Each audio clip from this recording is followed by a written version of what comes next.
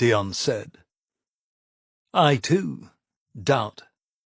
Doubt is to piety what exercise is to athletics. But the gods spoke to you, and in a day or less you will see. Then I walked down the steps of the portico. I contemplated briefly a dramatic assault on my fate. I wondered what would happen if I ran to the left, accosted the slave sweeping the steps, and demanded that he order me to do something so that I might obey. But some things are ordained. Whether the hand of man or the hand of the gods is in it matters little, as the petty hands of men may well be the tools of the gods as well. Dion's lesson. So I walked down the steps to where Miltiadis stood, his arms crossed over his magnificent breastplate of silvered bronze. His helmet was between his feet, and his shield was being held by his hypaspist. His son Simon stood behind him, also arrayed for war. In truth, my heart soared to meet them. "Command me, Lord," I said. "Follow me," he said, as his arms embraced me and he crushed me against his chest. Just those 2 words, and my fate was sealed. Again. I'm not any younger, and that's a fact. But I gather my story's a good one, or you people wouldn't cluster around so eagerly to hear my tale. Honey, you've brought your scribbler back to me. He's promised to write it all out in the new way, although if I was allowed, I'd rather hear a rhapsode sing it the old way. But the old ways died with the Medes, didn't they? It's all different now. The world I'm telling you about is as dead as old Homer's heroes at Troy. Even my Thugater here thinks I'm the relic of a time when the gods still walked abroad, eh? You young people make me laugh. You're soft. But you're soft because we killed all the monsters. And whose fault is that? And the blushing girls come back. Ah, it makes me younger just to see you, child. I'd take you myself, but all my other wives would object. Ha ha! Look at that colour on her face, my young friends. There's fire under that skin. Marry her quick, before the fire catches somewhere it oughtn't. It looks to me as if my daughter has brought every young sprig in the town, and some foreigners from up the coast as well, just to hear her old man speak of his fate. Flattering in a way. But you know that I'll tell you of Marathon, and you know that there is no nobler moment in all the history of men, of Hellenes. We stood against them man to man, and we were better. But it didn't start that way, not by as long a ride as a man could make in a year on a good horse. For those of you who missed the first nights of my rambling story, I'm Arimnestos of Plataea. I told the story of how my father was the bronze-smith of our city, and how we marched to fight the Spartans at Oinoi, and fought 3 battles in a week, how he was murdered by his cousin Simon, how Simon sold me as a slave, far to the east among the men of Ionia, and how I grew to manhood as a slave in the house of a fine poet in Ephesus, one of the greatest cities in the world, right under the shadow of the temple of Artemis. I was slave to Hipponax the poet, and his son Archilogos.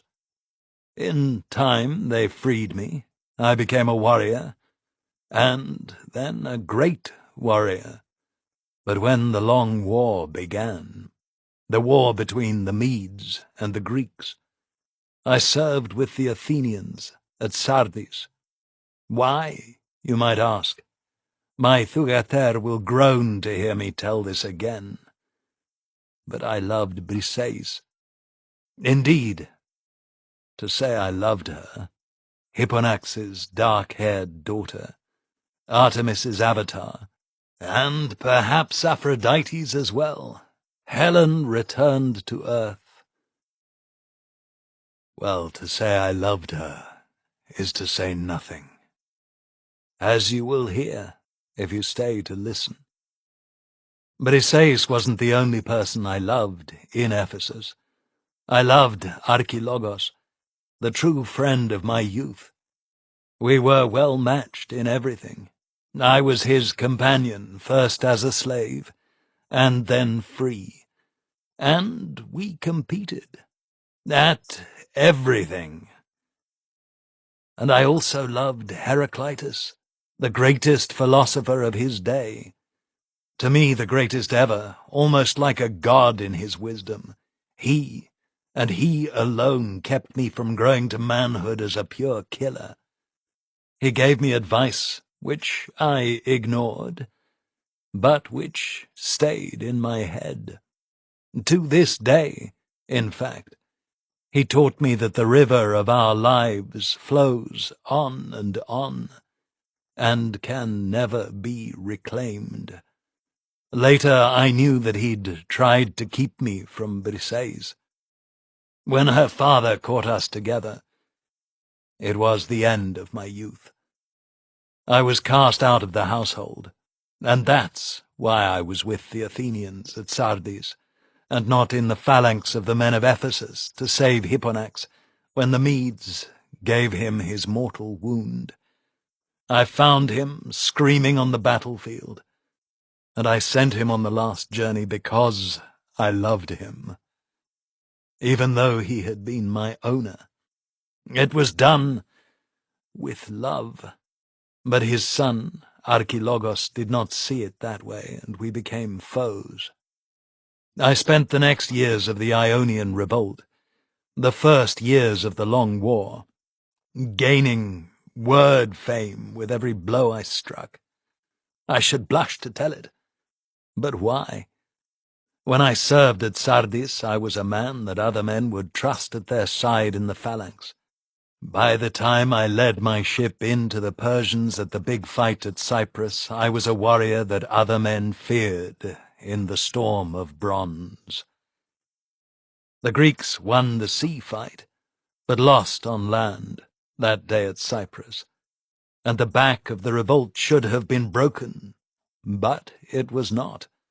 We retreated to Chios and Lesbos, and I joined Miltiades of Athens, a great aristocrat and a great pirate. And we got new allies, and the fighting switched to the Chersonese, the land of the Trojan War. We fought the Medes by sea and land. Sometimes we bested them. Miltiades made money, and so did I. I owned my own ship, and I was rich. I killed many men. And then we faced the Medes in Thrace, just a few ships from each side. By then Briseis had married the most powerful man in the Greek revolt, and had found him a broken reed. We beat the Persians and their Thracian allies, and I killed her husband, even though he was supposedly on my side. I laugh even now. That was a good killing, and I spit on his shade. But she didn't want me, except in her bed and in her thoughts. Briseis loved me as I loved her, but she meant to be queen of the Ionians, not a pirate's trull. And all I was in those years was a bloody-handed pirate. Fair enough, but it shattered me for a while. I left Thrace, and I left Miltiades, and I went home to Plataea, where the man who had killed my father and married my mother was lording it over the family farm. Simon and his 4 sons, my cousins. Your cousins, too, Thugater. Simon was a wreck of a man and a coward, but I'd not say the name of his get. They were tough bastards. I didn't hack him down. I went to the assembly as my master Heraclitus would have wanted me to do. The law killed old Simon the Coward, but his sons wanted revenge. And the Persians were determined to finish off the Ionians and put the Greeks under their heel. And Briseis kept marrying great men and finding them wanting. The world, as you know, is shaped like the bowl of an aspis. Out on the rim flows the edge of the river sea that circles all, and up where the porpax binds a man's arm is the sun and the moon, and the great circle of earth fills all between. Medes and Persians, Scythians and Greeks and Ionians and Aeolians and Italians and Ethiopians and Egyptians and Africans and Lydians and Phrygians and Carians and Celts and Phoenicians, and the gods know who else fill the bowl of the Aspis from rim to rim.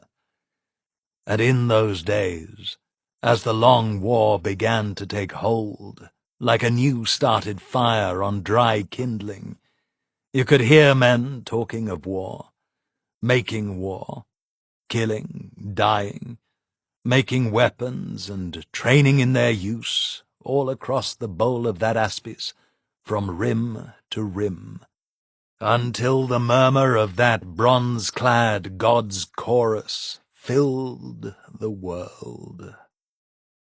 It was the 6th year of the long war, and Hipparchus was Archon in Athens, and Miron was Archon for his 2nd term in Plataea. Tisicritis of Croton won the Stade sprint at Olympia. The weather was good. The crops were rolling in. I thought I might settle down and make myself a bronze smith and a farmer, like my father before me. Ares must have laughed. Part 1. Lade. The time will come, Milesians, devisers of evil deeds, when many will feast on you. A splendid gift for them. Your wives will wash the feet of many long-haired men, and other men will assume the care of my temple at Didyma.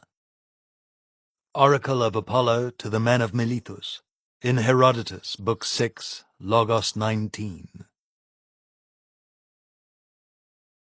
Chapter 1. Shield up, thrust overhand, turn, catch the spear on the rim of my shield, pivot on my toes, and thrust at my opponent. He catches my spear on his shield, and grins. I can see the flash of his grin in the tow of his Corinthian helmet's faceplate. Then his plumes nod as he turns his head, checks the man behind him. I thrust overhand, hard. He catches my blow, pivots on the balls of his feet, and steps back with his shield facing me. His file-mate pushes past him, a heavy, overhand blow driving me back half a step. The music rises, the aulos pipe sounding faster, the drums beating the rhythm like the sound of marching feet. I sidestep, faster, and my shield rim flashes like a live thing. My black spear is an iron-tipped tongue of death in my strong right hand, and I am one with the men to the right and left, the men behind. I am not Arimnestos, the killer of men. I am only one Plataean, and together we are this. "Plataeans!" I roar. I plant my right foot. Every man in the front rank does the same, and the pipes howl, and every man crouches, screams, and pushes forward, and 300 voices call, "The ravens of Apollo." The roar shakes the walls and echoes from the temple of Hera. The music falls silent, And after a pause the whole assembly, all the free men and women, the slaves, the freedmen, erupt in applause. Under my armor I'm covered in sweat. Hermogenes, my opponent, puts his arms around me. That was... There are no words to describe how good that was. We danced the Pyrrhiki, the war dance, with the picked 300 men of Plataea, and Ares himself must have watched us. Older men, the archon, the lawmakers, clasp my hand. My back is slapped so often that I worry they're pulling the laces on my scale armor. Good to have you back, they all say. I am happy. Ting, ting, ting, ting. The day after the Feast of Ares, and I was back at work, planishing. Planishing is when you use a hammer to smooth out finished work. Tap, tap, tap, tap. The hammers need to be polished, and the anvil needs to be crisp and well-surfaced, and you need a stake of just the right shape with a polished surface, and your strokes need to be perfectly placed, crisp, and all the same strength. It was not my strong point. I remember it well because I was making myself a new helmet, and thinking of Miltiades. All my other orders were completed. Winter was coming, and there was no reason that I shouldn't play with my equipment. My barns were full, my people fed, and I had a sack of silver buried under the shop floor, without having to send to Miltiades for my gold. I had decided I would not go back to Miltiades. Miltiades of Athens, the tyrant of the Chersonese, was my father's patron, and sometimes mine. I'd fought and killed for him, but I'd left him when the killing became a habit I had to break, and when Briseis said she would not have me. One of those is the true reason. But Athens, mighty Athens, the bulwark of the Hellenes against the Persians, was deeply divided. Miltiades was no hero back then. Most Athenians saw him as a fool and a tyrant who was bringing the wrath of the great king of Persia down on Greece. Rumor came over the mountains from Attica and Athens that he was to be declared Athimos and lose his citizen rights, that he would be exiled, that he would be murdered. We heard that the faction of the tyrant slayers, the Alcmeonids, was ascendant. I have to tell you, as an aside, that calling the Alcmeonids tyrant slayers is both incorrect and laughable, but a fine example of how easily fooled mortal men are by good orators. The mighty Alcmeonids, the richest family in Attica, and perhaps all of Greece.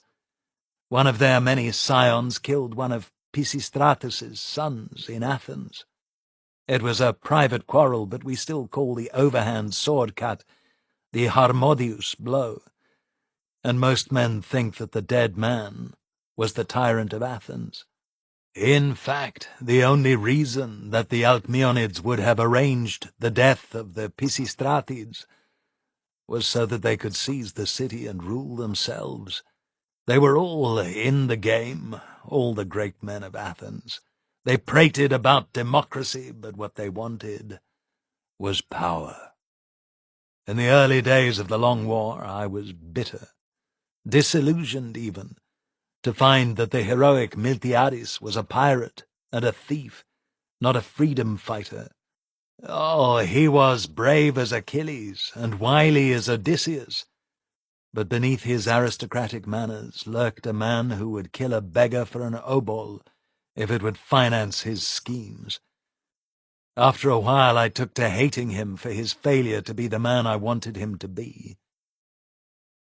But I'll tell you this, my children. He was a better man than any of the Pisistratids or the Alcmeonids. When he wanted something, he reached for it. At any rate, it was late summer, and the rumors of open conflict in Athens, Our ally had begun to disturb even sleepy Plataea. As the saying went, when Athens caught a cold, Plataea sneezed. I recall all this because I was thinking of Miltiades while I was working on my helmet. I thought about him a lot, because, to tell the truth, I was already bored. I'd shaped the helmet twice.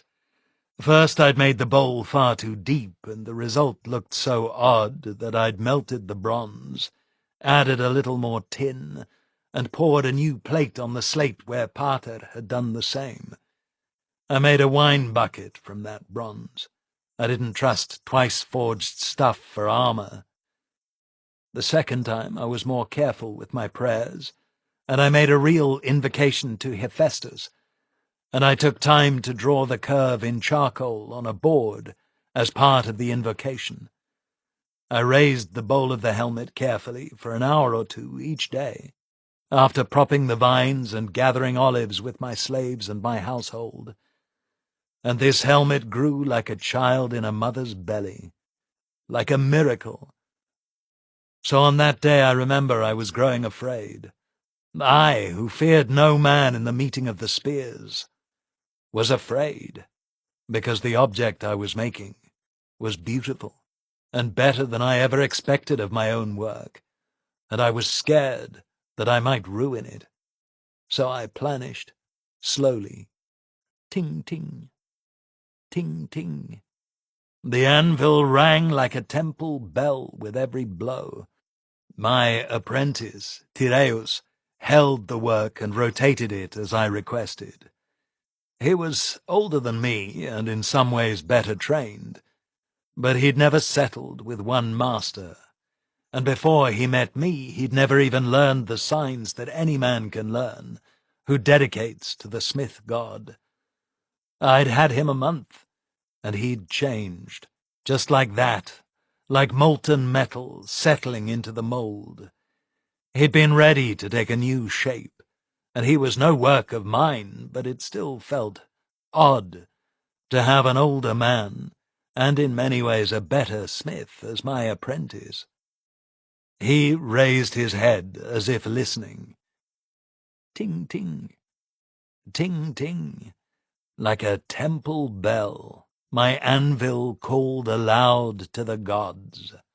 I was deep into it, the focus that the gods send to a man intent on a task, when I heard what Tiraeus heard. The same focus, to be honest, that comes in combat. How Aristides would writhe to hear me suggest a link between the two. I ramble. I heard a horse in the yard. "Don't stop," my apprentice ordered. That'll give you an idea of his actual status. He gave me orders. Behind me, Bion, my father's former slave apprentice, and now almost a master smith in his own right, was re-welding a pot. His hammer rang on his own anvil, heavier blows than mine. "What the man says," Bion grunted. "Never stop, once you're in a task." That was a long speech for Bion. But I was young, and a horse in the yard promised adventure. As I said, months of farming and smithing had left me bored. I took water from the bucket by the door, and saw a young man in a fine wool chlamys slip off his horse's neck, showing a lot of leg and muscle, as pretty young men are wont to do. "I have a message for Lord Arimnestos," he said portentously. His disappointment showed in every line of his body. He'd expected better. Pen, my sister Penelope, came down the steps from her eyrie with the women, and Hermogenes, Bion's son and my best friend, came in from the fields, both drawn by the horsemen. I let Pen have the boy. He was handsome, and Pen needed some suitors, or my life was going to become very difficult indeed. My mother stayed in the women's porch and didn't emerge, probably because she was drunk. Hades, for a certainty she was drunk. She was the only child of the Basilius of Hispe, a small place west of Plataea. She ran off with my pater, a smith but a powerful man in his own right. She thought he'd become a great man. He did, but not in the way she wanted. He became a great smith. She became a drunk. Did I say this was a pretty story? Back to it, then. The handsome boy with all the muscles paid me no attention at all. I had a rag wrapped around my groin, and was otherwise naked. I was covered in soot and looked like a slave, and he'd have had to be a careful observer, not something usually found in handsome boys, to note that I had the muscles of an athlete, not a farrier. "I'm Lord Arimnestos' sister, Penelope," she told the young sprig. "My brother is busy. May I take your message, sir?" That flustered young Paris, I can tell you. My message is for the Lord himself. He looked around for a social equal, someone to punish all these slaves and women. I laughed and left pen to the enjoyment of his discomfiture. My helmet was calling me.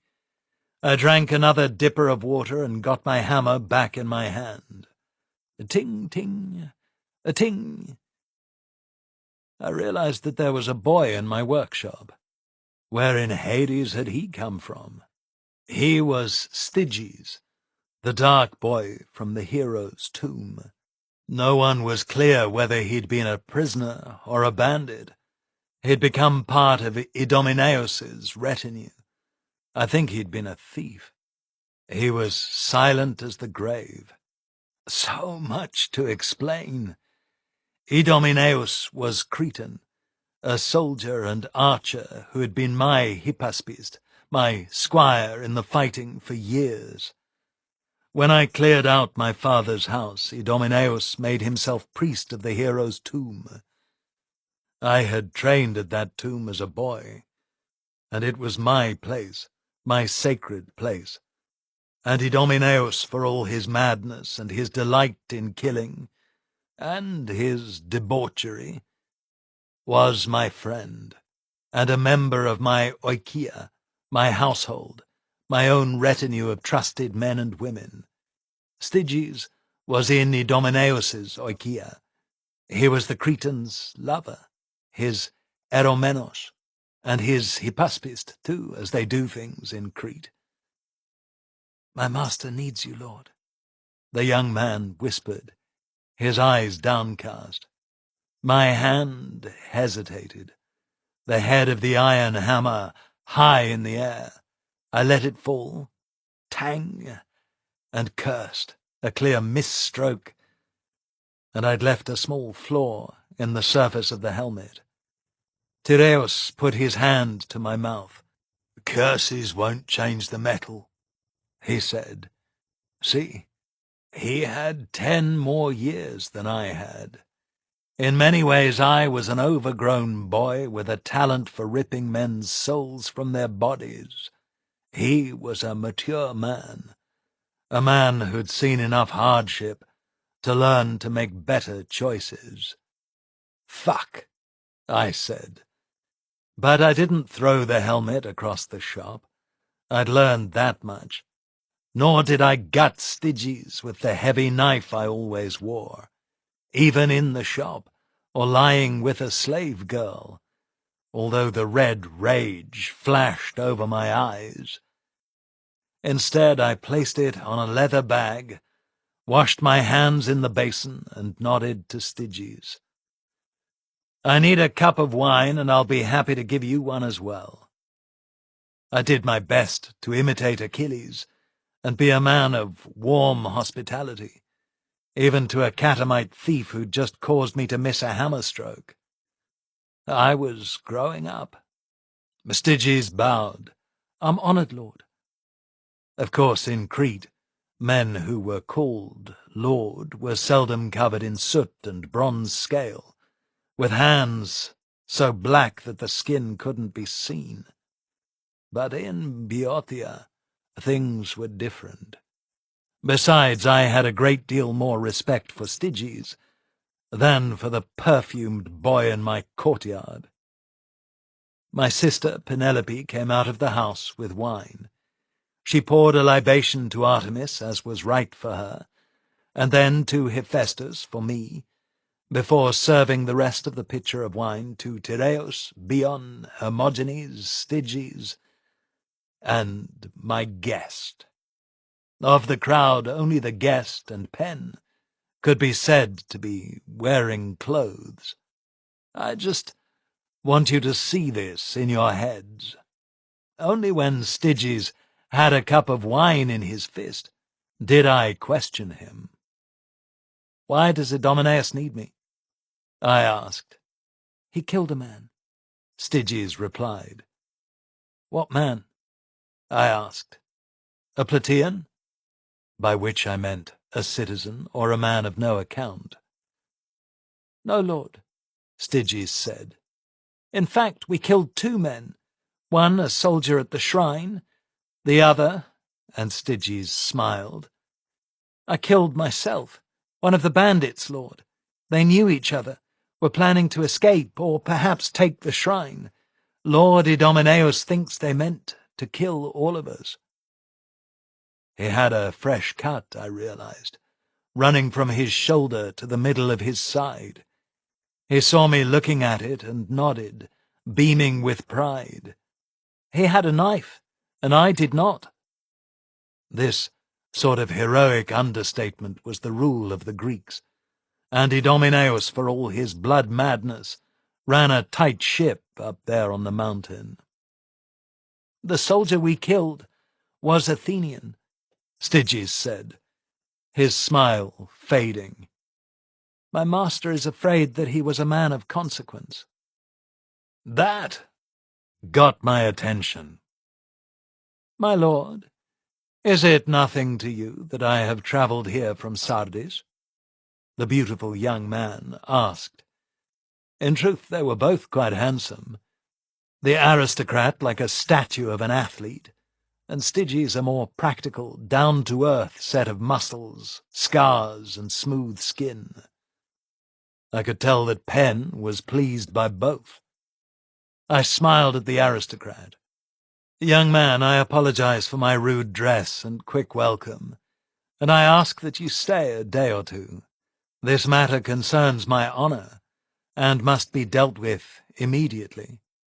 He blushed. I hid a smile, and his eyes flickered to Pen's. "I would be honored to be a guest here, but I have an important message, which I'll hear when I return." I nodded to him. The gods were blinding me, if I had paused a moment to listen to him.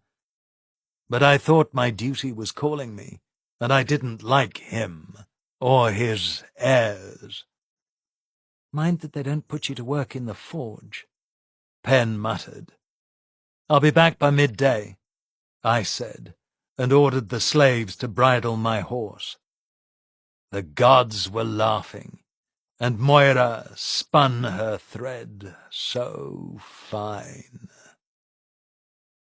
It was the edge of darkness by the time I rode up the hill to the shrine. It may seem comic to you lot to hear that I rode a horse. Now I'm lord of 1,000 shaggy Thracian ponies and 100 Persian beauties, but in Boeotia in those days the ownership of a horse was a matter for some remark, and I had 4. Laugh if you like, 4 horses made me one of the richest men in Plataea. Styges ran by my side. He'd fought a mortal combat, run 30 stades to fetch me, drunk a horn of wine, and now he'd run 30 stades back to the shrine. Later, when I tell you of the deeds of arms my people performed, think on this. We made hard men then. We bred them to it, like dogs to the hunt. In Sparta they trained aristocrats to be superb. In Attica and Boeotia we trained every free man to be excellent. Calculate the difference, if you like. I could smell the blood at the tomb, even over the night air. I took the leather bottle off my shoulder and poured a libation to old Lathos, who'd gone to windy Troy from green Plataea, and come back alive, to die in old age. Now that, my friends, is a hero. At the tomb we have a tradition, that it was Lathos who stopped bold Hector's rush at the ships, not by clever fighting or mad courage, but by getting lesser men to lock their shields and stop his God-sent killing rage. Not a mighty killer, but a man who led other men as a shepherd tends sheep, who kept his men alive and brought them home. So men come to the tomb from all over Greece, men who have seen too much war. Sometimes they are broken past repair, but if they are not, the priest feeds them wine, listens to them and gives them work, or perhaps a small mission, and the completion of that work makes them clean, so that they can go back to the world of men who are not killers. Sometimes, though, a man comes to the tomb with the mark on him. How can I tell this? It is the mark of evil, or of a soul past saving. And then the priest, who is always a retired killer himself, must face the man and kill him on the precinct wall, so that his shade screams as it goes down to nothing, lost forever, and his blood waters the souls of the dead and feeds the hero. Ha ha! Boeotia's a tough place, and no mistake, and we've little tolerance for those men who've lost their way. Can I tell you a hard truth, friends? If a killer goes bad, the best the rest can do is put him down. Wolves know it, dogs know it, and lions know it. Men need to know it too, even when the man is your friend. But that's another story. More wine here. Idomeneus came out and held my horse as I slid down. Sorry to call you all the way here, Lord.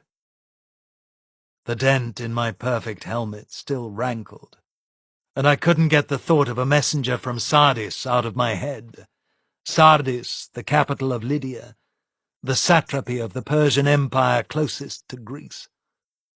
Who would send a messenger from Sardis? And why, in the name of all the gods, hadn't I stopped to ask? But Idomeneus was a man who'd saved my life 50 times. Hard to stay angry with him.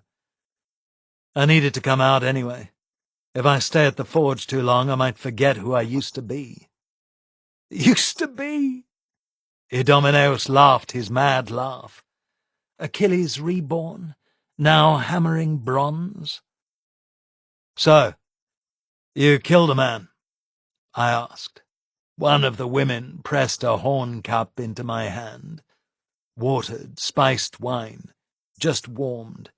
I drank thankfully. We just killed us an Alcmeonid, Idomeneus said. His eyes glinted in the last light. He stood there on the precinct wall and proclaimed his parentage and dared us even to think of killing him. He thought that big name would protect him. I shook my head. The Alcmeonids were rich, powerful, and nasty. Their wealth was boundless, and I couldn't imagine what one of them was doing at the tomb of the hero. Perhaps he was lying, I asked. Idomeneus produced something from under his chlamys. It flashed red gold in the last beams of the sun.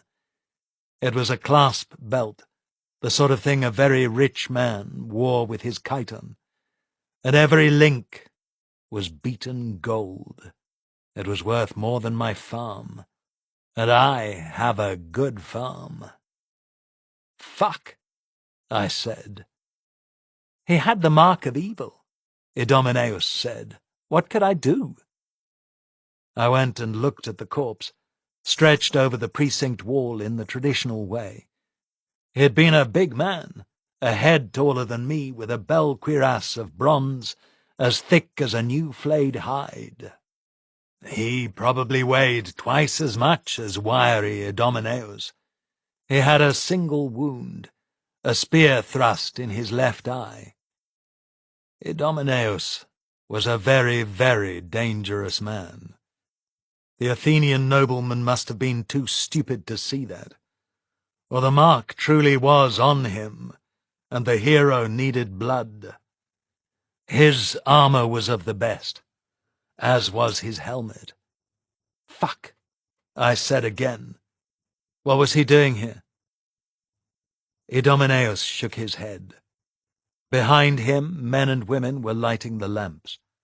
There were 6 huts now, instead of just one, as there had been in my youth. My Thracians had one, and former bandits were 4 to a hut in the others, except the last, which was for the women. They were clean and orderly.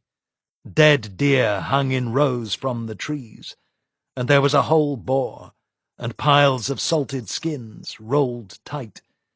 Idomeneus ran the tomb like a military camp. He was recruiting, I said aloud, answering my own question. Perhaps the grey-eyed goddess stood at my shoulder and said the words into my head, but I saw it.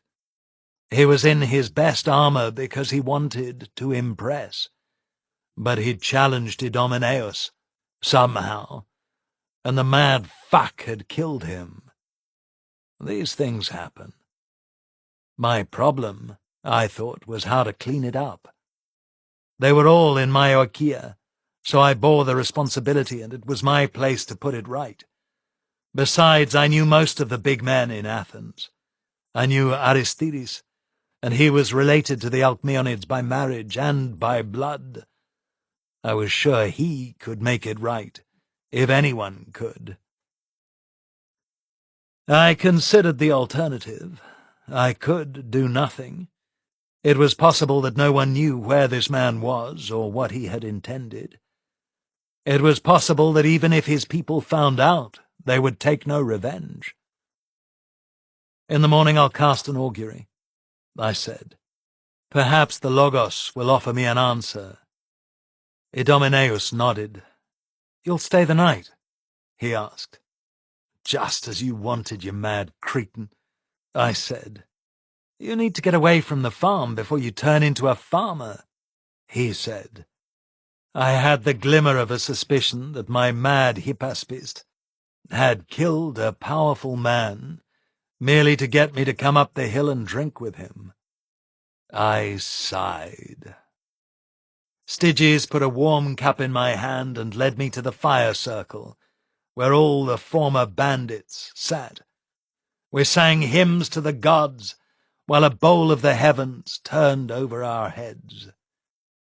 The firelight dappled the ancient oaks around the hero's tomb. Styges took out a kithara and sang alone, and then we sang with him, Spartan songs and aristocratic songs. And I sang Briseis' favourite, one of Sappho's. My eyes kept meeting those of a slave girl. They weren't precisely slaves. Their status was not simple. They'd belonged to a farmer, a widow, and the bandits had killed her and taken her chattels. Then I'd killed the bandits. Whose were they? Were they free? They slept with all the men and did too many chores. She was short, almost pretty, and one of her legs was twisted. Our eyes kept meeting, and later she laughed aloud while I was inside her. Her breath was sweet, and she deserved better than a hero who thought only of another woman. But despite her limp and her odd face, she stuck in my head. In those days I must have mounted 50 slave girls a year. Yet I remember her. You'll see why. In the morning I hunted on the mountain with Idomeneus, but if he'd left any deer alive within half a day's walk, I didn't see them. But we did cross the trail, where we'd ambushed the bandits a year before. The road goes as high as it ever does on Kitheron's flank, then drops down into a mud hole, after which it climbs a little before starting the long descent, first to the tomb, and then to Plataea herself. There was a cart abandoned by the mud hole, and tracks. The cart was loaded with weapons and leather armor, good, strong stuff, and there were a few coins scattered on the ground. He had servants, I said. And they ran, Idomeneus said. No need to cast an augury, is there? The abandoned wagon meant that the rich man had had attendants, men who even now were running back to the family estates in Attica, with a tale of murder. We could chase them down and kill them, Idomeneus said, helpfully. Sometimes you really piss me off, I said, and I meant it. I feel bad, he admitted. What are you going to do? I'll ride into Attica and make it right, I said. Send to the farm, get Epictetus to fill a wagon with my work and have it head for Athens. I'll meet the wagon in the Agora in Athens in 10 days, before the Heraklion. Then my whole trip won't be wasted fixing your fuck-up. Idomeneus nodded sullenly. He had the mark on him, he said, like a child who feels a parent's law is unfair. The hero wanted his blood. I believe you, I said, and I looked at him. He met my eye, but only just. You can't come, I said. Not unless you want to die, I added.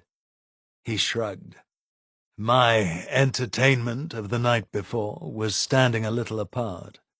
I palmed a coin to give her, but she shook her head and looked modestly at the ground. I want to go, she said. I can be a free woman in Attica. I'll warm your bed on the trail. I considered it for a while. Yes, I said. The other 2 women cried to see her go. I'd have done better if I'd stopped to cast the auguries, but who knows? The gods like a surprise. We made good time up Kitheron's flank, up where the oak trees falter. I killed a young boar with my bow. From there, and with that as an omen, I took the old road and we climbed all the way to the top of the ancient mountain, and made camp in the wood of the Daedala, the special place of all the Corvaxi, where the crows feast on meat we provide for the god. I made a good camp, with a wool sheet as a tent and a big fire. Then I left the slave girl to cook meat from the hero's tomb, and I climbed up to the altar. In our family we say that the altar is to Kitheron himself and not to Zeus, who is, after all, an interloper here. There was a sign on the altar, the remnants of a burnt offering and a hank of black wool. So, Simon's sons lived, and they had come here in the dark of the moon to curse someone. Not hard to guess who. I smiled. I remember that smile. A wolf's snarl. Hate comes easily when you are young. It was a clear night, and I could see out to the rim of the world, and everywhere I looked I could see fire. And I thought war is coming. The thought came from the god, and his eyes helped mine to see the girdle of fire all around the world, standing there on the summit of the mountain. I heaped brush on top of the pile of ash on the old altar, and I rolled the boar's hide, hooves, and bones around the fat, then lit the fire. That fire must have been visible to every man and woman from Thebes to Athens. I set the boar to burning and made my prayers. I fed the fire until it was so great that I couldn't stand near it naked, and then I went back down to where the slave girl waited. She served me food. "Will you free me?" she asked, "or sell me?" I laughed. "I'll free you," I said. "With that twisted foot, you're not worth selling, honey. Besides, I keep my word, do I not?" She didn't laugh. "I wouldn't know." She stuck out her bad foot and stared at it. "Your barley broth is delicious," I said. And it was. That's all the flirtation a slave gets. I was a slave, honey. I know what it's like. And I know that all my talk isn't worth shit until you have your freedom tablet in your hand, but I give you my word, by the high altar of my ancestors, that I will free you in the Agora of Athens, and leave you 20 drachmas as dowry. Every god in Olympus must have been listening. A man needs to be careful when he swears, and careful what he promises. "The sons of men lie," she said, her voice hollow, so that just for a moment I wondered what goddess was sharing my campfire. "Will you be different?" "Try me," I said with a young man's arrogance. I moved towards her, and as I put a hand behind her head, the ravens came, a great flock, and they alighted in the trees around my fire, the same trees where the Corvaxi feed them, of course. And they knew me. I had never seen so many. The fire reflected their eyes, 1,000 points of fire, and when I put my mouth over hers, her eyes glowed red in the fire too. We made love anyway. Youth. We were 5 days crossing Kithaeron, at least in part because I became infatuated with her. Sometimes one body just fits another. Hard to describe to you, virgins. Suffice it to say that despite her twisted foot and odd face, my body adored hers in a way I have seldom experienced. I wanted her every minute, and the wanting was not slaked by the having, as it is so often with men, especially young men. After we had made love on a rock by the trail, where you can first see the rich blue of the sea over Attica, she rose from my best efforts, smiled, and threw her chiton over her shoulder, and strolled on naked by my horse. "Don't you want to get dressed?" I asked her. She smiled and shrugged. "Why? It'll only come off again before the sun goes down a finger's breadth." And she was right. I could not have enough of her. She wouldn't tell me her name, and sometimes I called her Briseis. That got a bitter laugh and a hard bite. I begged her and tickled her and offered her money, but she said that telling her true name would break the spell. So I called her Slave Girl, and she resented it.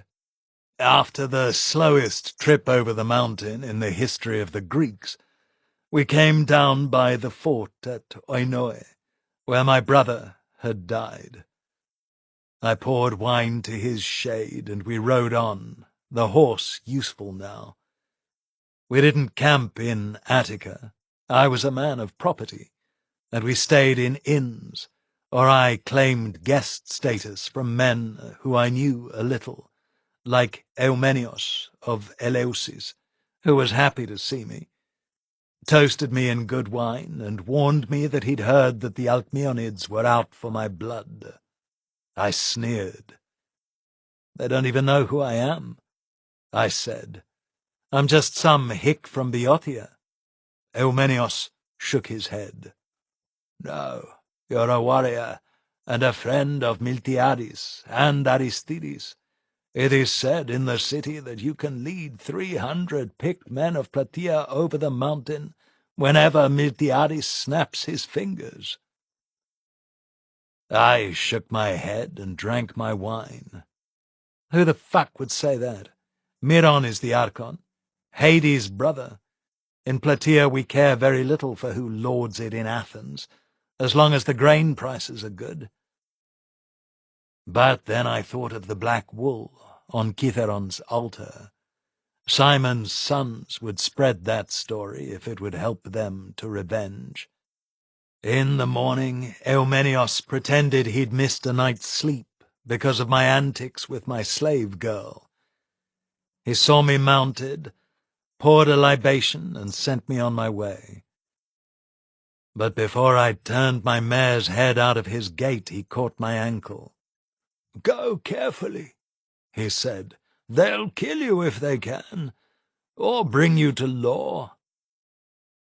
9 days on the road, and we came to Athens. My daughter and young Herodotus have both been to Athens, but I'll tell you about the queen of Greek cities anyway. Athens is not like any other city in the world, and I've been everywhere, from the gates of Heracles to the mountains of the moon. Most men come to Athens from the sea. We came down from the mountains to the west, but the effect is the same. The first thing you see is the Acropolis. It was different then. Now they have new temples a-building, fantastic stuff in white marble to rival anything in the East. But it was impressive enough in my day, with the big stone buildings that the Pisistratids, the tyrants, had put up. New temples and new government buildings, and power in every stone. Athens was rich. Other cities in Greece were stronger, or thought they were stronger, Thebes and Sparta and Corinth. But any man with his wits about him knew that Athens was the queen of cities. Her Acropolis had held the palace of Theseus, and men from that palace went to the war in Troy. She was old and wise and strong and rich. More people lived within the precincts of Athens than in the whole of Boeotia, or so men said. The city was bigger than Sardis, and had almost 12,000 citizens of military age. Athens had bronze-smiths and potters, the best in the world, and farmers and fishermen and sailors and oarsmen and perfumers and tanneries, and weavers and swordsmiths, and lamp-makers, and men who dyed fabric, and men who whitened leather, and men who did nothing but plait hair, or teach young men to fight. Moreover, they had women who did most of these things.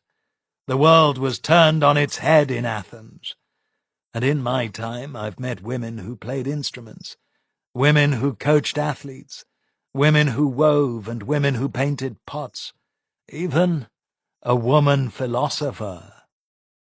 It was the city. The city. They're a greedy, rapacious, foxy lot, the Athenians.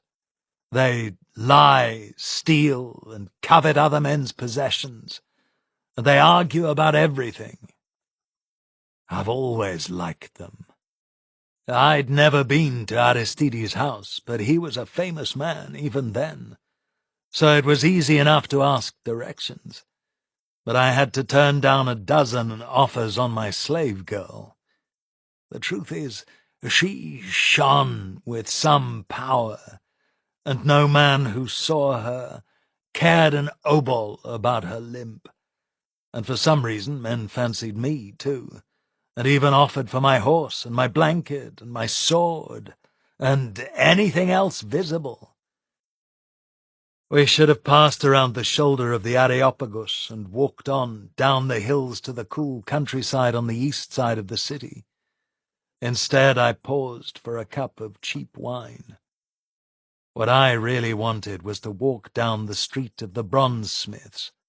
So I left my horse with slave girl and headed to the agora. Now there's a fancy new temple for Hephaestus. Back then it was a much smaller affair, with tiny cramped streets all over the low hill, and a small shrine to Athena and Hephaestus at the top. Just one priest, and no priestess. But I went, made a small sacrifice, and left the meat for the poor, as befitted a foreigner. And then I walked down into the smith's quarter. I'd have done better to take the Boeotian dog cap off my head, but I didn't. I gave the sign to the priest, of course, and he passed me the sign for Attica, so that other smiths would treat me as a guest. Then I worked my way down the hill, looking at their shops, admiring their bellows or their tools, or their hordes of apprentices. I finally stopped where an ironsmith was roughing out spear points. Beautiful things, long as my forearm, with light sockets and heavy ribs, for punching straight through armor. "You look like a lad who can use one of these," the smith said. "For a dirt-eating Theban, I mean," he added. I spat. "I'm a dirt-eating Plataean," I said. "Fuck Thebes." "Fuck your mother," he said, with pleasure. "No offence meant, stranger. Any Plataean is welcome here. Were you in the 3 battles?" "Every one," I answered. "Base!" the master called. And when one of his boys came, he said, "Get this hero a cup of cayenne." "You?" I asked politely. "Oh, I stood my ground once or twice that week," he said. He extended his hand, and we shook, and I passed the sign. "You're a smith," he said. "Need a place to stay?" That's how it was back then. Sad to see those old ways go. Hospitality was like a god to us, to all Greeks. I started to explain that I was on my way to see Aristides, when a well-dressed man leading a horse leaned into the stall. "Did I just hear you say you were a Plataean?" he asked. I didn't know him from Oedipus, but I was courteous. "I have that honor. I am Arimnestos of the Corvaxi of Plataea." The man bowed. "You've just saved me quite a journey, then," he said. "I'm Cletus, of the Alcmeonids of Attica, and you are under arrest for murder." Chapter 2. The law of Athens is a complex, dangerous monster, and no foreigner like myself could possibly master it. I stood there with my mouth agape like a fool, and the smith came to my rescue. "Says who?" he asked. "I haven't missed an assembly since the feast of Dionysus, and no one has voted a capital charge." The Alcmeonid shrugged. "You don't look like the kind of fellow to vote on the hill," he said casually. What he meant was that ironsmiths didn't get invited to join the Areopagitica, the council of elders, mostly old aristocrats who ran the murder trials. I think my smith might have let it go, except that this Cletus was such an arrogant sod that he gave offence by breathing. "I don't have to be a sodding aristo to know the law," the smith said. Where'd the charge come from? None of your business, Cletus said. He reached for my chlamys. Best come along, boy. Some men claim that the gods play no role in human affairs. Such statements always make me laugh. Cletus and I have crossed wits and swords often enough. He's as wily as Odysseus and as strong as Heracles. But on that day he couldn't spare the time to calm the ruffled plumage of an ironsmith. What might have happened if he had? The smith stepped around the counter of his shop with a speed that belied his bulk. "Where's your wand, then?" he asked. Cletus shrugged. "With my men, in the agora." "Best go and get it, rich boy," the smith said. "Hey, sons of Hephaestus," he called. "Down your tools and come." Cletus rallied his wits instantly. "Now, Master Smith, no need for that. I'll get my wand. But this man is a killer of Athens' enemies." I said, "A good shot, and it went right into the bull's-eye. Not an unlawful killer." By then there were 50 apprentices looking for a fight, and a dozen smiths, and every hand held a hammer. Cletus looked around. "I'll be back with my men," he said. "Bring your staff of warrant or don't bother," my new friend the smith called. Then he turned to me. "Tell me your tale and make it swift. Men are missing work." So I told him. I left nothing out, not even the dimple I'd left in my helmet. He sent an apprentice for Aristides. I sat on a folding stool that was provided for me, fine ironwork and very elegant, and began to breathe more easily. And then I heard the screams. There were a fair number of screams in Athens, high-pitched, often in fun, sometimes in earnest. But by the third scream I realized that this was my slave girl. I rose to my feet. My smith looked at me. "Where are you going?" he asked. "That's my slave," I said. He shook his head. "I've pledged my people to this," he said. "You aren't going anywhere." "I've made her an oath to free her," I said. "Send a boy, send a pair of men with hammers, please, I ask you." He spat orders at a couple of shop boys, big ones, and they hurried out of the door. "Arimnestos, eh?"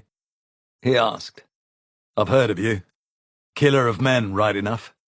Thought you'd be bigger." I tried to sit still. The screams had stopped. The time passed. More time passed. Finally the boys came back. "Cletus has left the market," the bigger of the two said. "He's got your horse and your girl. He talked a lot of crap about what you took from his brother. Did you kill his brother, mister?" I shook my head. "No," I said, and I felt tired. Did I say I loved Athens? Athens makes me tired. They have a great many rules. "Can he really take these things from me?" I asked the smith.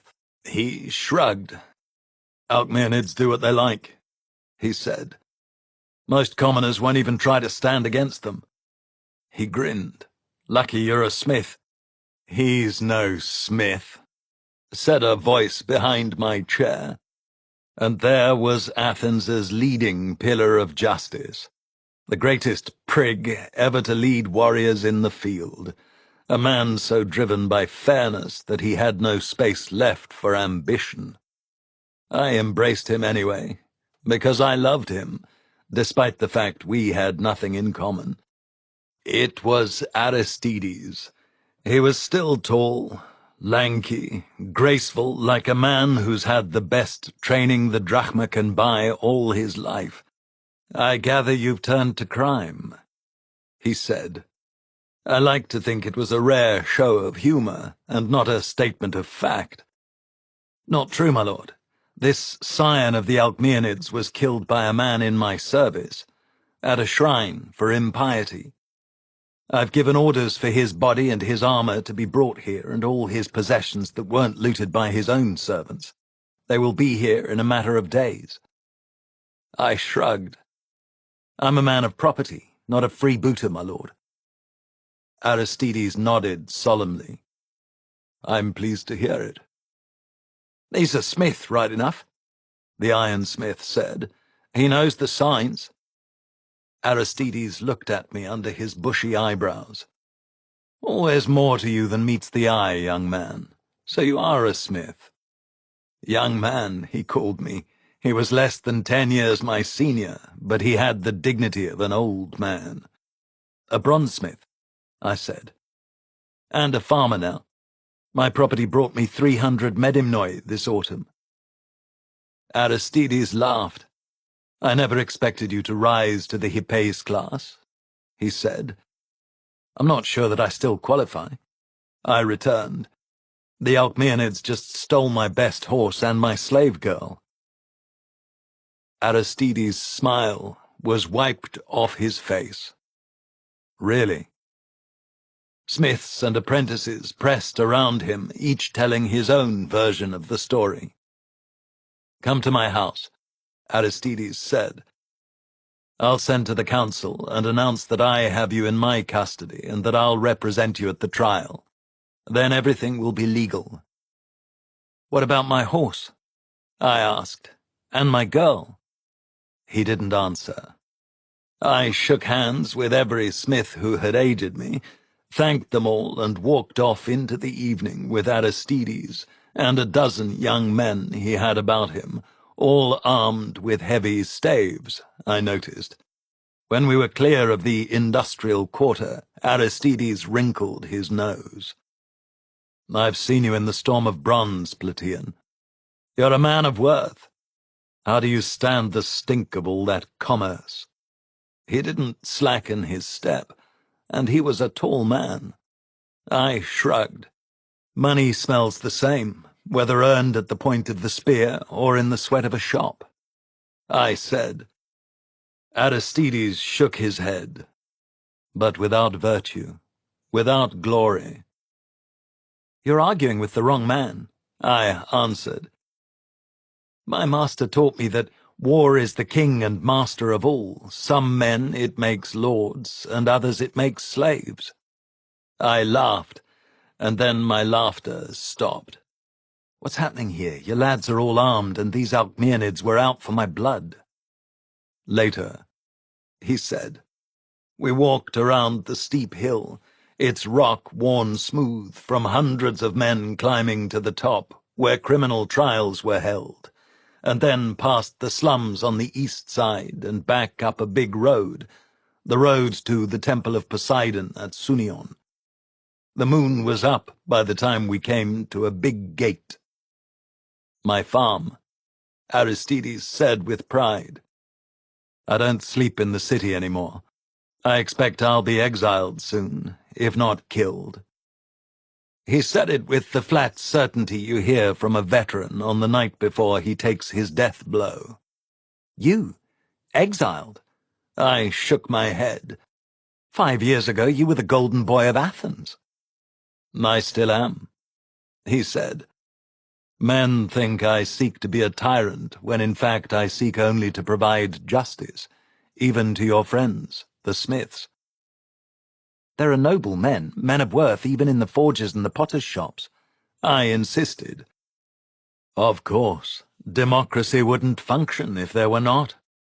But they keep trying to insist on increased political rights, when any thinking man knows that only a man of property can control a city. We're the only ones with the training.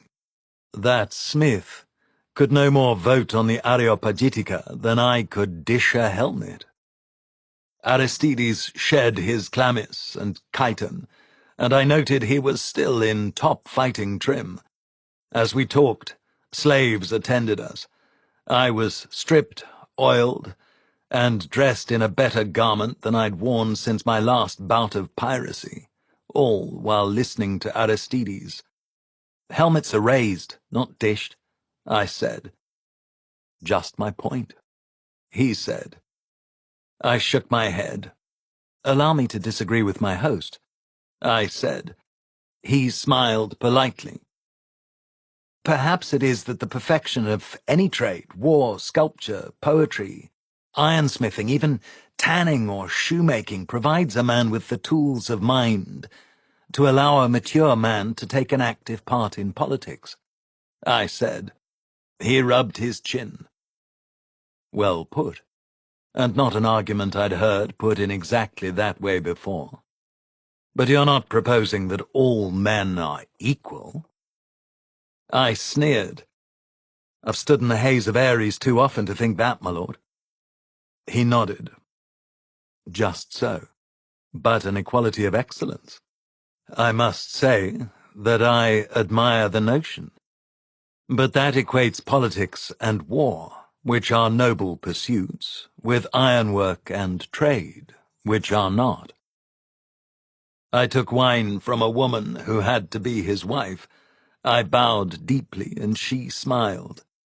Arguing with my husband? She said.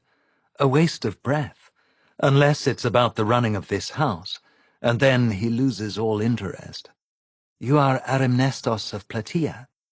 She had gold pins in her chiton, and her hair was piled on her head like a mountain. She was not beautiful, but her face radiated intelligence.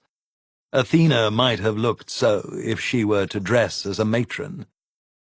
I am he, Despoina. I bowed again. Somehow, from my husband's stories, I thought you might be bigger. On the other hand, you're as beautiful as a god, which he somehow forgot to mention. Every slave girl in the house will be at your door. I'll just go and lock them away, lest we have a plague of the 9-month sickness in my house, eh? She smiled. Women are not allowed in the assembly, Aristides said, because if they were, we'd be left with nothing to do but move heavy objects. This is my dear wife, Jocasta. She twirled her keys on her girdle and stepped out of the room. Tell me your notion, then, Aristides said. You speak well, and men seldom face me in debate. I shrugged. I'm as outmatched as a boy with a stave would be against me in the phalanx, Lord. But as you are so polite as to hear me out, you assume that war and politics are noble. You assume that they are ends to themselves. But you cannot make war without spears, and we have no spears without ironsmiths. My point exactly. The ironsmith is less noble than the warrior because his craft is subordinate. Aristides smiled as he made his point. His kill shot, he thought.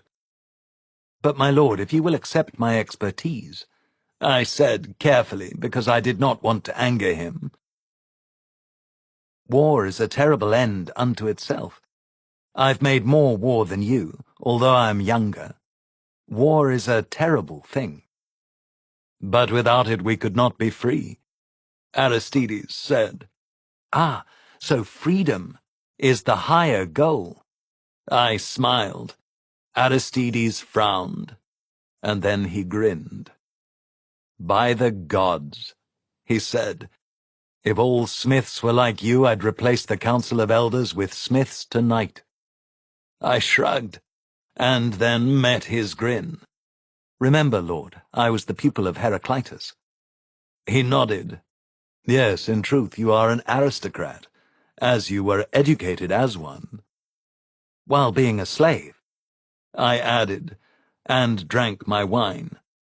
But Aristides did not laugh. This is no matter for light talk, he said. Athens is an experiment that may mean life or death to her. We're attempting to push responsibility for the city down, as far down as we feel that free men have the power to think and vote. The further down we push these rights, the more fools we must tolerate. And the more shields you have in the phalanx, I said. and the harder it is for the Pisistratids or the Alcmeonids to restore the tyranny. He countered. Is that what this is about? I asked. The tyranny of Athens, again. I'd had 4 summers of listening to Miltiades plot to take the city. Frankly, I couldn't imagine why any of them wanted it. Aristides nodded. He sat down. The Medes are coming, he said. That was news, and no mistake. I sat on a couch. When? I have no idea, but the city is arming and preparing. You know we are at war with Aegina? He asked. I shrugged. Athens and Aegina and Corinth ruled the waves, so of course they were not friends. It's not much of a war, but we're using it as an excuse to arm. The great king is coming. He's appointed a satrap of Thrace, by the gods, on our very doorstep. Datis is his name, or so we're told. We're to be the target as soon as Miletus falls. I started. Miletus falls? I asked. Every man in Athens, every political man. Aristides corrected himself, ignoring my interest in Miletus, is gathering a retinue. Many, I name no names, have pledged themselves to the great king. He shrugged. Both factions are gathering warriors, citizens and non-citizens. I put my wine cup down and laughed aloud. You are allied with Miltiades. Well might you laugh. Aristides grumbled. He would be tyrant here if he could. Only men like me stand between him and power. But he can't abide the Persians, and he's in the field fighting, while we sit here. Piracy for its own profit, you mean? I said. I served with him for 4 years, my lord, and I might serve him again, but it is not the greater good of Athens that drives Miltiades to battle. More likely it's his attacks on the great king's shipping that have brought the Medes down on Athens. Politics. Aristides said, ignoring me again. He held up his cup to a slave for a refill, and I was annoyed that his slave got a glance and a smile, whereas I was merely a sounding board. Doubtless some busy plotter among the Alcmeonids thought to hire your men for their side and leave you powerless, thinking that otherwise your men would serve me or Miltiades. I snorted with disgust. I was at home in Boeotia tilling my fields. I said, Please do not take it ill, my lord, but I care very little who's lording it in mighty Athens, so long as my bills are paid and my barns are full. You disappoint me, Aristides said. I shrugged. You've seen a couple of handsome boys wrestling by a public fountain. Aristides nodded. Because there are young girls around the fountain? I went on. He laughed. Yes, every day. Ever notice that the girls don't even glance at the boys because such posturing bores them silly, eh? Now we were laughing together. Of course, you have the right of it, my well-spoken friend. Aristides glanced away at Jocasta, and they shared such a smile. It was a pleasure to see them together. Well then, we Plataeans are the girls by the fountain. Come back and talk to us when you've learned to listen and to play tricks that please us. Until then, you and Miltiades and all these Pisistratids and Alcmeonids are just boys wrestling by the fountain. I chuckled. Who made you so wise? He asked. I laughed. A generation of girls at fountains in Ephesus. I said, Now, how do I get my horse and my slave girl back? Aristides shook his head. Ask after the trial. He said. I coughed. Trial? My trial? When is that? I thought you'd fixed that for me. He shook his head. The law is the only glue that binds Athens, he said. You will have a trial. I'll be your speaker. When? I asked again. Tomorrow, he said. The idea of a trial drove news about Miltiades and the siege of Miletus out of my head. In Athens, a foreigner cannot speak or defend himself at a trial of any kind. Without a friend, a proxenos, to represent him, a foreigner, even if he's a metic who lives in the city and has a trade and serves in the phalanx, cannot utter a word in his own defense. Actually, I approve of this law. Why let foreigners speak in your assembly? A pox on them. All they'll do is stir up trouble. Aristides walked with me as far as the first public fountain. "You are not permitted to speak," he said, "but that changes very little. You can still smile and frown and raise your eyebrows.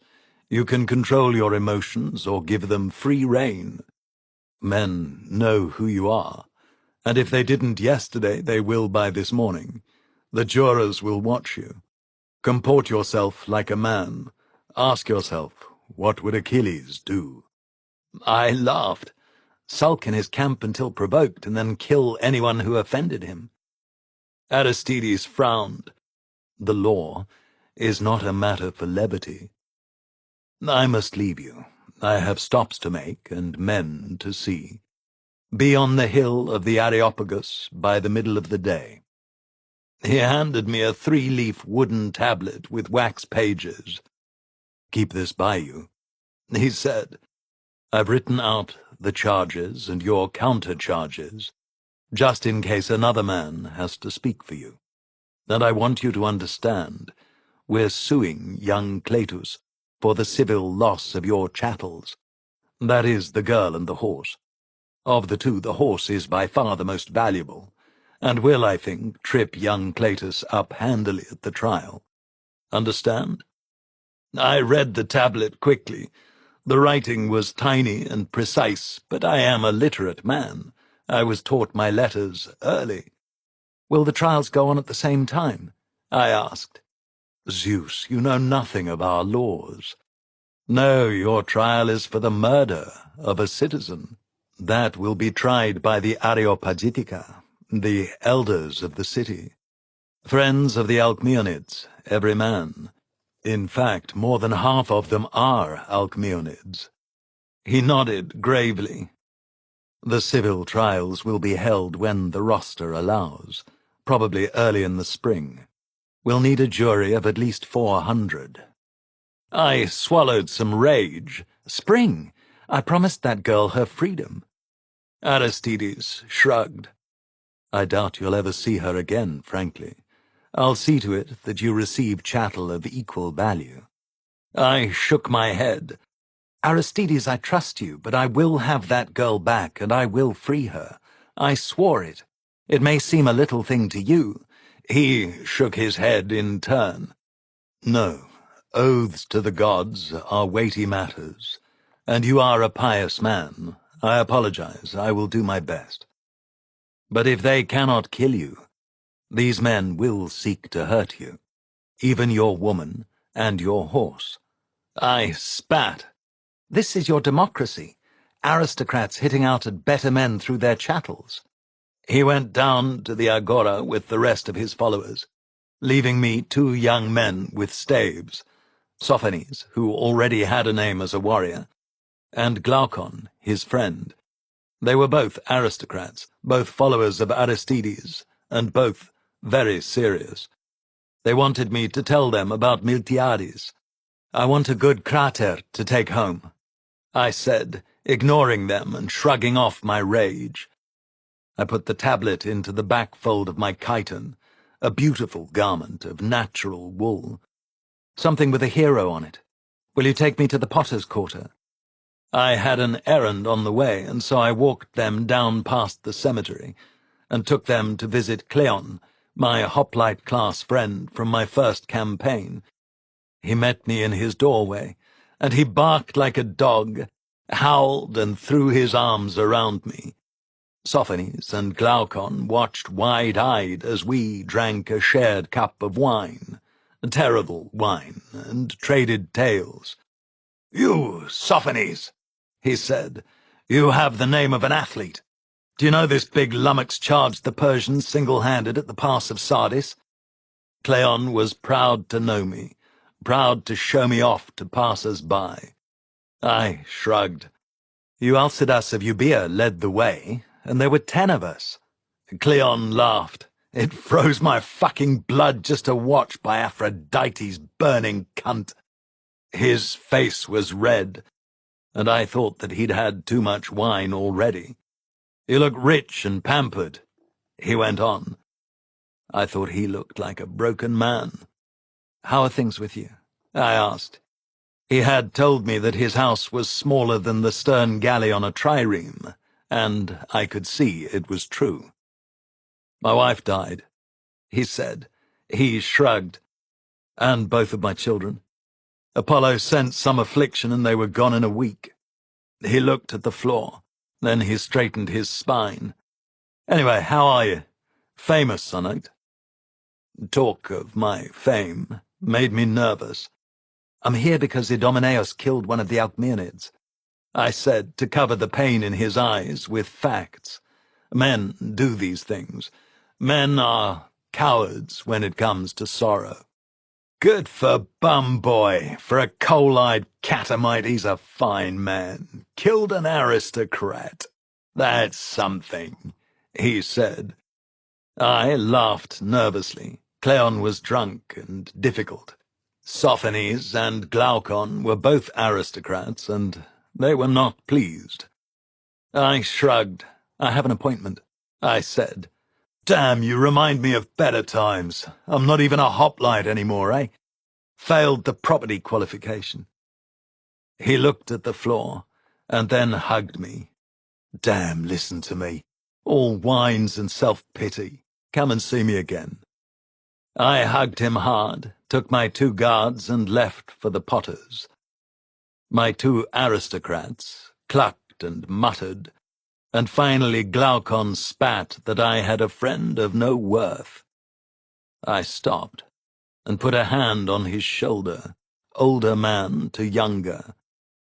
Cleon looked a little drunk. His wife and children have died. I held his eyes, and the boy flinched. He stood his ground and kept men off me, many times, in the rage of Ares. When you have done as much, then you may speak of him in that way in my hearing.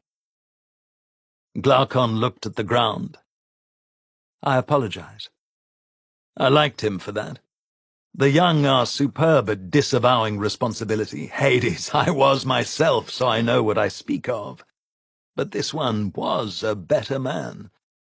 We walked east into the morning sun, and I lightened the atmosphere between us with tales of Miltiades. I was beginning the tale of the fighting in the Chersonese and the tearless battle, where we took all the enemy boats with the loss of 12 men and smashed the Phoenicians, when we crossed the festival road and found ourselves in the midst of a forest of brothels and taverns and free men's houses. Only Athens could so hopelessly over-commercialize something as simple as sex. I remember losing the thread of my story as I contemplated. Well, I'll gloss over what I was contemplating, as you virgins would probably expire on the spot. So we took fishing boats. I remember saying, "There was a fair fishing fleet at Callipolis." The dagger punched into my back just above the kidney. The blow was perfectly delivered, and had a great deal of force behind it. I staggered, fell to my knees, and felt the blood leak out over my arse. I should have been dead. But I wasn't. So I rolled through the fall and rose, my chlamys already off my throat and around my arm. As I came up, I had my knife in my right hand. Glaucon was down, but Sophones was holding his own, his stick against 2 bullies with clubs. Even then, at 17, he was a foe to reckon with. My man was big, titanic, in fact. I hate fighting big men. They don't feel pain. They have a natural confidence that is hard to break, and they are strong. My man was still trying to figure out why I wasn't dead. I shared his confusion, but I wasn't going to dwell on it. It crossed my mind that I probably didn't want to kill him. Legal troubles and all that. I sidestepped, got down in my stance, and flicked my chlamys at his eyes. Behind him, Sophones landed a blow with a crack that must have been heard at the peak of Kithaeron, and his man went down. The other backed away. My opponent had a club and a knife. He cut at me with the gross ineptitude of the professional bruiser. I killed him. It was no big deal. He was big, not skilled. And as the club rose, I put my knife in between the shoulder muscles and the throat. Interesting point, I can remember that I had been planning a much more complicated feint, when he left himself wide open from sheer folly, and I took him. That's single combat. I threw my chlamys over Sophones' second opponent. It had corner weights, and the gossamer wool settled like a net. Sophones stepped in with his stave in 2 hands and broke the man's head as if we'd planned the move for weeks in the palestra. That was the fight. I felt much better. When you are enraged at injustice and humiliated by your helplessness in the face of towering bureaucracy, killing a couple of thugs is deeply satisfying. At least it is to me. Sophones must have felt the same as he flashed me a grin, and we embraced. Then he went to his friend, who was starting to stir. I stripped the bodies of cash. Each had a little purse with a dozen silver owls. Quite a sum. The daemon of combat was wearing off, and suddenly I thought, why am I alive? The first blow should have been the last. I never saw it coming, and I was bleeding, just a little, from a deep puncture above my hip. A prostitute fetched water and cleaned my wound, and said a prayer for me. Meanwhile, I cast around the ground, trying to find the dagger. All I could think was that the blade must have snapped. The dagger was under the dead Titan. Lost things are always in the last place you look, I find. Glaucon was getting colour back in his face, and a pair of local girls were stroking him, while a doctor felt his skull. Sophones helped me roll the dead man over, and there was the dagger, a single finger of bright steel, sticking out of Aristides' wax tablet. Sophones whistled and made a sign of aversion. The gods love you, Plataean. I'd fought with pleasure, but the sight of the tablet with the dagger right through it made me shake for a moment. Just a moment. That close. I gave the girls 5 owls, a fortune to make the body vanish. Sophones was, I think, both appalled and thrilled. The morning was young, and I found a brothel keeper and had him take the other 2 thugs and lock them in his cellar, which was cut straight into the rock of the hillside. I paid him, too. The free-spending habits of a life of piracy instantly conquered a few months' attempt to be a farmer. Kill people, take their money, spend it recklessly. Yet I had changed, because another part of me registered that I'd just spent the value of 35 medimnoi of grain at current prices merely to get rid of a body. We left Glaucon to recover, ostensibly to watch the prisoners. I went and bought a wine crater. It's that one right there. Achilles and Ajax playing Polis. It tickles my fancy that it wasn't all war. Men had time to gamble at Troy. The sun was high, but not yet noon, when we got back to the brothel. Glaucon looked like a dog with too many bones. He'd had his flute played, I could tell. But the 2 men were both in the cellar. One was dead. Blows to the head can have that effect. Sophones didn't like that he'd killed a man. I shrugged. If you fight, you will kill, I said. The other was terrified. He wasn't a citizen, and the punishment for his crime would be the silver mines until he died. Nor was he brave, but all he knew was that some men and women, all veiled, had paid the Titan to find me and kill me. They'd been paid at sunrise, in the grove of Pan. That's all he knew. I looked at him and tried a few more questions, listened to his tears, and cut his throat. Sophones was shocked. I stepped back to avoid the flow of blood, and then handed the brothel keeper 5 more drachmas. He nodded to me, as one predator to another. The 2 boys who had been sent to guard me were spluttering. "Listen, lads," I said. I caught their arms and held them. All he had coming was to be worked to death as a slave, right? I looked at both of them. And now the only story that will ever be heard is ours. Hard to cook up a lie if none of your witnesses can speak. "You killed him," Glaucon got out after some muttering. "He tried to kill you," I pointed out. "That was in the heat of battle," Sophones said. "By Zeus Soter, Plataean, this was murder. It's different." I shrugged. "Not when you've killed as many men as I have," I said. "Console yourself that he was a foreign metic, probably an escaped slave, and a man of no worth whatsoever. He wasn't even brave." I wiped my knife on the dead man's chiton, poured a little olive oil from my aribalos to keep it bright, sheathed it, and headed up the rock-carved steps. We were a silent crew as we walked to my murder trial. I was pretty sure that my 2 companions were no longer in the grips of hero worship. Athenian justice is swift. I arrived a little early, but most of the Areopagitica was already on the hill, and the last of the old men made their climb just behind me. Aristides was there. He had a bruise on one shoulder that he hadn't had that morning. "Tried to kill you," I said quietly. "Yes," he said. "And you, I take it." I handed him the tablet with the dagger through it. Heads turned all over the summit. He was angry. "This is not Athens." He spat. "What are we, some court of Medes? Some soft-handed Lydians? Next men will turn to poison." But then he calmed. "This will tell in your favor. I'll hand it around. The symbolism is so clear it's like an augury. The dagger through the law."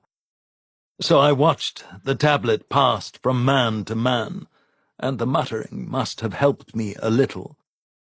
Aristides was calm and forceful when the trial started. Let me digress a moment. You've noticed that I wandered the city without much trouble. I could have run, but of course I didn't. That's how it was then. Athens assumed that I would come to my trial, and I did. In a murder trial, each side gets one speech, a couple of hours by a water clock. First the prosecution, then the defense, and the verdict is delivered immediately after the defense delivers its argument. We're much the same in Plataea, although it's years since we had a proper murder trial. Simon, my cousin, killed himself rather than face the tribunal. So we all stood in the blazing sun, and Cletus of the Alcmeonids began his speech. I can't remember all he said, but I know it was damning, and at the same time utterly inaccurate. "I accuse Arimnestos of Plataea, the man who stands before you, of the murder of my cousin Nepos. Nepos was murdered within the precincts of a shrine, foully murdered with impiety, unarmed, standing making a narration to the gods." Cletus had a good voice. I couldn't speak, but I could roll my eyes. So I did. "All of you know of this man, a notorious pirate, a man who serves with the vicious cutthroat Miltiades. With Miltiades he sacked Naucratis. With Miltiades he attacked the great king's ships, and those of our allies at Ephesus and other places, over and over again. It is men like this who bring the just wrath of the great king down on our city. Well, I couldn't really disagree with that, so I smiled genially. Don't let this man's reputation as a fighter cloud your vision, though, gentlemen. Look at him. This is no Achilles. This is a fighter trained in the pits of slavery, a man who has neither arete nor generosity. He is merely a killer. Is the look on his brow more than that of a bestial destroyer? Is he different from a boar or a lion that kills the men who tend our crops? This is a man bred to slavery, and what he has now he has stolen from better men, first through piracy, and then through open theft of a farm in Plataea. No man in Plataea dares act against him. They fear his wrath. But here in Athens we are better men, with a better strength of law.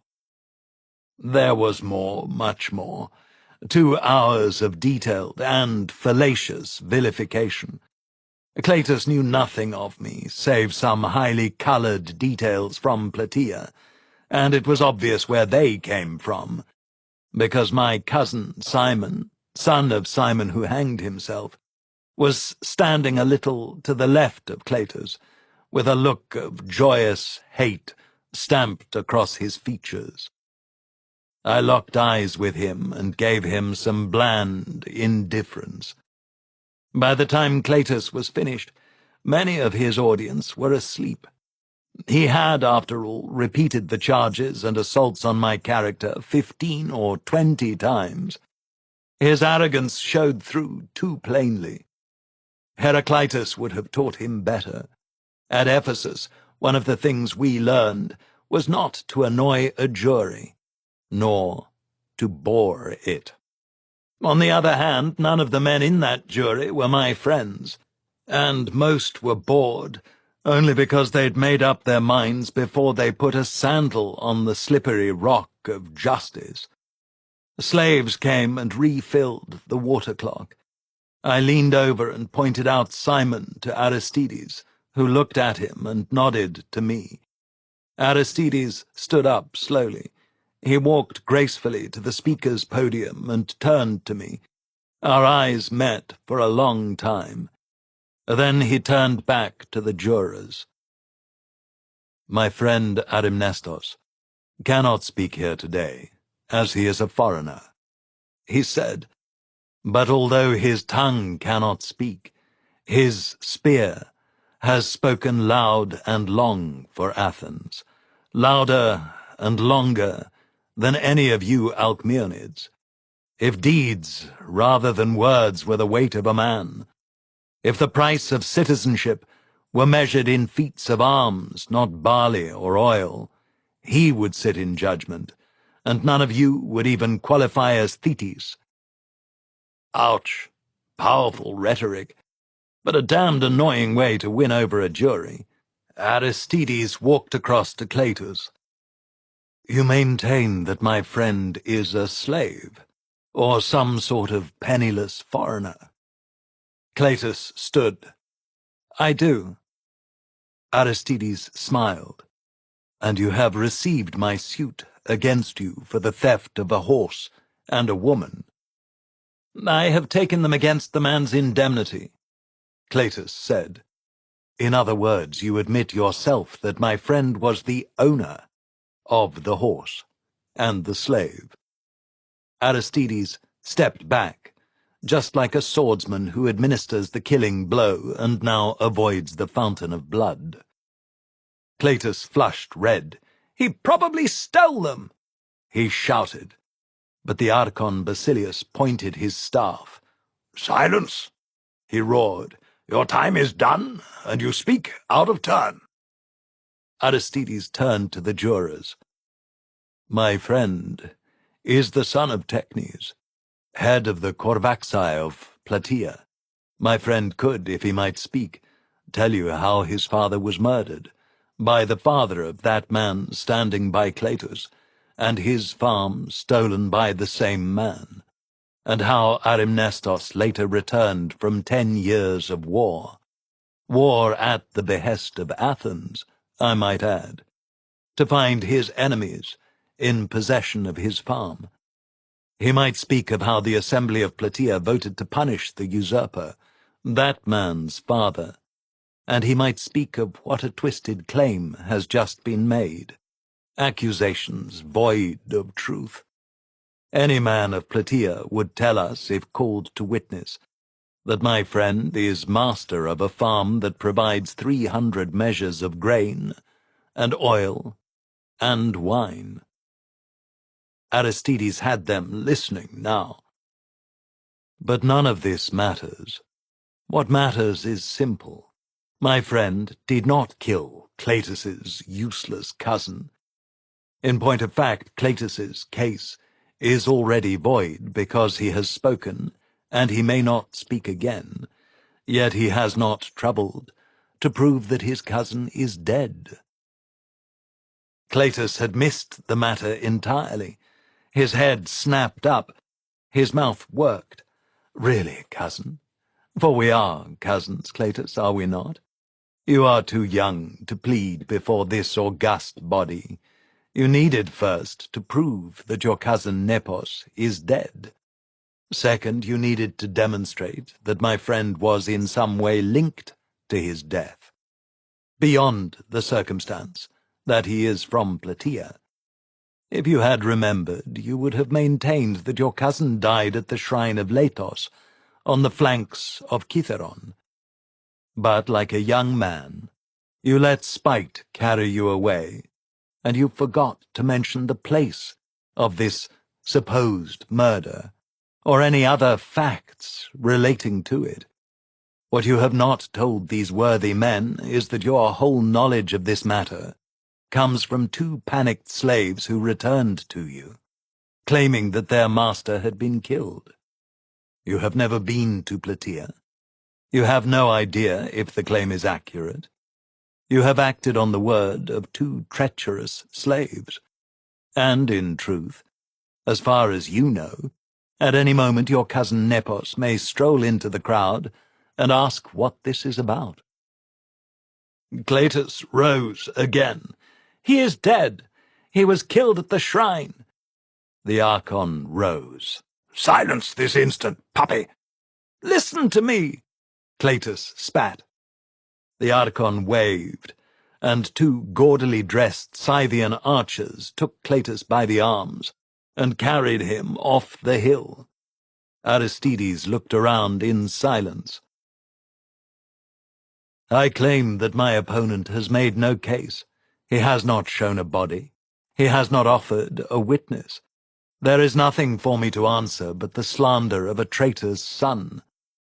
I call a vote on the evidence presented." Stunned silence greeted him. The water clock was running noisily. It was still almost full. The Archon looked them over. "I cannot direct you," he said, "but if you pretend that Cletus has a case, I'll make you pay." I was acquitted, 27-14, a carefully arranged vote, as it meant that I could not claim damages from Cletus. Several men tried to force through a different vote that would have made me stand trial again, if more evidence could be gathered.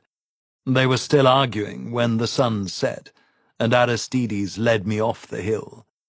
"You are the very Achilles of orators," I said. Aristides shook his head. "That was bad. I used arts to win. Had I argued the case on its merits, they would have found a way to kill you." He rubbed his nose. "I feel dirty. Perhaps I should exile myself. This is not law. This is just foolishness." "The Archon was just." "The Archon hates the Alcmeonids as upstarts and posturers. He's no friend of mine, but he'd raise me to Olympus if it would hurt the new men. All I had to do was put Cletus in a place where his arrogance would count against him. What now? I asked. I want my horse and my slave girl. Aristides shook his head. Perhaps in the spring. And if you stay here, you'll be dead. I don't have enough wax tablets to keep you alive. We walked to his farm, and Jocasta served wine. I told her the whole of the trial, while Glaucon and Sophanes sulked. They didn't love me any more. Aristides noted them. He inclined his long chin in their direction and raised an eyebrow at me. I said. Jocasta was looking at her husband with her eyes shining.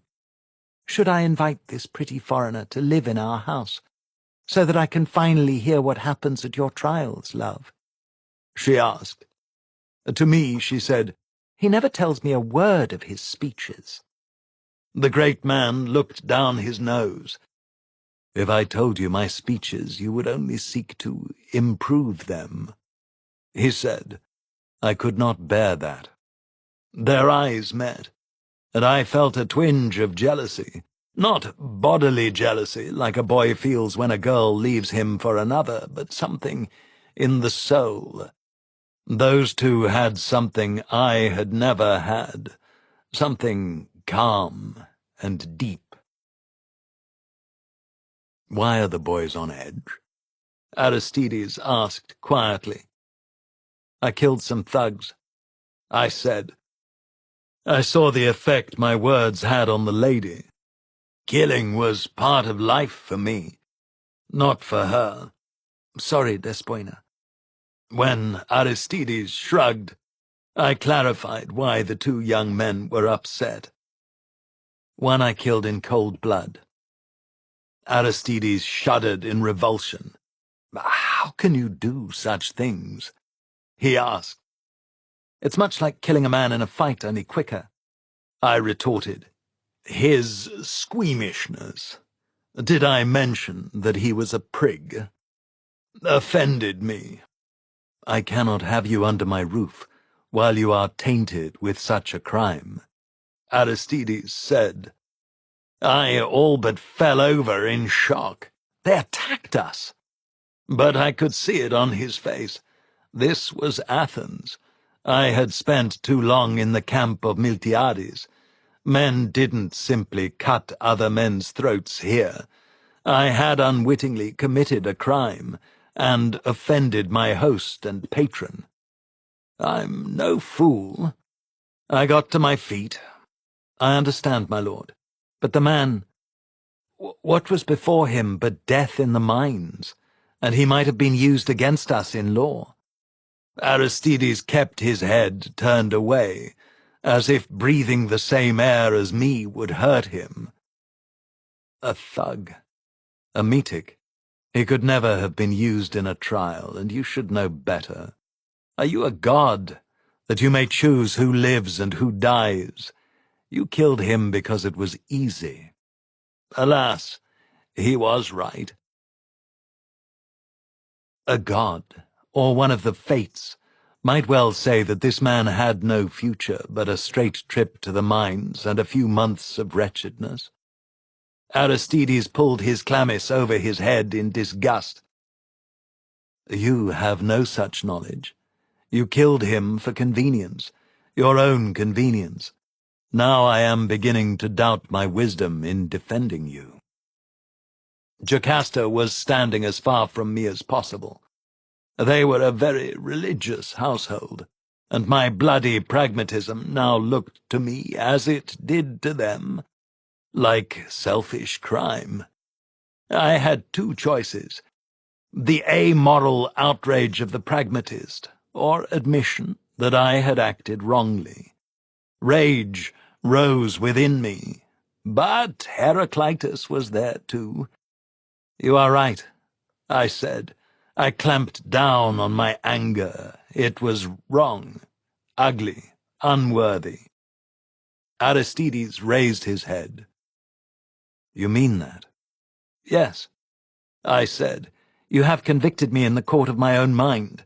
I should not have killed him, though he was of no use, even to himself. I shuddered.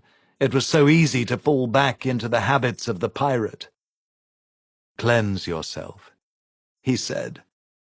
"I need my horse and my woman," I said. I swore an oath. Aristides shook his head. "Cleanse yourself, and perhaps the gods will provide." There were in those days a number of temples that offered cleansing from the stain of death and impiety. Even the shrine to Latos in Plataea, although that was open only to soldiers. But the principal places of cleansing for crime were Olympia, Delphi, and Delos. And of the three, Delos was easiest to reach, though most distant in Stades, I suppose, and the Apollo there was the most ready to listen to a common man. "I will go to Delos," I said. "You can be in Sunion by morning," Aristides said. "Have you money?" I didn't tell him I still had 20 drachmas from the dead men. "Yes," I said. "Gods speed you there," Aristides said. He stood by me while I rolled my blankets and an old bearskin, then followed me out of his gate. "Listen, Arimnestos. You may take me for a pious fool or a hypocrite." "Neither, my lord." We were alone in the dark. "You need to be gone before your wagon arrives with the corpse and the goods, and they find an excuse to take you again. I will try to find your girl, but this murder is a stain, and you must be clean before you come back here. It may be that some god led you to it, because you do need to be gone, and tonight is better than tomorrow." He shrugged. "They will kill you if they cannot convict you." "I don't fear them," I said, but I wasn't telling the truth. "In a year the balance will change. Right now you cannot be here. Even Plataea might prove dangerous for you. Go to Delos, and do as the gods bid you." He held out his hand. "I do not fear pollution so much that I would not clasp your hand." And then I was walking in the dark, down the rocky road to Sunion. Chapter 3. I managed to find a ship at Sunion, practically on the steps of the Temple of Poseidon. He was a Phoenician bound for Delos, with a cargo of slaves from Italy and Iberia. I didn't think very highly of slavers, and I dislike Phoenicians on principle, even though they are great sailors. But I took it as a test from the gods, and I kept my eyes open and my mouth shut. All the slaves were Iberians, big men with heavy moustaches, tattoos, and the deep anger of the recently enslaved. They eyed my weapons, and I kept my distance. They all looked like fighting men. The Navarch, a man with a beard trimmed the Egyptian way, curling like a talon from his chin, made them row in shifts between his professional rowers. He was training them so that he'd get a better price. He planned to sell the best of them at Delos, and the rest at Tyre or Ephesus. "Ephesus?" I asked. Ephesus always interested me. "The satrap of Phrygia has an army laying siege to Miletus," he said. "His fleet is based at Ephesus." That was news to me. "Already?" I asked. "The fall of Miletus, the most powerful city in the Greek world, or so we thought, would be the end of the Ionian revolt." Once again I have to leave my tale to explain. In those days, most of the cities of Ionia, and there were dozens, from beautiful Heraclea on the Euxine, down along the coast of Asia to mighty Miletus, then to Ephesus, the city of my youth, richer than Athens by a factor of 5 times, across the Cyprian Sea to Cyprus and Crete. More Greeks lived in Ionia than lived in Greece, except that most of those Greeks lived under the rule of the King of Kings, the great king of the Persians. While I was growing to manhood in the house of Hipponax, I lived under Persian rule. The Persians ruled well, Thugater. Never believe the crap men say today about how they were a nation of slaves. They were warriors and men of honor, in most cases more honor than we Greeks. Artaphernes, the satrap of Phrygia, was the friend and foe of my youth. He was a great man. In those days, in my youth, the Greeks of Ionia rose up to throw off the shackles of Persian slavery. Ha! Now there's a load of cow shit. Selfish men seeking power for themselves cozened the citizens of many Ionian cities to trade the safety and stability of the world's greatest empire for freedom. To most Ionians, that freedom was the freedom to be killed by a Persian. None of the Ionians trusted each other, and every one of them wanted power over the others. The Persians had a unified command, brilliant generals and excellent supplies, and money. The Ionian revolt had lasted for 10 years, but it was never much of a success. And when this story starts, as I was sailing as a passenger on a slave ship, it was entering its final phase, although we didn't know it. The Persians had seemed at the edge of triumph before, and each time the revolt had been rescued, usually by Athens, or by Athenians acting as surrogates for their mother city, like Miltiades.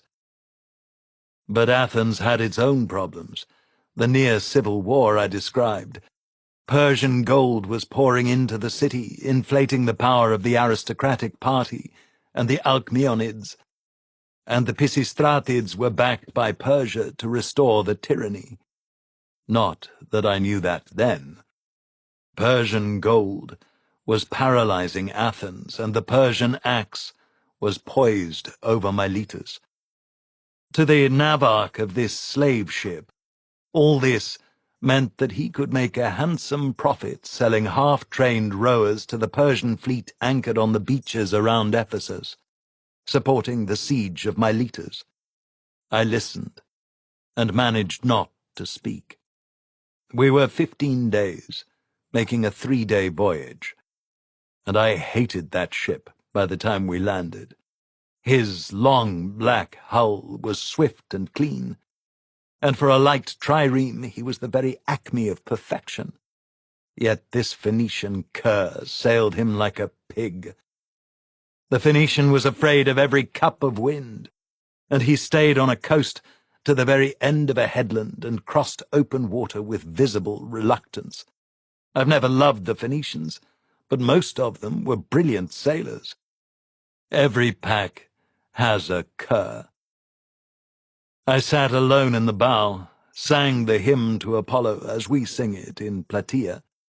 I have Apollo's raven on my shield, and prepared myself to meet the god of the lyre and the plague.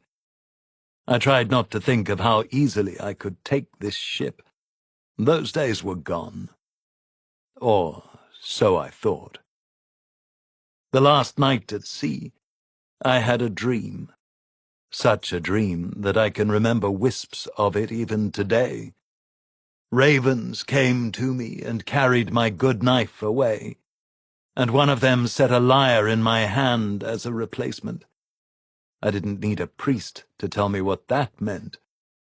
The most dangerous of the Iberians, you could see it in his eyes, had a raven tattooed on his hand, and another on his sword arm. When the slaver's stern was set in the deep sand of a Delian beach, and his people were moving cargo, I dropped my heavy knife into the blackness under the Iberian's bench, while he lay watching me, exhausted from rowing. Our eyes met. I nodded. His face was completely blank. I wasn't even sure he'd seen the knife, and I went ashore, poorer by a good blade. Priests are priests the world around. I've noted a certain similarity from Olympia to Memphis in Egypt. Many of them are good men and women. A few are remarkable, genuinely blessed. The rest are a sorry lot. People who probably, in my opinion, couldn't make a living any other way except as beggars or farm labor. The man who met me as I kissed the rock by the stern of the slave ship was one of the latter. His hands were soft, and his hand clasp was limp and unpleasant, and his soft voice wished me a speedy encounter with the god, in a voice that seemed all too ready to wheedle and plead. "You are Arimnestos of Plataea," he said. Well, that took me aback. I was naive then, and didn't know the effort to which the great priesthoods went to be informed. Nor did I suspect how carefully engineered this might be. "Yes," I allowed. "Brought here by the god to hear your penance for murder," he said in the same voice that a man might tease a girl into his blanket roll. I didn't like him. But he had me, I can tell you. "Yes," I said. "The god has spoken to us of you," he said. He leaned his chin on the head of his staff. "What have you brought as offering?" Just like that. My feet were still on the sand of the beach, and the priests of Apollo wanted their fees. I sighed. "I've served Apollo and Hephaestus all my life," I said. "I revere all the gods, and I serve at the shrine of the hero Leitos of Plataea. This by way of my religious credentials, so to speak." He said nothing. His eyes flickered to the purse in my hand. "I have 20 drachmas, less the one I owe as passage to that slave trader. Need I mention that the priests of Apollo played an active role in the trade?"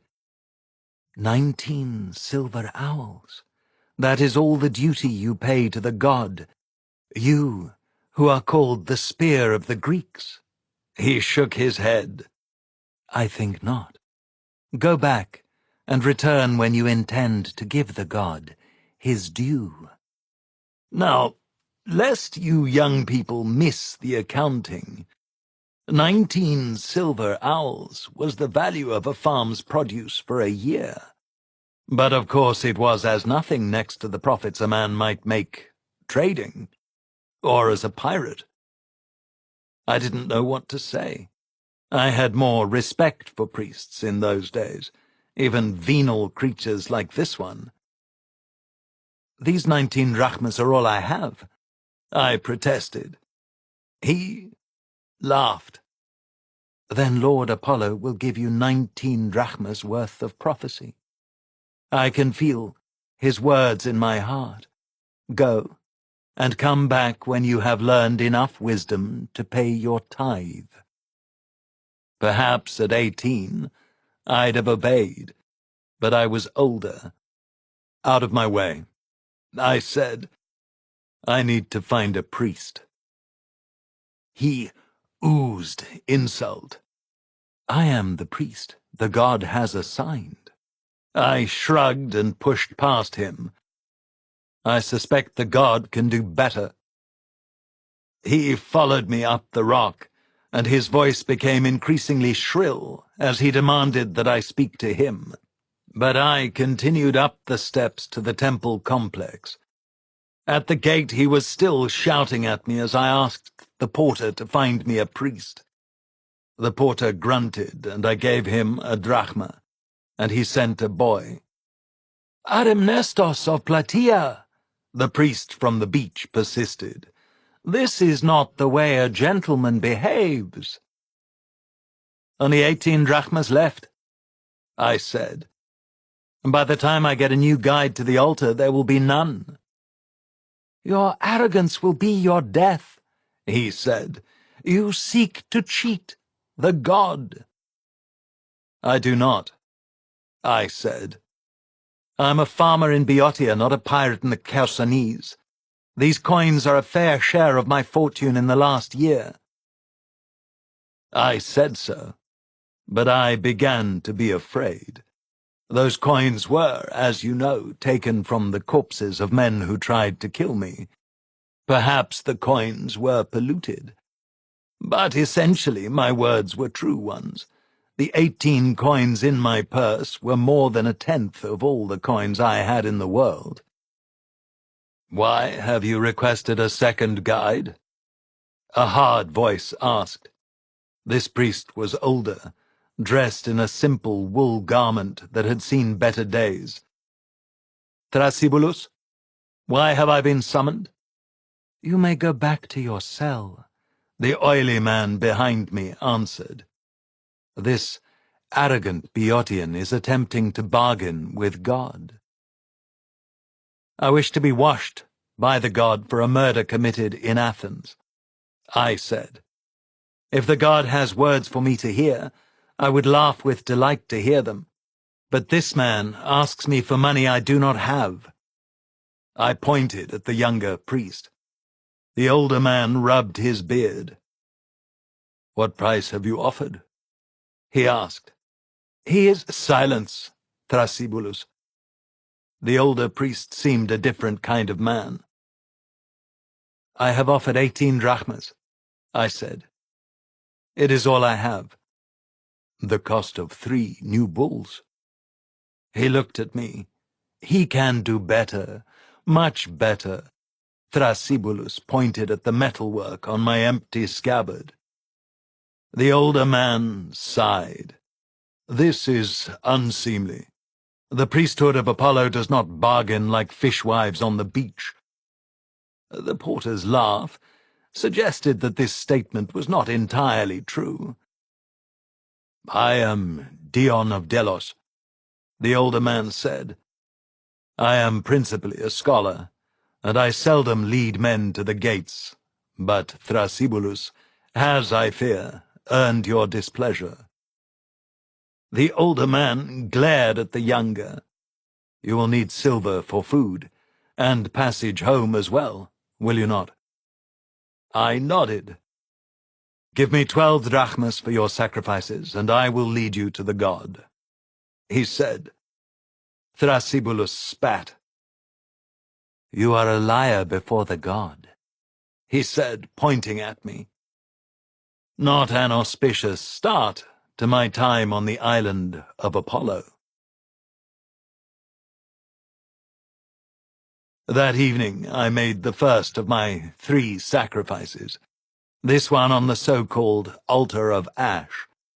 I sacrificed a black lamb, a symbol of my crime, and I told the god and all the other men waiting to sacrifice how I had come to kill the thug in Athens, and what my sin was, the sin of hubris, in feeling that I was as fit to decide his fate as the gods.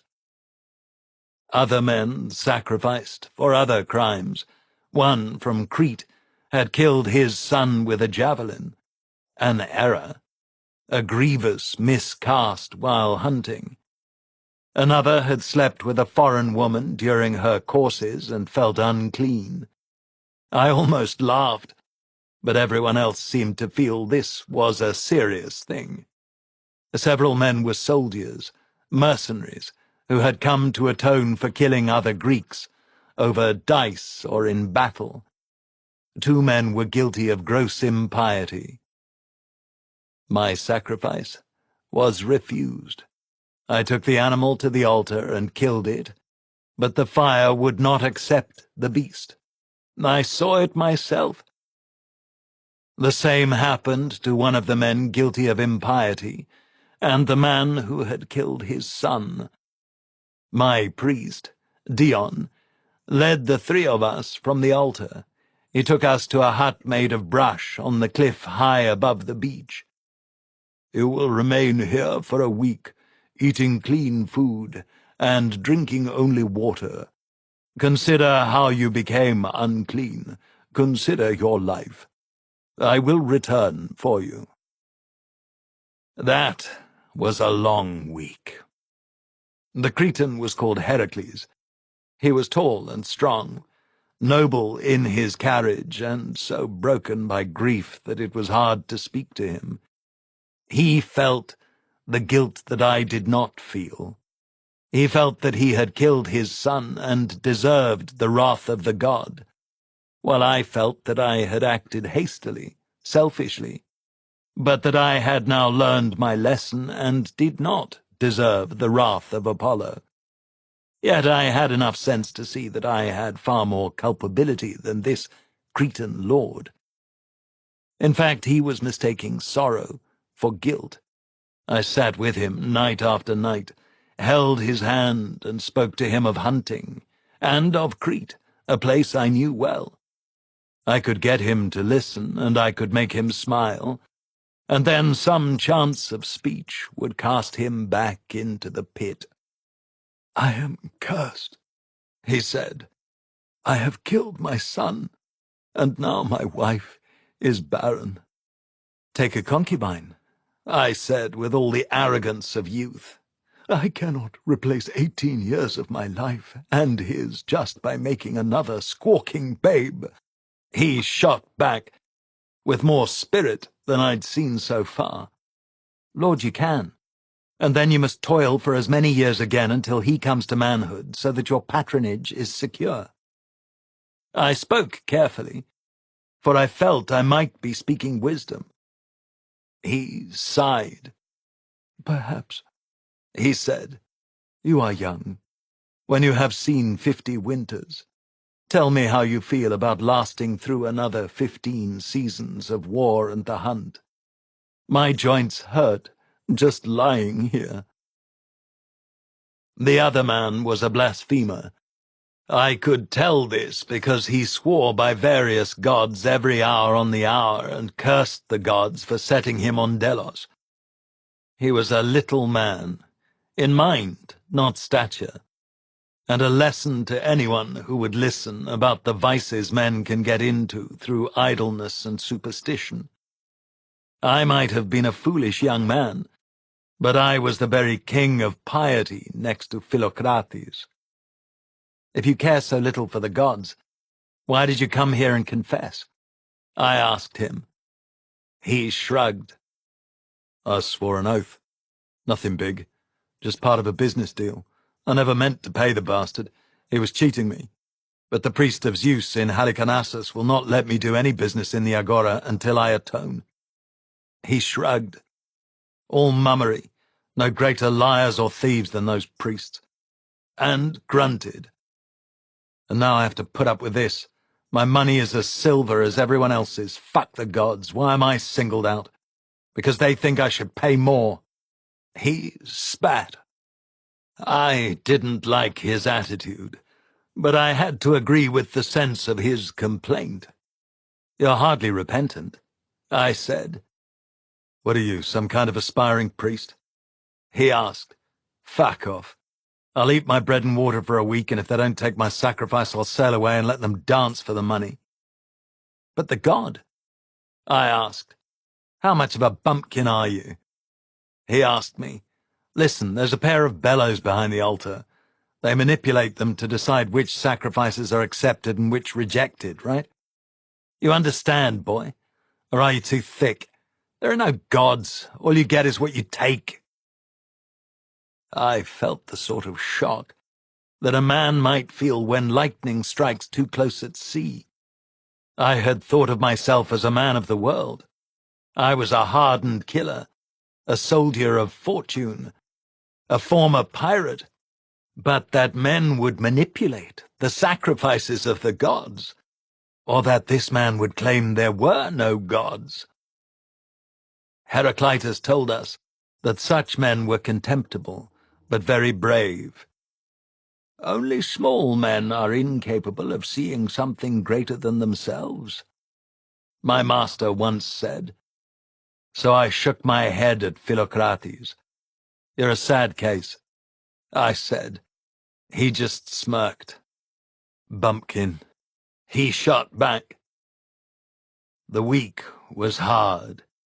I drank water and watched the sun, and I sang a hymn to Apollo every day. I set myself a task, to remember all the men I had killed. Of course, there were men I couldn't remember. The Carians at Sardis and Ephesus had died in the anonymity of their armor, and the Phoenicians I'd killed on my ship during the mutiny didn't even have faces in my memory. But I was able to conjure up 50 men in the theater of my head, and that seemed a great many, and I had probably killed twice that, or even 3 times. A week of consideration, and it seemed to me that the god was right to refuse my sacrifice. I killed too easily, I decided. It wasn't a hard decision to reach. After all, Heraclitus had said as much most of the days of my youth. When old Dion came for me, he was leading another black ram. "Did you dream?" he asked. I shrugged. I had dreams. I said, "I dreamed once of a man I killed, a boy I put out of his misery on a battlefield. And I dreamed of a woman I love." Dion led me to the highest headland on the island, 10 stadies or more from our hut. The ram followed along obediently. Then he sat me down on a seat carved from the living rock. "And why do you think the god refused your sacrifice?" he asked. I looked out over the sea. There were a dozen ships on the beach below me. 2 of them I knew, and I sat up with a start. "That's my ship," I said. It was Stormcutter, and he still had the Raven of Apollo on his sail, the first ship I had ever owned, spear won from the Phoenicians. Even now his navarch was likely to be one of my chosen men. Dion raised an eyebrow. "Men have been asking for you for 3 days," he said, "but you are in the god's hands. Answer my question." "The god refused my sacrifice because I killed too easily and for little things," I said. And yet even as I say this, I wonder what the god asks of me. I am a warrior. Dion nodded. "I thought you were a farmer and a bronzesmith." Dion was a decent priest, so I said what came to mind. "The sight of that ship raises my heart in a way that my anvil never does," I confessed. "So," Dion said. Now he smiled. "So now you are confused?" I laughed. "Yes," I said.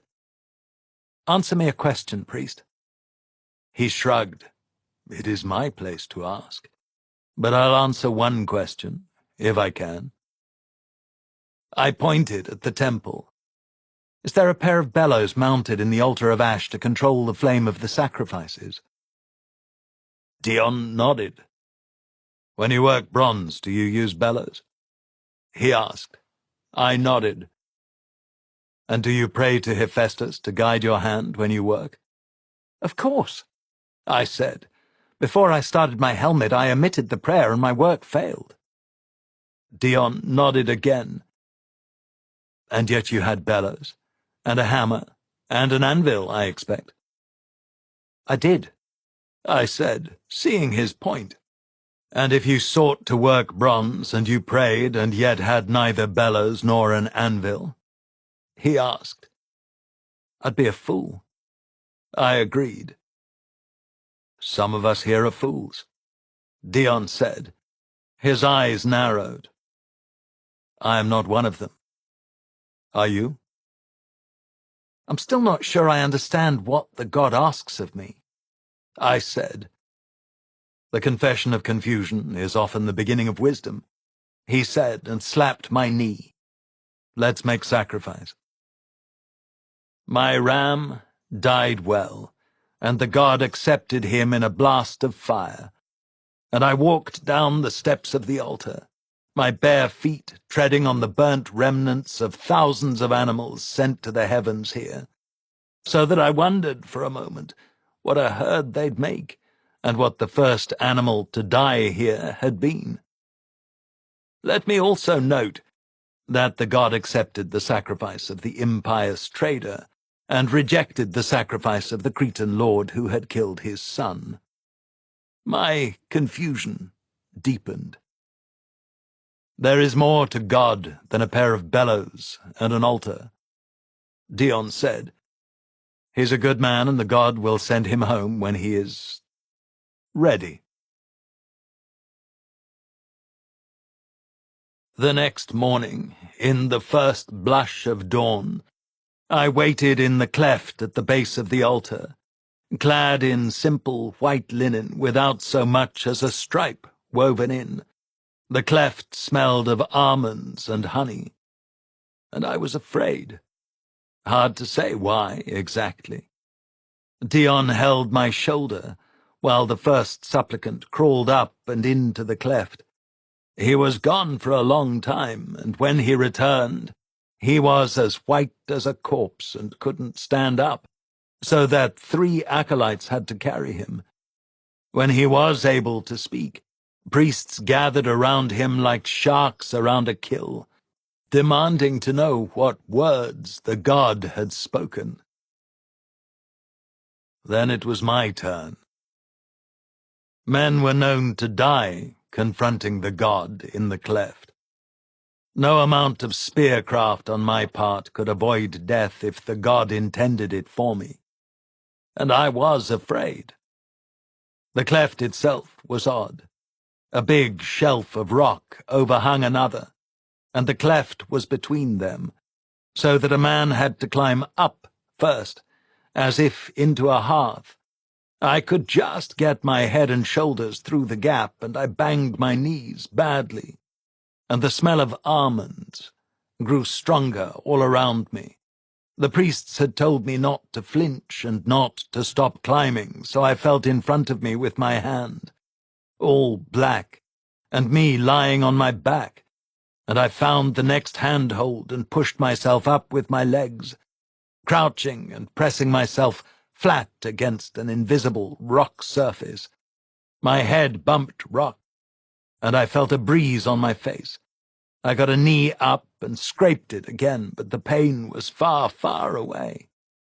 And then I was up on the second shelf, breathing like bellows. Eh, said the dying man at my elbow. I looked at him, and he was younger than me, and Carlos, even at the point of death, with big, beautiful eyes that wanted to know how his world had turned to shit. His skin, where it was not smeared with sweat and puke, was smooth and lovely. He was somebody's son.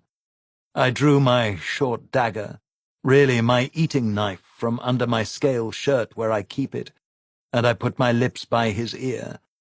"Say good night," I said. I tried to sound like Pater when he put me to bed. "Say good night, laddie." "Good night," he managed. Like a child, the poor bastard. "Go to Elysium with the thought of home," I prayed, and put the point of my eating knife into his brain. I tried to stand, and my head hit the rock. I whirled, and I couldn't find the cleft any more. I knelt, and my knees were bleeding. "How strong are you, killer of men?" a voice said. To be honest, I suspect I may have whimpered. I have no memory past that, until I was kneeling on the sand of the beach, puking my guts out like a babe. Dion held my hand. "You are clean, and the god has spoken through you." He said, gently, "I will send word to Aristides." "You know Aristides?" I asked. Dion smiled. "The world is not so big," he said. "Did the god have words for me?" I asked. Dion nodded. Simple words, simply obeyed. You are lucky. He patted me on the head. I was that weak. When you leave the temple, obey the first man you meet. Through obeying him, you will do a service for the god. It will come straight to you like an arrow. He held out his hand, and I got to my feet. A slave brought me water, and I drank it. Are you ready? My head was spinning, but the world was growing calmer by the moment. Yes, I said. I add, on my own account. The priest said as he led me up to the altar, that if you were to hold your hand when you could kill, each time you acted so would count as a sacrifice to Lord Apollo. I said, but I knew that this was the most important message, and the lesson I had come to Delos to learn. The stuff about the first man outside the temple. I'd seen Miltiades' ship on the beach. I knew who would be waiting for me outside the temple, and I was cynical enough to wonder how much my former lord had paid for me. I sacrificed at the low altar and the high altar, and then I changed my temple garments for my own Boeotian wool, with my own sturdy boots and my own felt hat, and the hilt of my own sword under my arm.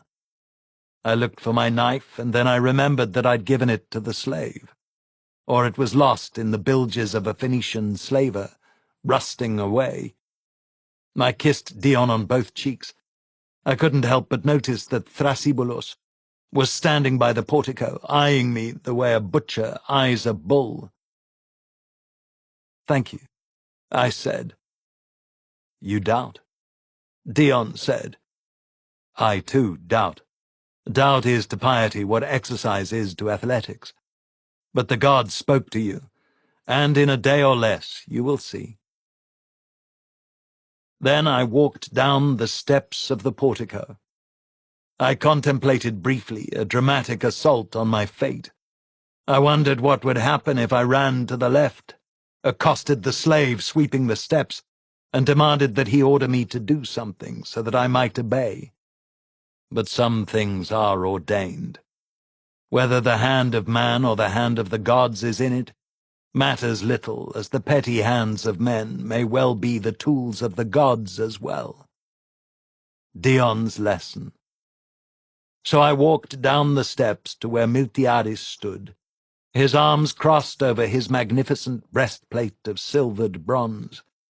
His helmet was between his feet, and his shield was being held by his Hispatist. His son, Cimon, stood behind him, also arrayed for war. In truth, my heart soared to meet them. "Command me, Lord," I said. "Follow me," he said, as his arms embraced me and he crushed me against his chest. Just those 2 words, and my fate was sealed. Again. Miltiades had had a bad season, and he'd lost 2 ships in the fighting. He had 3 ships on that beach. His own, with Paramanos of Cyrene as his helmsman, whom I embraced like a brother.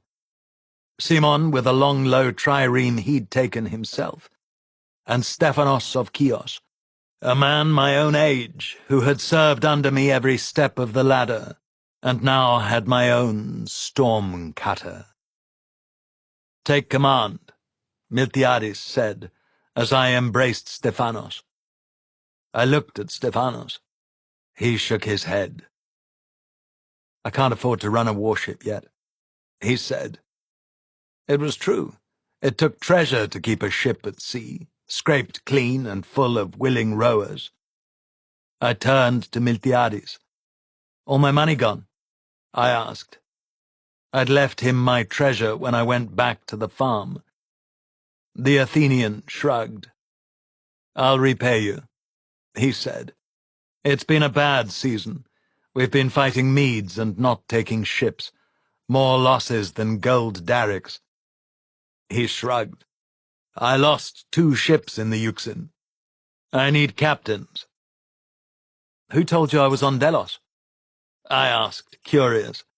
Not even angry. Fate is fate. I did. Idomeneus said. He stepped out from the crowd of rowers as if produced by the machine in a play. I came to Athens with a wagon of goods and a corpse. Aristides took it all off my hands and told me to follow you. He grinned. I thought you were going back to the real world. Who's tending the shrine? I asked. Ajax, who served against us in Asia, and Styges, he said. My hispatist had an answer for everything.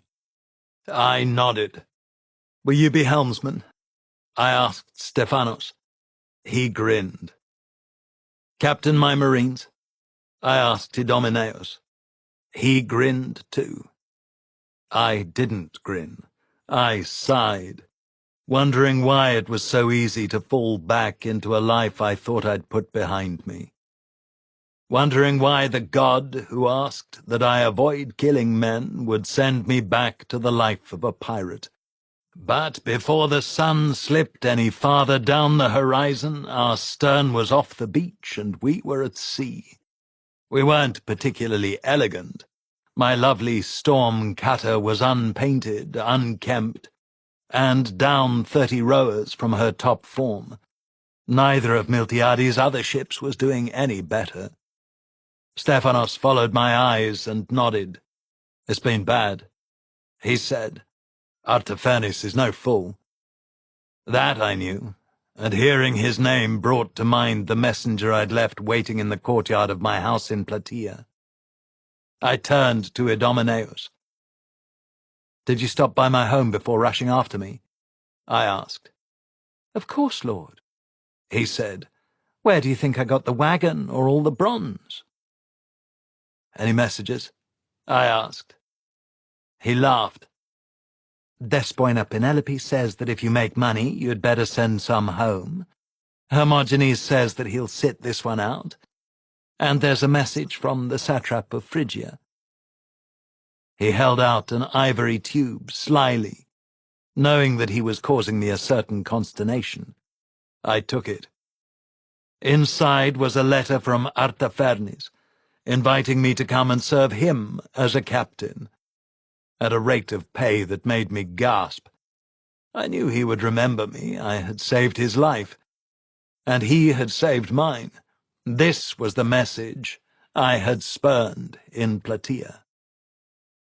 As I contemplated the ways of the gods, a single curl of milk-white parchment fluttered in the breeze, peeking out of the scroll tube. I almost missed it.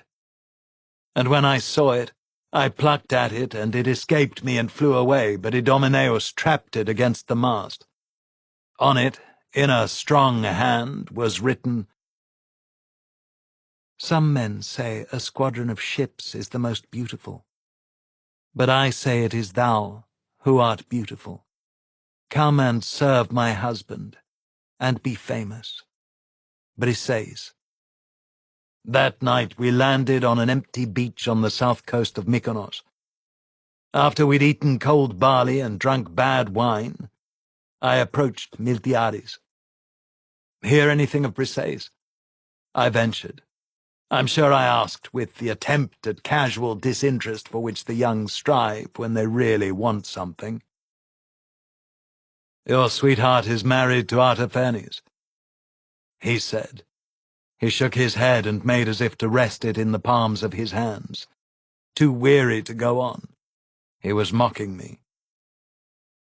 She's always by his side. Or so I hear. Simon nodded. She wanted to be the Queen of Ionia, he said. It seems she's chosen her side, and her brother is no longer with the rebellion either. He's been restored to all his estates in Ephesus. She may have been the price of his return to the fold. I didn't weep. I took a deep breath and drank more wine. Good for her, I said, though my voice betrayed me, and Simon was a good man and let it rest. What's the plan? I asked Miltiades after some time had passed. We do what we can to rebuild, the tyrant of the Chersonese said. We prey on their shipping and use the proceeds to rebuild my squadron, and then we retake some of the towns on the Chersonese. You've lost all the towns? I asked. Simon stepped between his father and me. Arimnestos, he said. This is it. This is all we have. He put his arm around my shoulder. And unless we convince Athens to get off its arse and help, Miletus will fall, and the Persians will win everything. When I had left Miltiades, he had 4 towns and 10 triremes. I nodded. Well, I said, I guess there's a lot of work to do.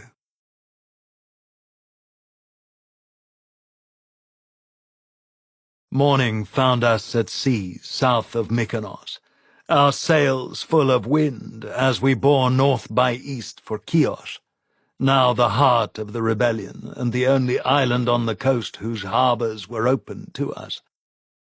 About the time the sun rose clear of the sea, Stephanos spotted a sail on our bow. We watched it incuriously until it stood clear of the water with a hull beneath it, and then I recognized my Phoenician slaver.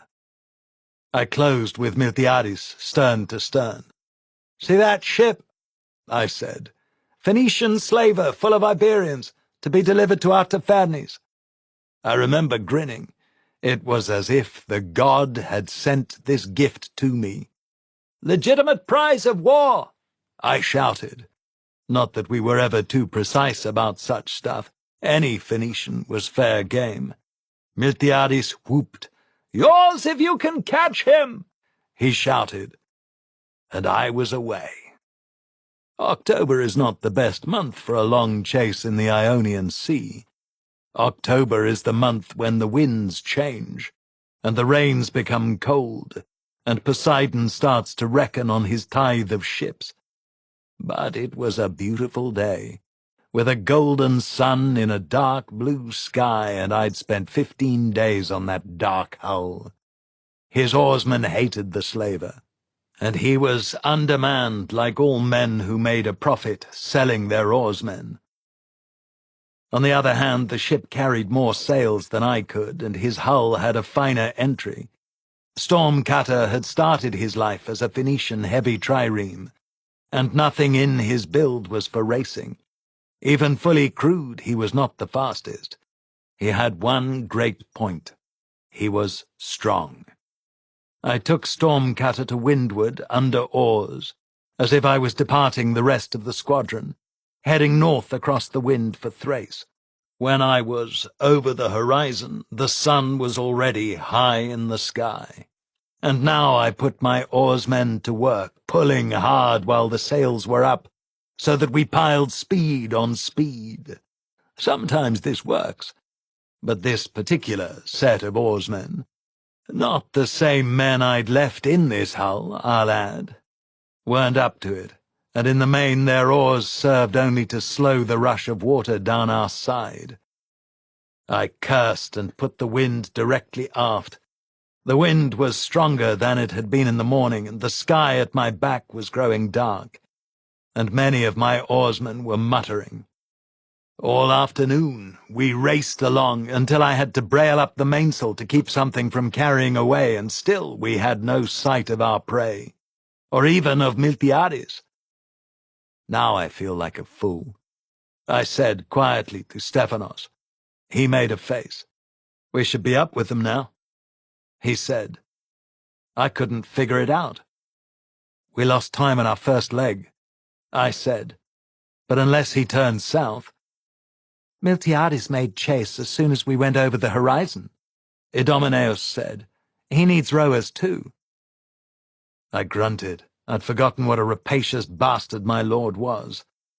Pushed him south and didn't catch him. I added. "Can we stay at sea with this crew?" I asked Stephanos. "What, in the dark?" He shook his head. "Nah. All good men ran or took their treasure and walked, or they're dead. Nobody wants to tell you this, but your friend, Archilogos of Ephesus, he came against us with 8 ships, caught us beached and made hay. I had a hard time seeing Archilogos, one of the founding voices of the Ionian revolt, as a servant of Artaphernus, who had cuckolded his father and shamed his mother. On the other hand, his father had been a loyal servant of the King of Kings, before the little incident of his mother's adultery. "You escaped?" I asked. "I had stormed her off the beach. We were washing the hull when your friend came. I lost most of my rowers." He was ashamed. "So what?" I said. "You saved the ship." Stephanos turned his head away. "Not the view of everyone concerned," he said bitterly. We beached for the night, and I went from fire to fire, getting to know my rowers. There were 6 men I knew, a couple of survivors of the storm-tossed days of my first command, and they were happy to see me. A few former slaves I'd freed for a year's rowing, now rowing as free men for wages. The rest were riffraff. I watched them land the ship at the edge of night and almost get her broached in the surf. I was angry, but instead of showing my anger, I walked around and talked. I offered them an increased wage on the spot. That helped a little. The next day we rose with the last light of the moon, and we were away before rosy-fingered dawn touched the beach. We rode on an empty sea bearing north and east. The wind was fitful, and the clouds to the north were thickening and looked like a shoreline in the sky, an angry dark purple. The oarsmen muttered as they rowed. About noon, the sun vanished behind a wall of cloud, and Stephanos spoke up from the steering oars. "Time to beach, Navok," he said formally. I shook my head. "Lots of time, Stephanos. A little chop won't slow us. This is when we gain on Miltiades." I had abandoned any thought of my chase now. I was just aiming to get back with the squadron, or at least get into Chios on the same day. By mid-afternoon we were out in the deep blue between Samos and Chios. The sky to the north and east was that terrifying dark blue-grey, so dark as to approach black, and the sky over the bow was distant and bright, like a line of fire. I'd misjudged my landfall, or misjudged the rate of our drift on the wind. Chios was over there, past the bow, somewhere. It should have been a low line punctuated by mountains, with the island's coast inviting me in for the night. I couldn't understand. We were hurtling along as if pushed by the very fist of Poseidon, and yet I wasn't up with Chios yet. The muttering of the oarsmen grew.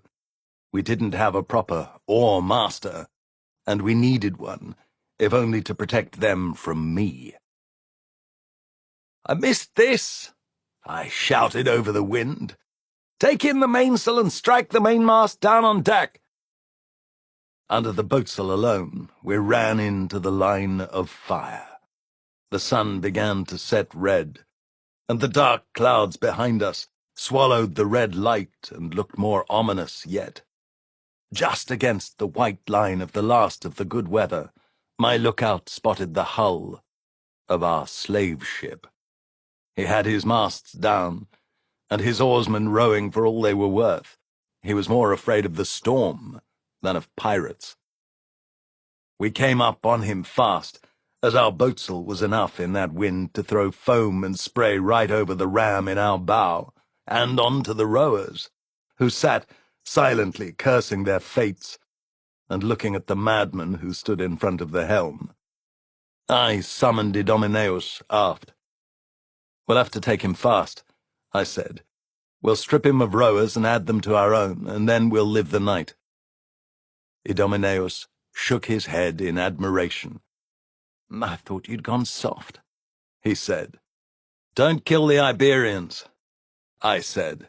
I poured a libation to Poseidon for his gift, because I knew that it was no seamanship of mine that had caught the fast slaver.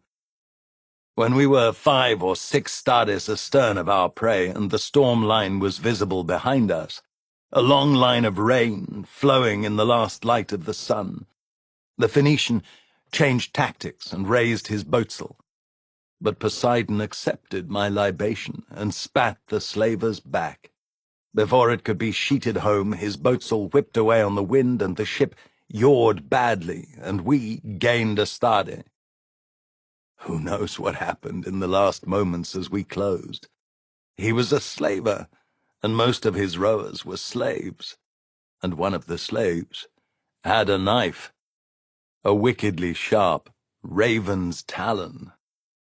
By the time Idomeneus went aboard, the deck crew was dead, and the Iberians were loose, severed ropes hanging from their ankles, and their leader had an axe and was cutting their fetters. The Phoenician was pinned to the mast with a knife through his chest. We left him there, because sometimes Poseidon likes a sacrifice. I took every extra slave out of that ship that I could, left them undermanned but not desperate, and set them a landfall. Stephanos stepped up. He was a Chian, and he wanted his reputation back. "They'll die in the dark," he said. "Send me aboard and give me a handful of marines, and I'll get them through the night." Idomeneus nodded. "Do it," I said. I stepped across to my new ship, even as the rain began. I walked down the main deck and touched hands with a few of the Iberians, meeting their eyes and nodding at the men I remembered from my trip to Delos. And many nodded back. A couple smiled. The dangerous one clasped my hand, hard, testing me, and then threw an arm around me. Aft of the mast, a voice spoke up in Doric. "By the gods, Arimnestos, get me out of here!" It was the blasphemer, Philocrates. I leaned down. "You want to be thrown over the side?" "No, I want fat. Get me out of here!" He was pleading. "You want to live?" I said. "Row harder." I laughed at him. "Pray," I suggested. The Iberian on the opposite bench showed me his teeth. "Fucking coward," he said. I pointed at the Iberian. "If you don't row, these men will certainly kill you," I said. "Now, rationally, you must know that if you do row, you may live through the night." I stepped up on the bench, stepped up again to the rail, and balanced there as the swell raised the stern. "But I don't have to be an aspiring priest, isn't that what you called me? To suggest that this might be a good time to examine your relationship with the gods." I leaped down from the rail into the midship of Stormcutter, feeling immensely better. The storm was coming in behind us, but I'd done my service for the god, and I knew I could weather the storm. We turned north and rowed all night, and we constantly lost sight of the other ship, and as often found him again, so that the first fretful grey light, shot with lightning, found the eyes over his ram just a short stade to windward. And about the time that dawn was shining somewhere, it was a grey morning for us and lashed with rain, I swung the great steering oars to starboard to put the wind astern. I could see a great rock, the size of a castle or the Acropolis, rising from the water to starboard, and I thought that I knew where we were.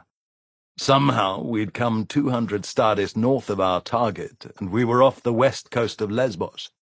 That rock marked the beach of Eresus, where Sappho had her school.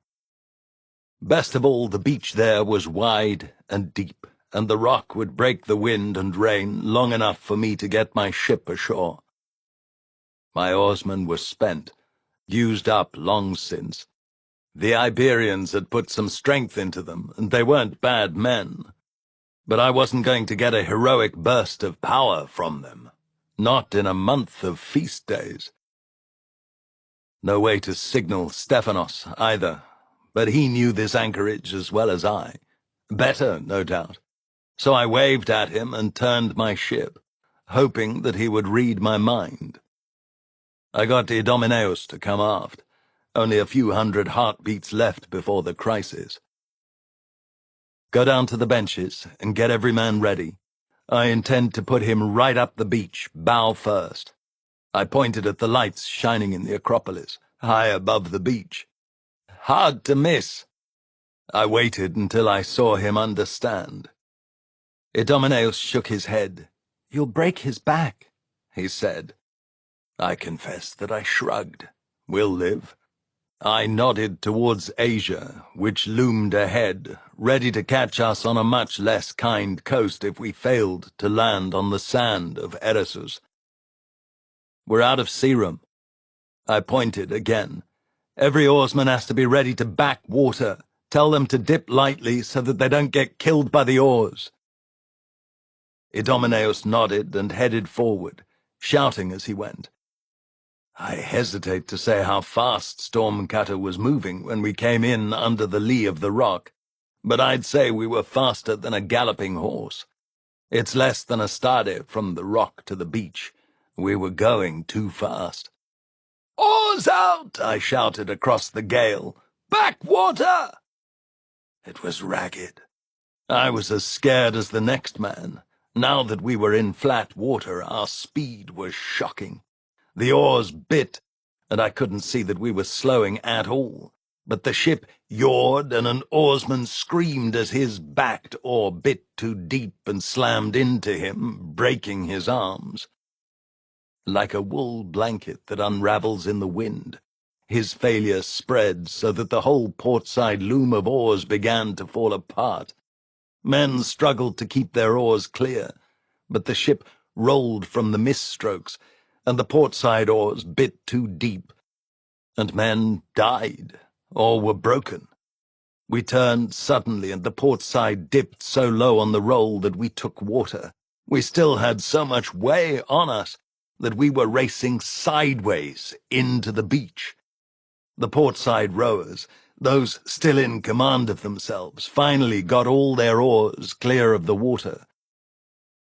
The starboard side rowers were at full stretch, and the hull pivoted again, rotating on the starboard oar-bank. And the bow hit the sand, a glancing blow as the bronze-plated ram caught the trough of gravel just shy of the beach and skipped along it. Then we could hear the ram ploughing a furrow in the gravel, and suddenly the boastmast snapped with a crack as loud as the lightning, and every man not sitting on a bench was thrown flat on the deck as a wave picked up the stern and tossed us. The kindly hand of Poseidon, I like to think, up the beach, stern first. "Over the side!" I roared, although I was lying half-stunned. "Get her up the beach!" It was the ugliest landing I ever saw. We'd been rotated halfway round by the sea. Men were badly hurt along both sides, and I could see broken boards where my ram ought to be. But when I jumped over the side, my feet barely splashed. We were ashore. Stephanos didn't even try to land. He watched us, and he assumed we were lost in the waves. And he put up his helm and coasted by, a few oar-lengths offshore. In seconds he was past the beach, and before we had our broken hull clear of Poseidon's reaching tendrils, his ship had gone around the promontory to the north of Eresus. I lay by the rope I'd been hauling and cursed, because the loss of Stephanos hurt me more than I'd expected. I hadn't seen him in a year. I wanted him back. Idomeneus had his marines in hand and was driving oarsmen to work, gathering wood to put supports under the hull timbers. We propped Stormcutter on sand that was only wet with rain, and then we drove the oarsmen into the sea to fetch the ram before it got buried in storm wrack and sand. The ram was heavy bronze plate, but with 30 men helping, we hauled it above the tide line. Then we collapsed. I sent Idomeneus to the citadel to get us help and hospitality. Then I sat in my sodden chlamys and watched the storm, and sang a hymn to Poseidon, and prayed that Stephanos might live. The news came back that Sappho's daughter had died, an old woman, but a great teacher, as awe-inspiring and God-touched in her way as Heraclitus in his, and had been succeeded by another woman, Aspasia, who now led the school of Sappho. So much had changed in just a few years, but Aspasia was supported by Briseis's largesse, and she accepted me without question when I told her who I was, and she lodged my men and fed them. I let myself into Briseis's house, and sat by her shuttered window, drinking her wine and eating her food. Surely it was she, and not Artafernes, who'd sent me that message. Hence she must have need of me, I reasoned, and not a need she dared commit to paper. I reasoned, with a brain clouded by Eros, let me add, that she must need me. I would find Miltiades soon enough, but if I could get Stormcutter rebuilt, I would cross the straits and run down the coast to Ephesus, and visit my love, and see why she had summoned me. The storm took 3 days to blow out, and my men praised me openly for bringing them to such a safe haven, with lamb stew every night, and good red wine for every man, as if they were a crew of lords. The folk of Eresus treated us like gods, as well they might, since it was Briseis's gold that kept the school going, and her political power that kept it free of outside control, and they feared us. When the storm was gone, we had beautiful weather for autumn. I put men on the headlands to keep watch, and I prayed to Poseidon every day, and gave offerings of cakes and honey on the Cyprian goddess's altar too. Anything to bring back Stephanos. We cut good wood on the hillsides east of the town, and rebuilt the bow, with 2 carpenters from the town helping us with the main beams that had cracked. We stripped the hull clean, and rebuilt the bow, and found a fair amount of rot in the upper timbers. I built a marine platform, like a box with armoured sides, into the new bow, and a little shelf where an archer or a lookout could stand high above the ram. I borrowed from the Temple of Aphrodite, and spent the money on tar and pine pitch, and blacked the hull, a fresh, thick coat, so that he was armoured in the stuff, watertight and shining. I gave him a stripe of Poseidon's own blue above the waterline, and we painted the oar shafts to match, all in a day, and the women of the town washed our great sail, so that the Raven was fresh and stark again. In such a way we propitiated Poseidon, but there was no sign of Stephanos. So after a week of good food and freely given aid, we prepared to sail away in a fresh ship. I was sombre at the loss of a friend, but the crew was wild with delight. "Boys are saying their luck has changed," Idomeneus said. I had appointed 2 Iberians who could speak some Greek to be officers. My new oar-master was Gallas, and he had more tattoos than a Libyan, for all that his skin was fairer than mine. He had blue eyes and ruddy hair, and his scalp was shaved in whirls, but he knew the sea, and his Greek was good enough. and he had taken command of the port-side oars during the disaster of the landing. My new sailing master had the same tattoos, and his name was too barbaric for words, something like Malaleau. I called him Mal, and he answered to it. He spoke a pidgin of Greek and Italiote and Phoenician. I had 30 of the former slaves on my benches now. I'd lost more than a dozen men in that horrible landing, dead or so badly injured that they still lay in Lady Sappho's Temple of Aphrodite, waiting to be healed, or to die. The Iberians all viewed me as the author of their freedom. I explained to Gallas how small a role I'd played, and how much they owed to the gods, but I was not sorry to benefit from their gratitude. At any rate, we heaved Stormcutter into the surf and got the rowers in position as if we knew what we were doing. And then we were away. Gallas brought more out of the rowers than I had, and we spent 2 more days rowing up and down the sea off Lesbos, to drill them until their oars rose and fell like the single arm of a single man. Then we rowed around to Methymna, and I put her stern on to the beach and asked after Miltiadis and my friend Epaphroditos, the Archon Basilios of the town. But the captain of the guard told me that Lord Epaphroditos was away at the siege of Miletus.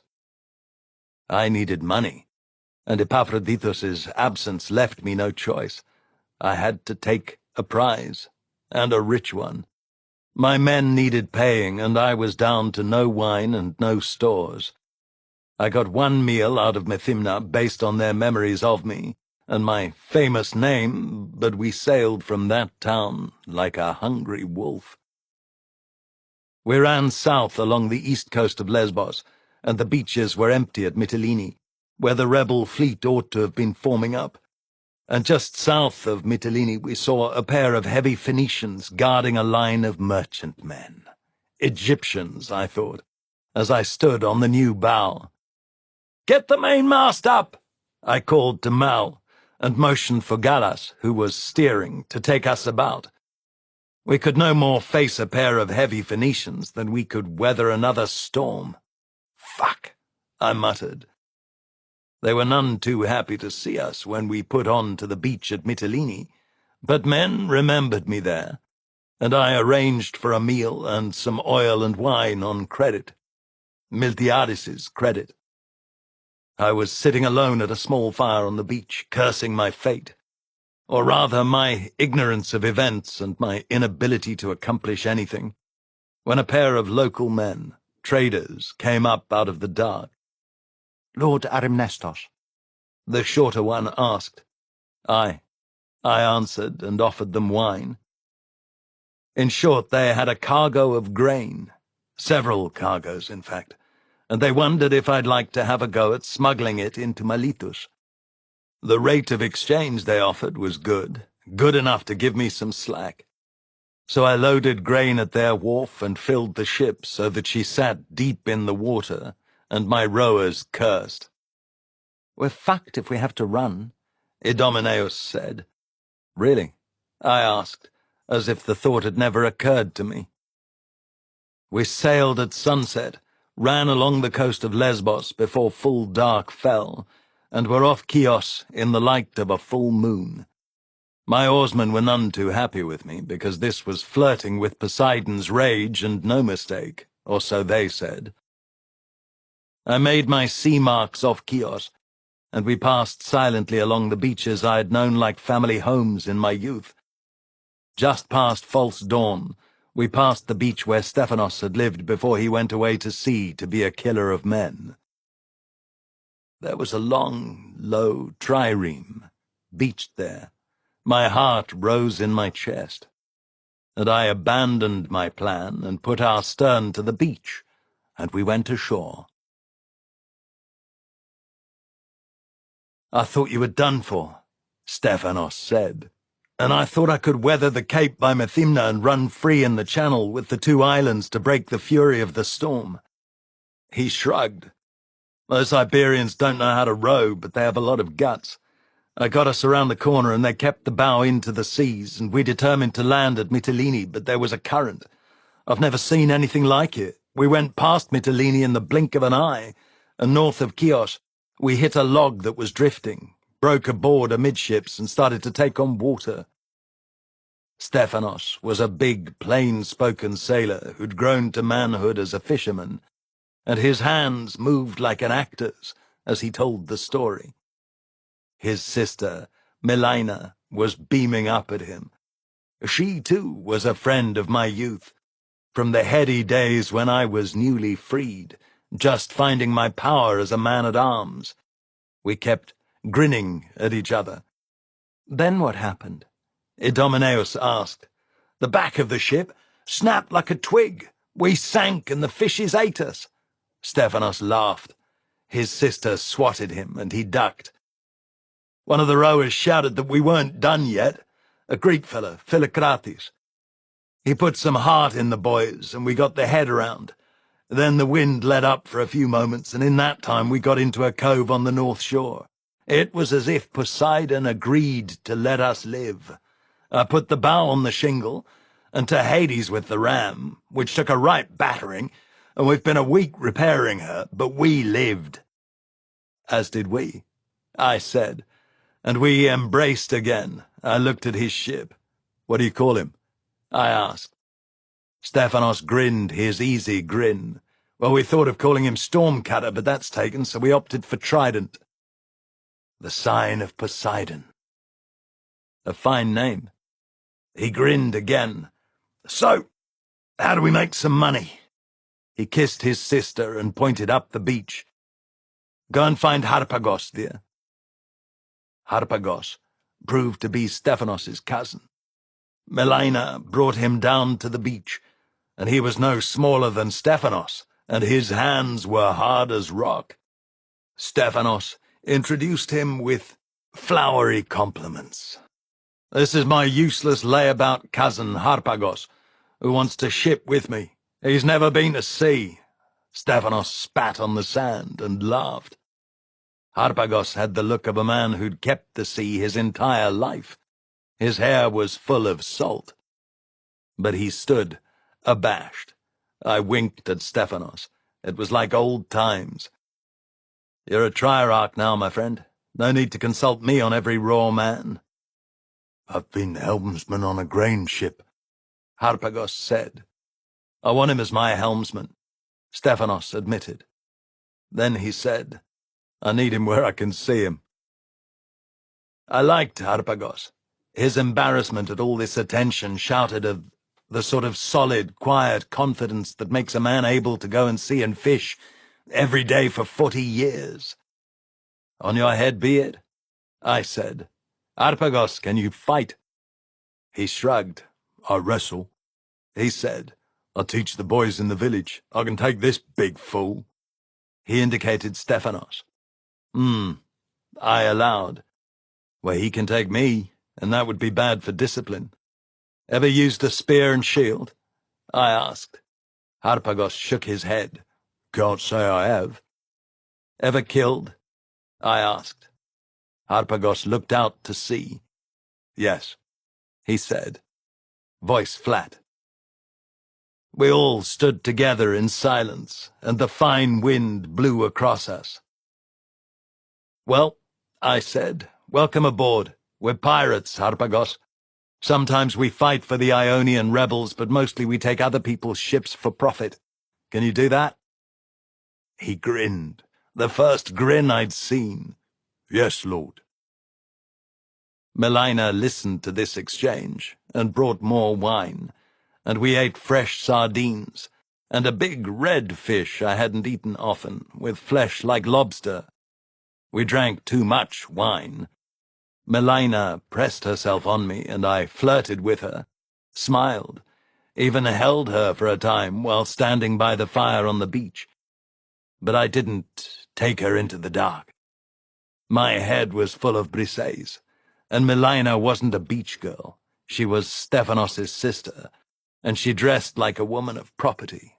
Somewhere she had a man she was going to marry, and to bed her would have been to betray my guest friendship with Stephanos. In the morning I gave him half the grain, and the next evening, full of food and a little too much wine, we were off the beach, rowing soft in the moonlight for Miletus. Our plan was simple, like most good plans. We both had Phoenician ships, both newly repaired and looking fairly prosperous. We sailed due south, got behind the coastal islands, west around Samos, rowing all the way, and came into the Bay of Miletus from the southwest. That is, from the direction of Tyre and Phoenicia, as the sun set in the west, mostly behind us.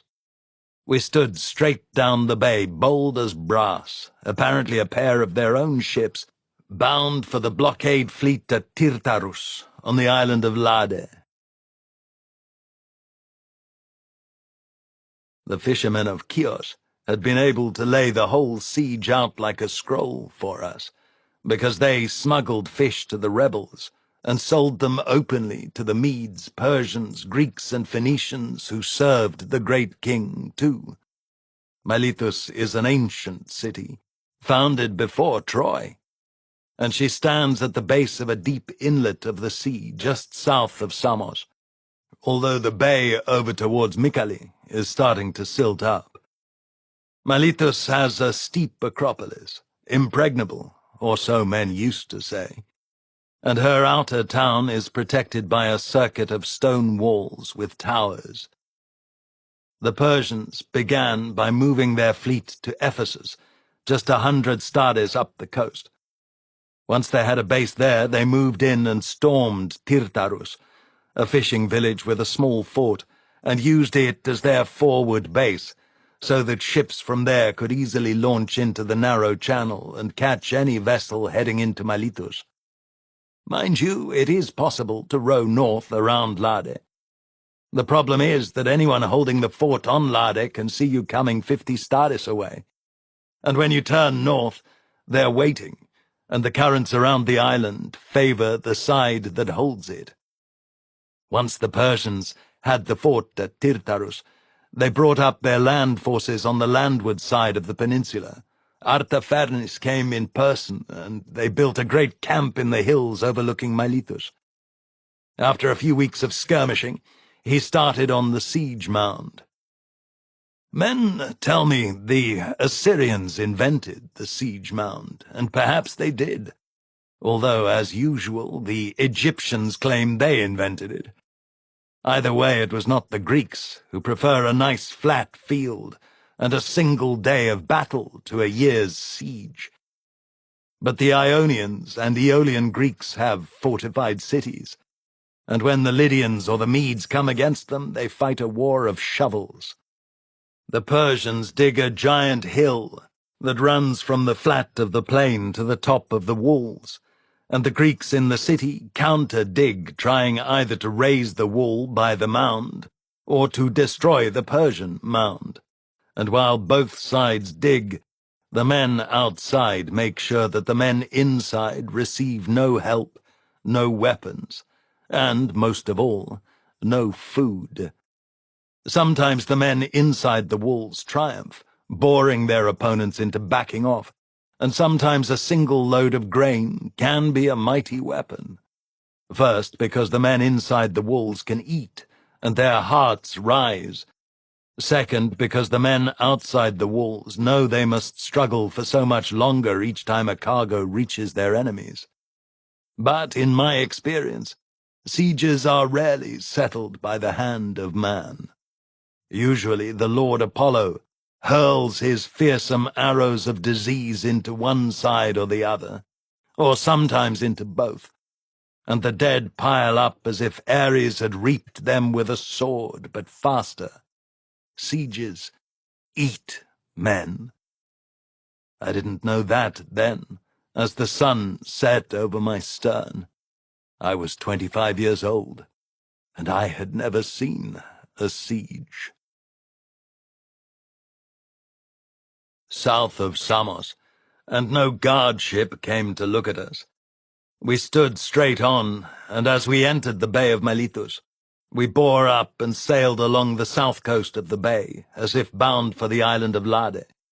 We were sailing in light airs, but every bench was manned, and we were ready to run. In the last light of the day, 2 of their ships headed out to meet us. They took a long time coming off the beach, and we didn't hurry towards them.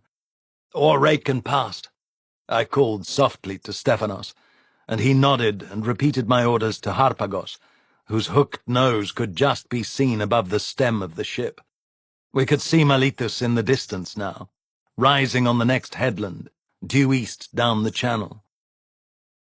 There's a world of difference between being ready for action and expecting nothing to happen.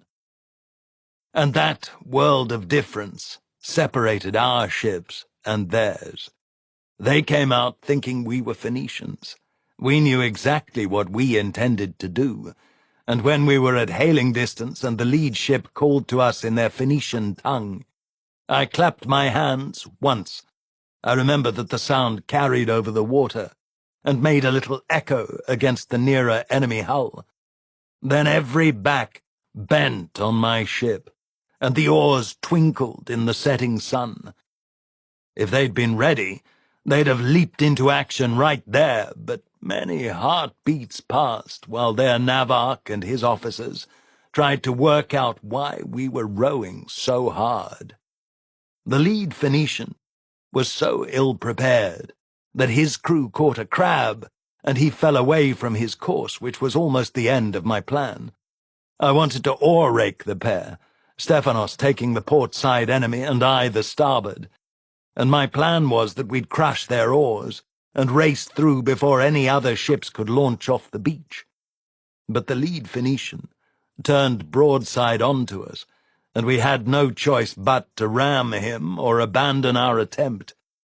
The channel was too narrow to avoid him, so I caught him just aft of amidships, and Stephanos caught him a few heartbeats later, well forward, and together we rolled him over, dumping his rowers in the water. We'd turtled one ship, but the impacts tested our bows and cost us all our speed and hard-earned momentum, and we were all astand for the second ship. He knew his business, and now that he'd had a moment to think, he was ready. He loosed a flight of arrows, and some of my rowers were hit, but Gallas had them in hand, and we were moving forward. "Oars in!" I called. It was sloppy, but we had all our oar shafts in as our bow slammed into the second ship. We weren't moving fast, neither was he, and the 2 ships didn't have the power to get past each other. As we came to a dead stop, broadside to broadside, Idomeneus got grapples over the side, but at the cost of 3 marines. The Phoenicians were poling us off while their archers flayed us. Gallas went down with an arrow in him, and my deck crew was melting. Men were taking cover behind the masts, behind screens, anything. And this from 4 or 5 archers. I had the helm, but we had stopped. On the beach, men were pushing ships into the water, a dozen slim hulls launching all together. "Fuck!" I said aloud. I remember because there was a lull, and my imprecation carried clearly across the water. I drew my sword and caught up my big hide shield, a simple Boeotian I'd bought on the beach at Chios. I didn't have my armor, or my good war gear, or my new helmet, and I was carrying a shield just 2 goat hides thick. Even as I raised it, an arrow punched through, tore my hair, and carried on to sink into the sternposts. I ran down our central platform. A running man is a hard target for archers, but that didn't stop them. They knew I was the helmsman. Every archer fixed on me, and 2 arrows hit my shield, but neither pinked me. Amidships, Idomeneus had 2 grapples fixed and guarded by his marines, their big shields covering him and his ropes. Opposite, a pair of Phoenicians soared with swords at the hawsers that held us fast. I saw all of this in a glance and pivoted on one heel. I leaped from the command platform to the gunwale by Idomeneus, covered for a valuable moment by the two Aspides of his marines, and without pause, hesitation would have been death. I was across the gap, my left foot on their gunwale, and then both feet firm on a rower's bench. And I started killing. I took the men who were sawing at our grapples in 2 blows, and then I cleared the rowing bench by beheading the oarsman. His blood sprayed back on the men behind him, and I punched with the rim of my light shield, caught one of the Phoenician marines, who was surprised at the length of my arms, and knocked him flat, and I was on their command platform. "Hellas!" I shouted. I was fueled by desperation, and the elation of a starving man offered food. I hadn't fought like this in more than a year, and I was better than a mere man. Thugater. My shield and my sword were everywhere, as if they had eyes and thoughts of their own. I remember rotating my hips and punching back with my shield arm and catching a sailor in the groin, and glowing with the joy of fighting so well. A winter of training the Plataeans had not been wasted. Each blow, each parry blended seamlessly into another. It was like a dance. It might have gone on forever. And then Idomeneus was shouting my name, and I raised my hand, and the enemy deck was clear. I had my blade in the air, and there was a half-naked sailor under the edge. But I stayed my hand, as Dion had asked. "Apollo!" I called, and let the man live. Idomeneus and the marines had followed me aboard. There were 12 warships in the water, and Stephanos was already past us, rowing hard for Miletus. That's what he was supposed to do. "Mal!" I called. He turned his head, and I waved at him. At the same time, I cut the grapples that held the 2 ships together. "Go!" It took 3 shouts, but he got it. He started striking men with his stick, and the oarsmen on the starboard side began to push against our hull with poles and spears, and even their oars. Idomeneus was on the stern of the ship I'd just taken. I saw him grasp the oars, and I picked up a javelin that one of the enemy marines had dropped, or thrown. "Reverse your benches!" I ordered in Greek. A few men obeyed, and others looked blank or mutinous. I threw my javelin into one of those who was refusing his duty, and he fell across his oar. Then I pulled the spear free of his corpse. "Reverse your benches!" I roared. They obeyed. I pounded the oar beat against the mast with the spear butt, and they rowed. It wasn't good rowing, but the men coming off the beaches weren't eager to fight in the dark, and they weren't any too sure what had just happened either. We backed down the channel, first the Stade, and then another Stade, and then the arrows from Miletus began to fall on the enemy ships following us. One bold ship made a last try. Before the final bend in the channel, a beautiful long trireme with a red stripe went to full speed in 6 ship lengths, a superb crew, and tried to ram us, bow to bow. Idomeneus had the ship, and he steered well so that the 2 rams rang together like a hammer and an anvil, and our ship bounced away, apparently undamaged. Arrows fell from the near bank, so many that they were visible against the faint light of the sky, and there were screams from the red ship, and it fell away. I could hear a familiar voice cursing and ordering men to reverse their cushions. A Greek voice. Archilogos's voice, a man I'd sworn to protect, now leading the ships of my enemies. The men of Miletus greeted us like brothers. Better than brothers. We'd killed an enemy ship and seized another right under the eyes of their blockade, in full view of the walls, and we would have been drunk as lords in a few hours if there had been any wine in the lower city. As it was, my first hours in the siege of Miletus showed me all the things I'd never wanted to know about sieges. The people were as thin as cranes. The children looked like old people, and the women looked like children. A handful of the town's best fighters still looked like men. They got extra food, and they needed it. The rest looked like starved dogs. And Histiaeus, the tyrant of the town, had to set his fighters as guards to get our grain ashore. I took our pay in gold darricks. I'll be back, I promised. Histiaeus was a tall, beautiful man with a mane of black hair and golden skin and a heavy scar across his face. His brother Istis was another of the same. They had been raised at the great king's court and spoke Persian as well as Greek, and they looked like gods. I liked Istis better. He was less addicted to power and a better man. But he laughed at me. "No one comes back a second time," he called as my men got the stern off the beach. "But thanks." That stung. "I'll be back in 10 days, by the fires of Hephaestus and the bones of the Corvaxi," I shouted to Istis. I craved his good opinion. In those days men said Istis was the best sword in Ionia.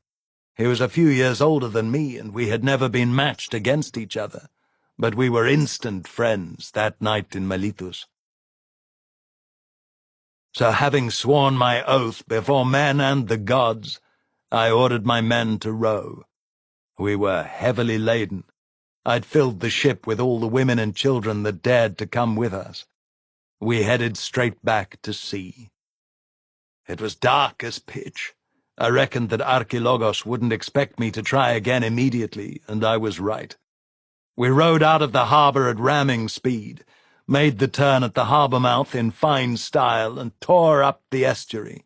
And the Medes and traitorous Greeks on the beaches at Tyrtarus must have watched us go by and felt like fools, but none opposed us. I stood on my stern and laughed at them, and the sound of my mockery carried over the water and bounced back from the bluffs above the town. Probably a stupid taunt, but it felt good, and it still makes me smile to think of how Archilogos must have writhed at the sound of my laughter. And then we were out to sea, and running before a freshening wind.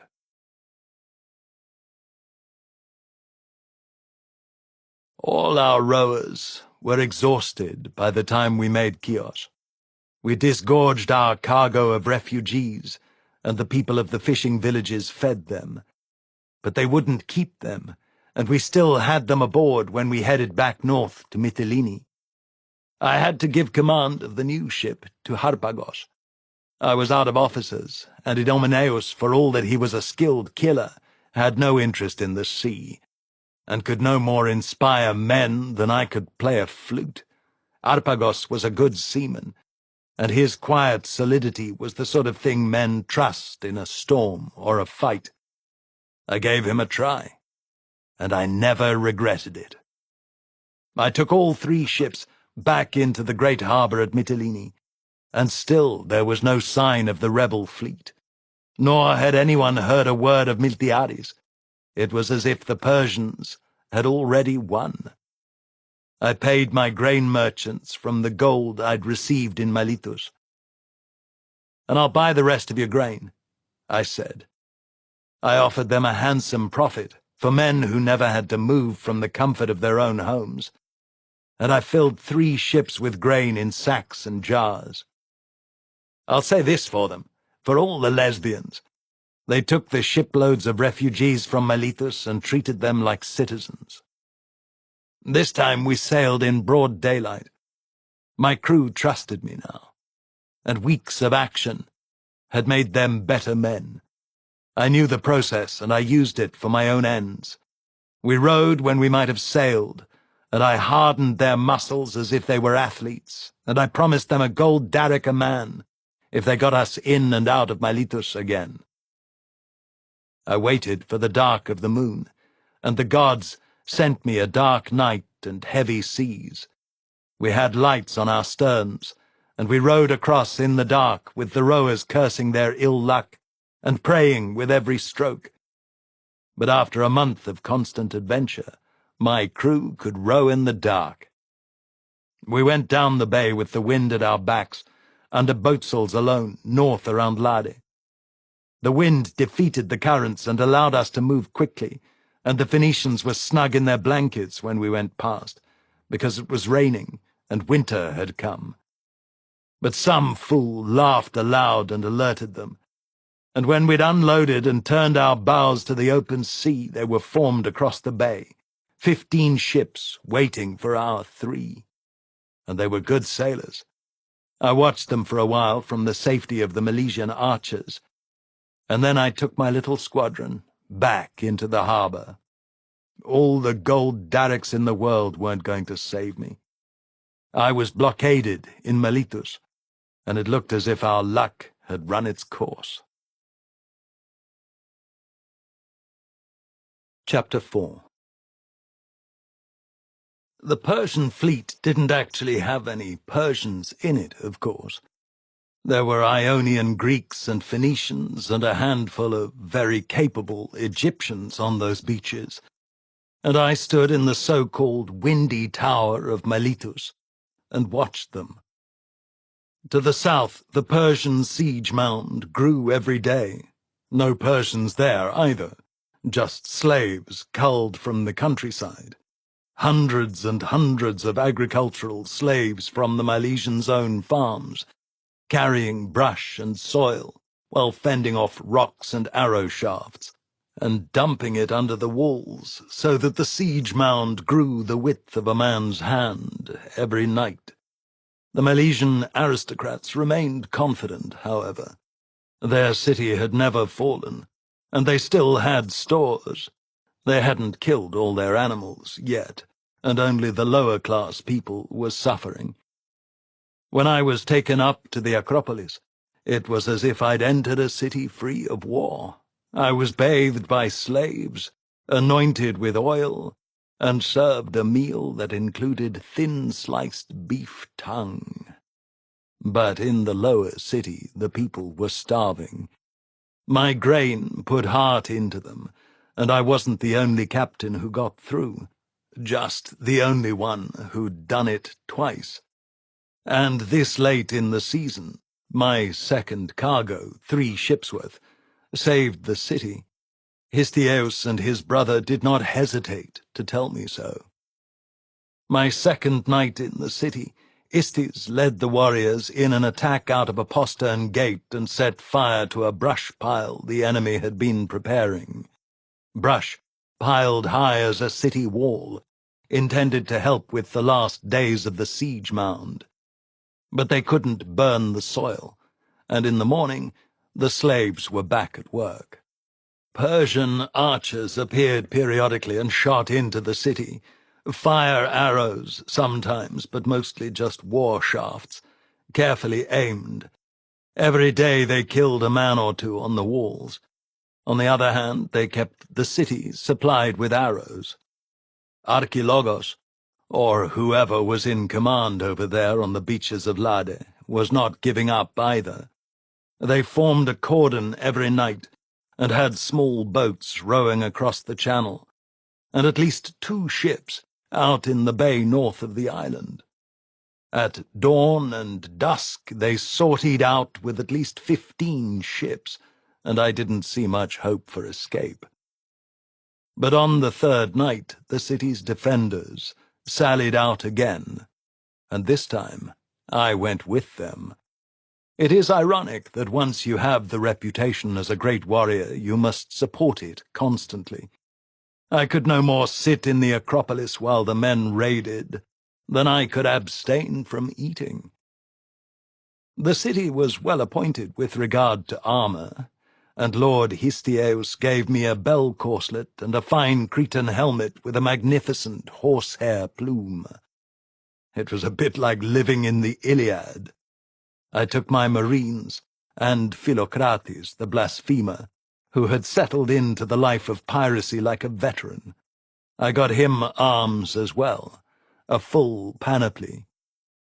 He looked like Ares come to life, I said to him when he was dressed in bronze. Ares is a myth to frighten children, he said. I see that a storm at sea and a life of war is not enough to restore your respect for the gods, I said. He shrugged. You can't respect what ain't there. I stood back a little and regarded him. There was something frightening about him. He ignored portents, laughed at talismans, and called the gods by foul names. At first only the Iberians would eat with him, but as he continued to blaspheme and the skies never swallowed him up, other men began to accept him. That said, I have to say that he had changed. I couldn't put my finger on why, but he explained it himself later, as you'll hear, if you come back for more of this story tomorrow. At any rate, 60 of us went out of the postern gate nearest the harbour. It was pelting down with rain. We slipped on the mud, and I blessed my good Boeotian boots even as the other men cursed their open sandals. The ground in front of the walls had been churned to a froth by the passage of thousands of men, slaves and soldiers, and both sides dumped their waste and filth into that no-man's land. It was foul. You'd think that after 100 of these raids the Persians would have set a watch, but of all their contingents only the Egyptians kept a regular guard. Most of their crack troops were cavalrymen who disdained such rigorous pastimes as guard duty. And who am I to comment? I never knew a Greek who was willing to stand a night watch.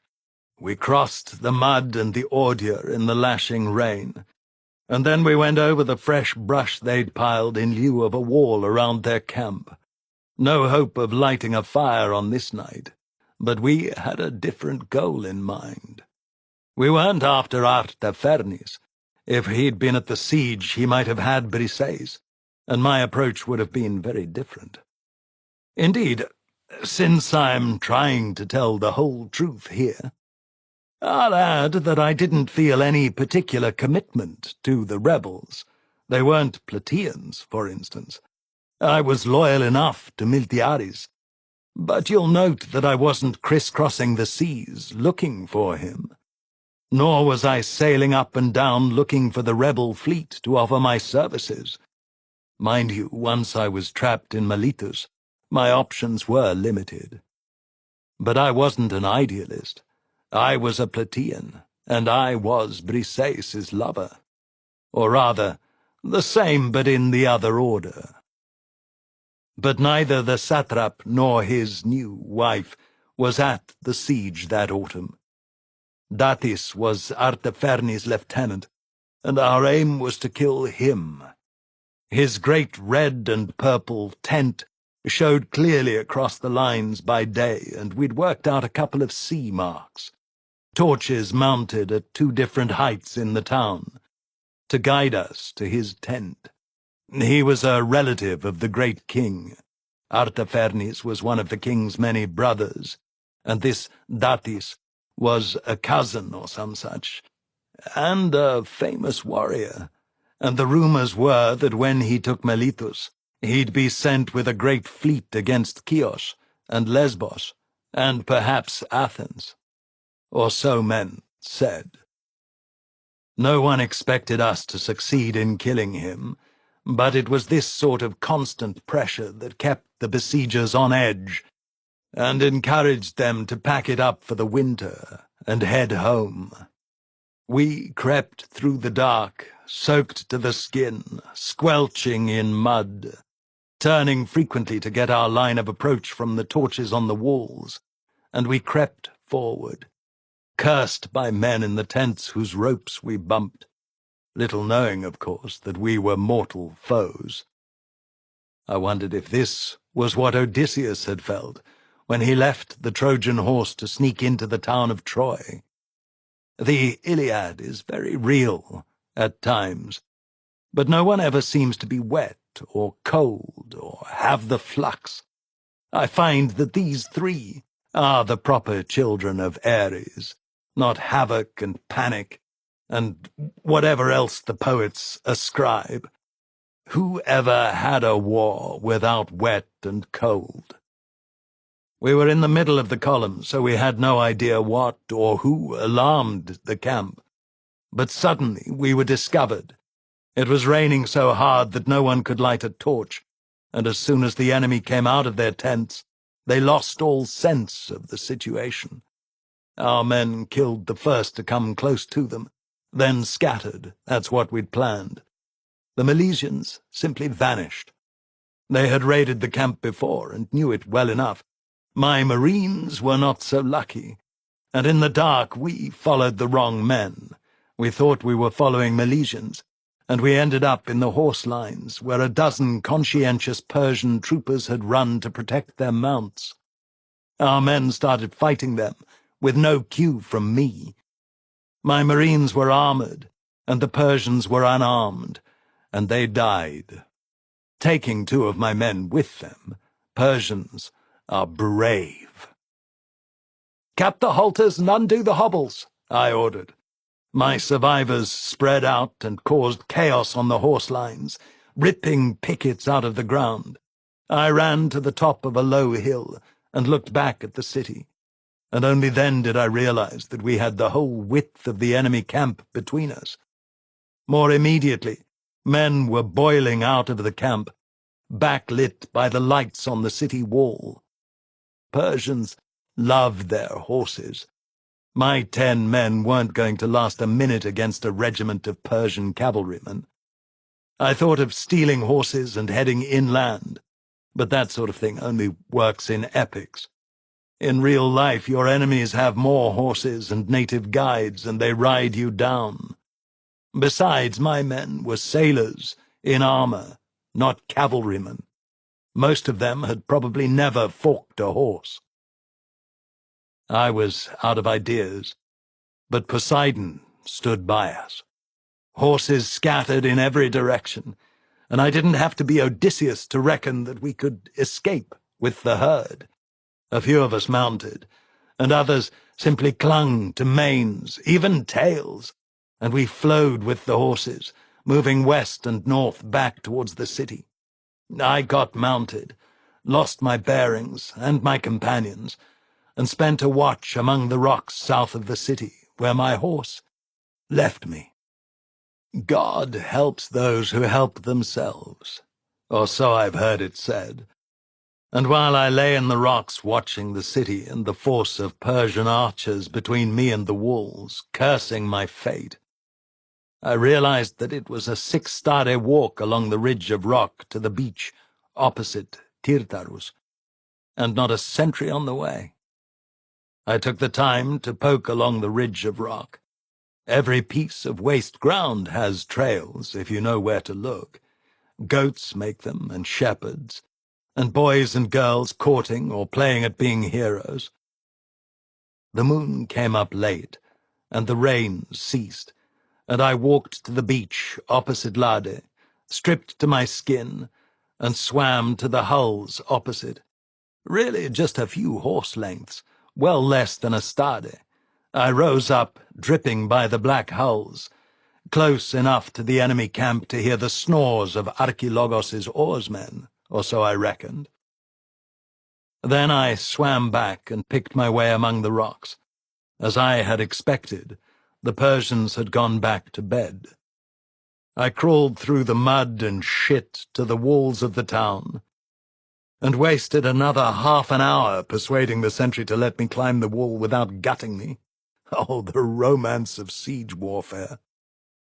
I was the last man back from the raid, and my sword had not left its scabbard.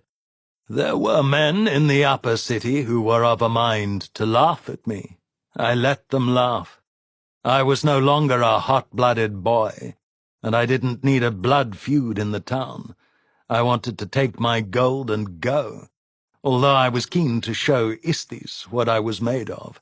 He'd killed 3 Persians, and brought in their bows and arrows as proof. I slept well enough. In the morning I ate honeyed almonds in the upper city and took a long bath to kill the smell of the mud. Histieus and Istis joined me. "Your men accomplished a miracle," he said. "Not a slave is working on the siege mound today. They're all out searching for the horses." He smiled grimly. "We didn't get Dathis, but we hurt them. A deserter says we killed 15 Persians and some others." I nodded. None of this interested me much. This war of tiny increments was not something I could really appreciate. To me, the city looked doomed, and I wanted out before I was sold into slavery again. "Will you raid again tonight?" I asked. He shook his head. Even he, the best-fed warrior in the city, had circles under his eyes like shield bags, and the lines on his face were as deep as new-ploughed furrows. "No," he said. "We've been out 2 nights in a row. We can't keep it up. The fighters are exhausted. The real fighters, the men of worth." His eyes flicked to Istis, who also looked like a man at the edge of exhaustion. "I'm leaving tonight," I said. He shook his head. "I don't recommend that," he said. "Mind you, if you stay much longer, I'll be selling you your grain." "I'd appreciate a dozen of your archers to help me get clear," I said. "I'd bring them back on my next trip." "You plan to shoot your way out?" Istis asked. "Archers are our most valuable troops." He shrugged. "You are the best friend this city has made in many months. But the loss of 10 archers would be a blow." "I understand, but I need the archers for my diversion, and I'll leave you a trireme as surety, the Phoenician I took on my way in." I pointed to the hull. "On a dark night you might use her to get some people out." He shook his head in puzzlement. "Why leave a ship?" he asked. I grunted. I didn't want to tell him. As in any siege, the town was riddled with deserters, traitors, and double agents, I had no doubt. "We'll be away in the dark of the moon," I said. "Poseidon bless you, then," the tyrant said, but his eyes flicked to his brother, and something passed between them that I didn't like. Oh, I was eager to be gone. I slept most of the day and mustered all my men, marines, oarsmen, deck crews, at dusk. I put my plan to them as the sun vanished into clouds, and enough men volunteered to give me hope.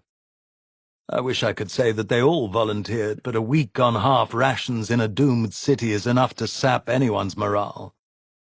I took my party out of the harbour sallyport when the rain started. We made the rocks south of town in the end, although I had an anxious time finding them in the dark. It is always easier to go to a town than away from it. We were soaked through and shivering by the time we made the rocks, and then we crept along, spear butts sounding like avalanches as they scraped the stone. Philocrates cursed steadily. When we were on the beach opposite Lade, we stripped and swam, clinging to our spears as best we could. We missed our way. The darkness was deep and there was no moon. Let me just say that swimming in the dark, no sight of anything, cold through, so that you shiver, clinging to your weapons, is perhaps the ultimate test of the warrior. Men turned back, and who am I to blame them?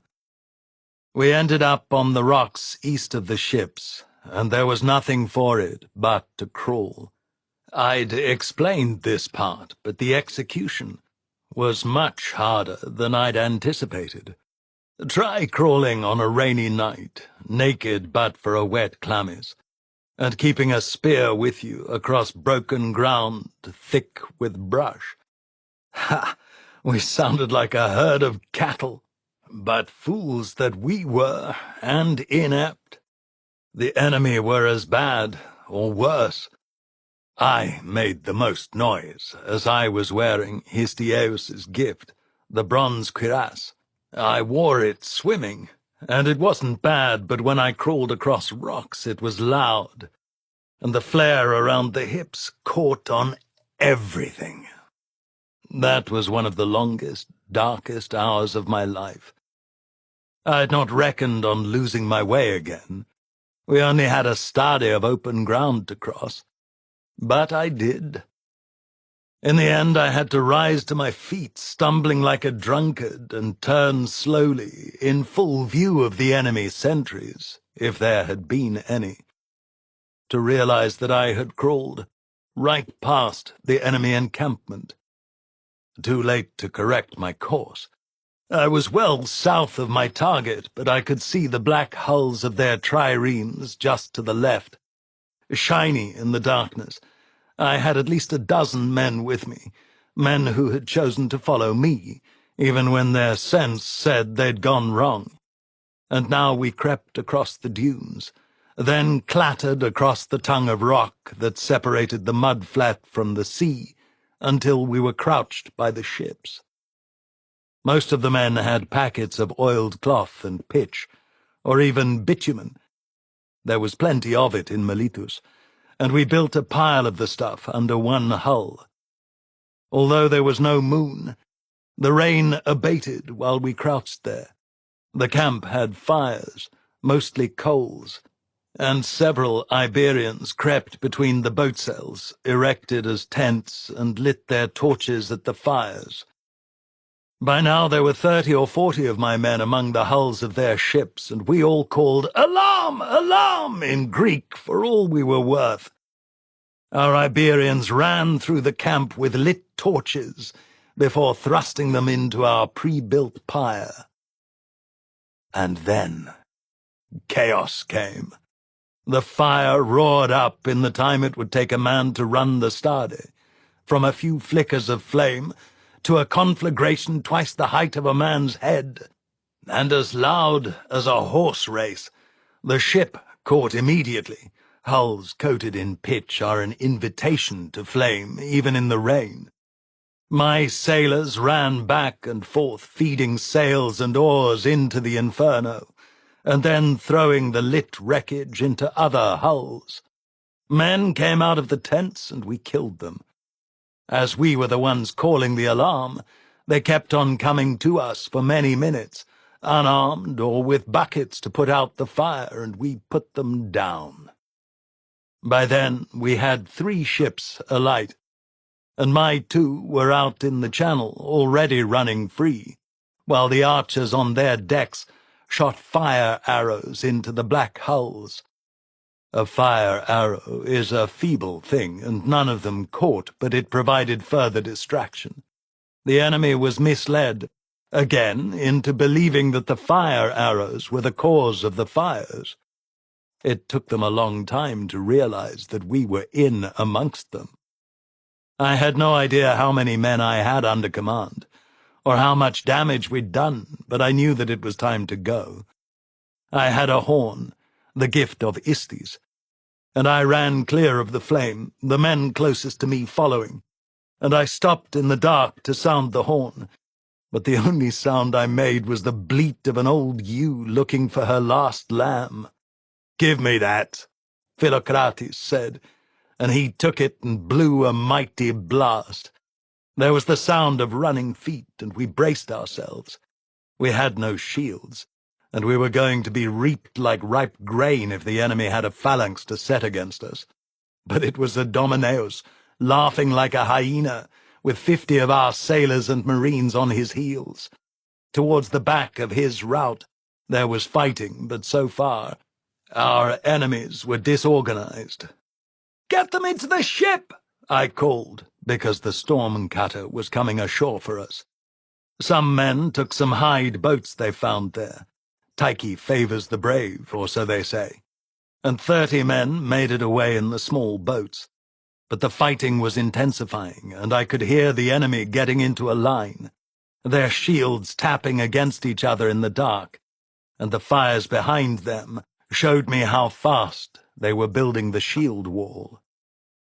The enemy hoplites were backlit by burning ships, and mine were hidden by darkness. "One quick charge!" I told the men I could find. "On me! On me!" I called, and I picked up a heavy rock. "Get close and throw," I said. "Put one man down and run for the ship. Don't stay and fight." Maybe a dozen men listened to me and obeyed. We ran down the dune out of the darkness, and just a pace or two from their shield wall, I threw my rock. A big rock, I can tell you. My rock caught my foe in the shin, and he went down, and I jumped through the gap in their line and plunged my spear into the unshielded side of the man next to me. Then the night was full of shouts. Fighting at night is nothing like fighting in the day. Men fall down when no foe assails them. They lose their way in the melee. I turned to run and somehow found myself deeper in their line. I came upon Archilogos as another ship burst into pitch-soaked flame behind my former friend. I think he recognized me as soon as I recognized him. Neither of us had a helmet on. No one wears a helmet at night.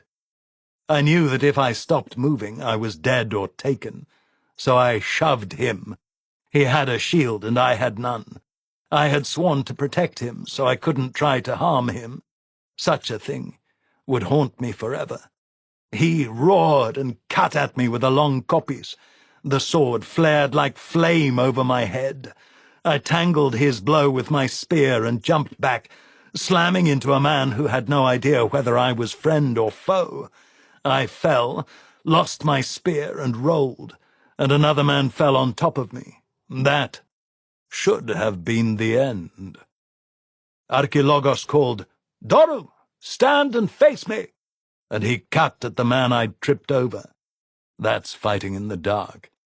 I saw the flash of his blow and heard it thunk home in another man's shield. I gave up trying to find my spear, or even getting to my feet. I crawled, and then I rolled, and at one point a man stepped on my breastplate in the dark. The hinges gave, but held, and he stepped away, thinking me a corpse. There was shouting behind me where I'd been. I reckoned that the Ionian Greeks were fighting each other. Later I heard that the Greeks and Phoenicians started fighting. Many men were forced allies of the Persians, and not sorry to kill a Tyrian in the dark, I can tell you.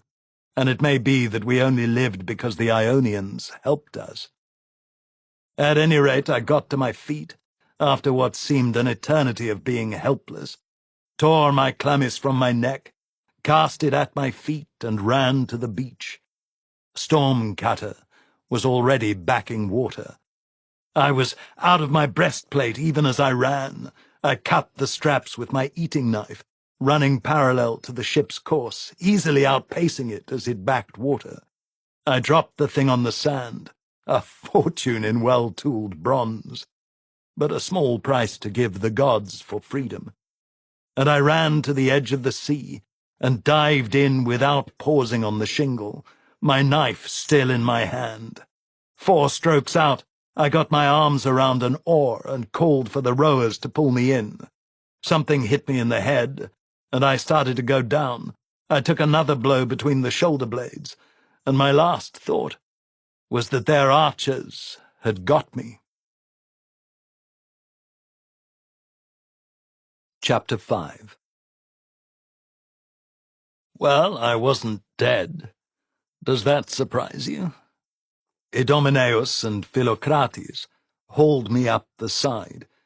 I'd been hit on the head by an oar, and when I awoke I had a rip on my scalp and a bruise on my side as if I'd been hit with an axe. We lost 16 men, heavy casualties from the 60 or so raiders who'd started the night together. Later I learned that 6 of them turned back from the swim and remained in Miletus. The rest were killed. 2 of them were Marines, men who had been with me for years. On the other hand, we were free. In those days we seldom stopped to mourn the dead. although it was a humiliation to me to have left their bones behind. Greeks pride themselves on retrieving their dead, even on a raid.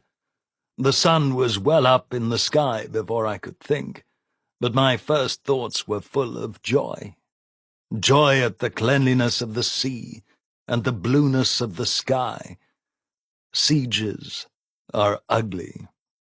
The sea is never ugly, even when he means to kill you.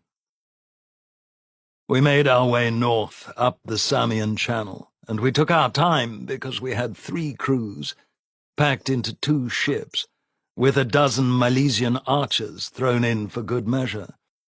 They were good men. Teucer was their leader. When a father names his son after the greatest archer in the Iliad, he must expect the boy to grow to pull a bow, eh? Teucer and Philocrates were friends almost before he had his sandals off, and they could be seen throwing knucklebones by the helmsman's station all through the day, as neither had a station except in combat. We stopped for meals, and we set good lookouts, but the sea remained empty until we were off Ephesus. There, out in the roadstead, we caught a pair of Egyptian ships, with a pair of Cilicians for escort, or so we thought. Now, the Cilicians were great pirates. They preyed on everyone, but as the Ionian revolt grew, they took service with the great king, because preying on the Ionians and the Carians promised the richest pickings. Cilicians seldom use triremes. They are poor men, and they prefer smaller, lighter ships like the Hemiolia, a bireme with a heavy sailing rig and a third half-deck in the stern. The 2 Cilicians in the distance were Hemioliae. Their raked masts marked them for what they were. My head hurt as if a horse had stepped on it, and I had to sit on the bench by the helmsman and watch as Idomeneus and Stephanos planned our attack on the little convoy. Closer up we could see that the 2 Cilicians were not guarding the Egyptians. They were taking them. One of the low merchant ships had already been grappled, and there was blood in the water. Naturally, the Cilicians thought we were Phoenicians. Not that they cared. Cilicians are against every race. They ran north. We let them go, and took the Egyptians for ourselves. One of their ships had already been taken and abandoned, and he was empty of life, decks red with sticky blood, and already breeding flies. But the cargo was mostly intact, raw hides and ivory. The second ship ran, and Stephanos showed me how fast the former slave ship really was. The sun was not yet at its height when Stephanos caught the Egyptian over against the Asian coast, and brought him back to where we were grappled to the first capture, the oarsman blessing the gods for the luck of a cargo of ivory, and praying that the other ship was as rich. It was, laden with ceramic bottles of perfume and bales of ostrich plumes. An absurdly rich cargo that made us all laugh for sheer joy. We landed on the beach at Chios with the 2 prizes in tow, and the Egyptian captain still cursing his poor luck at being attacked twice in a single afternoon. I loaded all the valuables into one ship, gave the hides to the Chians as payment for their hospitality, and let the Egyptian crew take the empty ship south for home, unharmed, my thank-offering to Apollo, 26 sailors alive, who I'd usually have killed. The Chian fishermen told us that their lord, Pelagius, and his nephews had visited, and that the whole fleet of the rebellion was gathering at Mytilene. Then we were away, up the coast of Chios, across the deep blue to Lesbos. We made Mytilene under a tower of cloud, and the beaches were lined with ships. At last we'd found the rebel fleet. Miltiades had done the work. He'd gone from island to island, rallying the rebels to make a stand. He had assumed I was dead, until he heard of my first load of grain going into Miletus. We were sitting in the great hall, the Boule of Mytilene, and men toasted me like a hero, and it went to my head like neat wine. "You saved the rebellion," Miltiades said in front of 100 captains. Epaphroditos was there, grinning from ear to ear. Paramanos shook his head and raised his cap to me, and Simon stood at my shoulder and pounded me on the back, which made my head hurt. There were other captains and lords I knew well enough, Pelagios of Chios, a few Cretans and a dozen Samian captains, but there were men I'd never seen before. One was a tough-looking bastard called Dionysius, who carried a calyx crater on his shield and claimed descent from the god of wine. Miltiades took me around the hall and introduced me to all the leaders. It was like a whole new rebellion, and Miltiades had done it. For all the praise he lavished on me, taking his ship from inlet to inlet all through the autumn, wheedling, cajoling, and threatening the Ionians and the Cretans and the Samians, until they put together a fleet. We drove the Medes from the Chersonese in a week, Miltiades bragged, and you kept Miletus alive at our backs. In a few days we'll run down the coast and flush out their squadron, and then we'll fill Miletus with grain. Everyone smiled.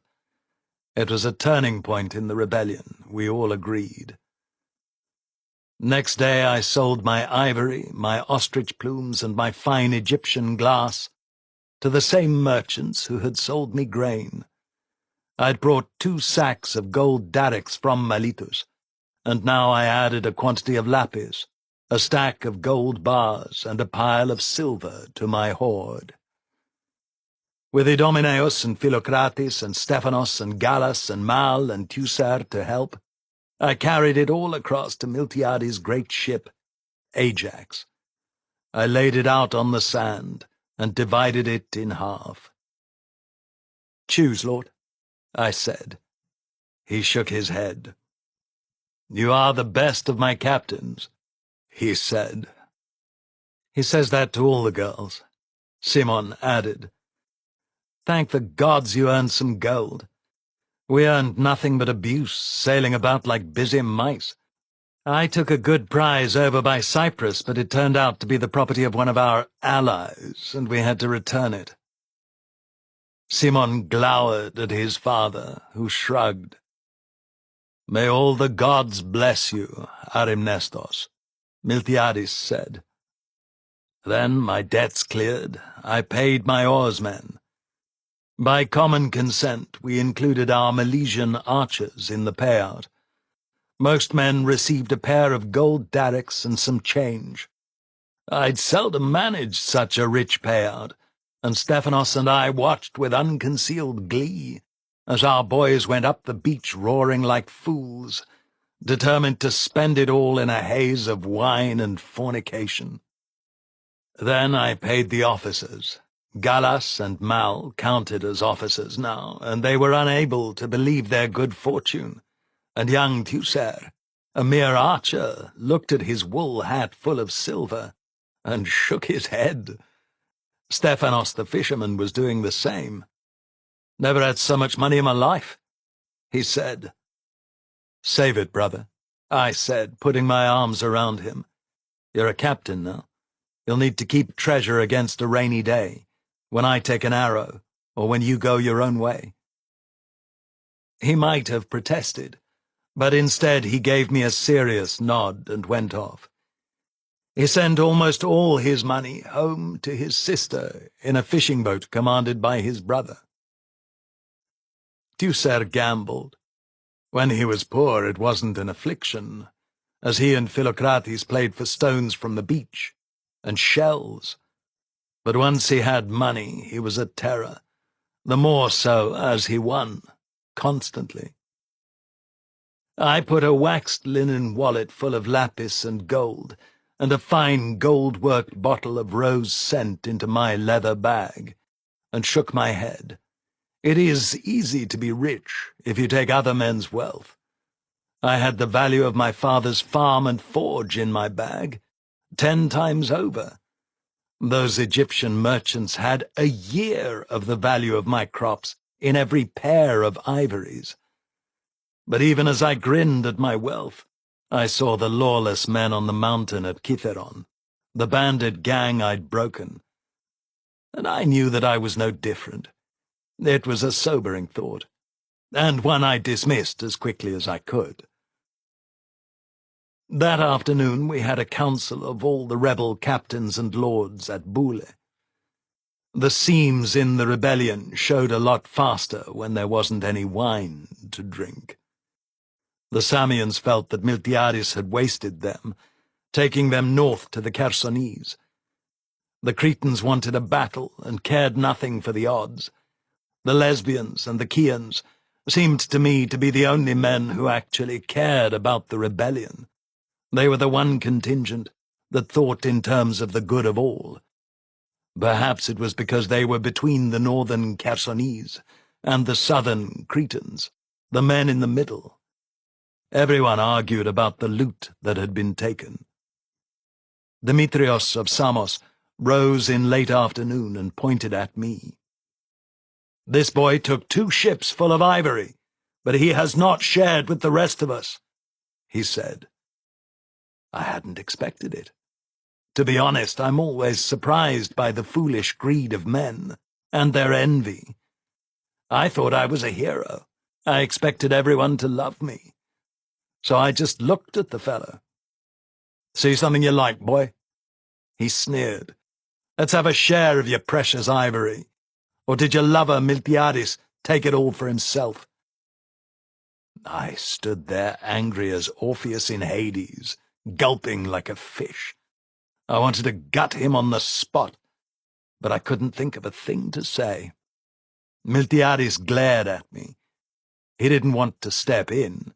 That's what the Samian wanted, to show that Miltiades was my master. Finally my head began to work. "I'm sorry, my lord," I said, my voice low to force men to be quiet. I bowed my head in mock contrition. "You are?" he said.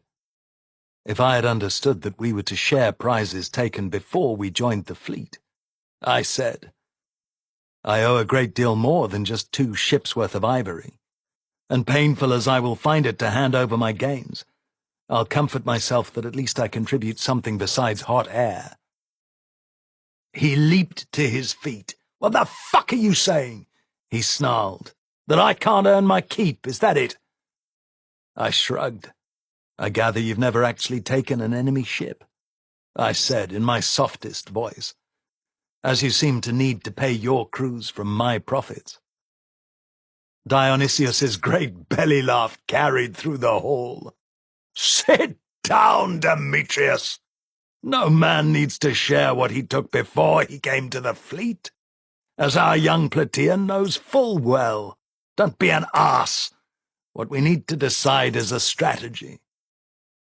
Voices came up from every part of the hall. "Miletus!"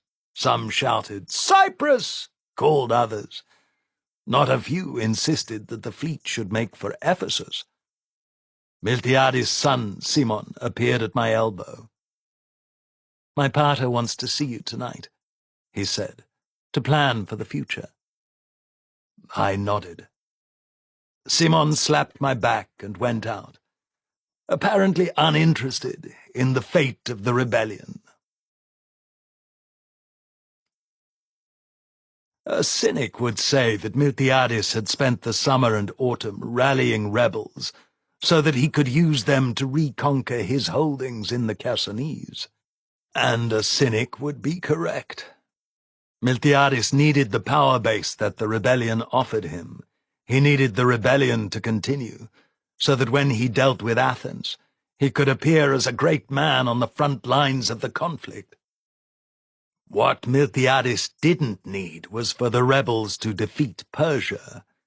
If the rebellion was victorious, he would suddenly be nothing but the tyrant of the Chersonese. Athens wouldn't need him, and neither would the rebels. Further, his greatest rival among the Ionian tyrants was Histiaeus. Aristagoras had been his greatest rival, but I'd killed him in Thrace. Aristagoras had been Histiaeus's lieutenant, and Miltiades had no reason to want Miletus to be free of siege and powerful in the east. At one level, Miltiades wanted control for himself. At another level, he was an Athenian, and Athens wanted Miletus humbled. Miletus and Ephesus, and all the Ionian cities that rivaled Athens for supremacy at sea. I won't tell you that I'd really understood all this. That dark autumn and winter, with the rain lashing the shutters, and the fires sputtering and smoking, and 100 bored and angry Greeks fighting like dogs for the leadership of the rebellion. But I understood that all was not as it seemed. And it slowly dawned on me that whatever men said aloud, Samos and Lesbos, and Rhodos and Miletus all hated each other, and Athens, more than most of them, hated Persia. So you children can see that it's a miracle we ever got a fleet together at all. Simon left, but Miletus and I both stayed, and over the course of hours of debate it was decided to relieve Miletus for the winter, fill the city with supplies, and go back to our homes. We were to rally in the spring on the beaches of Mytilene, find the Persian fleet, and crush it. With the main Persian fleet finished, we'd have the initiative, and then we could act against the Persian land forces as we saw fit. It was a good plan. Dionysius and Miltiades hammered it out, even against their own interests. Miltiades had no love for Miletus, as I have said, and Dionysius had every reason to favor a long war of commerce, as he was a pirate by profession. But the two of them joined together in something like alliance, and the Lesbians and Chians backed them. It is odd, a thing I've seen many times, that men will rise to nobility out of squalor and greed, especially when there is competition and worthy fellowship. On their own, Miltiades and Dionysius were greedy pirates. Together they competed against one another to be the saviors of Greece. Their plan left a lot unsaid. There was nothing about rescuing the cities of the Asian coast. Rather, it was the strategy of all those Greeks who had water between them and the hooves of the Persian cavalry. It left the mainlanders as slaves. It was also the first realistic plan the rebels had ever made. Dionysius offended everyone by insisting that most of the ships were ill-trained, and that we should spend our first months when we rallied together in spring, training our rowers and marines. I agreed with him, but his manner of stating this obvious truth was arrogant. "You aristocrats are like children when you go to sea," he said. "My boys do nothing but row. They don't go to sea with their heads full of the Iliad. They go to sea to win, to take enemy ships and turn them into silver and gold. Have you seen the Phoenicians maneuver?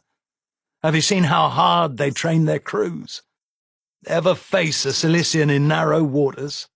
Can your oarsmen row you into a Diekplus? Turn on an obol and ram an enemy under the stern? Nah, hardly one of you. When we come to the day, the moment of truth, there's not 20 ships here that can be trusted in a close action. Let me train your crews. A little sweat now, and liberty is the prize." If he'd stuck to that as a theme, he might have won them over, but every one of them fancied himself the greatest captain of the ages, fit to be triarch on the Argo. It is a Greek failing. So, with nothing decided on save action, We loaded grain and root vegetables and ships full of pigs and goats, and we sailed for Miletus in midwinter, which was thought to be daring in those days, not like now, when we make war in every season. We were so powerful that we went through the Samian Channel, caring nothing whether the Persians knew we were coming. The enemy squadron at Lade had had word of us, and their sails were just notches on the horizon by the time we sailed down the bay, and their camp was a field of burning embers. They hadn't even left a garrison. We took the island and landed the stores in Miletus. The populace of the lower town hailed us as heroes, and we all feasted together, but I noticed that whole families wanted to be taken away when we sailed. Histios frowned, but he didn't forbid any of the lower-class families to leave. I drank wine with Istis, wine I'd brought myself. We sat on folding stools in the agora and drank from a kilix his slave boy carried. Athenian work with two heroes fighting. "Ever think of leaving?" I asked. He watched my ship for a long time, drank his wine and shook his head. "No, but yes." He laughed. "You're a hero. You know the rules. I can't leave. I'll die here, this year or next." A stick-figure girl came by with a heavy pot on her head, carrying water. She glanced admiringly at the two of us, fine, well-muscled men, and killers, too. "What's her glance worth?" Istis said.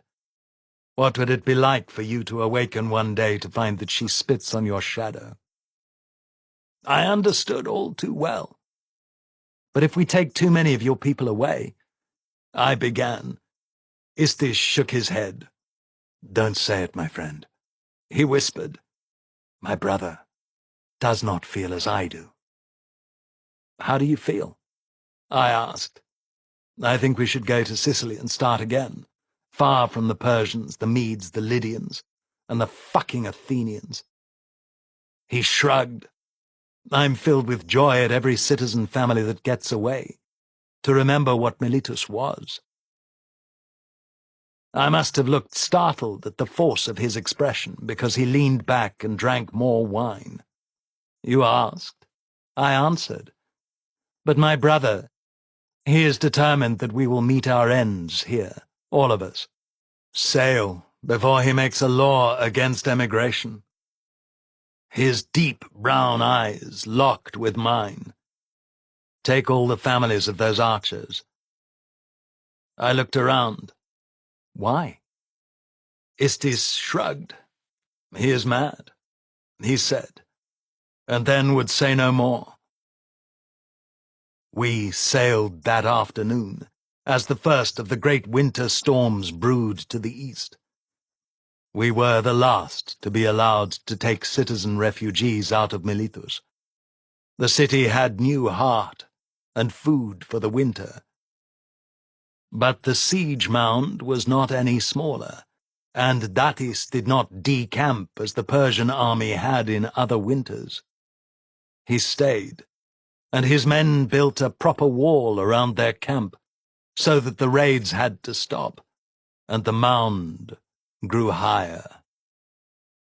I took 16 families to Lesbos. Most of them had money, and they offered us, me and Stephanos, a good rate to take them all the way across the deep blue to Sicily. Miltiades convinced them to come and settle in the Chersonese instead, and before the second Heraklion, we landed them at Callipolis and settled in for the winter. My red-haired Thracian had found another man, but there were more fish like her in the sea, and I caught one quickly enough with a necklace of gold beads.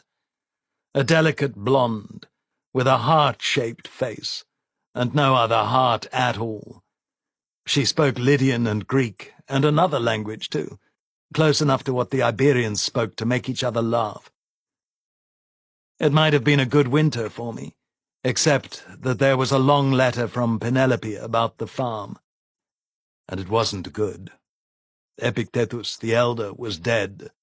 Some of our stock had died in a pest, and she needed me to come home so that she could be wed, but not a word of whom she might marry. And enclosed in her letter was another slip of white vellum, written in the same hand. Some say a phalanx of infantry is the most beautiful thing, but I still insist it is you who is the most beautiful. Come and be rich.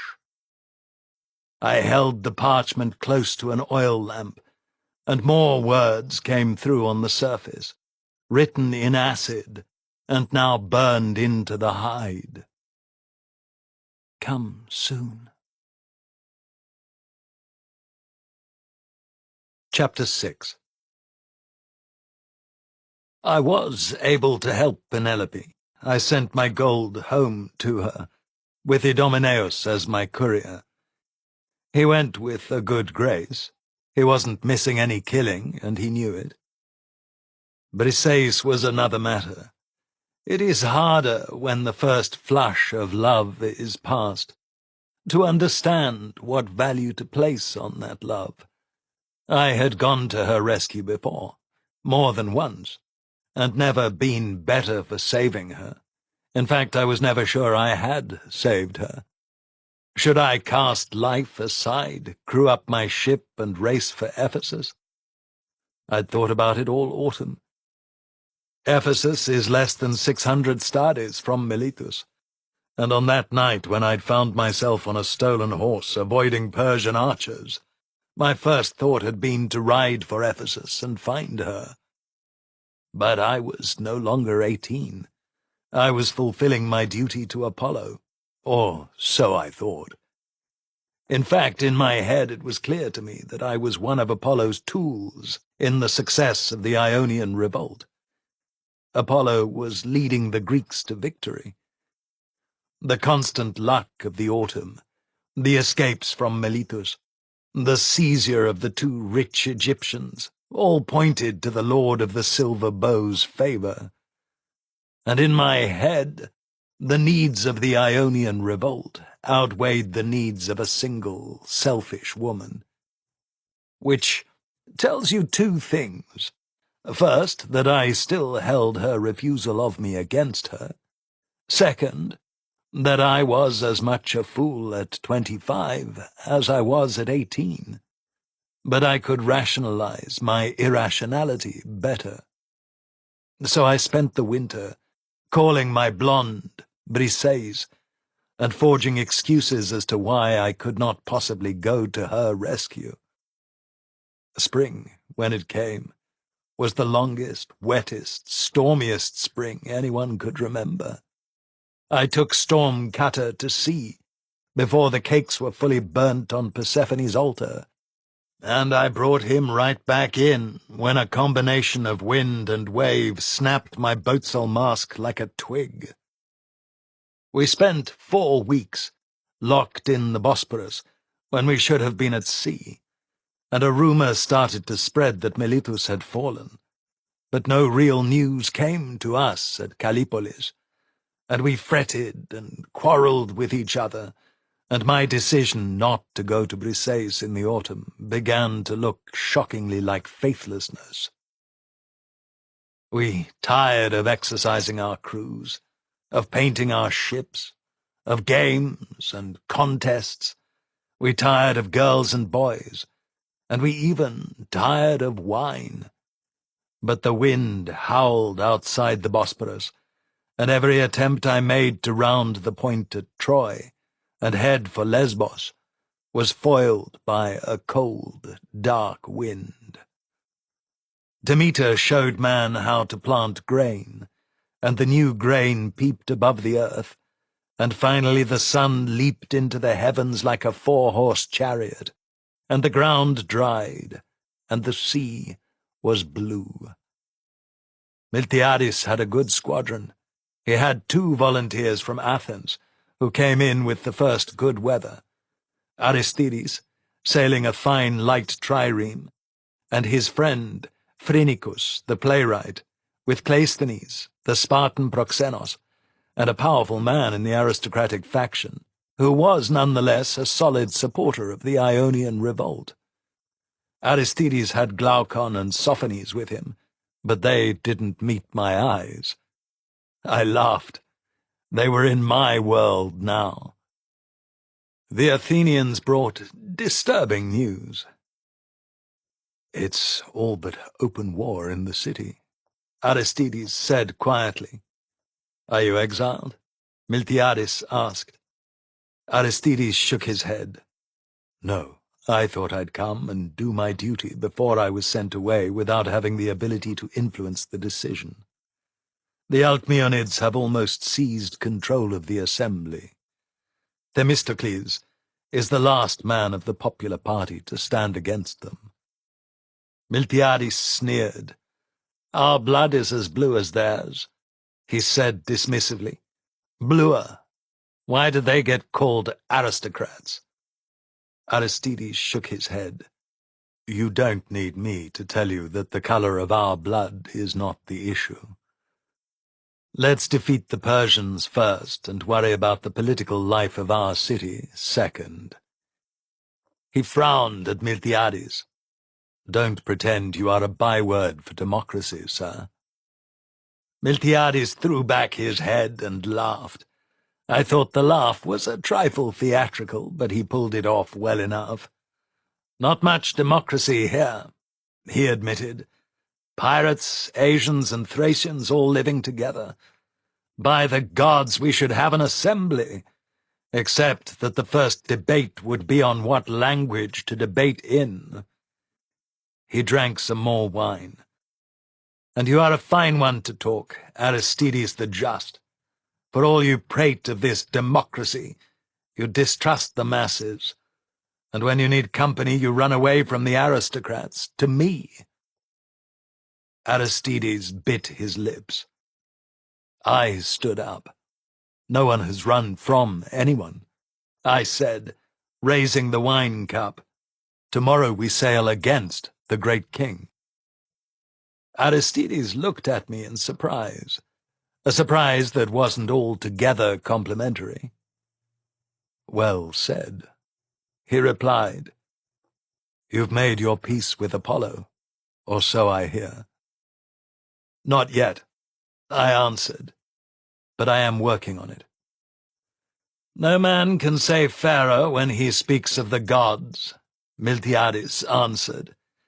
Miltiades believed in the gods to exactly the same extent as Philocrates, which is to say, not at all, but he spoke piously and offended no one. Cimon hid a guffaw, and Paramanos winked at me. Don't imagine that because I don't mention Paramanos, I didn't see him every day, drink with him every night. He'd gone his own way, and left my oika to be a lord in his own right, a lord of pirates. But he was a fine man, and still the most gifted son of Poseidon on the wine-dark. "Let us drink to the defeat of the Medes," Miltiades proposed, as the host. We all rose from our couches and we drank, each in turn. Aristides, Cimon, Cleisthenes, Paramanos, Stephanos, Methiokos, who was Miltiades' younger son, Herc, who had been my first teacher on the sea, the Aeolian, Heracleides, who now had a trireme of his own, Harpagos, and me. 11 ships, as big a contingent as many islands sent, all in the name of Athens. Not that Athens paid an obol. I remember that Sophanes was there, and Phrynicus the poet, his eyes flitting from one man to the next, so that we knew we were living in history, that this cup of wine might be made immortal. We drank. In the morning we rose with the dawn and put to sea. We were a magnificent sight, sails full of a good following wind, as we passed the cape by Troy, and sacrificed to the heroes of the first war between Greeks and barbarians. Miltiades was like a new man, full of his mission and his place as its leader. Every night we camped on the headlands and beaches of Ionia, Samothrace, Methymna, Mytilene, and celebrated the unification of the Ionians and the victory we were going to win. Our rowers were at the height of training. A month trapped in the Bosporus had allowed us to work them up as few crews have ever been hardened, and the rich pay of last autumn kept them loyal to their oars. I noted that all the Athenians kept their distance from me. When we came to Mytilene, the beaches were empty, and in the Boule, the old councillors told us that the storms that had trapped us in the Chersonese hadn't blown on Lesbos. The allied fleet had gathered 3 weeks before and sailed for Samos, and they had appointed Dionysius of Phocaea as navarch. If we hadn't had Aristides and the Athenians with us, I think Miltiades would have deserted the rebellion right there. But he couldn't appear petty in front of his Athenian rival, and we sailed south for Samos. Suddenly we were a surly crew. Keep that change of daemon in mind, Thugater, for we were the best disciplined of all the Greeks. We came into the fleet's anchorage on the beaches of Samos a little before dusk, and my breath caught in my throat.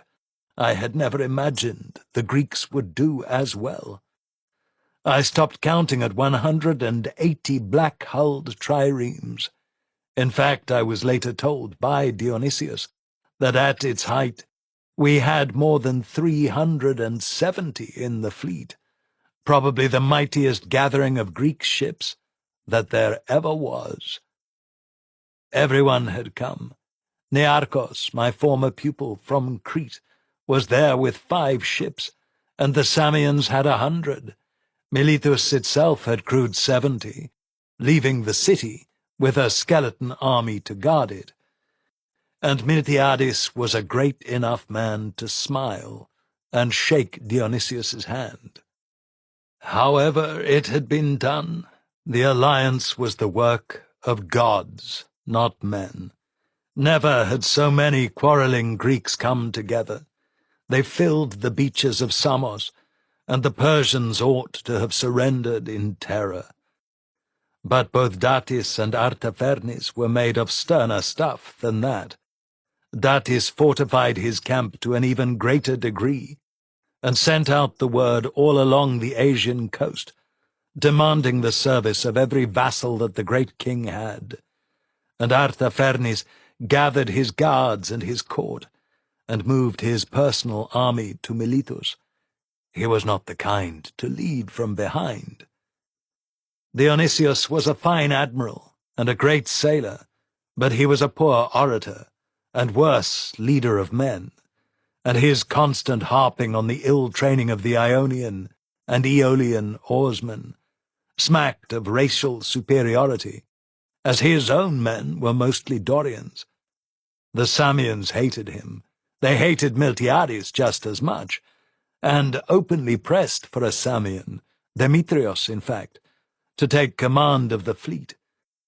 Let me just say, Thugater, that their claims had a certain justice. They had 100 ships, and no one else had nearly that number.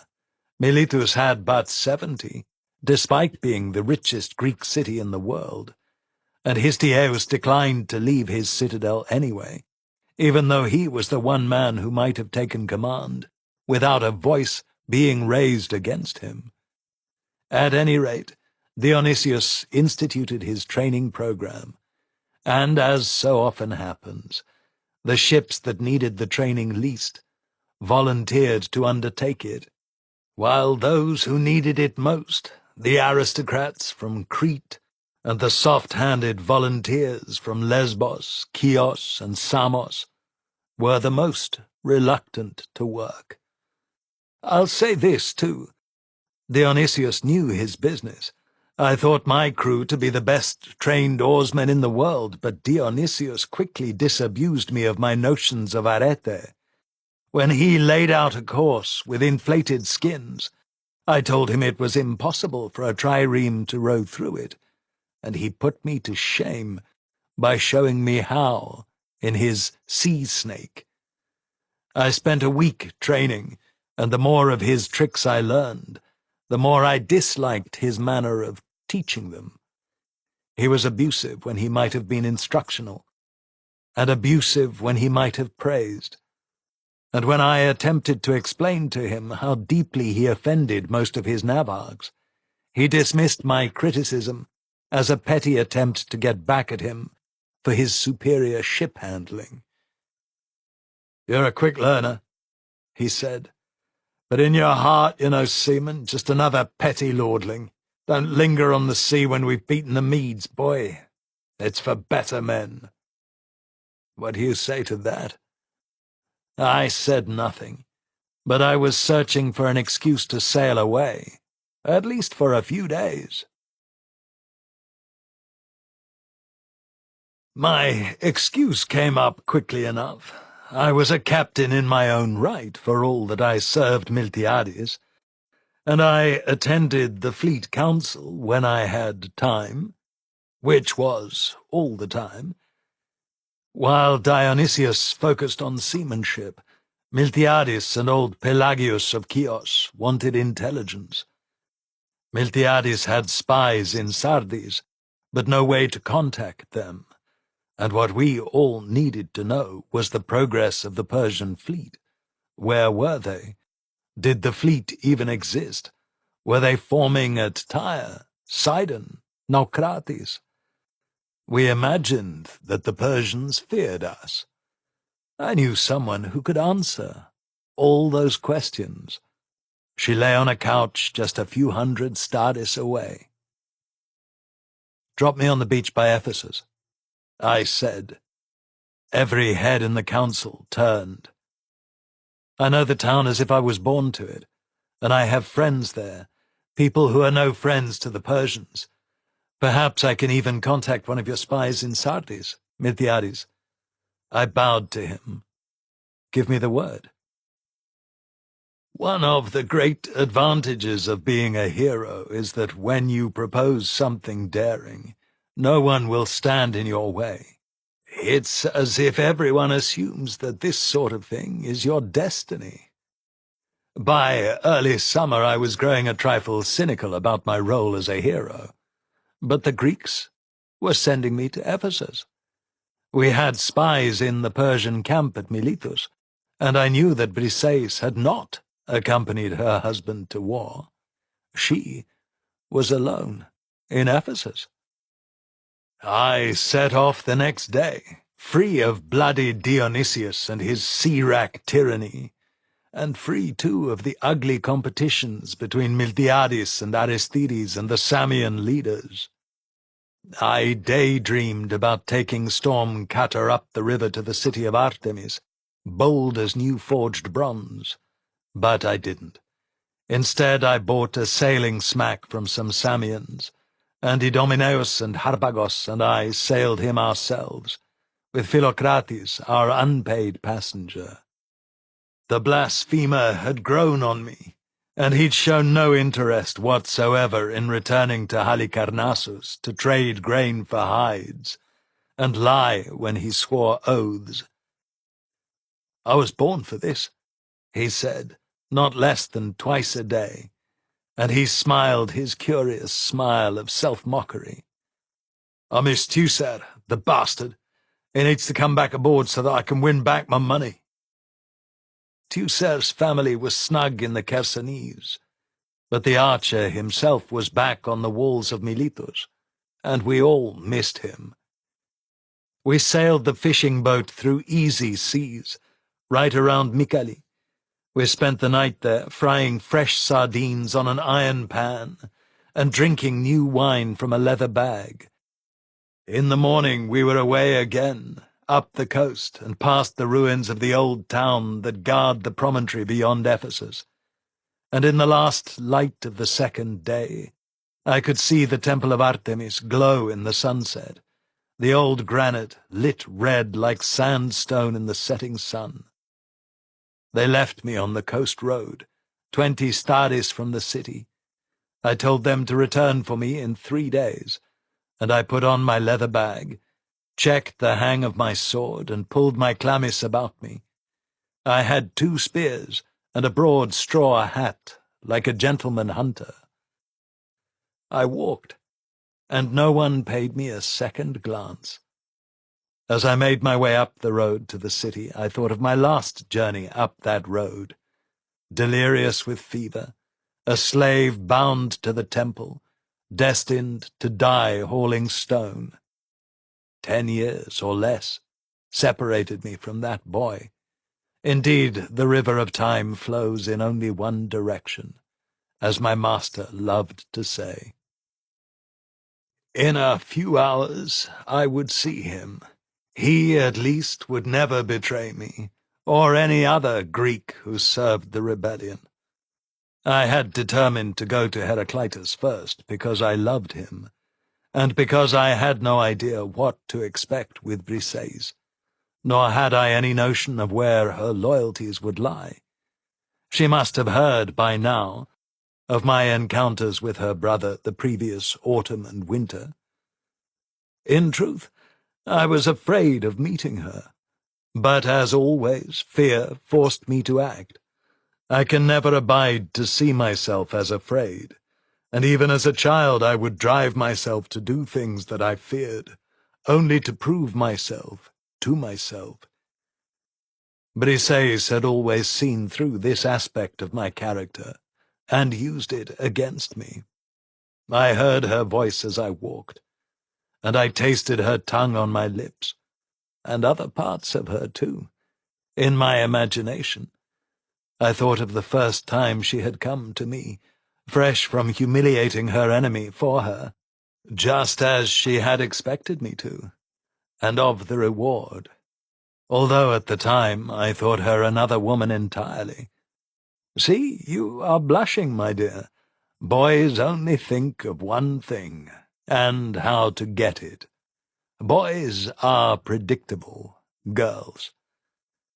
When I looked up, I had walked to our gate, to the house of Archilogos, which had been the house of Hipponax, to the house of Briseis. I was standing in full view of the gate, like a fool. I'd like to say that I did something witty or wily, like Odysseus, but I didn't. I stood there in the sun and waited for her. I suppose I thought that the Cyprian one would send her into my arms. No such thing happened. Only when the tops of my shoulders started to burn from the sun did I come to my senses and turn away. I walked up an alley, cut north to the base of the temple Acropolis, and then went to the old fountain building. It was gone. That was a shock. In its place was an elegant construction of Parian marble and local granite, with fine statues of women carrying water, cut so that the hydriae on their heads supported the roof. I didn't belong there. There were a few free women and a great many slaves, and I was the only free man, the only man armed, and, as such, a figure of fear. Heraclitus's river had flowed right by, and I could not dip my toe again. I fled. I went up to the temple, where hunters were never uncommon, although I was a stranger, and I was a man in a city where most of the men were at war. I left my spears with the door warden, and I climbed to the palaestra, made a small sacrifice to the goddess, and looked around the porticos for my master. Thank the gods he was there. Had he been absent, I think my panic might have killed me. He knew me immediately. His performance was admirable. He finished his lesson, a point about the way Pythagoras formed a right triangle. Then he teased a new student, and finally, as naturally as if we'd planned it, he came to me, took my arm, and led me away. "You cannot walk abroad here, my boy," he said. "And yet I have done so all day." I said, "That others are fools does not make you less a fool."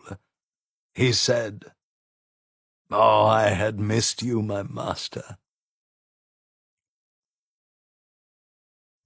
He sent all his slaves away before he let me take the cloak from over my head. Then we sat for hours, drinking good wine and eating olives. He was thin as a stick, as if he lived in a city under siege, and I forced him to eat olives, and his skin seemed to grow better even as I watched. "Why are you starving yourself, master?" I asked. "I fast until Greece is free," he said. "Then eat." I hugged him. "We have nigh on 400 ships at Samos. All the cities of Ionia have united, and the Persians will never find a fleet to stand against us. No later than next spring you'll see us sail up the river, and Ephesus will be free." He smiled then. 400? He asked, and ate olives at a furious rate. I found olive paste and anchovies and fish sauce in the pantry, and made us a small dinner with bread and lots of opson, and I told him everything from the day that we helped Hipponax die until the start of this mission. He shook his head. "Your life is so full, and mine is so empty." "You teach the young," I said. "Not one of them is worth 1/10 of you or Archilogos. I would trade 10 years of my life for one bright spark to shine against the heavens." He nodded. "But I have had my great pupils, and plenty of them, and the last not the least. You are called Doru, the spear of the Hellenes. I have heard this name." He narrowed his eyes. "And you think you have learned something about killing men?" I shrugged. "Nothing different from what you endeavored to tell me 10 years ago." "Sometimes the Logos works one way to truth, and sometimes another," he said. "If we understood everything, we would be gods, not men." Too soon I realized I had nothing left to say. He was not very interested in my forge and my farm, although in his presence they suddenly gathered a kind of worthiness that they didn't have when I stood on the command deck of Stormcutter. We gazed at each other for a little while. "You wish to see Briseis?" he said suddenly. My heart beat faster. I expected him to say that she was away from town, resting from childbirth, dead. "I often read to her," he said. "Nor should I have accepted her when I spoke of the bright sparks of intelligence I have brought to the Logos. For of the 3 of you, the Logos burns the brightest in her." I smiled to hear the most beautiful woman in the Greek world praised for her brain. But what he said was true. "Come," he said, "we will go to her gate." In the near dark, Ephesus was inhabited mostly by slaves and men looking for prostitutes. No one paid us any attention as we walked together. I followed him up to the gate of the house of my youth. This time my heart slammed against my chest, and I was unable to think, much less speak. My master took me by the hand and led me to the gate as if I was a young student. I didn't know the slave on duty there, but he bowed deeply to my master and led him into the courtyard, where she lay on a long couch. A younger woman fanned her, and the smell of mint and jasmine filled the garden. And my head. Suddenly it was as if no time had passed. My eyes met hers, and I remember giving a twitch, as did she, I think. Such was the power of our attraction in those days. She never spared the greatest philosopher of the age a glance. "You came," she said, after time had passed. I trembled. "You called to me," I said. I was surprised at how calm my voice was. "You didn't hurry," she said. "We are no longer young lovers playing at the Iliad," I said. "We never were," she returned, and her smile widened by some small fraction of one of Pythagoras's figures. "We never played." I nodded. "Why have you summoned me, Helen?" I asked. She shrugged, and her voice changed, and she tossed her hair like any other woman. "Boredom, I suppose," she said lightly. "My husband needs captains. It is time you became a great man." I was not 18. She filled me just lying on a couch. I could barely breathe, and yet I was not 18. I took a deep breath, bit back my sharp response, turned on my heel, and walked away. You were never promised a happy story, my young friends. I'm afraid that we are coming to the part where you might prefer to stay home. I headed out of the gate and back to my master's house. I shivered as if from cold. I was so angry and so afraid. As I stood in my master's tiny courtyard, I raised my face to the stars. "What have I done?" I asked. They didn't respond. My head was full of thoughts like a bag of wool stuffed to the very brim, that I should go back and beg forgiveness, that I should send a note, throw rocks at her window, kill her. Yes, that thought came to me too, that I should kill her and be free. Instead, without much conscious thought, I packed up my leather bag, rolled my spare cloak tight, and walked out into a quiet night in Ephesus. I had decided that if I could not have her, I might as well test myself or die. It is curious that we do our strangest thinking while we are under the influence of deep emotion. Suddenly I was not a triarch or a lord. I was a young man bereft, angry, seeking death. That is love, my friends. Beware of the Cyprian, beware. Ares, in his bronze-clad rage, has not the power. I see consternation on your faces. I can only assume that none of you have ever been in love. You, Thugater, I'd put a sword in you if I thought that you had, you minx. But listen to me.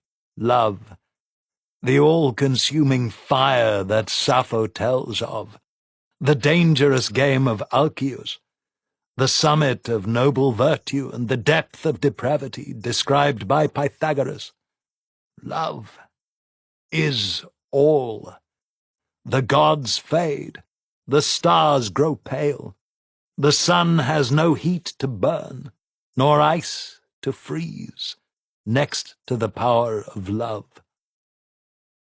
When she said that she had written to me from boredom, she struck me with a rod of humiliation. No lover can accept such a blow and remain the same. I have had many years, and many night watches, and the long hours before 100 fights to think about love, and how each of us might have been, if we were not such proud and insolent animals. I think Close your ears, girls. I think that men come to love through a mixture of lust and challenge, while women come to love through a different mix of lust and wonder at their own power, and desire to subdue another, as with Miltiades and Dionysius, and many others locked in a competition. There is more dross than gold in the ore. But what is refined in the fire is finer than either of the lovers could have made alone. Men come to love by challenge, the challenge of sex, the challenge of holding the loved one against all comers, the challenge of being the better man in the lover's eyes. Briseis never ceased to challenge me.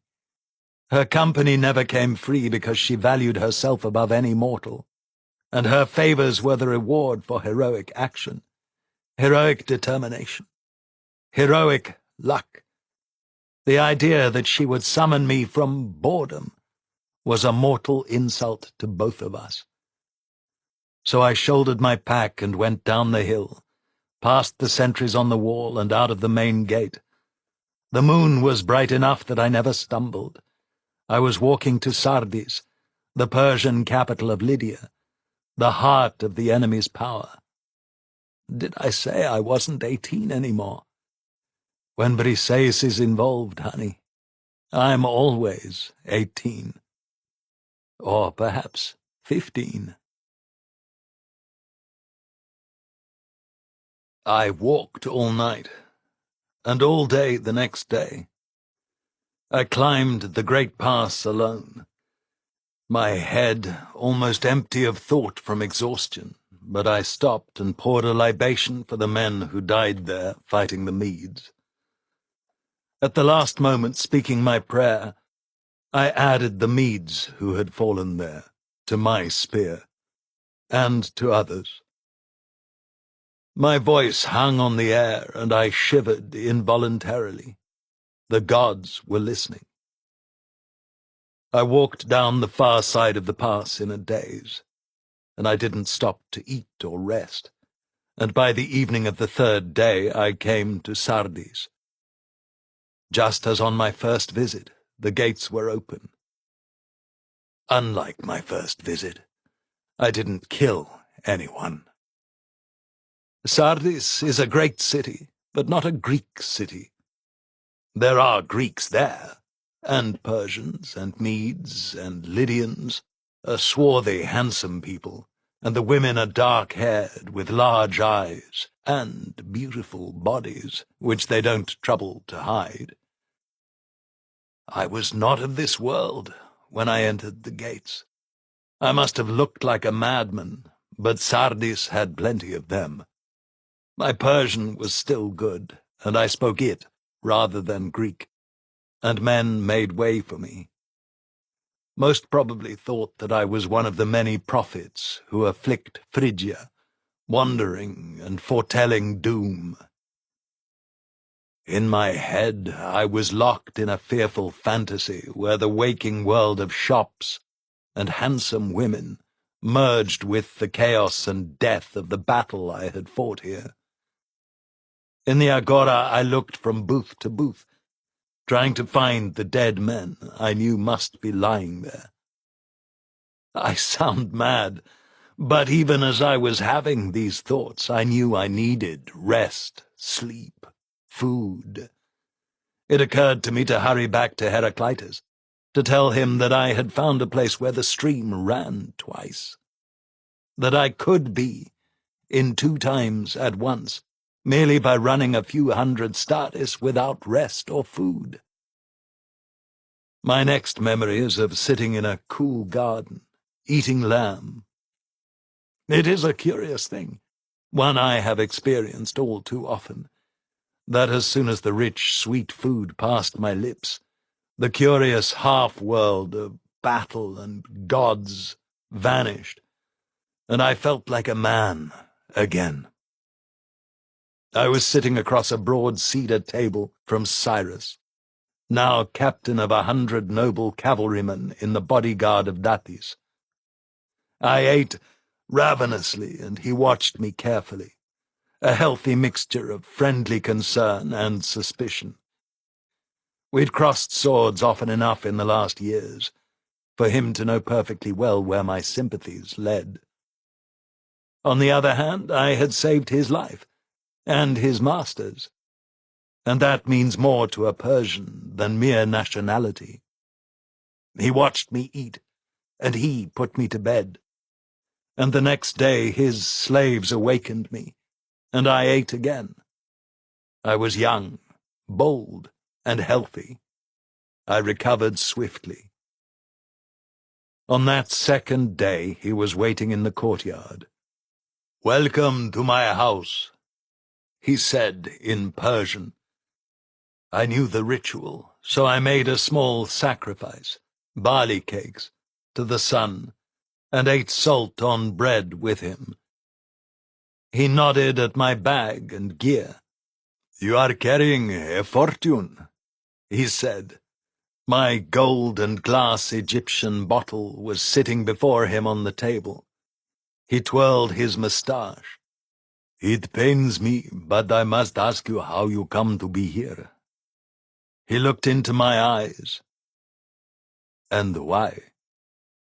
"Slaves brought me a hot drink. Persians drink all sorts of things hot, because mornings are often cold in their mountains, or so I've been told. This had the aroma of anise and tasted of honey." I held his gaze, and I decided that having come all this way, I would behave as a hero, and not as a spy. "My lord," I said, "I will tell you everything and to the utmost degree of honesty, like a Persian, and not like a Greek. But let me first say 3 things, and then you may decide if you need to know more." He nodded. "Well spoken. Please, be my guest." He waved at bread and honey, which he knew I loved, from the days when I was Doru, the slave boy, and he and his friends fed me just to see how much I could eat. He raised a hand. "I doubt not that you will tell me the truth, but lest you misunderstand, I know exactly who you are. You are a great warrior." He smiled. Persians don't lie, and it was a genuine grin of admiration. "I often dine for free, or am given gifts of wine because I can tell stories of when I knew you as a boy. It is an honor to be your friend." I stood. Persians are very formal. "It is an honor to be the friend of Cyrus, captain of the 100 that guards Artaphernus." He blushed and rose, and I saw that his right arm was swathed in bandages. "Wounded?" I asked. "Yes." He sighed. "A petty skirmish over horses at Miletus." "Last autumn at the edge of winter?" I asked. He nodded. "I was there," I said. He nodded. "I know, young Doru. So you will tell me 3 things. I must hear them." I sat back and warmed my hands with the ceramic cup full of hot tea. "I serve Miltiades of Athens," I said carefully. Cyrus nodded. "I love Briseis, daughter of Hipponax, wife of Artaphernus," I said. Cyrus started and then slapped his knee. "Of course you do," he said. "May Ahura Mazda blast my sight, I should have known." Then he schooled his face. "He is my lord, of course." "I'm in Sardis seeking news of how Datis will fight us," I said. "But the bottle of scent is for Briseis, and the money is my own, and none of it is to buy treason."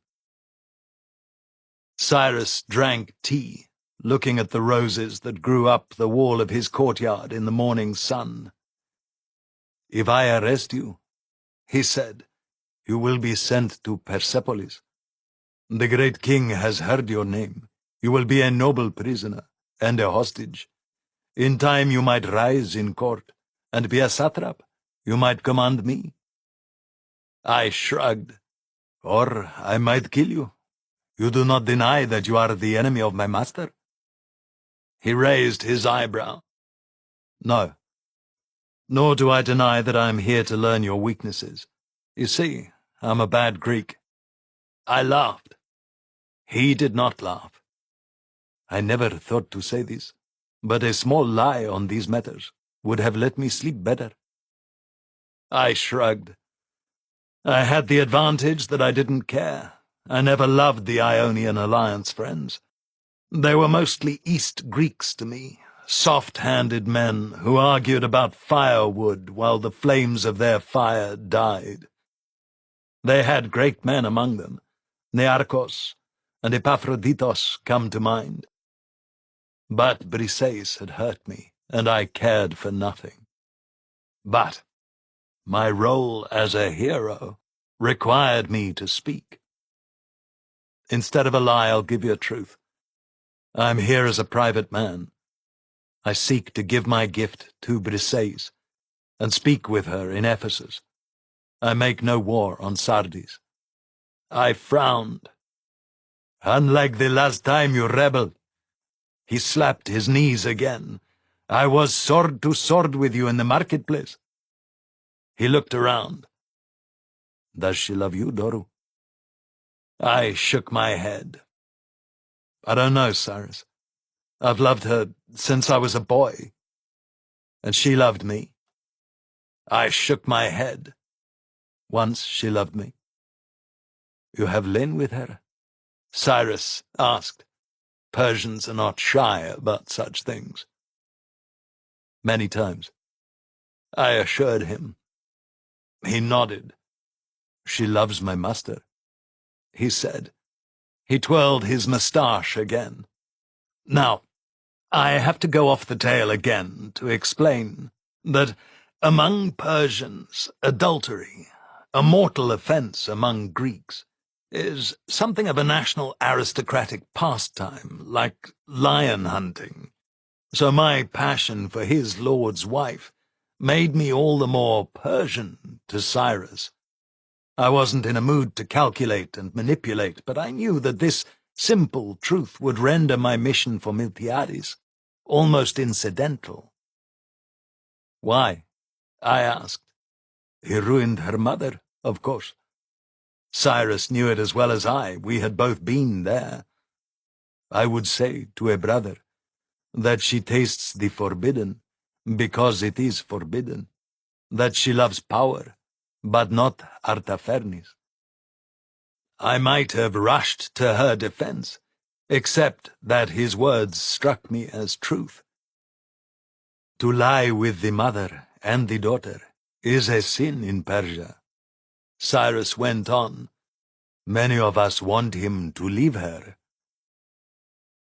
I took a breath and let it go, and the balance changed. Let me go, and I will try to take her with me, I said. He put his hand on the table. I am caught between what I want for my lord and what he wants. I will not be the agent of corrupting his wife, despite my misgivings. He contemplated me and combed his beard. I find I cannot order your death, although, to be honest, I have a feeling that would be best for the King of Kings. I remember shrugging. A foolish response. But then what should a man do when his death is proposed? Swear to me that you will do nothing to harm my master, and that you will leave this city in the morning, he said. I put my hand in his. I swear that I will return to Ephesus tomorrow, and once there my only purpose will be to see her and leave. I said, if your wits are quick, you'll see how full of holes my oath was. We clasped hands, and he finished his tea. I have business in the marketplace, he said. Gather all the news you like. It will only discomfort you. You cannot fight the great king. His power is beyond your imagination. I should send you to Persepolis as a prisoner.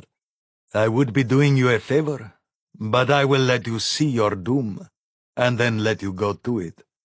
Perhaps you will save a few Greeks to be the great king's subjects." He pointed out the gate. "Go, learn, and despair, and leave Briseis to her own end," is my advice. We embraced like old comrades. It is odd how we saw each other only in snatches here and there, and how he had known me not as a great hero, but as a slave boy. And yet we were ever friends, even when our swords were bloody to the wrist and we swung them at each other. Never believe that Persians were lesser men. Their best were as good as our best, or better. His permission, and it was that, to go and spy in Sardis chilled me, and I dressed and went out into the agora.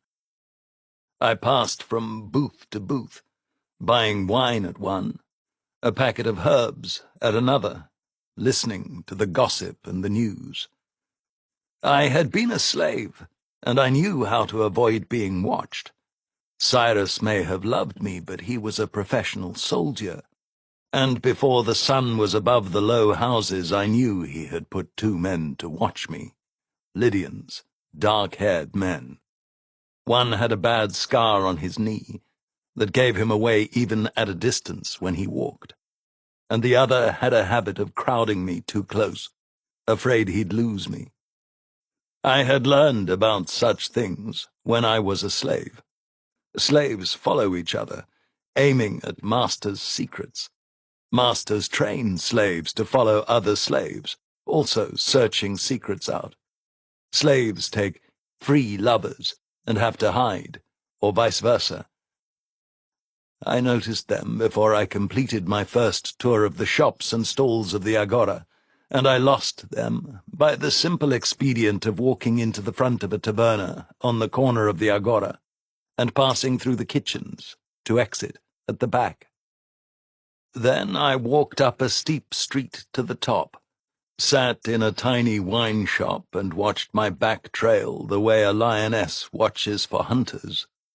I watched for an hour, and then I walked through an alley spattered with someone else's urine, and walked down the hill on another narrow street until I came to the street of goldsmiths. I went into the second shop, kept by a Babylonian, and examined the wares. He had a specialty, tiny gold scroll tubes, for men who wore amulets of written magic. They were beautifully done. I bought one. The owner had a Syriac accent, a huge white beard like a comic actor, and more hand gestures than an Athenian. We haggled for a cup of tea, and then a cup of wine. I was buying a tube of gold, not silver or bronze, and my custom was worth 10 days' work. So I played it as long as he wanted to, although our haggling was largely done in the first 5 exchanges. He wrapped it in a scrap of fine Tyrian-dyed leather. "Miltiades sent me," I said, after I counted my coins down. "I should have charged you more." He shot back, but he raised an eyebrow and winked, and put my coins in his coin box. "I'll send for more wine. I thought the Greek had forgotten me." "When we lost Ephesus, we lost the ability to contact you," I said. He made a face. "I've written some notes," he said, and went upstairs into his house. I could hear him talking to his wife and then moving around. Finally he returned. "These are written in the Hebrew way," he said, "and no one not a sage like me could ever read them." He smiled. "Would you like a nice spell to go with your pretty amulet, soldier?" "It's not for me," I said. "Beautiful woman?" he asked. "You've been her lover for many years, and she loves you. And both of you too proud to surrender to the other, eh?" I stared at him, open-mouthed. Not for nothing am I called Abraham the Wise, son. Besides, it's not exactly a rare story, is it? He laughed wickedly, and began to make tiny dots on a piece of vellum. He was making a pattern, a tiny pattern, meticulous and perfect. Of course, he was a goldsmith, and such men can always draw. The Persians, I prompted him. He peered at his work. Datis is forming his fleet at Tyre, he said. He intends to have 600 ships. I confess that a curse escaped me, despite my newfound piety. That's not the worst of it, son, Abraham continued. He glanced at his notes and shook his head with his lips pursed. Datis has approached each of the islands, and all the leaders with money, gold darricks, sacks of them. He looked at his work again. I saw the money caravan come through from Persepolis not 3 weeks ago. Datis is determined to take Miletus and break the rebellion, even if he has to buy it. What about the Fernis? I asked. Abraham shrugged. I'm an old Jew of Babylon, and I live in Sardis, he said. Don't ask me about Ephesus. I don't live in Ephesus. Datis comes here, and his money and his plans come on couriers from Persepolis. Artaphernus is a different animal. He strives to be great. Datis seeks only to win and carry favour. Artaphernus' wife is my love, I said. Whatever prompted me to say that, I'll never know. Briseis, daughter of Hipponax? Abraham asked. He looked up, and our eyes met, and it was as if I was looking into Heraclitus's eyes that were a gate into the secrets of the Logos. The man had seemed comic, even while bargaining. Now I felt as if I was in a presence. His eyes stayed on mine. You, then, are Arimnestos? Ah. He nodded. Interesting. I am pleased to have met you. I shot an arrow at random. You know my master, Heraclitus, I said. He nodded. I do. Even among the Goyim, there are great men. He finished his work, and he sat still for a moment, and then he passed his hand over the tiny scroll, rolled it tight and put it in the tube. Like most young men, you are in a war between the man who acts and the man who thinks. Take my advice and think more. He tucked the scroll tube into the red leather. 600 ships, ready for sea by the feast of Artemis in Ephesus. Datis will command them. Gold to every lord on every island. Watch for treason. Understand? I nodded. Do I owe you something? I asked. He laughed. I'm a Jew, boy. The Persians broke my people, and I will help any man who is their foe. I clasped arms with him, and in his doorway he called me back. I don't know you, boy, he said, but I will try to give you advice nonetheless. Go straight to your own people and never see her again. My scroll cannot protect you from what is between you. I smiled, embraced the old Jew, and went back to the agora, where my shadows picked me up with obvious relief. I let them accompany me as I bought Philocrates a fine knife, and Idomeneus a bronze girdle, and my sister a pair of fine scissors, something the men of Sardis make to perfection. I bought myself a lacquered Persian bow, and then, on impulse, another for Teucer. I bought sheaves of arrows, and I bought a horse, a fine gelding, bridle and all. It is good to have money. Buying things makes you feel better when someone has just told you that the enemy has 600 ships. I bored my shadows to complacence, and then I walked back to Cyrus's house. We ate together. Cyrus was quiet, and so was I, But we were good companions, pledging each other's healths and saying the prayers and libations together. "You are as somber as I am," he said at the end of the meal. "The rumor of the market says that your Datis has 600 ships and a mule train of gold." I said, "What did you expect, little brother?" Cyrus asked, and he was sad, as if the victory of his master was an unhappy event.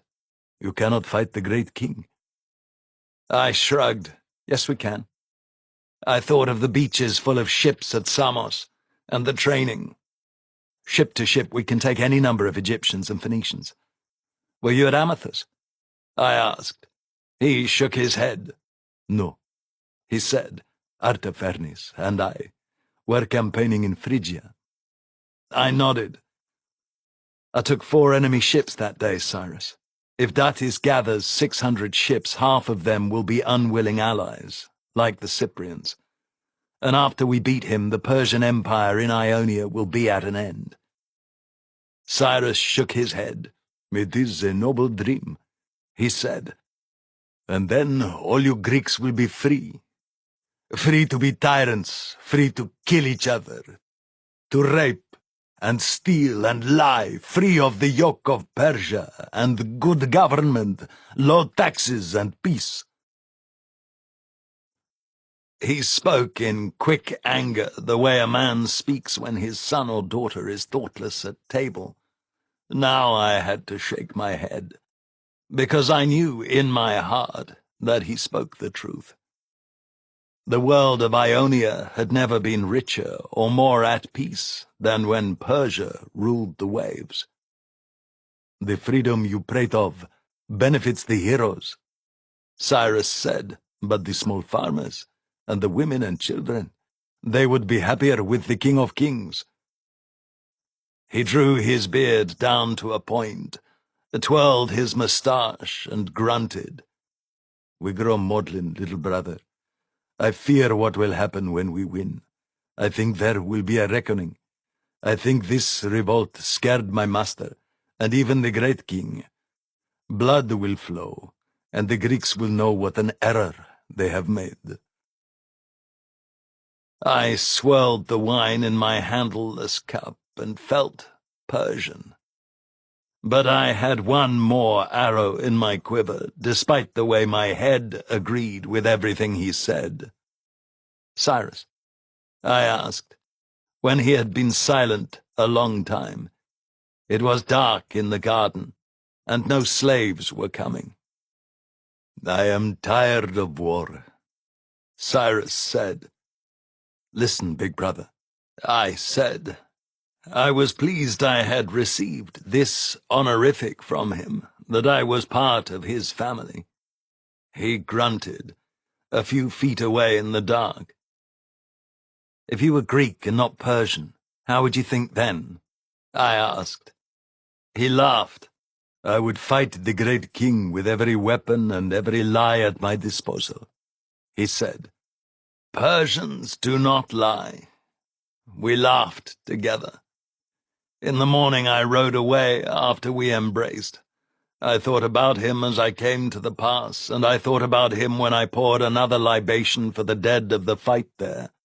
I thought about Greece and Persia while I stood in the remnants of ruined grapevines at the top of the hill, where the Athenians stopped the men of Caria at the Battle of Ephesus, where Alcidas fell, the greatest warrior and best man of all the Greeks.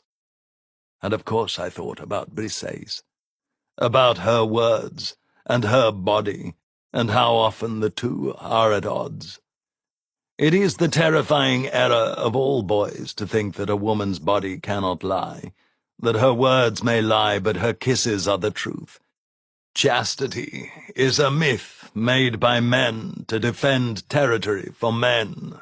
Women care little for it. Or rather, women like Briseis care little for chastity. Their territory is not lessened when they take a lover, but expanded. They are, in fact, like men who are killers. They have learned the thing. If you don't know what I mean, I shall not be the one to burden you. Then I mounted my little horse and rode down the ridge to the river, took the ferry above the town, and just after supper I came to Heraclitus's house. He embraced me. I didn't let him speak beyond blessing me in the gateway, and told him that Abraham the Jew of Sardis sent his greetings. Datis has all the gold of Persia and 600 ships. I said, I have to go to Miltiades, but I need to see Briseis. Will you take me to her again? He looked at me. A long time, I think. I don't really remember. Or perhaps I don't really want to remember. Why? He asked. I must see her, I said. Even sages make mistakes. Very well, he said. She sat in the doorway where the porter would usually sit, her face hidden in the dark, where her father had led me into his house, where her mother had first toyed with me, where Artafernes had befriended me. In truth, if the toe can touch the same water in the stream twice, there were many echoes of the Logos there. You left me, she said, and then in a matter-of-fact voice, and now you return. I shrugged. The silence deepened, and I realized that she couldn't see me shrug. I ran all the way to Sardis, I said. You hurt me, I added, and the honesty of that statement carried more conviction than all my pretend nobility and all the speeches I'd practiced. Sometimes I hate you, she said. I remember that I protested. No, listen to me, she said. You have all the life I crave. You are the hero. You sail the seas. You kill your enemies. When you feel powerless, you turn and leave. You run to Sardis. She laughed, and it was a brittle sound in the dark. I cannot leave. I cannot come or go, kill or leave alive. It is greatly daring of me to come here to my own gate. But I am a slut and a trull and a traitress, and no one will think worse of me if I spend the night here, though they may think worse of poor Heraclitus. Come with me, I said, so that I can pine for you from your house. Perhaps I could talk of you with your sister while you make war on the Persians. Only then did I realize that she was crying. But when I went to her, her strong right arm pushed into my chest hard, and she shook her head. Tears flew, and one landed on my cheek and hung there. Come and be a pirate queen, then, I said. She reached out and caught my hand. At that contact, everything was healed. Or rather, all our troubles were pushed away, for a few heartbeats. Datis has 600 ships, or so I'm told. I said. This is courtship, she asked. He has what he needs to crush the rebellion, but my husband will win without him. Instead of answering her, I kissed her, being not entirely a fool. She returned my kiss with all her usual passion. Our bodies never indulged in all the foolish pride of our minds. Our bodies united the way tin and copper make bronze. But lovers must breathe, and when we separated she pushed me away. Datis has more than 600 ships, she said, her voice a trifle breathy. I put my hand on her right breast and traced the nipple. She caught my hand, licked it, and pushed it back into my lap. Listen, Achilles, I am married now to a man, not that posturing fart you killed. Artafernes is my choice. I really didn't care. I imagined that she sought power through her marriages, but I was hardly in a mood to say so. My husband still seeks to reconcile the Greeks to his rule, but Datis wants them broken. Datis has been promised the satrapy to be made of Europe when the Greeks surrender. Datis has enough gold to buy every aristocrat in every city from Thebes to Athens. The tendrils of his power are felt among the Ephors in Sparta, and he has bought every pirate on the Great Sea from Cilicia to Egypt and Libya. She smiled into my eyes.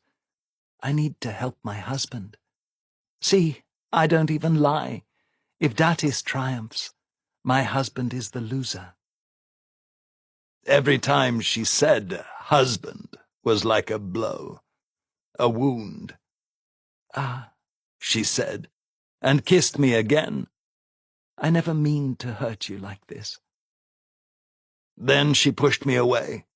She put a smooth ivory tube in my hand. For more than a year I have tried to contact you, you fool. Artafernes loves you. He speaks of you. He needs you. Most of his captains are fools or simple men. With us you could be the man you should be. A great man, a lord of men. She put her hand behind my head. Why did you take so long to come to me?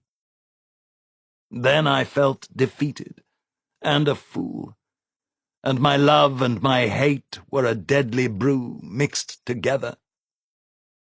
You want me to stay here and serve your husband? You thought I toyed with you, she said, incredulous. No, I confessed. I remember it so well. If only I had walked away from her. If only I had never gone to see her. I thought you wanted to be rescued, I said. You fool, she muttered. You need saving. As a pirate. Achilles, as a pirate. Come and be with my lord, and with me. You spurned me when I killed Aristagoras, I said. And now you propose that I should share you with Artafernes. I shook my head, trying to clear it of the red rage. I had enough sense to see that if I killed Briseis, my life would end. I have children, she said softly. I have dependents, women and slaves and family. My brother can't live without my protection. You expect me to leave all that, abandon my own so that I could live as a farm wife in Boeotia? She sat up. I have said it, Arimnestos. I love you, you foolish child of Ares, but I will not be a farm wife or a pirate's trull. I have found a way for all of us to be happy. The Persians, Artafernes is the best of men. And he loves you, and he is not young. She smiled. I have enough honey for both of you, she said. Yes, I said. I had lived for 2 days as a Persian, and honesty was coming a little too easily to my lips. I could see it, taste it, like poison. You could, I said, and my contempt was too obvious. Oh, how I could hate you, she said. I should hate you, as you, by your last statement, have told me that you think I'm a faithless whore who lies with men for power, and yet you love me. Which of us is the greater fool? I stuck by honesty. I have wronged you, I said, but I love you, and I don't want to lose you through pride, our pride. Come away with me. She stood up. She was tall, and even barefoot her head was just below mine, and her lips were inches from mine, and she pressed close. I have offended you, but I love you, and I don't want to lose you through pride either. She smiled then, and, standing, I could see her face in the torchlight from the garden. But I will not be second to you. You wish to be the hero of Greece? So be it. She must have given a sign. The blow to my head might have been from a rock or a sword hilt. I awoke with a pain in my head like a lance driven into one eye. The sort of pain boys get from drinking unwatered wine. Too many blows to the head can add up, and this second felt as if it had fallen directly on the one received from the oars off Miletus. I couldn't see very well. I must have moaned. "There he is," Philocrates said. "You all right, mate?" They were all around me, my friends. Someone caught my hand, and I was gone again. Recovery from wounds is dull storytelling, and not very heroic, when you find that you've been wounded by the woman you love, not by any barb of Eros either. Briseis didn't hit me herself. Later, I learned that it was Kilix. But it might as well have been her own hand, and she was never a weak woman. Ares and Aphrodite, I cursed, are both figments of the imaginations of men. Philocrates blasphemed. "We thought you were a corpse." He grinned. "A pair of slaves brought you to the beach, with that philosopher you prate about, bony thief of a man." He laughed. "Even in the dark he was wise," Idomeneus said, which was high praise from the Cretan, as he was not much for wisdom, as a rule. "Fuck her," I muttered. "Heraclitus told us to run," Philocrates said. "We didn't linger as you were covered in blood, and he told us about the 600 ships." I had been out-generaled by the Lady Briseis, knocked unconscious, and sent back. And in my pack was the ivory scroll tube in which she had meticulously detailed the ships that would serve Datis, the names of the men who she thought had already been bribed, so that I would use the knowledge to crush Datis and help her husband. I had to laugh. This scene was never going to make my version of the Iliad, I thought. But I'm telling it to you, and I hope your busy lad from Halicarnassus puts it in his book. She played me like a guitarra, between love and lust and hate and anger and duty, and I sailed to Miletus with the information she provided, because to withhold it to spite her would have been foolish. How well she knew me. I lay in the bottom of the fishing smack and tried not to look at the sun, and the pitching of the waves made me sick for the first and only time of my life, and we sailed along with perfect weather, all the way back to Samos and the rebel fleet. We were 4 days sailing back, and my head was better by the time we landed on Samos. I put on clean clothes. Then Idomeneus and I went directly to Miltiades.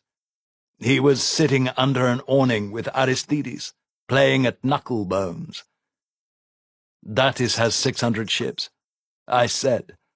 "They're forming at Tyre, and they intend to crush us here at Samos in 2 weeks' time." I looked around, ignoring the consternation on their faces. "Datis has men in our camp, offering huge sums of gold to the commanders to desert, or even to serve the Persians," I said. Aristides nodded. "I was offered 10 talents of gold to take the Athenians and go home," he said. I was deflated. "You already know?" I asked. Miltiades laughed grimly. "To think that Datis offered such a treasure to Aristides and not to me." He shook his head. "I think I'm offended." He made his throw and rubbed his beard. "Where has he got 600 ships, eh?" So I told them everything I'd heard from the old Jew and from Briseis. They listened to me in silence, and then went back to their game. "Should I tell Dionysius?" I asked. Aristides nodded. "You should," he said, "but I doubt he'll pay you much attention." I suffered through his classes, I said. He'll listen to me. So I walked across the beach, my fighting sandals filling with sand at every step.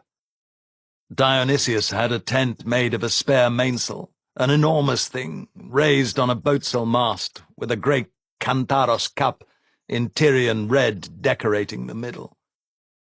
There were armed guards at the door of the tent. Idomeneus spat with contempt, and we almost had a fight right there, but Leagus, Dionysius's helmsman, was coming out, and he separated the men and then faced me. "Can I help you, Plataean?" he asked. "I have news of the great king's fleet," I said, and immediately he ushered me into the tent. Idomeneus followed me after a parting shot at the guards. "Act your age," I spat at him. "We're all Greeks here." Dionysius was sitting on a folding stool of iron, looking like any great lord. He was surrounded by lesser men. No Aristides or Miltiades here. "So, Plataean, how went the mission on which I sent you?" he asked. I saluted him. He liked that, and had cost me nothing. "Lord, I went to Ephesus and contacted a spy paid by Miltiades, and another, a woman. I didn't love him, and saw no reason to mention Briseis." Dionysius smiled. "Spies and women are both liars." That stung me. This spy does not lie. But Briseis lied very easily, I thought. "Spare me your romances," the Navarch said. "Women are for making children and have no other purpose except to ape the manners of men and manipulate the weak. Are you weak?"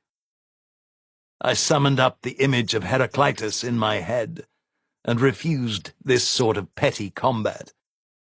"My lord, I have intelligence on the fleet of Datis. Will you hear it?" He waved his hand. "Datis has 600 ships at Tyre," I said. "He has the whole fleet of Cyprus, over 100 hulls, as well as 200 or more Phoenicians, and as many Egyptians. He has mercenaries from the Sicels and the Italiotes, and Cilicians in huge numbers." Dionysius nodded. "That's worse than I expected. They cannot, surely, all be triremes." I shrugged. "Lord, I did not see them. I merely report what the spies report." He rubbed his beard. "All business now."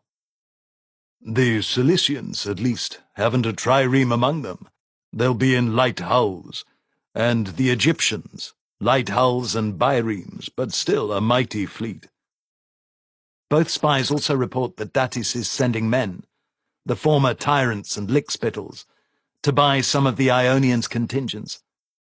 Aristides of Athens received such an offer. I suspect other men—" The Navarch's face darkened with blood. "Useless children, to fritter their freedom away on a few pieces of gold. Tell Aristides he's welcome to go and fight for his new master." "Lord, Aristides of Athens would sooner die than take a bribe on a law case, much less a matter as weighty as the freedom of the Greeks," I said.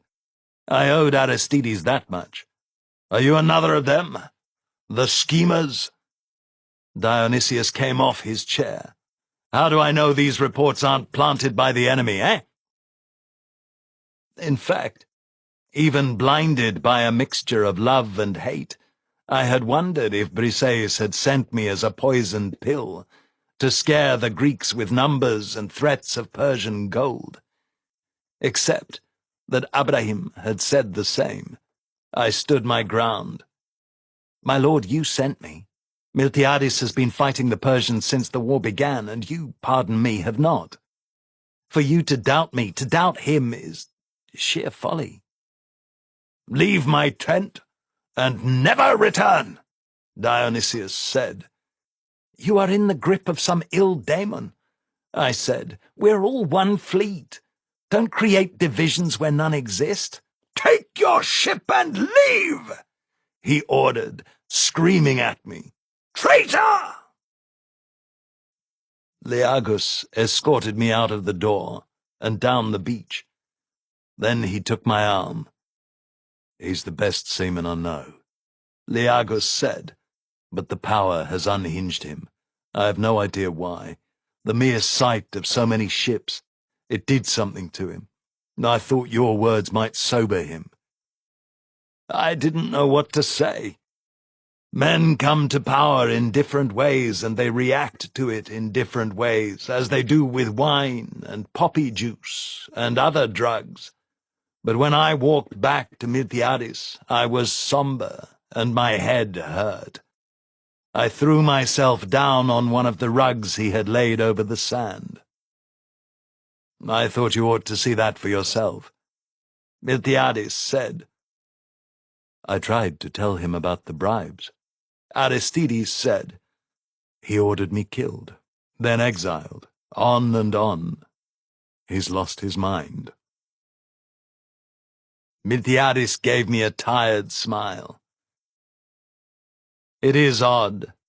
I should have had the command, but now a madman has it, and yet the fleet seems unable to take the command from him, and I can't seem to rise to the occasion."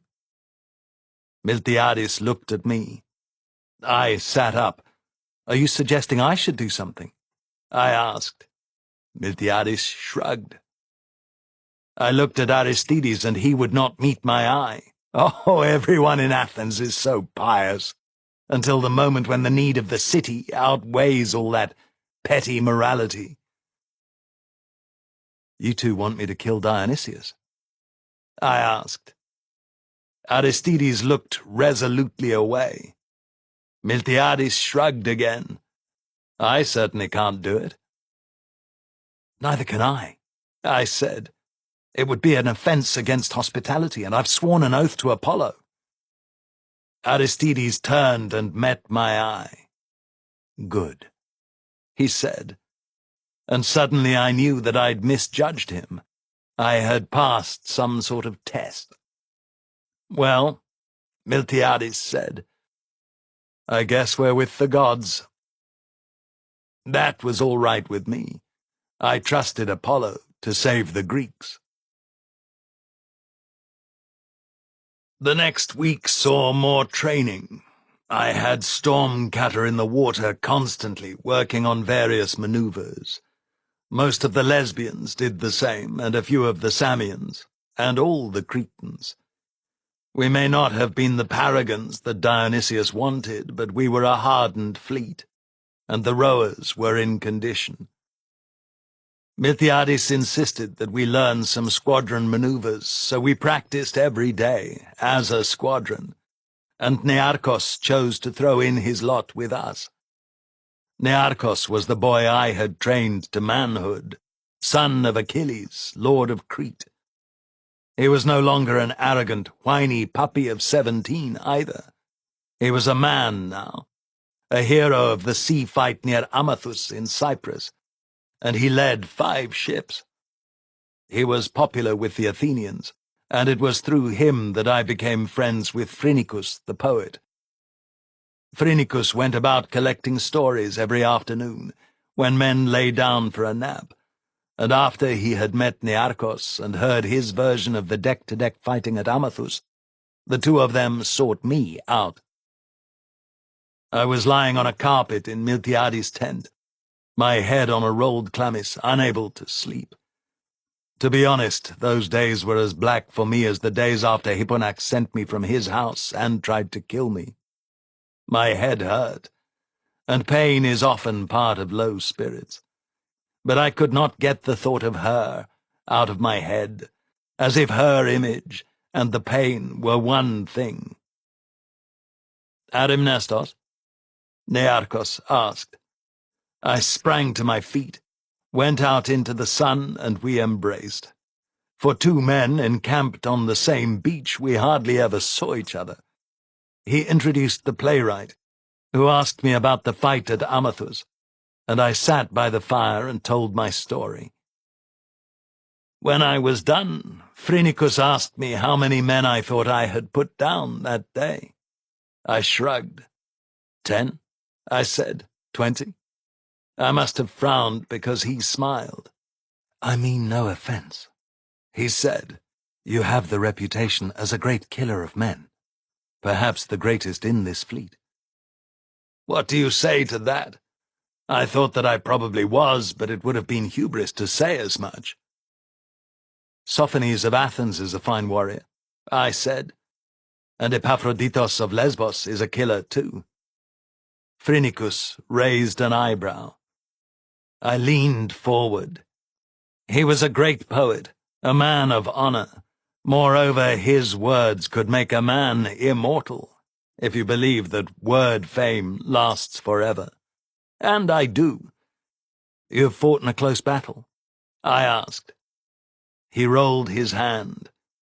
I've been in a few ship fights. He said, I faced a man on a deck once. Never a big fight, in phalanx. I smiled. But you know how it is then. When you ask me how many men I put down, how can I answer? If I cut a man's hand, does he fall? Is he finished? If I put a spear in his foot, he'll stay down for the whole fight, but I suspect he'll till his fields next season, yes? He nodded. When I fight my best, I don't even know what's happening around me.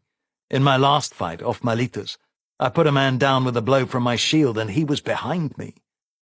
I shook my head because I wasn't putting this well. Listen, I'm not bragging.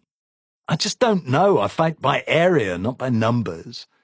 In a ship fight, I work to clear an area, and then I move. He smiled. You are a craftsman of war, he said. I met his grin, perhaps. He leaned forward. May I serve with you in the battle? I'd like to see you in action. Look, short of Pindar or Simonides or Homer risen from the grave, he was the most famous poet of our day, and he was asking to watch me in the great battle where we were going to break Persia. What was I to say? By an irony that I have long savoured, young Aeschylus and his brother were both in Cleisthenes' ship as marines, so that we had in one squadron the greatest living poet and the next. They had not yet competed head-to-head, but young Aeschylus could be seen haunting the same fires as Phrynicus, so that no sooner did I befriend the playwright than I met his young rival. This is the thing that makes the Greeks strong, it seems to me. Aeschylus admired Phrynicus, so he sought to best him. Admiration begets emulation and competition. And in the same way, I was already a famous fighter, and men already sought to emulate me, and best me. Never mind, I speak of Phrynicus. Truth to tell, Simonides was a better poet, and Aeschylus wrote better plays, but Phrynicus made me immortal, and besides he was a quicker man with a pun or a rhyme than either of the others. He could compose a drinking song on the spot. It must have been that same week that we were on the beaches of Samos, and we were all lying around a campfire, a huge fire, having a beachside symposium. There must have been 100 men there, oarsmen and aristocrats mingled, as it used to be in those days. We had Samian girls waiting on us, paid for by Miltiades, and they were fine girls, not prostitutes, but farm girls, brisk and flirtatious, despite their mothers hovering nearby. But one girl stood out. She was not a beauty, but she stood square and straight like a young ash. She had a beautiful body, muscled like an athlete, firm breasts, broad hips, and a narrow waist. And she talked like a man, straight at you, if you asked for wine or some such. When she played at jumping the fire, showing her muscled legs and leaping high enough to fly away into the smoke-filled dark, all the men wanted her, even those who usually preferred men. She had that spark, that in Briseis is a raging fire. I felt it too, though I was only a week from my love, and in that week I hated all women with equal fervour. The girl moved among us, and we all admired her. And then Phrynichus leaped to his feet and seized a kithara that one of the boys had been playing, and he sang us a song. Now I wish I could remember it. He called her Artemis's daughter, of course, and he sang that her portion and her dowry was time, honour, the word fame of man, and that her sons would conquer the world and be kings, and her daughters would sacrifice to the Muses. He sang of her in a parody of the elegies that men receive when they win games at Olympus or Nemea, and he praised her skill at jumping fires. And he did all this while rhyming inside every line, so that his pentameters rolled like a marching army. We were spellbound. The girl wept when it was done. "What have I to live for that will compare to this?" she asked, and we all applauded her. There were some good times. I asked Phrynichus later if he had bedded her, and he looked at me as if I was a child and told me that grown men do not kiss and tell. Which shows you that I still had a great deal to learn. Another night Phrynichus debated with Philocrates about the gods. Philocrates dared us to consider a world where there were no gods, and he suggested, through good argument and some sly inversion, that such a world would bear a remarkable resemblance to our own. Then Phrynichus rose and proposed that we consider a world where the gods did not believe in Philocrates. His satire was brilliant, and so funny that I can't remember a word of it, except that I threw up from too much wine and laughing so hard. Phrynichus drank when he wasn't using his head, and he and Philocrates and Idomeneus formed a drinking club, whose members had to swear to be drunk every day as an offering to Dionysus. I tried to make fun of Philocrates for this display of piety, but he refused to be mocked, saying that Dionysus was the one god whose effects were palpable. Just after the local feast of Hera, our navarch bestirred himself from his tent, and ordered us to sea, to seize the island of Lade before the Persian fleet arrived. By now we received daily reports from merchant ships and outlying galleys, and the lesbians had a dozen fast biremes and a pair of light-sailing hemiolii on hand, and they did what scouting got done. So on the morning after the Feast of Hera, we rose, manned our ships, a scene of complete chaos, let me tell you, and sailed in a surprisingly orderly manner down the coast of Samos to Lade, the enemy squadron, led by Archilogos, slipping away ahead of us. We had so many ships that we filled the island. The Samians landed first, and they took all the good ground, so that by the time the lesbians and Chians had landed, we, the extreme right of the line, and the last in sailing order, were left with the rocks near the fort, and nowhere else to camp. I was leading Miltiades' ships and Nearchos' squadron, and I directed them to follow me to the beach opposite the island, the beach from which I'd launched my raid a year before. We were not sorry to be separated by half a stadia of water from the excesses of Dionysius and the growing tensions of the camp. Later, Aristides was listening to Phrynichus recite the Iliad, which always delighted him, and when he reached the scene where Diomedes takes the army forward and routs the Trojans, he turned to me and frowned. "We need to get to grips with the Medes before the fleet collapses," he said. "The Samians have refused to train anymore. They've mutinied, and the lesbians are just as bad."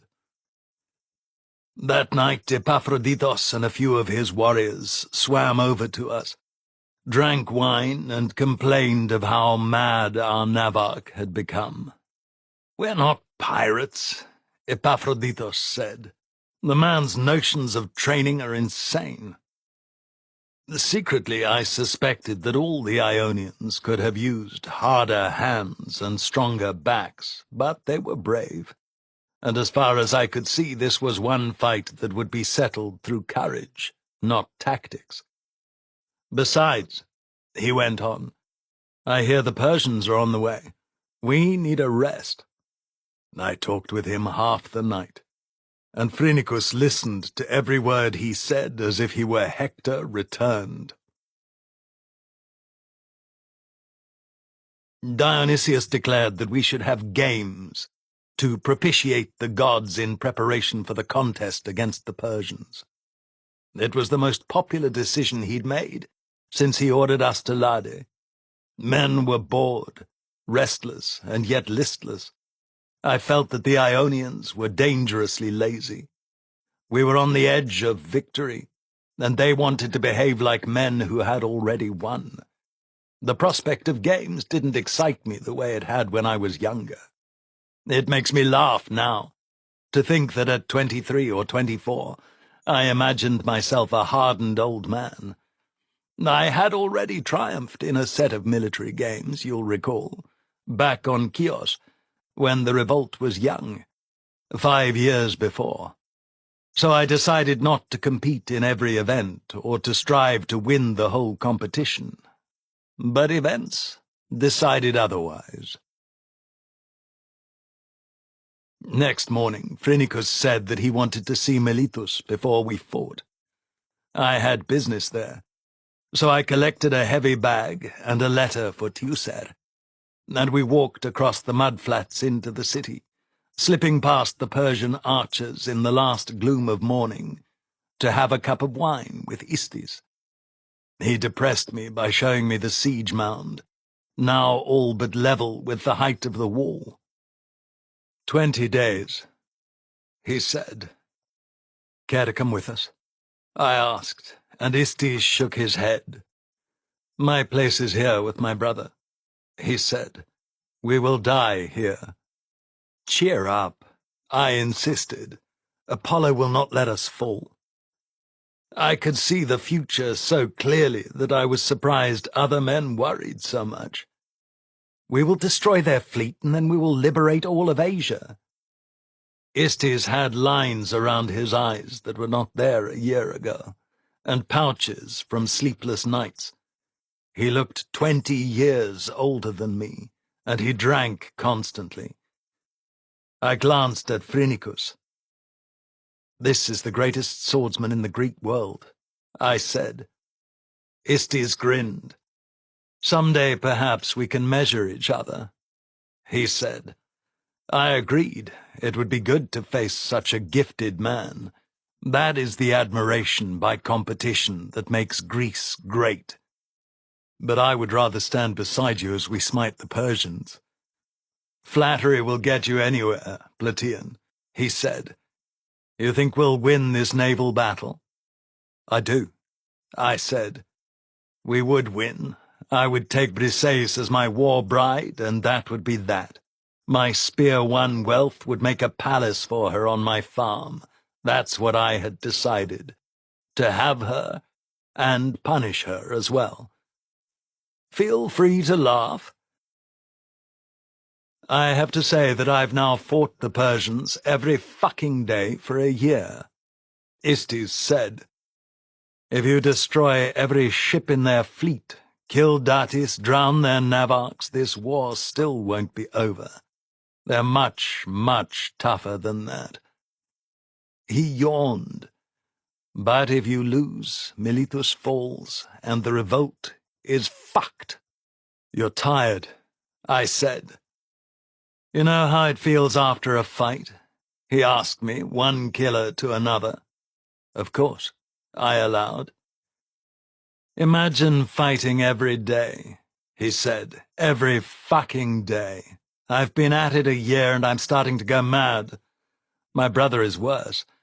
He was never the fighter I am, and fear is getting into his gut. Of course, you are familiar with the character of Istes in the play. Phrynichus knew his business. He was a great man, and he knew greatness when he saw it.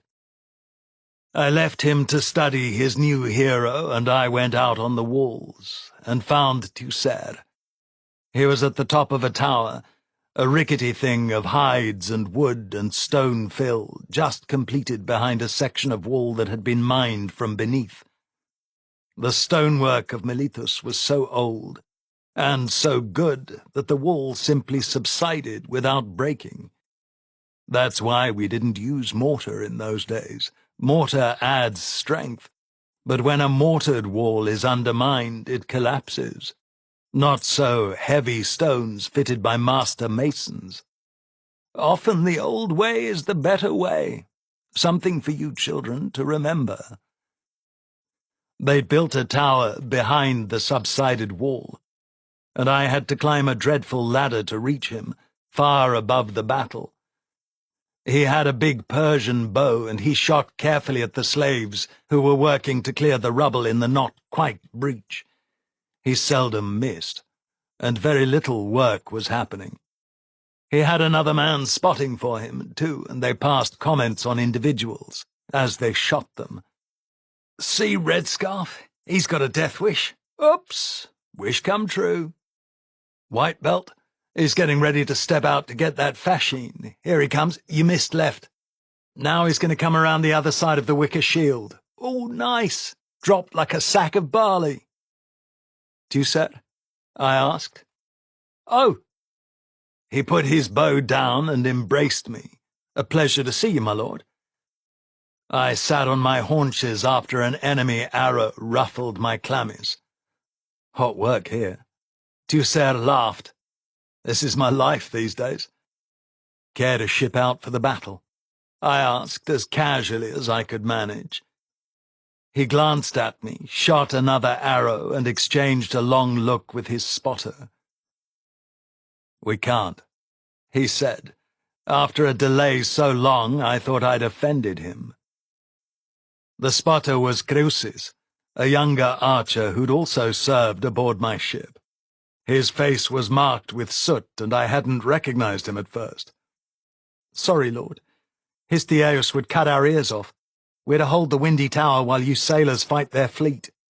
Our lord is afraid of an escalade during the sea fight." I couldn't argue with that. It was the sort of thing I'd have tried myself.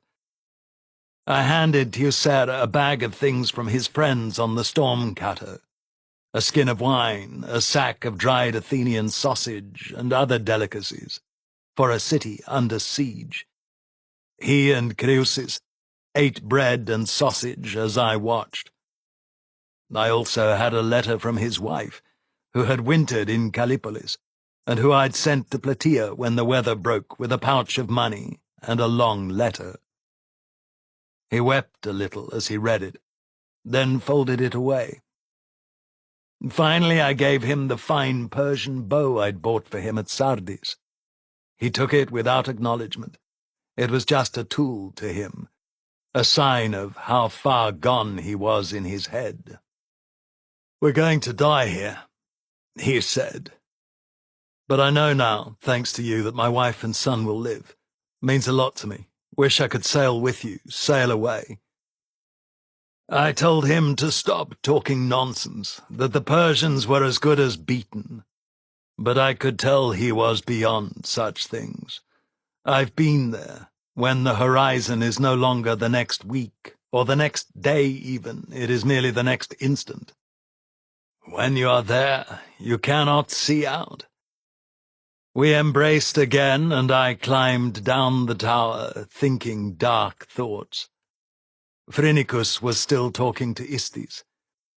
I hugged the swordsman. "We'll win," I said. "You'd better," he answered. As Phrynichus and I walked back from the harbour, a couple of Persian archers had a go at us, racing along the rocks above us. That's terror, being shot at from long range with no chance of reply. We had to wade to get around the end of their lines, and we couldn't move fast, and I cursed my arrogance in going by day, and not bringing a shield. One of the Persians gave a great scream and plummeted from his rock into the sea. I walked over and retrieved his bow and arrows, soaked but not ruined. I saw Teucer waving from the wall. He'd shot the man at some incredible distance. Phrynichus has that shot in the play, of course. Phrynichus shrugged. He was a cool man in the rage of Ares. It's a little like living in the Iliad, he said. Imagine what a jumpy bunch they were after 10 years at Troy, I said, and the poet nodded. I was thinking of Istes, he said. Exactly, I said. Idomeneus claimed my new bow as soon as I reached the ship, dried it, restrung it, and shot at everything that he could. He was an excellent bowman, as I've said before, and he'd decided that he needed a bow in the coming sea fight, which was fine with me. After all, Archilogos' archers had unsettled me in the fight by the harbour. He told us that the Persians were coming. They're camped just down the coast, he said. Epaphroditos has seen them. Later that afternoon, Liagus, Dionysius's helmsman, came across in a skiff and went to Miltiades for permission to hold the games on our beach. We were delighted, and Miltiades and Aristides competed to build fires, lay out courses, and prepare an altar and sacrifices. The next day dawned grey, with weather threatening from the west, but the athletes came across in boats, and more than a few swam the half-stade in their exuberance, arrogance, or poverty. Miltiades acted as host, and he and Dionysius sat together in apparent camaraderie, made sacrifices with the priests, and watched the competitions as if they were brothers. All of us were delighted by this display of propriety. We were further delighted when the men of Miletus sent a contingent to compete, led by Histiaeus and his brother, Istes. They, too, sat under the great red awning that Miltiades had set up, and watched. The competitions were, in order, the one-stade run, the two-stade run, the javelin throw for distance, the throw for accuracy, the discus, archery for accuracy, the run in armour, the hoplitodromos, the pankration, the fight in armour. I had intended to enter only the fight in armour, but as I lay on my bare skin by the awning where the judges watched, young Sophones of Athens came up, naked and glistening with oil, and squatted next to me. "You are the most famous man as a fighter in this host," he said. He gave me a shy smile. We'd not been friends since I killed the thug in Athens. "I want to compete against you. These Ionians, most of them are hardly fit." "Wait until you run against my friend Epaphroditos," I said, but his desire was genuine. He paused and looked around. "I think that I blamed you, that I had killed a man. It made me feel—" He stopped, blushed, and looked at the ground between his feet. I nodded. "It made you feel greater and less than a man yourself, eh?" "You slaughtered that thief like a lamb, and made me look like a boy." He shrugged. "I am a boy, but I want to win today, and I want to win against the best, the noblest. And I came to say that I wronged you over the killing. I didn't like what I had done. I made that part of you." "Nicely put," I said. Goodness, he was earnest and polite and handsome and probably brave and morally good to boot. He made me feel old at 23. But I've spent a year coming to terms with killing. What I did that day was ill done. I don't regret the man I killed in the fight, but the man in the cellar. What Aristides says is true, that was murder. I've spent a year atoning to Lord Apollo and all the gods for my hubris." Sophanes grinned.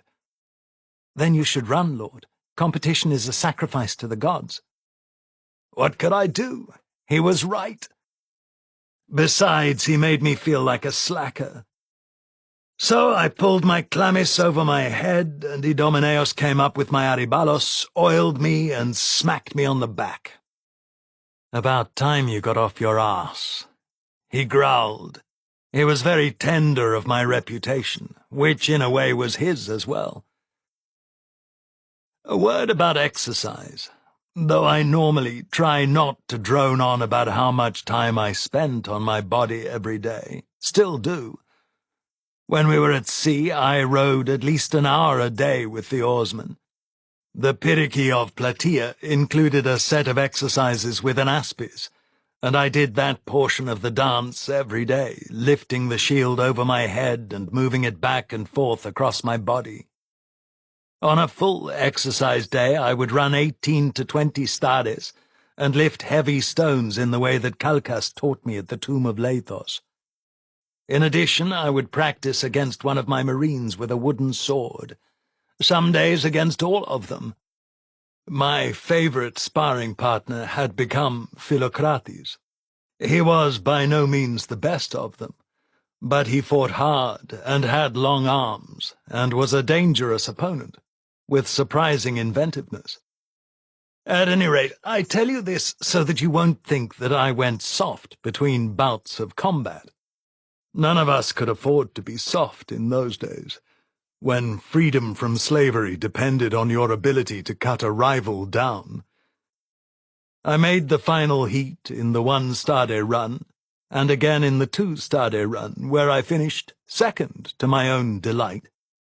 Sophanes won the 1-stade and finished behind me in the 2-stade, which Epaphroditos won.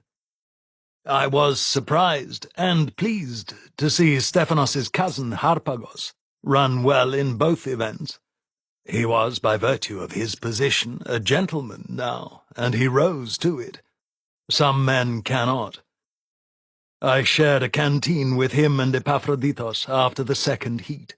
We laughed together and told each other that we were still the men we had been 5 years before. Stephanos placed well in the javelin throw for distance, and I lost the throw for accuracy by the width of a finger. I think it was at this point that I recognized I might win.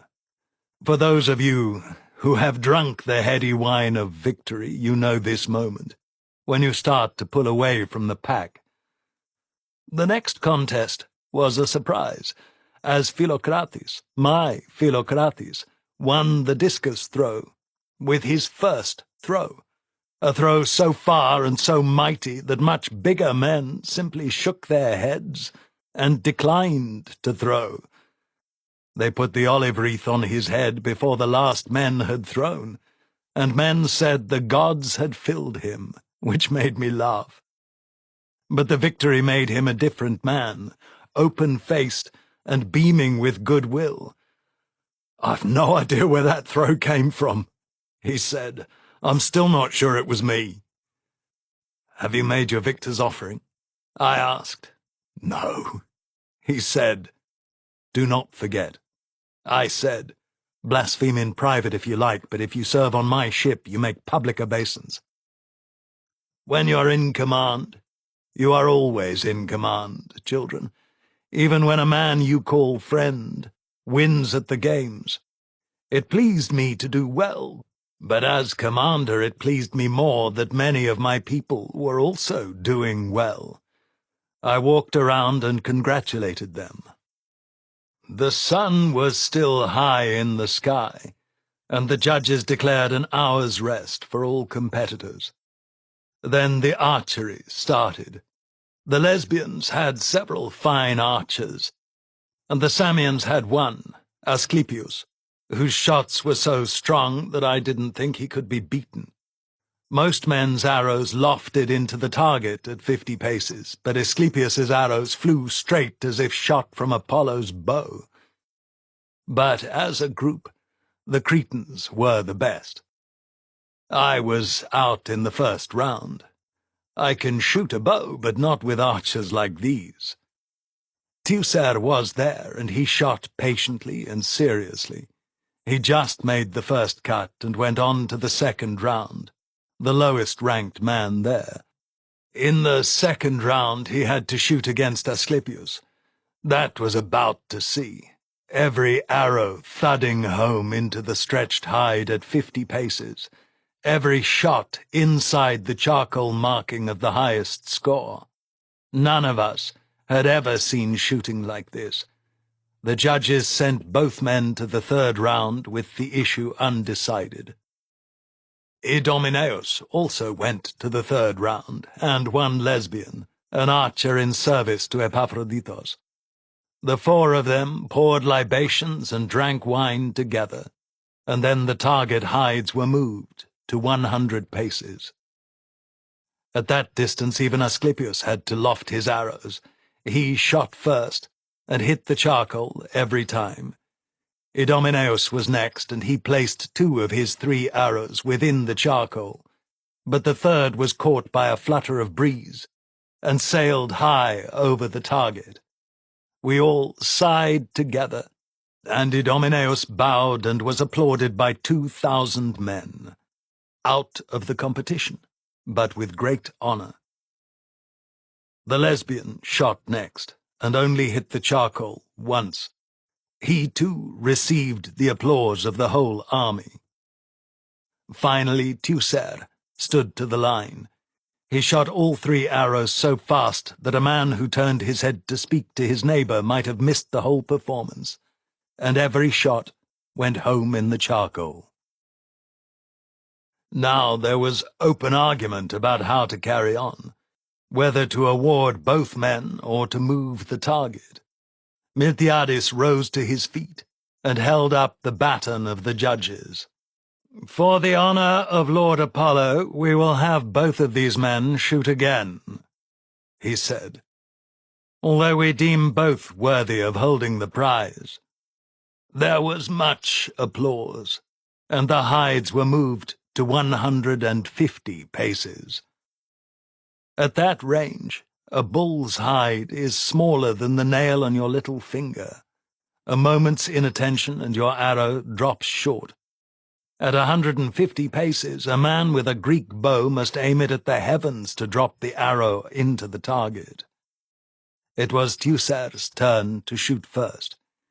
He used the Persian bow I had brought him, which pleased me. He shot 1 arrow as directed, and it hit the charcoal.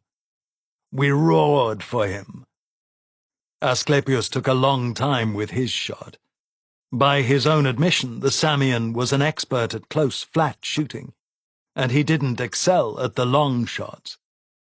He waited patiently for the breeze to die. There was no rule against it. I drank water. Suddenly, without warning, Asclepius lifted his bow and shot. His arrow went high, very high, and came down at a steep angle into the target.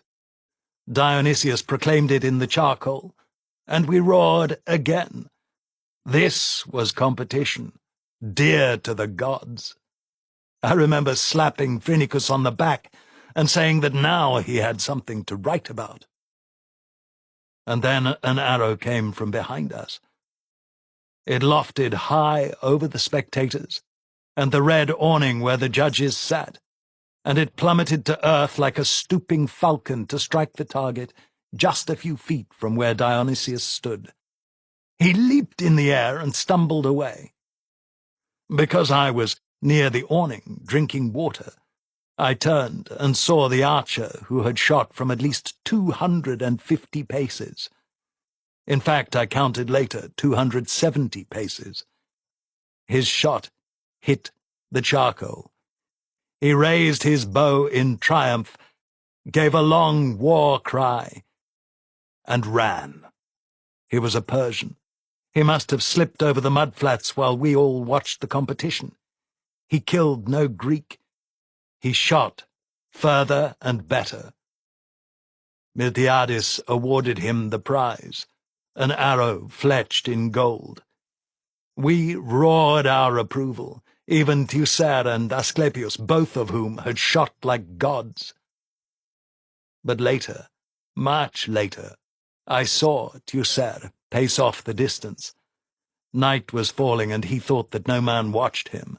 He raised his bow, and his shaft fell true, but a fist of breeze moved it, and later he told me that he missed the charcoal by the width of his hand. We were elated by the shooting, the sort of heroism in which any Greek, and apparently any Persian, might take joy. I put on my armor with some trepidation. It wasn't really mine. It was a good bronze bell cuirass that Miltiades had given me, and while I liked it, it lacked the flexibility and lightness of the scale cuirass I had won in my first games. A cuirass that was hanging on its wooden form in my hall in Plataea, with my shield and my war spears. A bronze cuirass never seems to fit just right over the hips. It flares there so that the hips have full play in a long run. But that same flare makes a waist where much of the weight of the armor is borne, just over the hard muscles of the stomach, and that can make running uncomfortable. Worse by far is running in ill-fitting greaves. They snap over the lower leg, covering a warrior from the ankle to the knee. And if they're too big, they slip and bite your arches, and if they're too small, they pinch your ankles and leave welts that bleed, even in one stade. I'd spent all my spare time fitting and refitting those greaves, a plain pair in the Cretan style, worn over linen wraps. It was a strong field.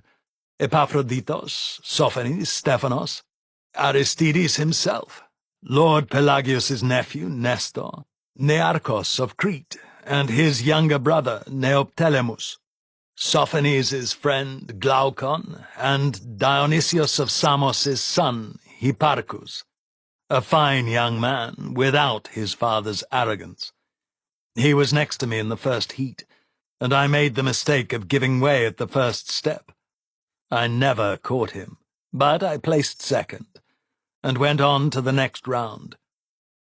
The men I named had all gone on in their rounds. We were down to 2-8s, and the men running were the heroes of our army, the champions of the East Greeks and their allies.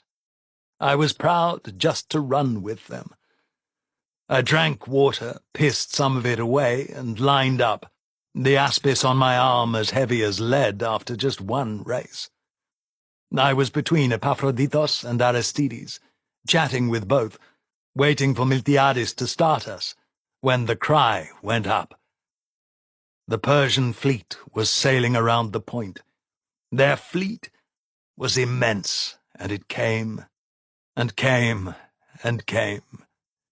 They crossed the bay under sail, and put in to the beaches at the foot of Mycale, and I stood on the shore, and counted them. 553 ships, first to last, biremes and hemiolii included. Just 200 more ships than we had, including all of our lighter ships. On the other hand, the Cyprians sailed like fools, and the Egyptians were so wary that they edged away from us, though we didn't launch a single ship. We took it as an omen that the Persians had come while we competed. We watched them, and we laughed and called out to them to come and join us. And then, as if by common consent, we turned our backs on their display of imperial power and went back to our athletics. I remember that walk away from the shore, because I hated the aspis I had on my arm, an awkward thing with a badly turned bowl and an ill-fitting bronze porpax. I still had the cheap wicker Boeotian I'd purchased on the beach at Chios a year before, a far less pretty shield, with a split ash face and a plain leather porpax, but it weighed nothing. In those days there was no rule about competitions and shields, and besides, the Boeotian was, in fact, the shield I would carry to fight. I dropped my heavy aspis on my blanket roll, picked up my Boeotian, and trotted to the start line. Aristides looked at my shield with interest. "Surely that big thing will impede your running," he said. I shrugged. "It weighs less on my arm," I said. "I seem to remember that you beat me in this race 4 years ago," he said. I grinned. "Luck, my lord. Good fortune." Aristides smiled. "You are rare among men, Arimnestos. Most men would tell me that they were about to beat me again." I shrugged, watching Miltiades go to the start line. "In a few heartbeats we will know," I said. Epaphroditos laughed. "Listening to you two's like an education in arete," he said. "Me, I'll just run my best. But for the record, Aristides, he may have beaten you in this race." He grinned, and his teeth sparked. But I beat him, as I remember. We all laughed. I remember it well, the 8 of us laughing. In all the long war, there were a few moments like that sparkled like bronze in the sun. We weren't fighting for our lives. We weren't freezing cold or burning hot. No one was going to die. We were comrades, captains, leaders, but men who stood together. Later, when all Greece was at the point of extinction, we never laughed like that. There is a Spartan joke that Eirene, peace, is an ideal men discern from the observation that there are brief intervals between wars. You laugh, children. I wish I could end this story right there, with 8 of us lined up on the sand ready to race. I remember it so well. Young Hipparchus the Samian was retying his sandals when Miltiades called us to order, and the poor boy fumbled the retie and ended up running with one sandal. Miltiades held his cane even with the ground, and then swept it away like a sword cut, and we were off. The race itself was an anticlimax of the worst sort because Aristides and Epaphroditos became entangled within a few lengths of the starting line, and although neither fell, they never caught the rest of us, and they should probably have been first. Or perhaps not. But they were the 2 I had expected to have to outperform, and their removal gave me wings. I passed Sophones in the first 5 steps, and ran easily, knees high, arms pumping, because my greaves fitted perfectly. In the race in armor, the armor is part of the contest, and my armor fitted. Sophones wasn't going to surrender meekly, however, and after 15 paces we were side by side, well in advance of the other runners. He tried to cut inside me at the turning post, and I shoved him with my big Boeotian shield, and he had to fall back a step. Hipparchus, running with one sandal flapping, was still game, and he came on past the men who should have been the front runners, because they were disheartened by their collision, I suspect. But his badly tied sandal finally fell away, tripping him, and he went down. He let out a cry as he fell, and I think Sophones must have looked back, and that was the step he never retrieved. I ran to the finish, and crossed first by the length of my leg. Then I had a long rest, while the other heats ran, 3 of them. The final 8 had me and Sophones of Athens, as well as my own man, the Aeolian Heracleides, Nearchos of Crete, and some Chians I didn't know. Nearchos came and put an arm around me. "This is the life," he said, "better than ploughing fields on Crete." "You've never ploughed a field in your life, Lord," I said, and they all laughed. "He was my war tutor," Nearchos told Sophones. "No wonder you're a hero now," Sophones said. The boy had a nice turn of phrase. That was a race. No one fell, and no one clashed at the start line, where most mishaps happen. We all went off at full stride, and in that final race, no one had a loose sandal strap, a bad shield, a pebble. We ran for the gods. I don't remember much of it. I was tired, and I was flying like a ship before the wind, without a thought in my head. But I remember that as we came to the turning post, all in a clump, Nearchos was first by a hand's breadth, but his paces were a little too long, and he landed his left foot well past the post, and started his turn late. Quick as a shark takes bait, I turned inside him, my light shield almost catching the post as I scraped by, so that Sophones, Nearchos, and I were exactly together as we came out of the turn, and ran for the spear Miltiades held out across the finish. What can I say? We ran. We flew. We were in step, stride for stride, all the way home, and the army roared its approval at us, although I remember none of that. What I remember is how fast that spear grew, and how nothing mattered but reaching it. Nothing. I won because my shield was a palm's breadth larger than theirs and touched the spear first. Nothing else. Rather than arrogance, my victory made me feel humble, and I embraced both of them. I'm not ashamed to say that I wept. As they say at Olympia, for a moment I had been with the gods. I think that all three of us had been. The rest is a blur of exhaustion. Stephanos took me out in the second round of Pankration, but Sophones of Athens put him down in the third round, before losing to Aeschylus the poet's brother in the finals. Athenians are good at games.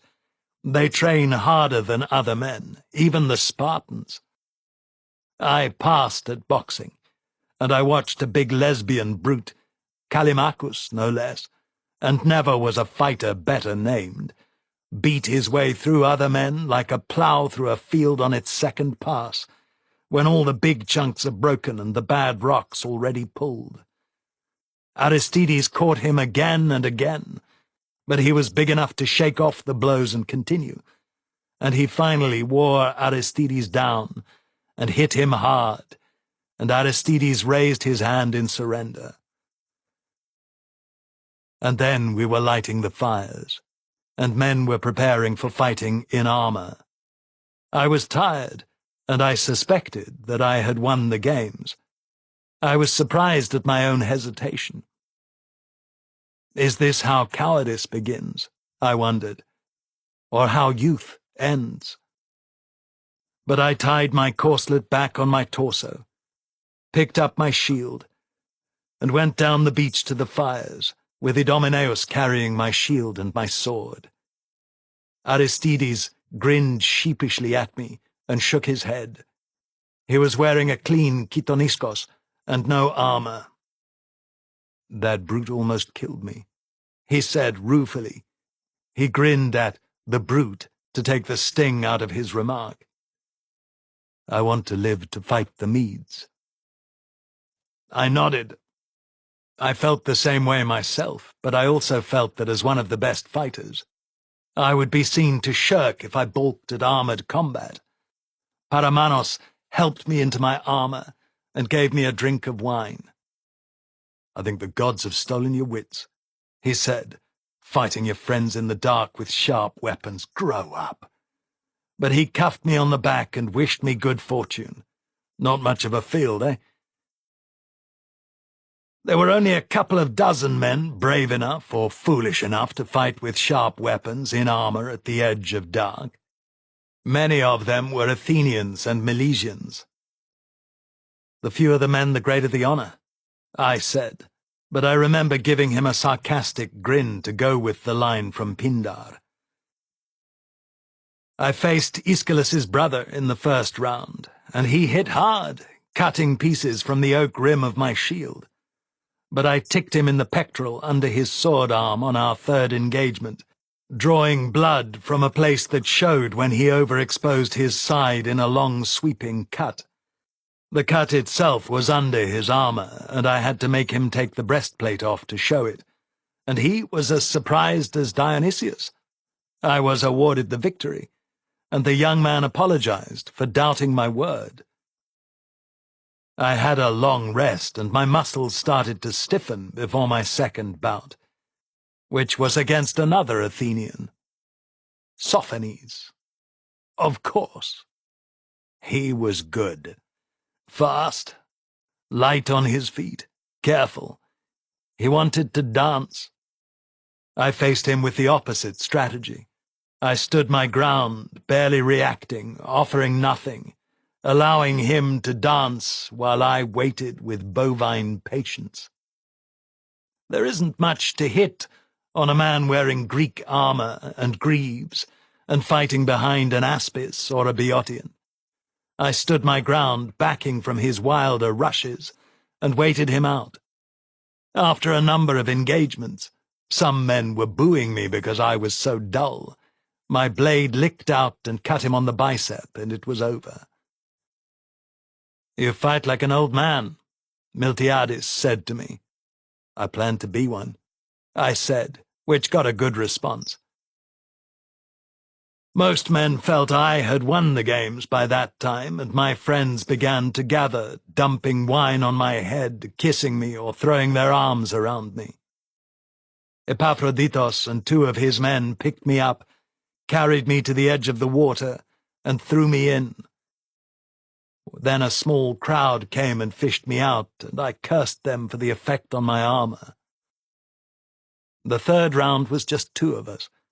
Too many bouts resulted in double hits or real wounds, and knocked both men out of the competition. In our rules then, a double hit disqualified both men. So it was me. And Istes. He was reputed to be the greatest swordsman in Greece. So was I. It was still bright enough to fight, and we had fires lit on either side of us, and I think almost every man in the fleet was on that beach for our fight. If I had thought I had word fame before that fight, I realized that every oikia in Greece would know me after this. When we faced each other, we reached out our blades and touched them together. Istes grinned under his helmet, and I grinned back. "Let's show them what excellence is," he said. What can I say? He was a great man. Both of us must have decided the same thing, to dispense with the slow testing that most swordsmen employ in a bout.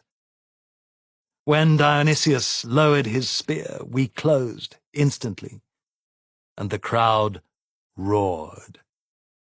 I threw 3 blows in as many heartbeats, and he fought back, a blur of motion, and our swords left sparks in the air.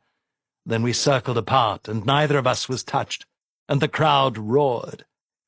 As if by consent, we closed again immediately, and this time I launched a combination, an overhead cut to draw his shield, and then a punch with my shield rim and a back cut to score on his thigh. I have no idea what he planned, but our shields struck rim to rim, a jar like an earthquake up your arm, and my back cut fouled with his overhead cut as I turned my body. I kicked out with my right foot as we both rotated on our hips, and I caught him behind the knee. Luck, I suspect. And he went down, rolling away. He rolled right over his Aspis, something that up until then I had never seen a man do, and came up to his feet, a horse length away. If I had thought the crowd loud before, they were a force of nature now. We saluted each other, and charged, shield to shield, both of us cut high, and our blades rang together, back cut, fore cut. For the 3rd time we fell back, and still neither of us bore a wound. I had never faced anyone like him. He was as graceful as a dancer, and as fast as me, with arms as long as mine. Our next engagement was as cautious as the first 3 had been heroic, and we both tried counter-cuts at each other's wrists. He was a bit faster, and he could do a wrist movement I had never seen. a roll of the blade that caused a direction change so fast I couldn't believe Calchas hadn't known it. I gave ground at his next rush, and tried a complex feint to get a cut at his shoulder, the same combination I'd used so successfully against Sophones. Instead, we had a chaotic muddle, as he was feinting into my feint. Both of us closed. Our shield rims slipped inside each other, and suddenly we were chest to chest. I rotated on my hips to get away, and saw my opening as I stepped back. I kicked with my left foot straight to his hip, and he leaned out, went flat on his back, and the tip of his sword caught me on the sandal. He was down, and I stepped over him. He'd gone down on his shield. He was mine, but he was grinning. "Well fought, brother," he said. Then I felt the cold hot of a cut on my ankle, but my head resisted it for a heartbeat. I'm proud to say that no man would ever have seen that wound. I wore Spartan shoes, as I always did, to fight, and his blade, by some ill fate, had slid between the leather and the ankle bone to cut me. The wound was invisible, and darkness was falling. I'm proud because although I felt the sly temptation to act the coward's part, I stepped back from Istes, the best swordsman I ever faced in a contest, and saluted him as he got to his feet. Then I put my sword and shield on the ground, unlaced my sandal, and showed him the cut. Perhaps some sighed for disappointment, but most approved, and Istes wrapped his arms around my shoulder and head-butted me, helmet to helmet, not in anger, but in elation. He got the crown of olives, I got a cut on the foot, but we both felt like heroes. The sun was a red ball on the horizon when all the winners sacrificed, even Philocrates, and I was declared winner of the games. I suspect Istes would have won if he had competed in 2 or 3 more contests, and I think Aristides would have won if he had had better fortune. Fortune is so much a part of a contest, but I won my second games. When I had sacrificed again and put my crown on my head, I offered to take the archer's crown to the Persian camp. People seemed to think that fitting. I wore a chiton because the Medes aren't big on nudity, and I wore my crown, and I ran across the no-man's land with a torch. The sentries were waiting. They were all Persians of the satrap's guard, led by Cyrus, and they had apparently watched the games all day. They cheered me. I bowed to Cyrus. "Are you the man who shot the arrow?" I asked. Cyrus gave a dignified smile. "Don't you think that would be the feat of a younger, more foolish man?" he said. And then I saw that Artaphernes was there, and my heart almost stopped. Artaphernes came forward, and I bowed as I'd been taught as a slave. I was never one of those Greeks who refused obeisance, foolishness. I bowed to him, and he smiled at me. "Young Doru," he said, "it is no surprise to any of us that you are the best of the Greeks. Why have you come here?" "I come bearing the prize for archery, voted by acclamation of all the Greeks to the Persian archer who dared to wade to our shore and shoot. A magnificent shot. I am to say that had he remained, only honor would have come to him." I handed the chaplet of olives and the arrow to the satrap of Lydia. Artaphernes had tears in his eyes. "Why are we at war?" he asked. "Why are you Greeks not one with us, who love honor? Together we could conquer the world." I shook my head. "I have no answer, Lord. Only a prize, and the good wishes of our army for the man who shot that arrow." He presented the prizes to Cyrus, as I had expected, and while the Persians cheered their man, Artaphernes stood next to me. "Have you seen our fleet?" he asked.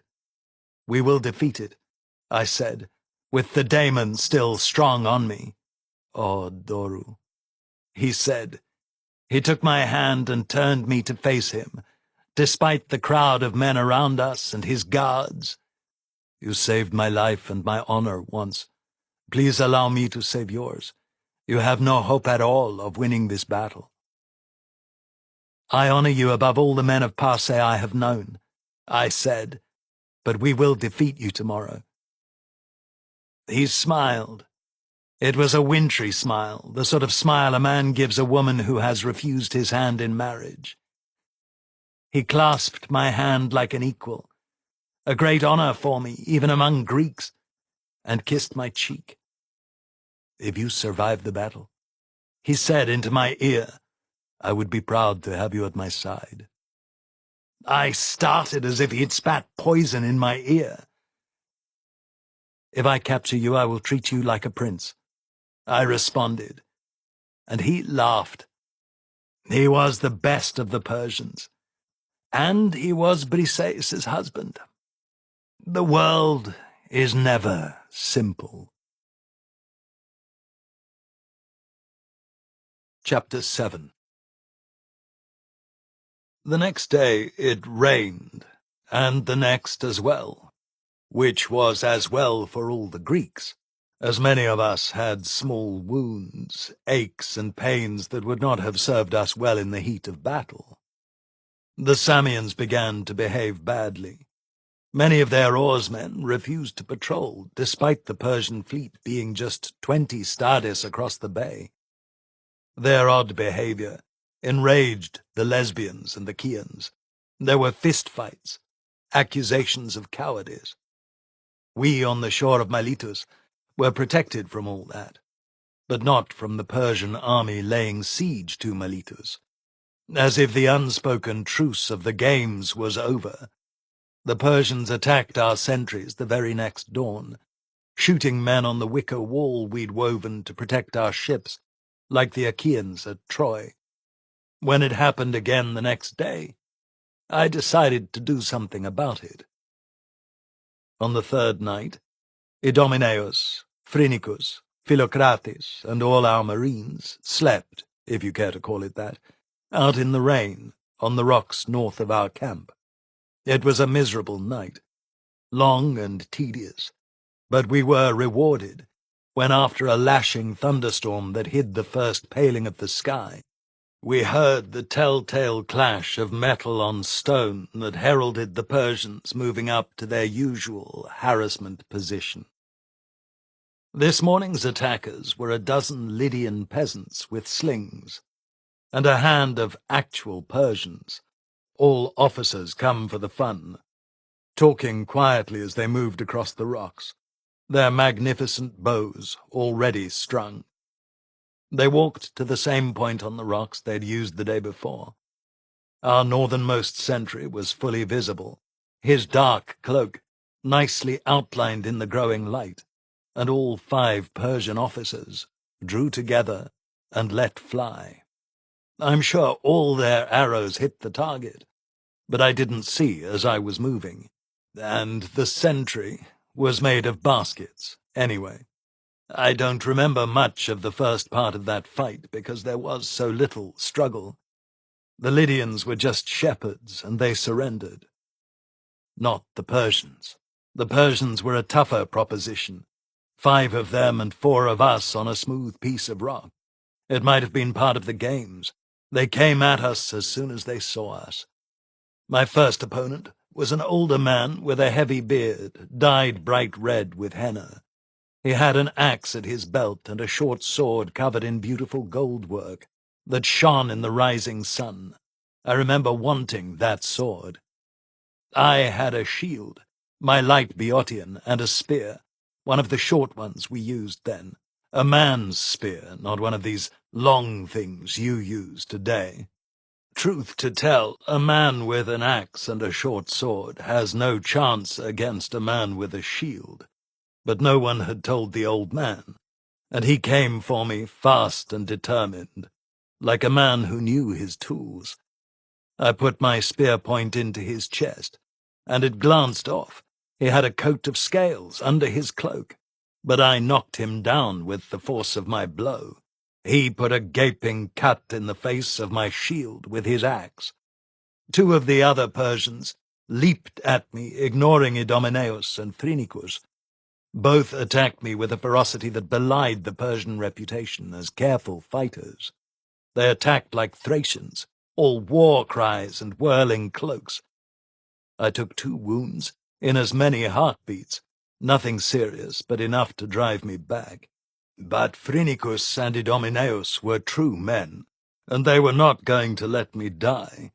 Idomeneus speared the bigger Persian through the side. The man screamed, but he must already have been dead.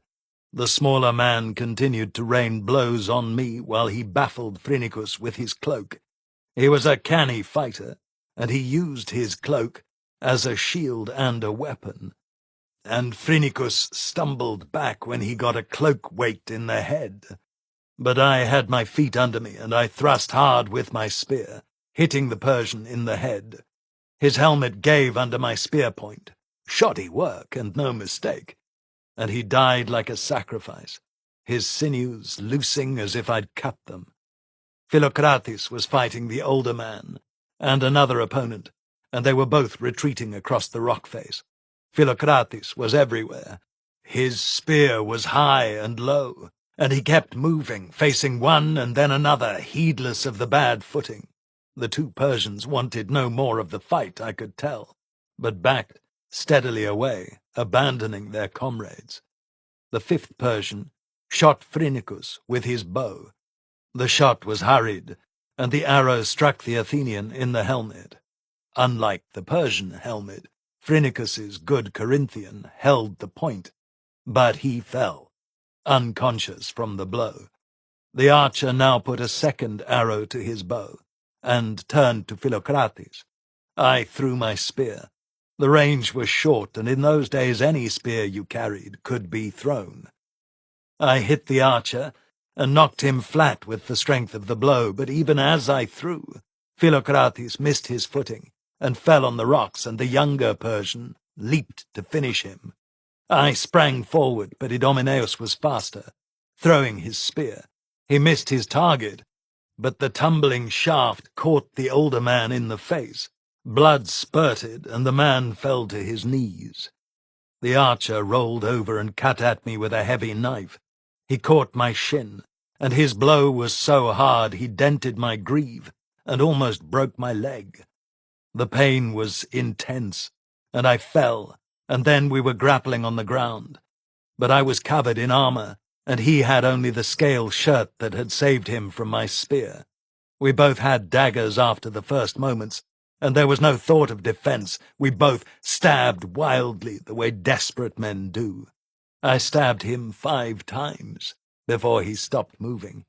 He stabbed me just as often, but every blow caught on my cuirass, because the gods were with me, and it was not my hour to die. Even unmanned by death, he tried to stab me again. Persians, they can fight. I got to my knees to find that Philocrates was also on his, and the younger Persian was hurrying the older Persian across the rocks, and a dozen more Persians were on their way. I retrieved my spear and stripped the corpse of the man I had killed with my dagger. His scale shirt was a model of perfection.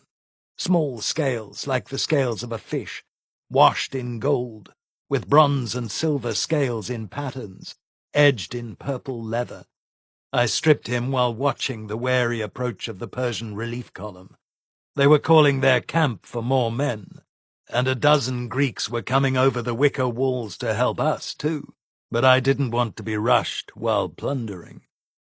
When I had the shirt, I laid the man out neatly, his hands crossed on his chest. I left him his rings. He had fought well, and saved his lord. We were all cut up and shaking. For an ambush, it had been a sharp fight. Idomeneus carried Phrynichus back to the walls. Philocrates was stripping the man I'd killed first. He, too, had a fine scale shirt, and his bow case was covered in lapis and gold wirework. I ran to the site of Philocrates's combat, and one of the oncoming Persians tried a long shot at me. The arrow skidded on the rocks, missing me by a horse length or more. As I had thought, the old man's sword was lying between two big rocks. As I reached for it, 2 arrows passed through my shield. One scratched my hand at the antilabe, and only the heavy leather of the strap kept me from taking a bad wound.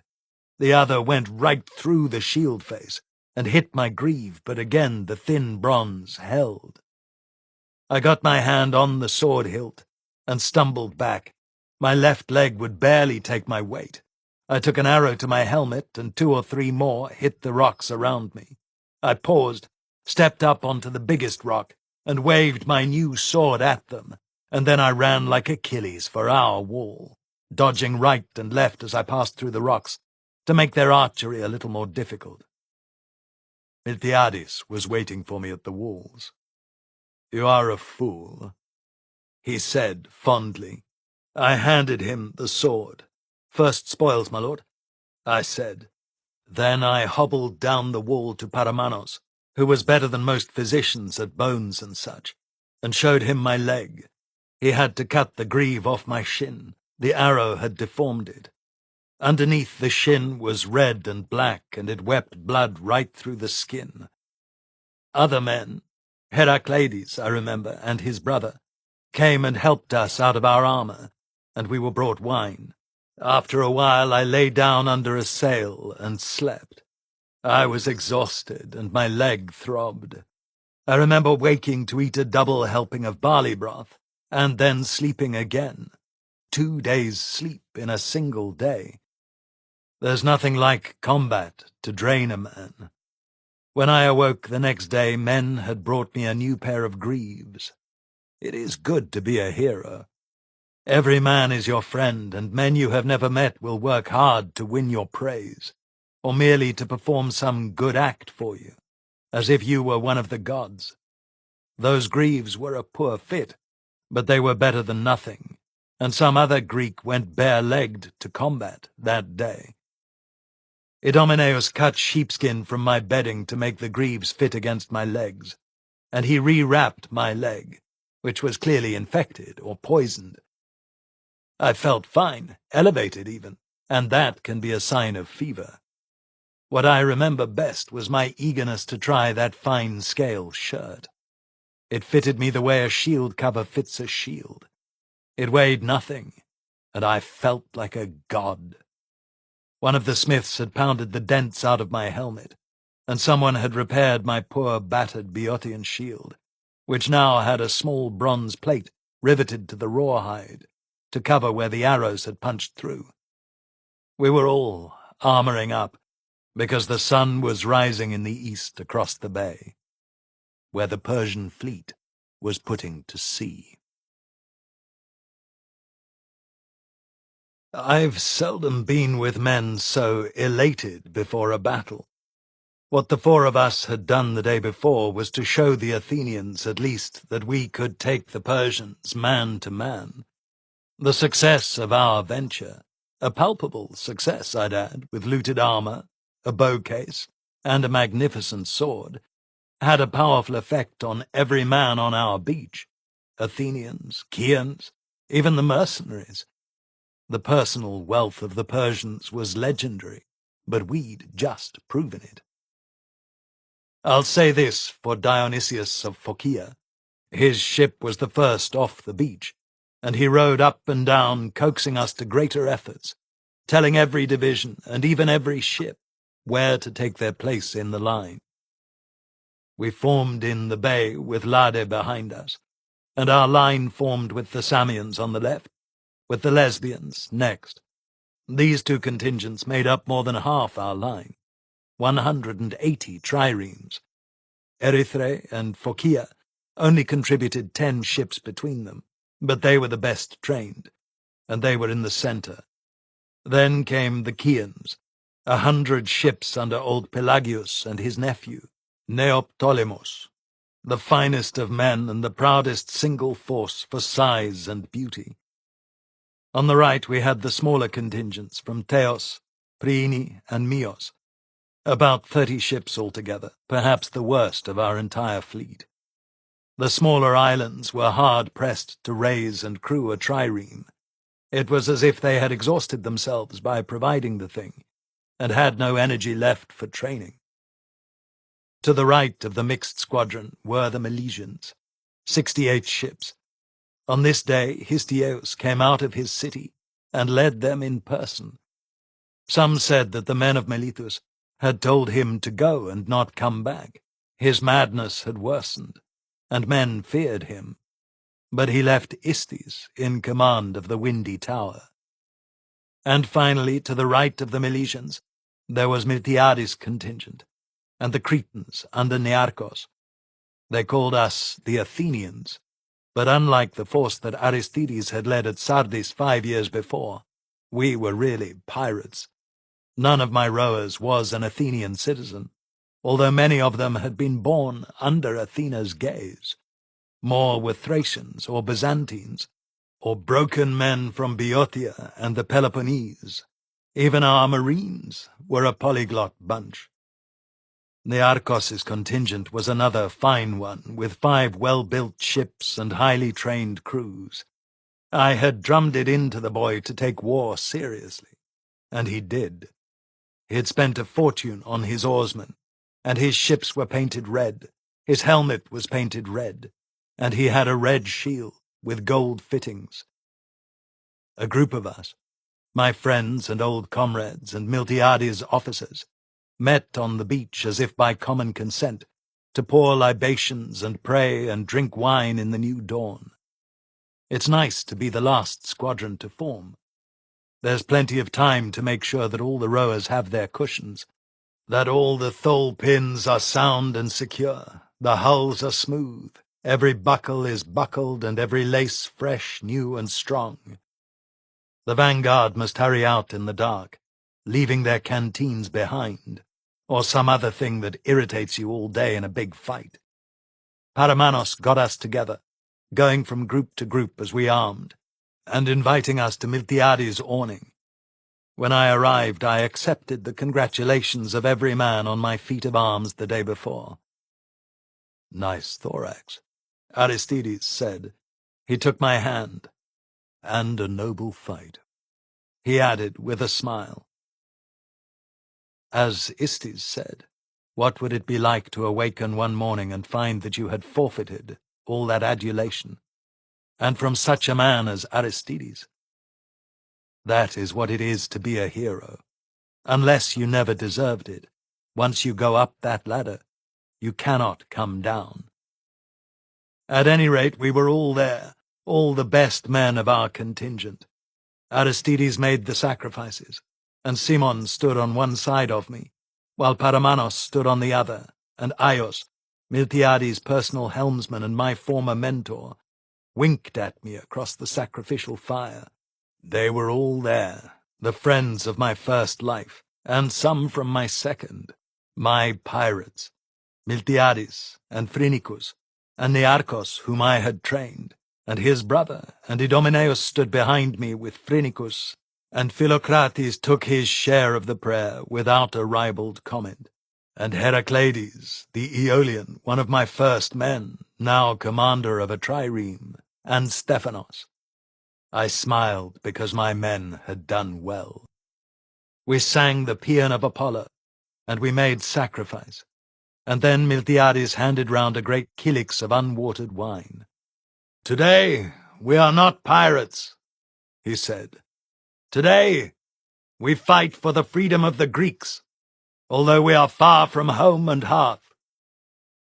Let me tell you, Miltiades was always my model of a man, of greatness. He stood taller, acted taller than other men. I still ape his manners, the way I swirl a cloak, and the way I put my hand on the hilt of my sword, are his. And when the sense of occasion was on him, he was not like a god. He was a god. Even Aristides was like a pale, priggish shadow next to the blazing sun of his glory. We all drank, and when the kylix came back to Miltiades, he raised it on high. "May we all be heroes," he said, and poured the rest into the sand. My ship was the last one in the water, the rightmost ship in the rightmost division. It meant that we had to row far to the east, well down the bay. I must explain the way of it, or you young people will never understand what happened in the battle. First, I'll draw the bay, a great shape like an empty sack, open on the west, and with the bottom at the east. Up near the mouth of the sack, the lower side of the mouth, see, is the island of Lade, and Miletus sticks into the mouth of the sack by the island, like a man pushing his thumb in. And the Persian camp, the siege, was south and west of the city, so that as we formed our line, west to east from the top of the sack to the bottom, as it were, the city and the Persian camp were both behind us. We were, in effect, trying to keep the Persian fleet from getting to the city and the camp. Our line extended from the island all the way along the bay to well east of the Persian camp. Our line stretched for almost 30 stades. There's an irony, too. We fought there again, at Mycale. But I'll tell that story when I get to it. The Persians started forming earlier than we did, and were still forming when my men rowed us the last few ship lengths to form to the right of Stephanos, in Myrmidon. So we rested on our oars and watched as the Egyptian contingent formed opposite us, and then more Phoenicians beyond them, facing nothing. Their line was, in fact, almost twice as long as ours. Part of that was because they left gaps between their divisions, and part was because, aside from the Phoenicians, who were great sailors and well-trained, the rest of their ships had as little notion of keeping formation as the worst of ours. I could see the Cilicians, away at the Samian end of the line, and they were more like a cloud of gnats than a squadron. For all that, I didn't like being outflanked by the Phoenicians. They'd split their best contingent, putting 100 Phoenician ships at either end of their great crescent. They put their worst ships in the middle. Their plan was clear: to close rapidly on our flanks and crush us before we broke their center. We were still lying on our oars when Miltiades came out of the line under his boatsail. He was the leftmost ship in our squadron, hard by Nearchos.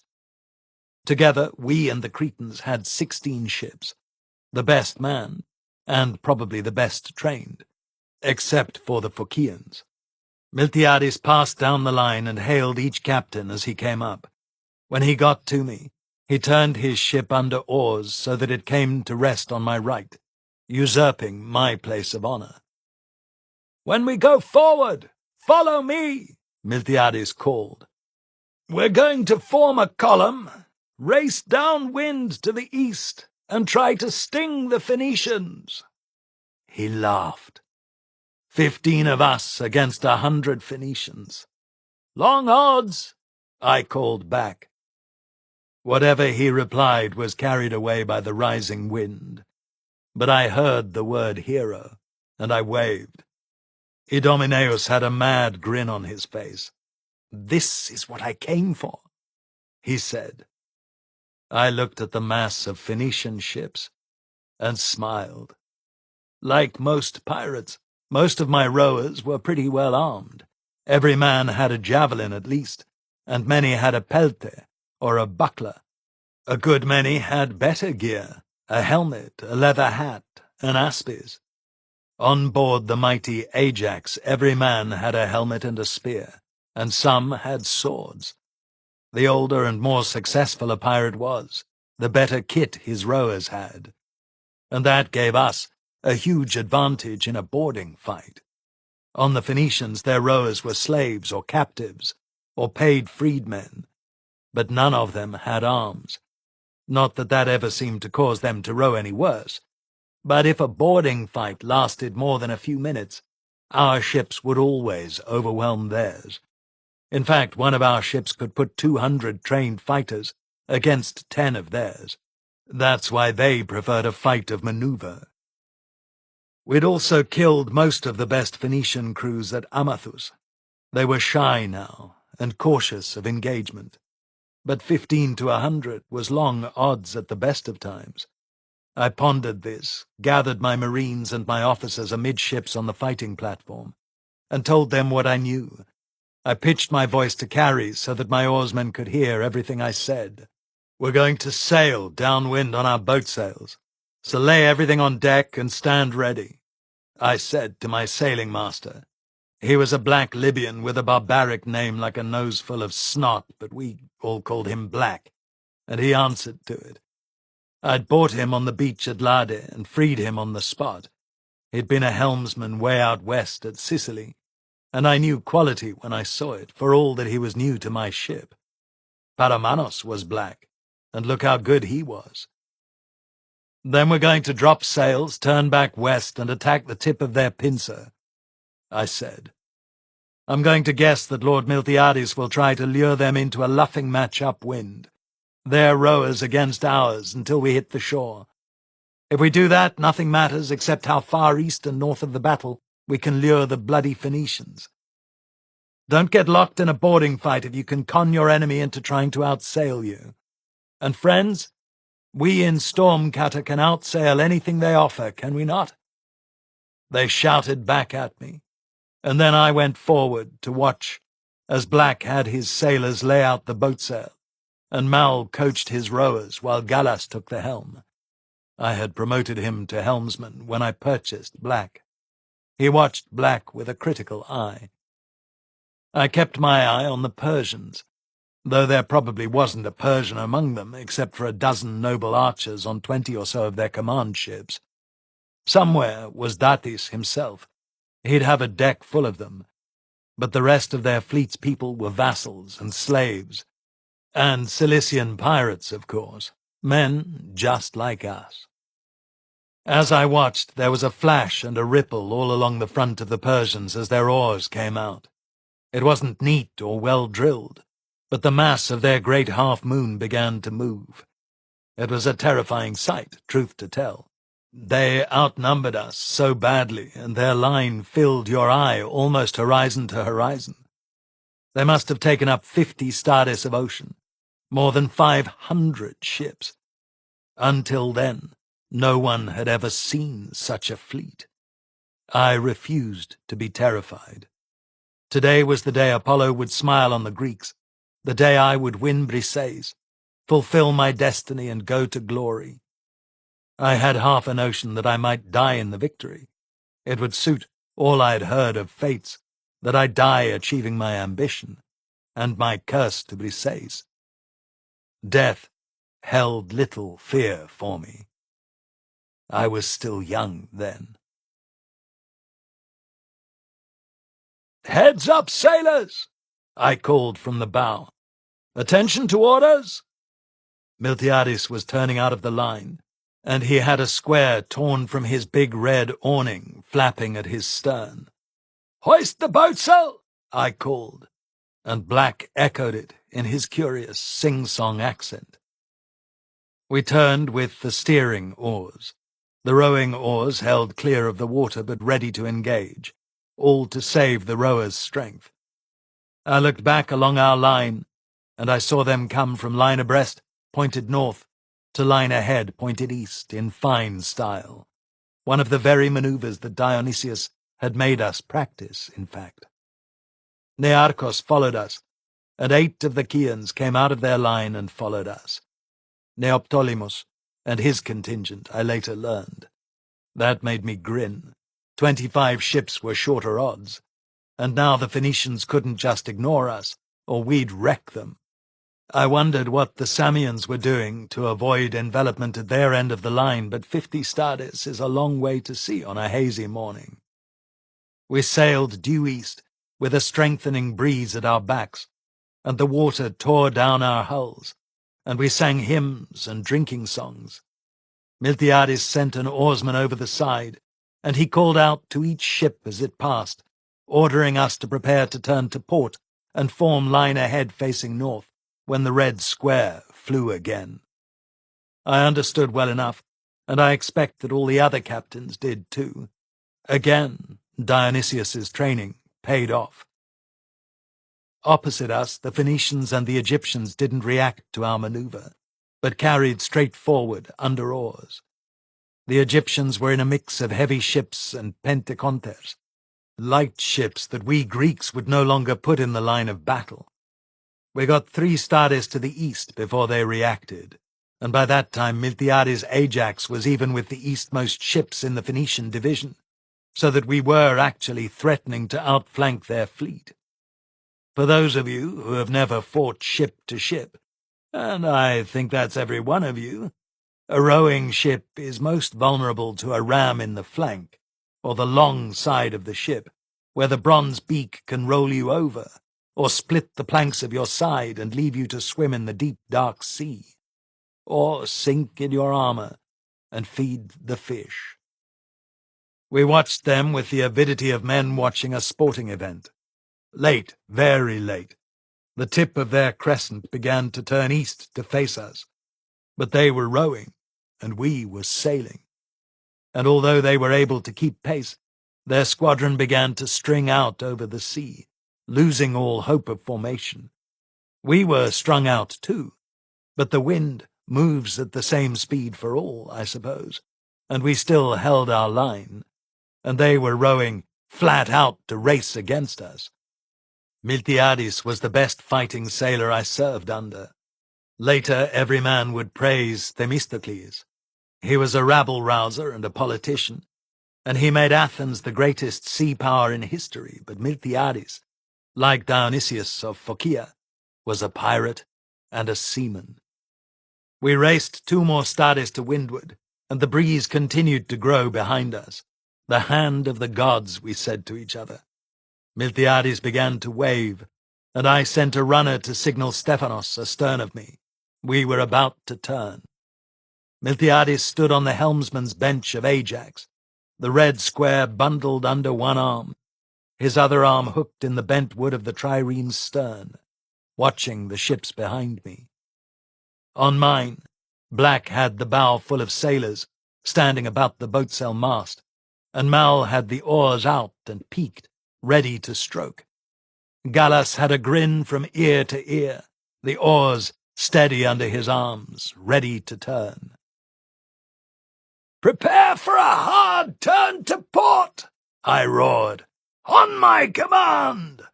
By the gods, I thought, this is going to be glorious, win or lose. I had seldom gone so fast in a trireme. The wind directly astern had such power. I wondered if we could carry any of it through the turn.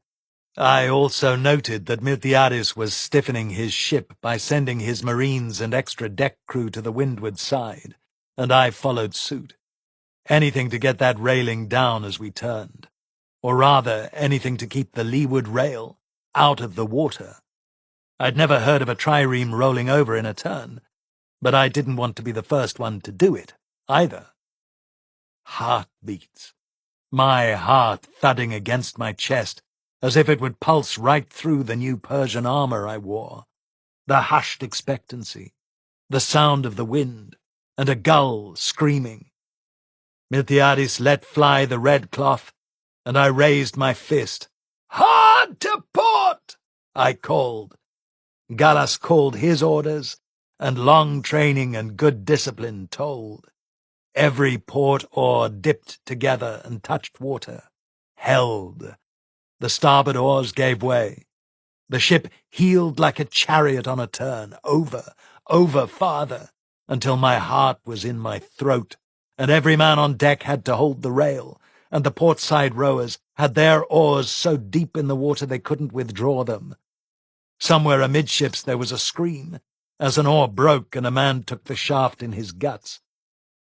And then we were around, and the sun was shining, and our ram was pointed at the Phoenicians, and we were racing like a spear thrown by Poseidon for the flank of the enemy line.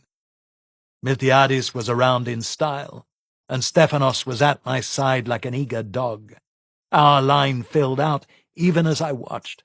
The Cretans were no slower, and the Chians trailed away in some confusion, but that only served to make our line look longer.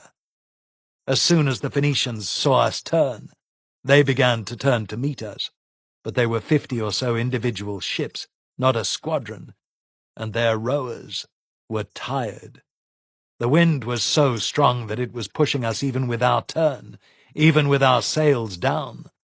I began to eye the beach and the rocks at the foot of the bay, the east end, with a professional eye. Then I ran amidships to the command platform. "Diek plus!" I called to the helmsman. "Oar rake and right through, then turn upwind, west!"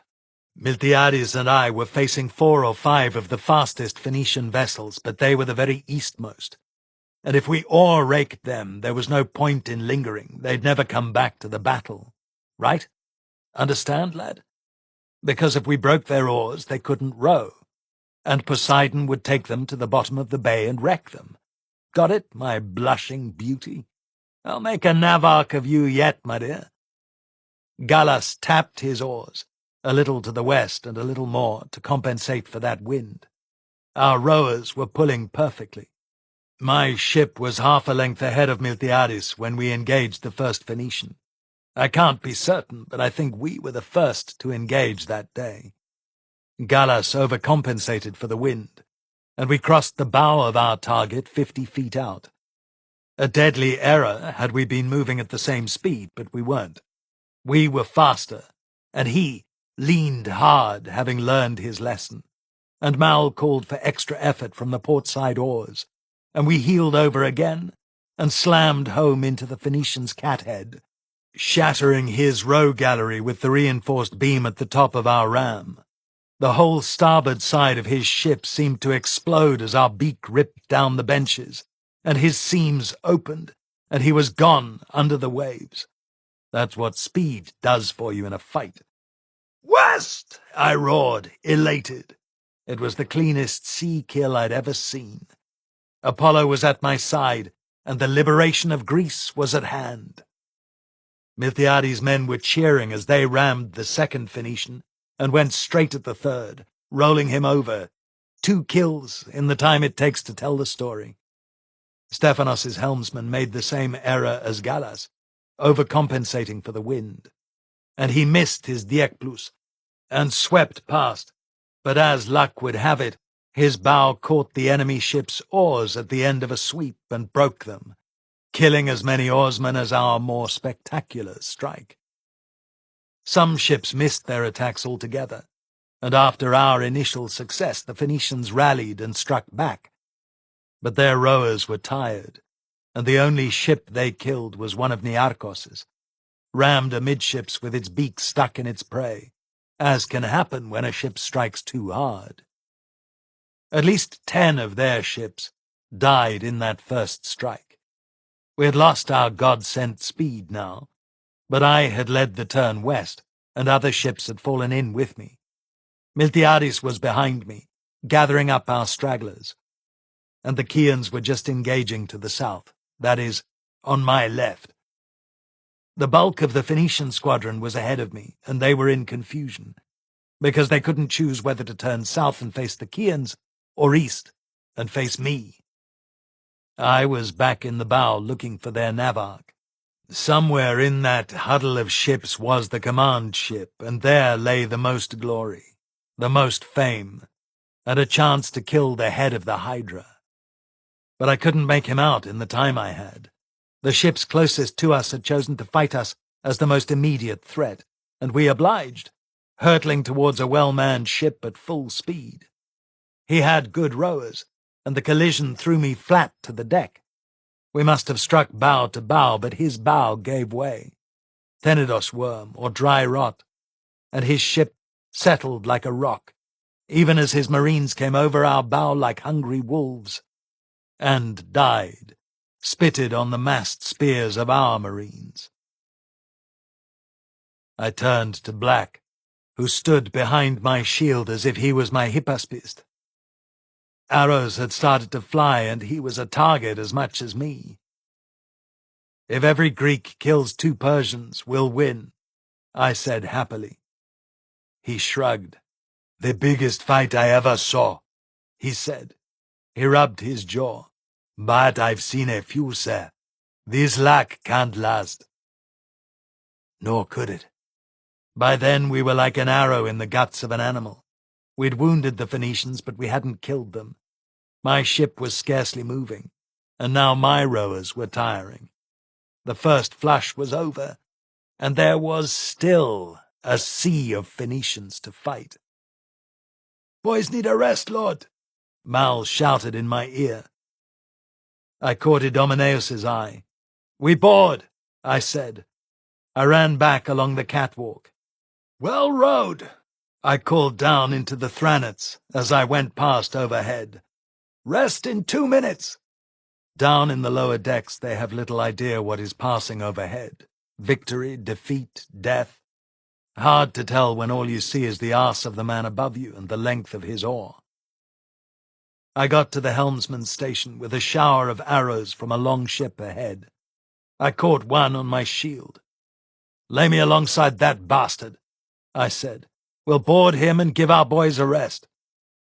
In fact, I was aiming at the northernmost ship in the Phoenician squadron, a ship at the back of their now utterly confused pack. I hoped that by coming up the north side of this vessel I'd get a few minutes' respite from the arrows of the rest. He was having none of it, and he maneuvered and we maneuvered, like two cats fighting in the dust, and we swept past each other at close range. There was a tall man in a Greek helm on the deck, and Idomeneus shot him in the throat. A wonderful shot, and he fell straight over the side. Then we were past, and there was another Phoenician close behind, a heavy ship like ours. He was apparently taken by surprise that we were so close, and our ram struck just aft of his bow. But he had his oars in, and our momentum was too little, and the angle too steep for a kill. That was fine with me and my rowers. We coasted down his side with a keening screech. "Marines!" I called. "Deck crew!" Black had an axe in each hand, long-handled axes of the kind that horsemen carry. Axemen die like lambs in a sea fight. No shield, no defense. I feared for him and my investment, but I needn't have worried. As we slowed, I stepped up on the rail and took an arrow on my shield. I didn't wait for our grapples to go home. I leaped. I'd done this 20 times. Yet I missed my footing and fell over the top bench. An enemy oarsman kicked me, but his kick hit a lot of armor, and I was getting up when the enemy marines came for me. I should have died. But an axe, a full-weight axe, flew right through the hide face of the first marine's shield and into his arm. Blood blew out through the shield, and I resolved on the spot never to go to war with the Libyans. Before then I'd never seen a man throw an axe. Black threw his second axe into the next man, and it hit pole first, not with the blade, but the pole hit the man in the temple, and down he went. Then I was up and killing. I only remember Black and his axes, the rest is a blur. And then I was on their command deck with Idomeneus under my shield, shooting their officers at the distance a man could spit, while I covered him and killed anyone who came for me. There were 2 Persian noblemen and some Mede guards, and a noble Phoenician in scale armor from head to knee. He had a beard as long as his scale shirt, and Idomeneus shot him in his unarmored face, while the remnants of his marines tried to cover him, ineptly, with their shields. The rowers were all Phoenicians, and they fought as if to disprove anything I said earlier, but that was the Nabok's ship, honey, and he had the best of everything, and Apollo had given him to my spear. So my own rowers had to arm and come over the rail.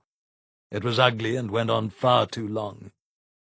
If I had to guess, I'd say that the only enemy rowers who lived through the slaughter were those who leaped the rail and swam, maybe 6 out of 200 men. That's the hard way to take a ship. And when the rowers fight, Poseidon, that's ugly. I have no idea how long it took, but it didn't get my rowers the rest I had intended against a nice, effeminate enemy. At Lade there were no easy enemies.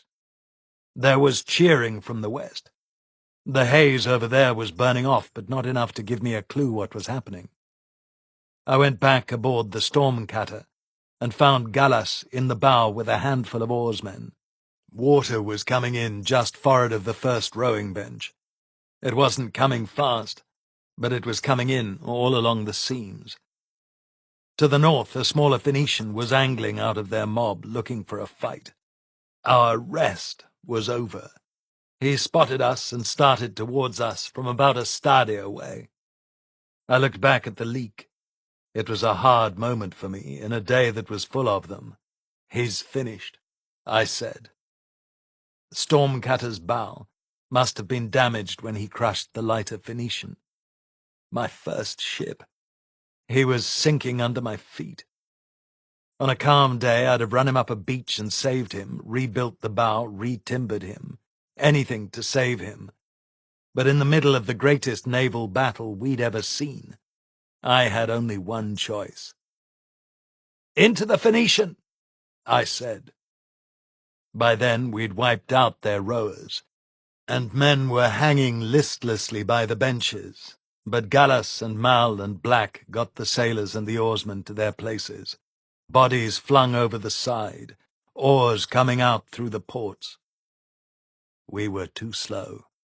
The lighter Phoenician was coming at us from the north, already up to ramming speed and turning to get the best possible angle. But he was lining up on an abandoned, sinking ship. He had no way of knowing that we were all in his own command ship, or that it was already taken and the bodies gone. It stank of blood and shit, but we had some life in us yet.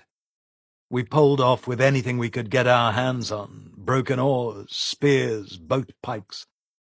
Our first 5 strokes were so ragged that I was ready to despair, and Mal cracked his voice screaming. But the new ship was a spear length longer, and half our oarsmen were in unfamiliar benches, a few on the wrong side altogether. We had just enough way on us to row clear of the abandoned storm cutter. He served us one more time, taking one more victim with him into the deep. Wounded as he was, the Phoenician was overeager and rammed home amidships at full speed. His ram cracked timbers, and the water poured in, and Stormcutter quickly filled and sank, still stuck to the Phoenician's ram. His rowers backed water like heroes, seeking to withdraw their ram, but their bow went down and down, as if Poseidon's mighty hand had them by the bronze. They might yet have made it, but Nearchos of Crete shot from under our stern and hulled them neatly amidships, while they were utterly defenseless. And they were dead men. The cheering from the west was louder now. We could feel it. The Phoenicians, their best, were shying off. Their navarch was dead, and no one was giving them orders. And the northernmost ships turned for the beach and ran. We lay on our oars and panted, and some men laughed, and others wept. We'd been close to death. I could feel the scythe on my cheek. Behind us, while we did nothing, the handful of Chians under Neoptolemus harried the last Phoenicians to withdraw. And we had 18 ships when Miltiades came past us and ordered us to form on his right. Ajax had a scar on her portside timbers, where a Phoenician ram had only just failed to get a kill. But otherwise, he still looked like the mightiest ship in the Bay of Lade. Just south of me, a pair of Chians carried the last Phoenician ship in our part of the battle, by boarding. None of us, to be honest, could believe it. I suppose we expected that we'd get stuck in, and the lesbians would have to come and rescue us after they broke the Egyptians. But we'd done it ourselves. Miltiades harried us into line. The Phoenicians were reforming on the Mycale shore in front of their camp. 40 ships or more against 18. and we'd routed them. I drank off a canteen of water and passed around another of wine. As it came back to me, Black made a noise of disgust. He was looking over the sea to the west. He spat in the sea, drank from the wine, and handed the canteen to Idomeneus. "We're fucked," he said. I turned around. I can remember that moment as if it was today, this morning's breakfast beer. Until I turned, I was a hero in a victorious fleet, and we had just broken Persia's sea power, and I was going to be a prince in Boeotia, with Briseis at my side. The rising sun had finally burned off the haze. We were alone. Strictly speaking, we weren't alone, and I'll leap ahead and tell what happened, because from my deck it was hideously confusing. Just accept my word, children. We spent the rest of the day in an exhausted rage of fear and betrayal and confusion. The Samians had changed sides. Not all of them, of course. Some remained loyal to the rebellion, and more fled the treachery, although some men would say they were the worst cowards of all, taking no side. Of 100 ships, 11 stayed with us and fought to the end. Those 11 tried to fight 100 Phoenicians, and every man aboard died trying. And the men of Samos still have a stele to them and their captains in the agora of their city. But Iacchos, the former tyrant of Samos, had bought the aristocrats among them, and Dionysius of Samos, not to be confused with our mad navarch Dionysius of Phocaea, changed sides, the bastard. The treachery of the Samians left the lesbians to the fates. Epaphroditos chose to die, and he led his own men, the men of Methymna and Eresus, into the enemy, and they took many of the Cilicians down with them. But the Mytileneans chose another path, hoisted their sails and ran for it. 20 ships that we needed desperately. In the center, the Chians saw they were being deserted and did the noblest thing of all. They stayed together and resolved to cut their way out. They had no idea we had won on the right. Who would have expected it of us? So they hurled themselves against the mass of levies and mercenaries in the center. That was the chaos that greeted us when the haze finally burned off, so that we couldn't see any of our ships at first, because we didn't think to look for them behind the line of Egyptians facing us. Now, I also have to add that up to this point, Datis, the Persian commander, thought that his own left, the Phoenicians we'd beaten, had been enveloped by a larger force. Friends like Cyrus told me later that that's what Datis had been told by the beaten remnants, because beaten men count every foe 2 or 3 times.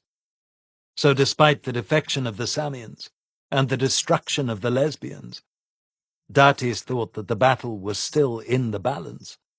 He was holding back his reserve of Egyptian triremes, waiting to see the rest of our fleet. That's battle on a giant scale. When hundreds of ships face each other, no one man can command them, or even guess what occurs. Datis won the Battle of Lade in the first hour, but the haze and the defeat of the Eastern Phoenician squadrons made him cautious. Otherwise he could have closed the gap and trapped us all in the sack.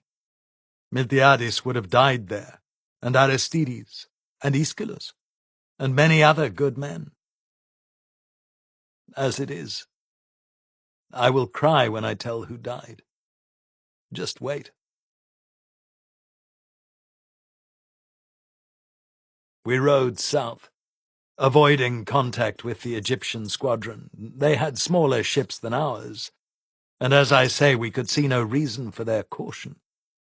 All we could see was disaster. We formed a circle with our sterns together, a favorite ploy of the Athenians, like a phalanx formed in a box against cavalry. In this case, Miltiades did it so that we might shout from stern to stern. Aristides spoke first.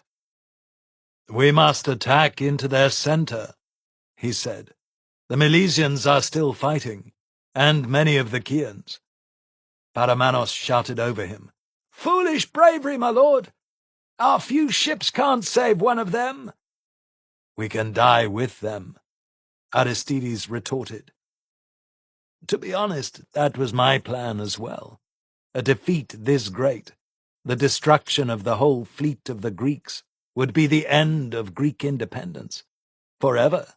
You who live now, you cannot imagine a time when Athens had 15 ships on her best day, and 8 of them were ours. Sparta had none. Of course, I cared nothing for the East Greeks, except my friends.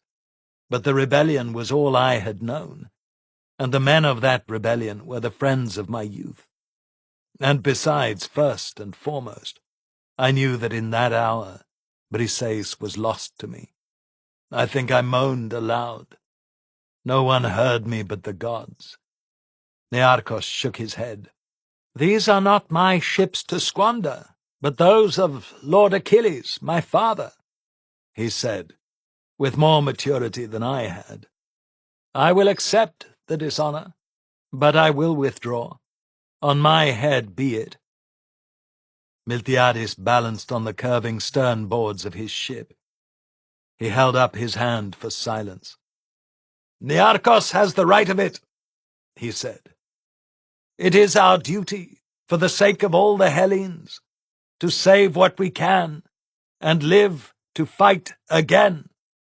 Aristides cursed, something I had never heard him do. "Fight again," he said. "With what?" "Our wits, our ships, and our swords," Miltiades said.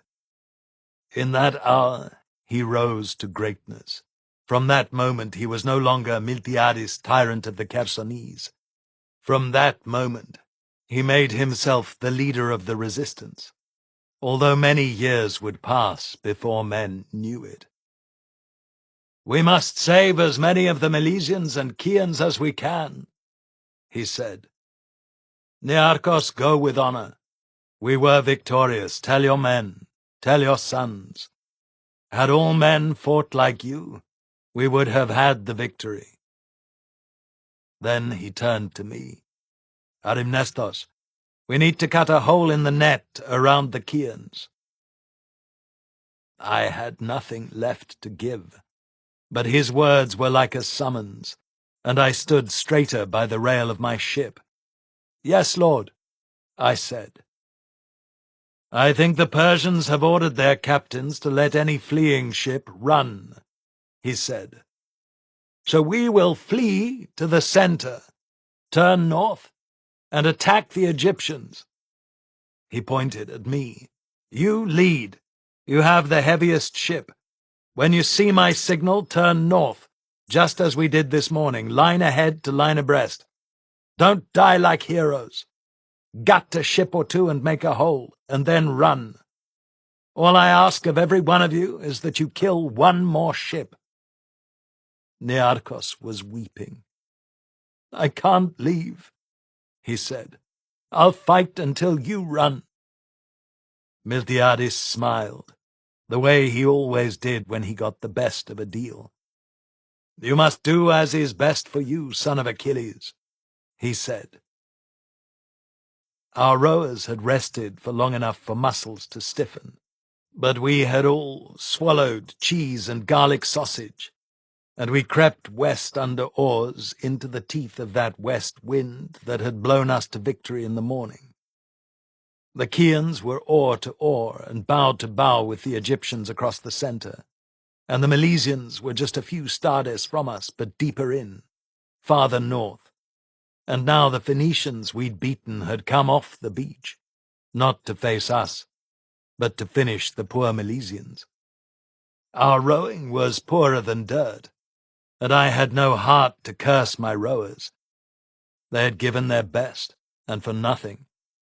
But Poseidon took pity on us poor Greeks, or else that day's curses were all used up.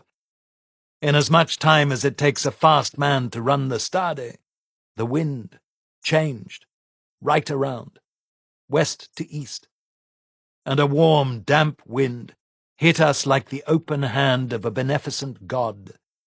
In heartbeats we had our boatsails up on deck. Black took longer, and Miltiades passed us, and so did Aristides. They mocked us. We were in a strange ship, and everything was stowed by strangers. As it happened, I thought it was a miracle that Black got the boatsail up at all. Then we were racing away west. Behind us, a rain squall appeared at the bottom of the bay and hit the Phoenicians. It was as if the gods were seeking to do all in their power to remedy the perfidious foolery of men. I'll be honest, it had none of the breakneck enthusiasm of morning. We were tired to our sinews, and we were no longer fighting for greatness. But like wild dogs, we were still dangerous. And, lest I make the Egyptians sound like an enemy to be trifled with, many men fight badly late in a victory. I've done it myself. Why risk yourself when the day is won, eh? The Egyptians were shocked when we turned on them, and timid. And why not? They were vassals of Persia, not friends, and their side was already victorious. Had we known the future, had we been able to see the dark days at Artemisium and Thermopylae, when the Chians and the Lesbians stood against us, vassals of Persia, in those same ships, we would have left them to die. But who could calculate such a thing, or abandon a friend? And of course they repaid us in their turn, on the beaches of Mycale. But that story is for another night, eh? Where was I? So we turned on the Egyptians, 18 ships, and our ships were bigger, and our crews more dangerous, even so late in a long fight.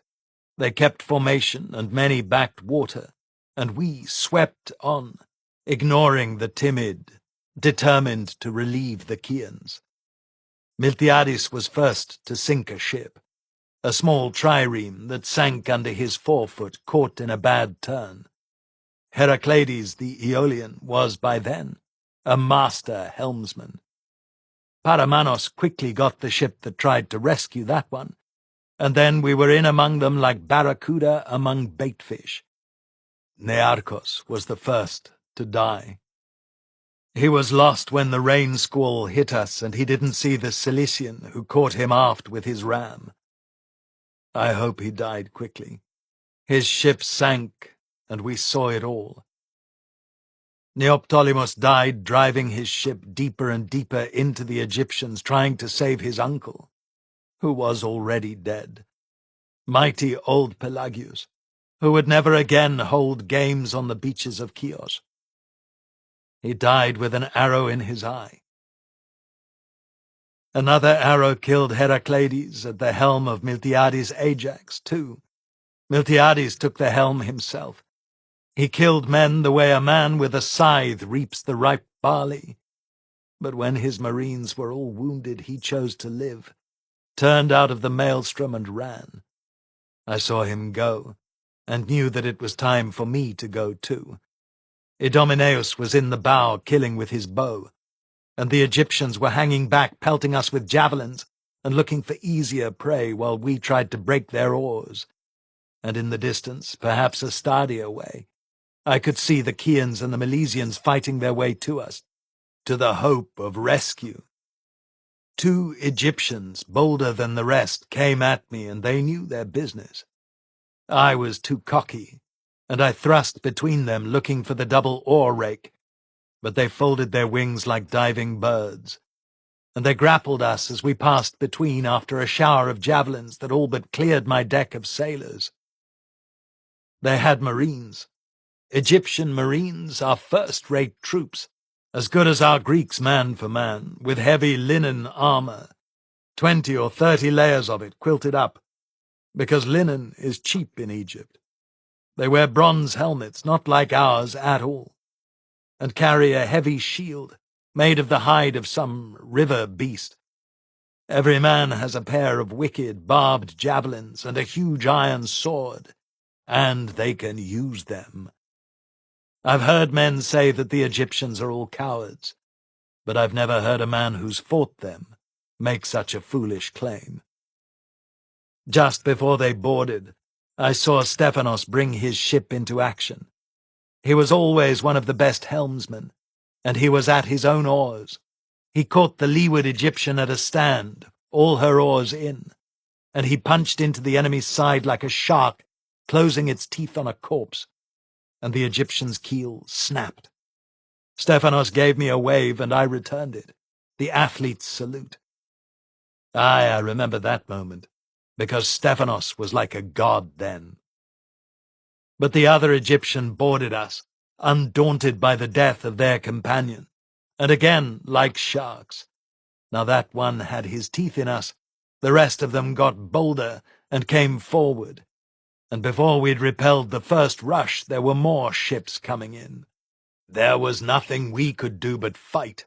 At sea and on land, there comes a moment in a fight when there are no longer either tactics or strategies. All you can do is fight.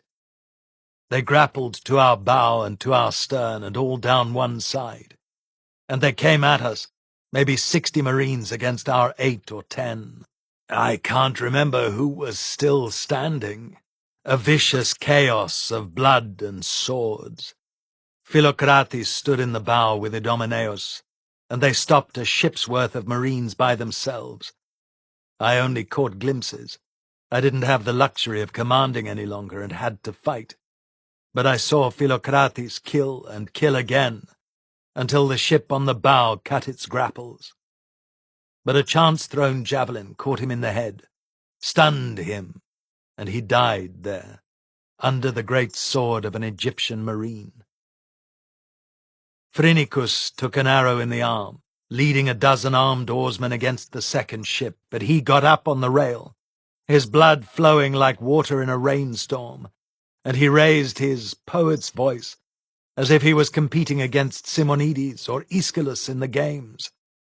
"Sing me, muses, the rage of Achilles," he sang, even as his blood flowed, and my sailors rose from their benches with glory in their hearts.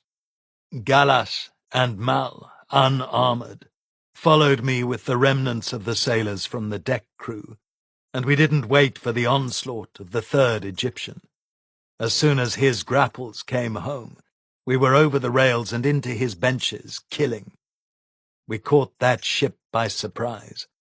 They must have thought us easy pickings, and 15 men with axes made short work of the disorganized crew. I cut their triarch down with a single spear stroke, where he stood at the foot of his mainmast amidships. The mast was still stepped, and Poseidon alone knows why, and I stood there breathing like a bellows gone mad. For those of you who have never fought in armor, children, you can only go a few hundred heartbeats. The best man in the world, Achilles himself, could do no more, before you have to rest. I loosened my chin strap, drank in sweet breaths of sea air, and looked about me. Idomeneus stood alone for as long as a woman takes to birth a child, and held the bow, Philocrates's corpse between his widespread legs. Phrynicus was down, and his singing stilled, but his sailors had swamped the second Egyptian. We'd swept the third like a desert wind. But while we'd been fighting, 3 more had come for Stephanos, and rather than abandon us and leave us to die to save himself, he stood fast on our leeward side, and they boarded him. As I watched, his spearmen cleared the fighting deck on the boldest of the 3, but the other 2 had extra marines, and they poured men into the center of Trident. Stephanos went into them with 6 of his marines, his spear flashing as if he was Ares incarnate, the red horsehair of his crest nodding high above the fight. 6 of them, were trying to stop 30 or 40 professional fighters.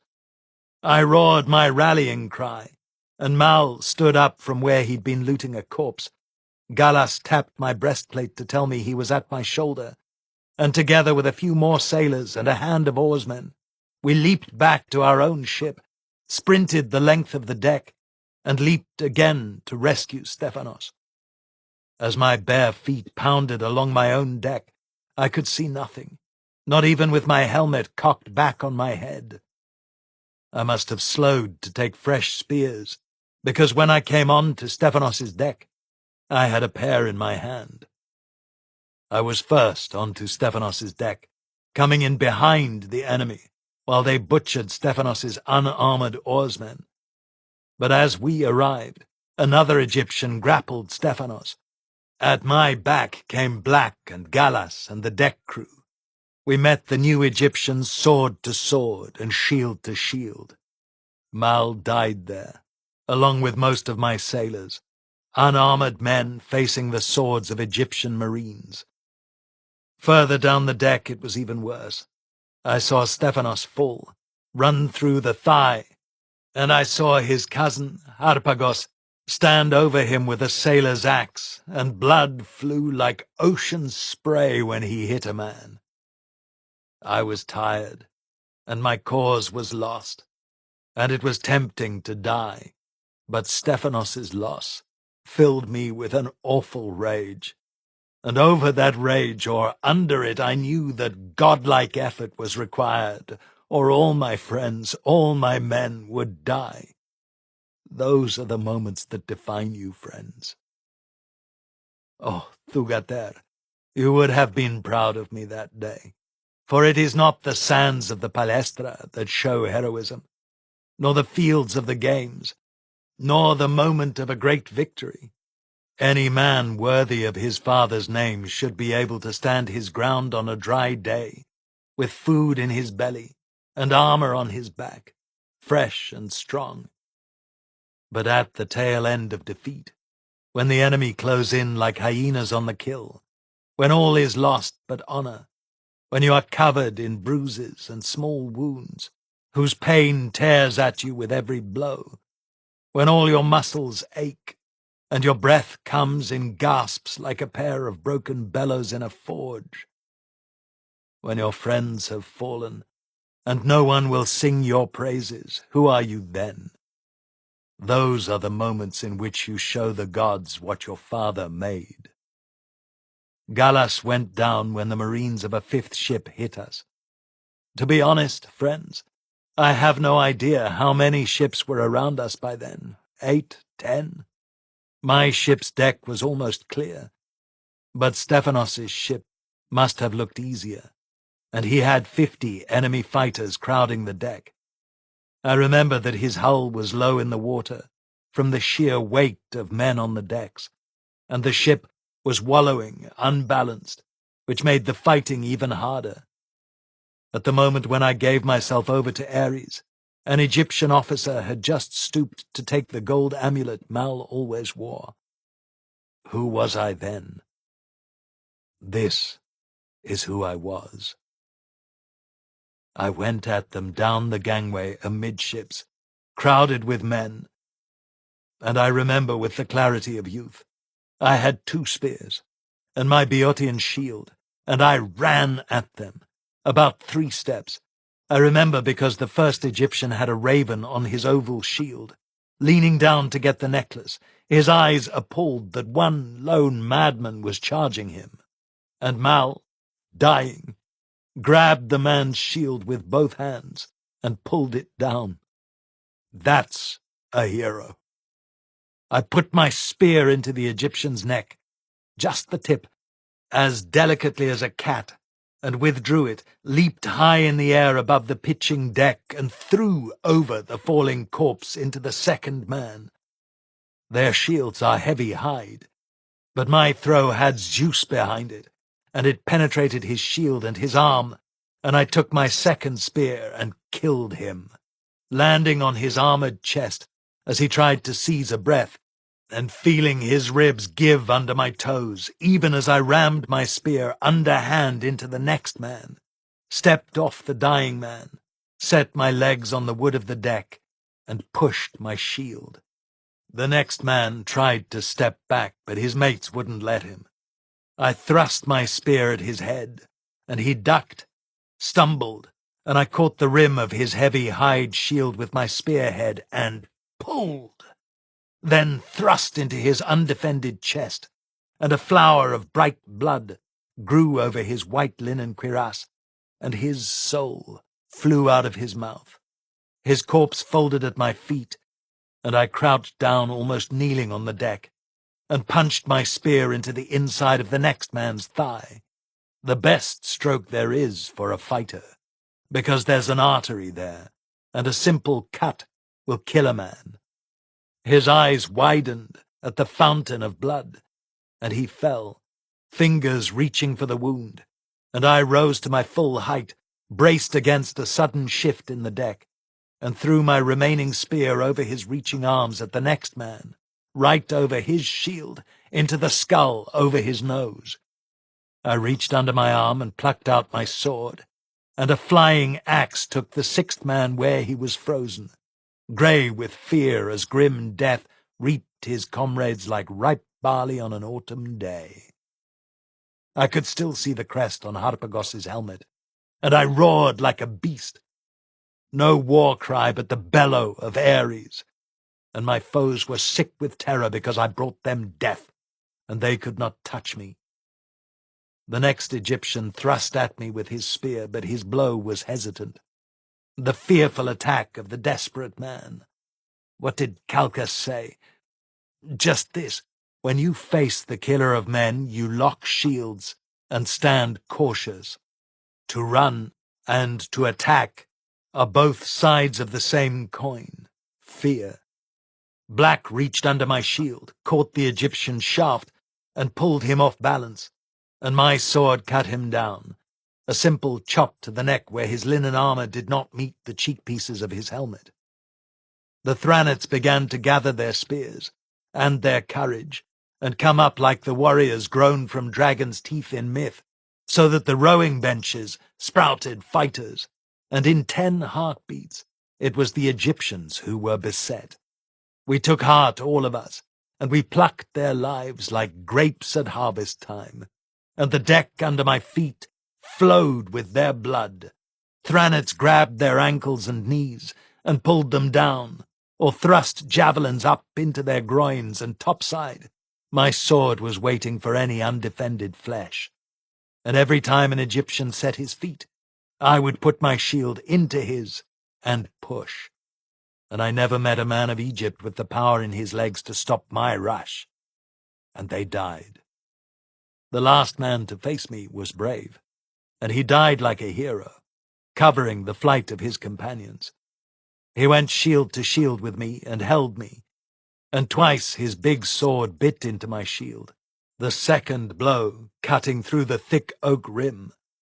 But while his sword was stuck in my shield, I put my sword into his throat. He was a man. Thanks to Ares, his companions were not of his measure, or I'd have died there. We had cleared the deck, and as I came to the rail I cut a man's fingers off where he grasped it.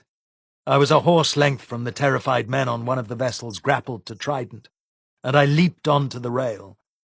"If you come to me, every one of you will die!"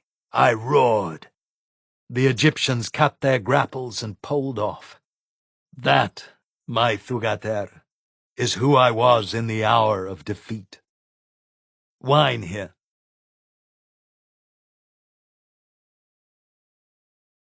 By the will of the gods, or the temerity of men, the Egyptians let us go. My decks were red with blood and empty. My deck crew was dead almost to a man. I had no officers but black, and my marines, both of them, sat in the scuppers, white with fatigue, and watched their hands shake. All my best men were dead. All of my friends were dead too. Nearchos, Epaphroditos, Heracleides, Pelagius, Neoptolemus, Mal, Philocrates, and 24 others I had known for years, Phrynicus and Gallus, lay in their own blood on my deck. We crawled away like a wounded lion or a boar with the spear in him. But for whatever reason, the Egyptians just let us go. And it was not for nothing, as we crept, oh, for the rowing of the morning, past the edge of the Egyptian line, Chian ships began to come up behind us. First a few, then more, 12, 24. One of them was towing a prize, and I laughed. And then I saw a lesbian ship I knew, and I hailed him. It was he who told me Epaphroditos was dead. But we'd burst the bubble, and now the trapped rebels boiled out of the trap as fast as they could. I have no idea who survived, only that there were enough of them that the Egyptians simply drew off and let us all go together. We might have had 80 ships, with a handful of Milesians mixed in, and Dionysius of Phocaea. Men tell me he had cut deepest into the enemy center, all the way through, and put fire in an enemy ship on their beach before the battle collapsed around him. He waved and rowed past, and his men were raising their boatsail. That wave was all the thanks we got, but it said enough. Black crouched by my feet. I had the steering oars in my trembling hands, and he was the only officer left, except Idomeneus, who had rallied my rowers behind me as I fought aboard Trident. He, too, was a hero. He was covered in wounds, as was I, now that I stopped to assess. I had a bloody gash inside my right thigh that should have killed me. I'd never felt it. It must have missed the vital artery by the thickness of a thread, and I was able to see deep into my flesh. "What now, boss?" Black asked. I looked across the bay. Ships turned turtle and ships of fire. The smell of smoke, the ocean littered with dead men, swimming men, and sharks. "We should run for Chios," I said, but Miltiades had lit a fire in me to save something. Harpagos brought Stephanos' ship Trident alongside. He told me that Stephanos was dead. I groaned aloud. I had hoped he was merely wounded. It was the hardest blow of the day. I got up on the rail. How my thighs hurt, and called out to him. "Miltiades is standing straight on for Samos," I said, pointing to where Simon, Aristides, and Miltiades were raising their boatsails. "I'm your man, not his," Harpagos said. "Stephanos never left you, Lord, nor will we." I was still grappling with the notion. That solid, big, reliable Stephanos was dead. My best man. My first friend as a free man. "I'm making for the camp," I said. The decision came to me as if from Athena, grey-eyed at my side. "I want my mainsail, and my rowers are done in." Black nodded, and Idomeneus shrugged, and Harpagos fell away and took station under my stern. My rowers were done in, but I'll note that they landed like champions. We got our ship ashore despite the wind, and Harpagos landed Trident next to us, in a camp almost devoid of life. Black shook his head over a cup of wine. "Boss, we'll just die here." I shrugged. "Let's save something," I said. I don't remember saying anything else. I fell on my sleeping rug, and I didn't move until Idomeneus awoke me. "Fill my cup, Thugater, and leave me." Chapter 8. The day after a battle is always horrible. A sea battle hides the worst. The stink and the visible horrors of the dead and the screams of the wounded. Not many wounded in a sea fight. By wounded, I mean those with a spear in the guts or a cut so deep that only a physician can save them. or not save them as the gods would have it. Because after a fight like Lade, every man has cuts, skinned knuckles, pulled muscles. Every man who has fought hand-to-hand on ships has small wounds, a deep cut on the arm, a burn, an arrow through the bicep. Some men have two. The fighters, the hoplites, the marines, the heroes, have all the little injuries that come with fighting in armor, the abrasions, the bruises where your armor turned a blow, the punctures where a scale was driven in through the leather. Add to that the sheer fatigue, no matter how high your conditioning, and you can see why a camp is silent after a battle. Tempers flare, men curse each other. I had never experienced so total a defeat as Lade. After the battle at Ephesus, I was busy rescuing a corpse and such heroic stuff.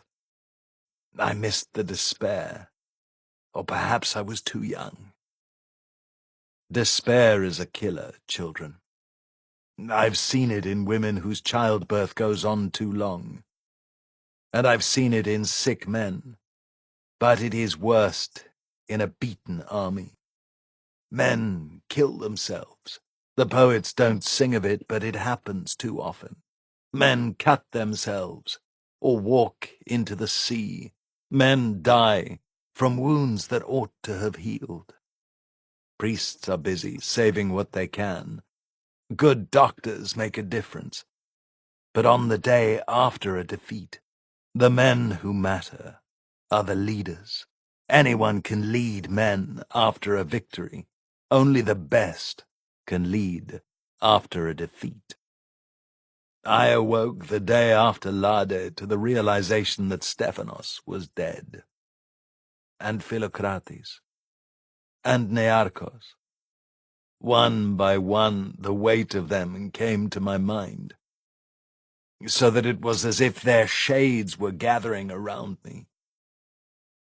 Philocrates was on my ship, wrapped in his chlamys, and Stephanos was wrapped in his himation on trident. To a Greek, that's some consolation. We would honor them in death. But not today. I got up, poured myself a cup of wine, and felt the pain of all my muscles and all my wounds, new and old. My head hurt. I said a prayer to my ancestor Heracles for strength, and I began to clean my armor, promising that if ever I came through this to my farm in Boeotia, I would build a shrine to Heracles and put his lion on the inside of my shield. Do you sheltered children know what armor looks like after a fight? Sprayed with blood, with all the fluids inside a man, with ordure, shit, and the leather full of sweat and fear. But I had no hypaspis to do it, and I needed to look like a hero. When my armor was clean and bright, I began on my shield. The rim was broken where the brave Egyptian had almost killed me, and the raven of Apollo seemed to me a mockery. Apollo had promised me victory. Apollo had allowed the Samians to betray us. Apollo had allowed treachery to triumph over virtue. Fuck him.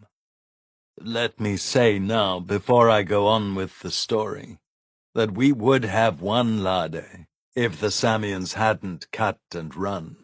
I know that's not the popular view. I know that today Athenians suggest that the Ionians were an effeminate bunch, incapable of defeating Persia without the spine of Sparta and Athens to hold them to the task. But that's all crap. The Phoenicians came to that battle wary of us, and the Egyptians wanted no part of it, and in effect only fought to defend themselves. If the Samians had held their place in the line, Epaphroditos would have routed the Egyptians, and we would have won. Why do I tell you this? Because my rage and bitterness were boundless. The cupidity, the foolishness, The greed of a few men had killed my friends and robbed me of my love. The day after Lade, I wanted revenge. Let me be clear, honeybee. I still do. I washed in the sea. That hurt, believe me. Nothing like salt water on new wounds. Then I put on a clean wool chiton and boots, and my newly cleaned shirt of Persian scales. I put my sword belt on my shoulder. Black came into my tent as I finished arming myself. "So?" he asked. "Gather the men." I said no more, and he went. Idomeneus took his cue from me, and he had a Tyrian cloak on his shoulder and my good bronze breastplate on his back when he came to me. Harpagos looked like a fisherman in a wool cap. I beckoned him to me, walked him into my tent, and bade him dress like a triarch. "Part of leading is play-acting," I said. "You must dress the part. Today we have to pull them up a hill the way an ox pulls a cart. Everything matters." He shrugged. "Yes, Lord," he said. I dressed him in a red wool himation and a plain linen chiton with a leather stola. Idomeneus brought him a fine Cretan helmet from a dead Phoenician officer. The helmet was covered in repoussé, a work of art. "I've never owned anything so fine," Harpagos said. I shrugged. "Enjoy it," I said. Idomeneus grinned. I frowned at him. "You're the only man in this camp smiling," I said. "Good fighting yesterday," he said. "We lived. No reason to cry." That was Idomeneus, a man who lived at the edge of madness, I suspect. Black wore a magnificent chiton when we emerged, purple with red and blue edge stripes like waves, as nice a piece of cloth as I'd ever seen, and he had the sword I'd taken from the old Persian. Not that I begrudged him it. So we made a good show. The men were surly and quiet, but when they saw us, they understood immediately, and I saw men wipe their faces and look at the dirt on their hands. Good. "We lost," I said. There were about 300 men on the beach, where the day before 15 times that many had eaten breakfast and offered sacrifice. "We lost, but life goes on. Lord Miltiadis will not stop fighting. Neither will we, as long as there are fat Egyptian merchants to take and gold to spend."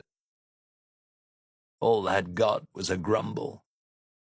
"The Persians won't stir today," I said, pointing across the bay. "We hurt them badly, and they'll lick their wounds, but tomorrow they'll come for us, so we'll have to be gone, away downwind to Chios, where we'll put Philocrates and Stephanos in the ground, and say the rites for all those who went down." That got a better reaction. "But first," I said, and every head came up, every set of eyes locked on mine. "But first, I mean to complete our cruise in Miletus, and take off every man, woman, and child we can save, before the Persians storm it, which will happen any hour."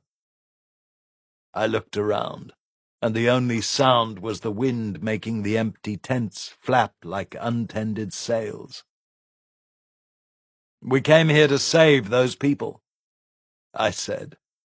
"We can still save some. Anyone with me?" Not bad, Thugater. Not bad at all. They were all with me, as it turned out. We kept a good watch all day, so we knew when the Persians launched their assault on Miletus, just a few stadists distant. They didn't take it by surprise, or anything like, but they knew that the town was nearly empty and probably further lost to despair than we were on the beaches. Most of the fleet of Miletus was lost in the fighting. The handful of ships who survived ran for Samos and Chios. Not a single ship ran for their own port, not even Histiaeus himself, who left Isthys in command of a city denuded of fighting men. As I say, we kept watch. Twice we saw patrols set off from the beaches opposite, but neither came any closer than 10 stades. My 2 ships were hidden by the bulk of the island. Who would have expected us to hide in plain sight? At sunset, we launched. Most men had slept all day. Our muscles were stiff, but we ate every animal we found on the beach, cows, goats, all abandoned by the Greeks, and we'd stowed carefully the best of the loot from the rest of the campaign, our weapons, and little else. Once afloat, we lay on our oars in the channel between Lade and Miletus, our oars muffled, and every man silent. The rocks hid us from the town and from the besiegers, but we could hear the fighting. The town was falling, there was no question of it. I was in a curious race with time. I couldn't let my ships be seen against our shore when we moved, or the Phoenicians and the Egyptians and the Cilicians would be on us like vultures. But if I waited too long, the town would fall. Black waited with apparent impassivity, but Harpagos walked up and down the command deck of his trireme, and his bare feet were the loudest noise in the channel. Gulls moved and cried. The wind blew through a camp devoid of Greeks. In the distance there was a murmur like summer thunder. I remember the darkness of that hour, and the despair I hid. If I must remind you, the disaster of Lade lost me Briseis. Forever, as it seemed. The Persians have a phrase. They tell a condemned nobleman to go and hunt his death.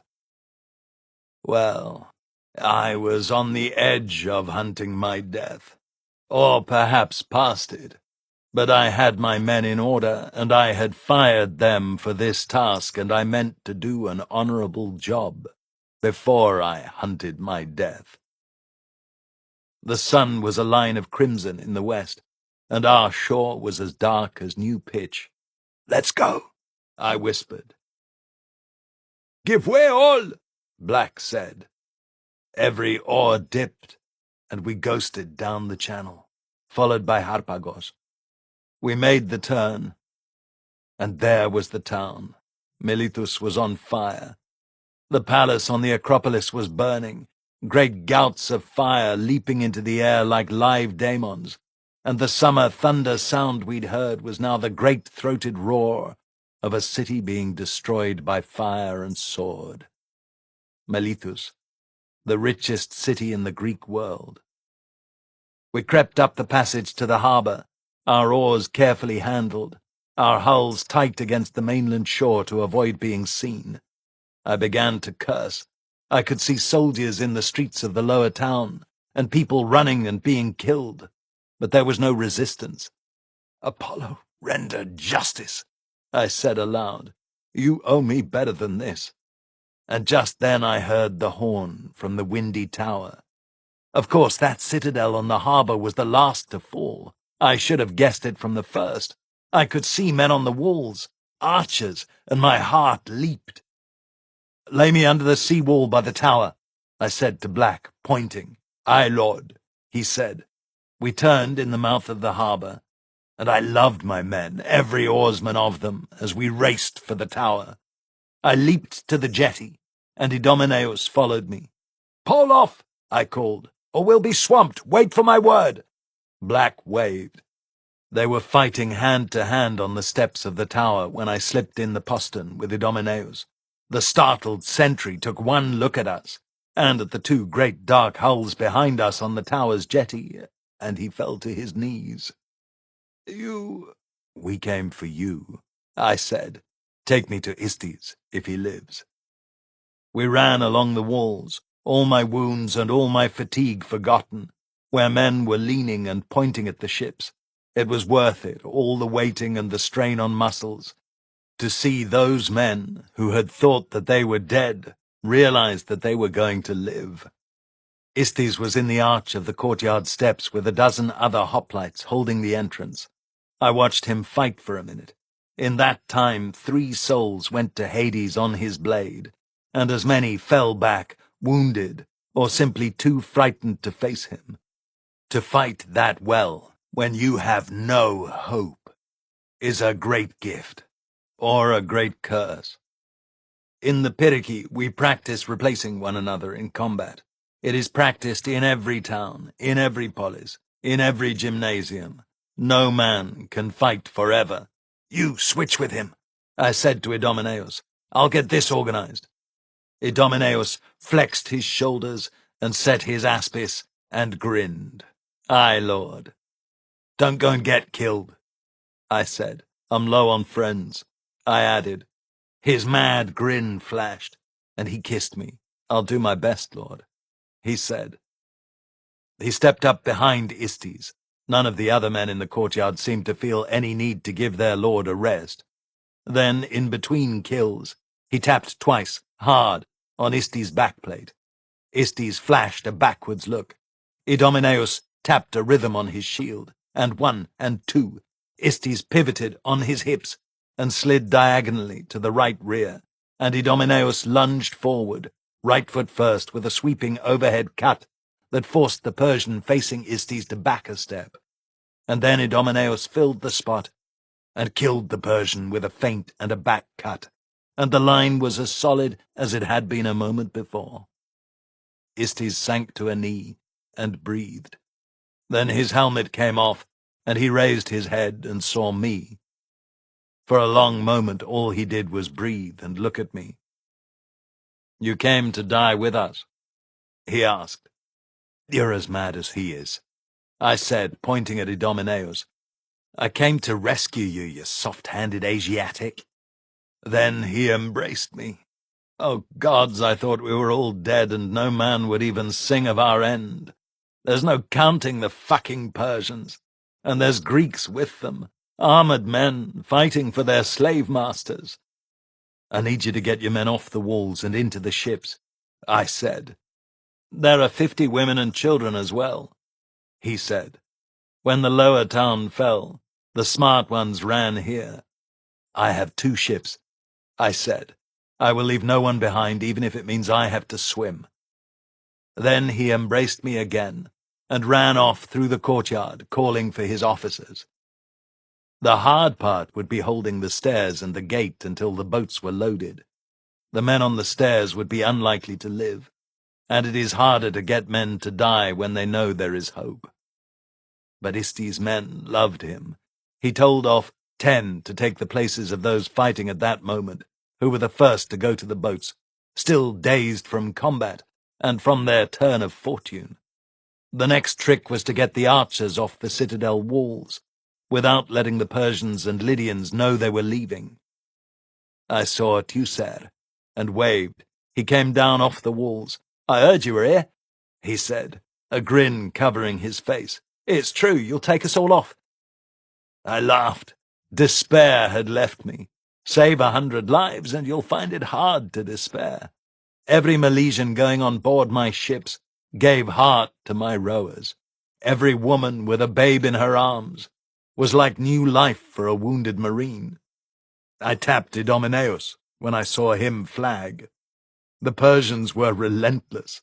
They came in waves, determined to finish us, and they still didn't know we were leaving.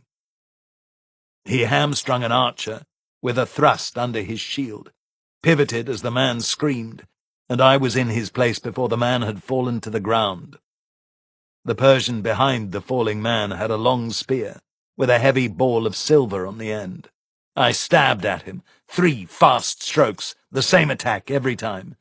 The third time went past his defenses, and my spearhead went through his wrist, into his neck. The man to my left fell. I have no idea what happened, and suddenly our line was gone. I powered forward into the press, and my spear played on them like a stork taking frogs. I felt faster and stronger than other men, and I felt no fear. I was the saver of Miletus that night, and the flames of the dying city framed my victims. I cleared the stairs. What more can I say? I put down 8 or 10 men, and the rest fled. I took blows on my armor, and my opponents were not fully armed men, but it was still one of my best moments. And yet I remember little, save that I stood alone at the head of the stairs and breathed like a horse after a race. And behind me the line restored itself, and the men began to call my name. Arimnestos, Arimnestos, they called. Down at the base of the steps, I heard officers calling, and men were forming. I picked up a heavy spear that lay discarded, hefted it, and then I stepped out into the arrows of the Persians. 2 thudded into my shield, but I knew that the gods had made me immune.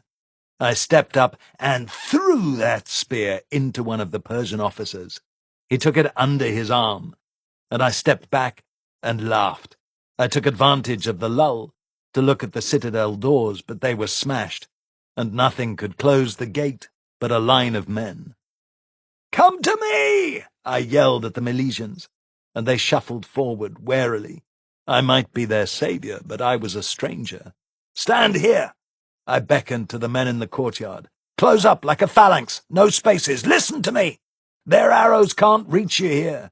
When we retreat, the left files retreat up the left wall stairs and the right files up the right wall stairs. Understand?" We still had a minute. I grabbed the rightmost and leftmost men. "Follow me!" I called, and I took them in the gate. "You go that way, single file, like forming or unforming the Piriki." He didn't understand, but another man did, and I pushed the first man into the 3rd rank. "Sorry, lad, I need a thinker. Can you live long enough to get them up these stairs?" The new Phylarch shrugged. "Here they come!" the men at the gate called. I got back there with my 2 appointed Phylarchs. We had time to take our places, me in the center of the line, they at either end. We were 7 men to a rank, 3 ranks deep. "Listen up," I said. "We take their charge and hold. On my word, we give ground to the edge of the courtyard, and then charge. Can you do it? No shirking. All together." And then they came at us. It was the bodyguard. Cyrus led from in front, and I knew him as soon as he came up the steps, and he knew me, as I heard it later, from my shouted commands. These were the best of Artafernes' men, picked swordsmen, nobles all, and men of discipline. They came into us together, and our line gave a step, and then we were fighting. Cyrus didn't come against me, by luck or the will of the gods. He had a big wicker shield, and he pushed it into the man next to me. I didn't await the onset of my man. I threw a spear, low, and took my man in the ankle, and down he went, and I went forward into the space right past Cyrus. I had my 2nd spear, and my shield was better than theirs. My 2nd spear, like my old deer-killer, had a wicked, tapered point like a needle, and I used it ruthlessly in the firelit dark, ramming it through wicker shields into their shield arms. I don't know how many men I wounded that way, but it was more than 3. And then I stepped back into my place in the ranks, leaving a hollow behind me. "Break!" I called, and we turned like a school of fish, threatened by a dolphin, and fled. Just 10 steps in the tunnel, and I turned. "Stand!" I said, and the Milesians turned and stood like heroes. "Charge!" I called, and we went at the startled Persians. We had men down, and so did they, and the footing was treacherous, and on balance it was foolish of me to charge like that. But foolish things are unexpected things, and we crashed into them and pushed them right off the platform of the steps, so that one of my file leaders took an arrow in the side. We'd overcharged, and we were in the open. "Back!" I called. We shuffled back as a storm of arrows fell on the portico. I tripped. A man grabbed at my leg, and I was looking into Cyrus's helmet. My sword point stopped a finger's width from his eye. "Doru," he said. He managed a smile, although I was about to slay him. I stepped over him, "Can you walk?" I asked, and he managed to get to one knee. Another wounded guardsman rose, holding his left arm where I'd put a spear into it, no doubt. "Let them go," I told my men. "Apollo, witless, lying god, witness my mercy." 6 Persians shuffled away. They didn't meet our eyes, but they lived, and they had fought well. As my hero, Alcidas of Eritrea, told me once, everyone runs sometime. I could hear argument in the darkness. Istes came up beside me. "We're out," he said. "All but 10 archers up on the walls, with all our remaining arrows." "No time like the present," I said. "By files to the right and left! Retire!" Istes laughed. "You Dorians have orders for everything," he said.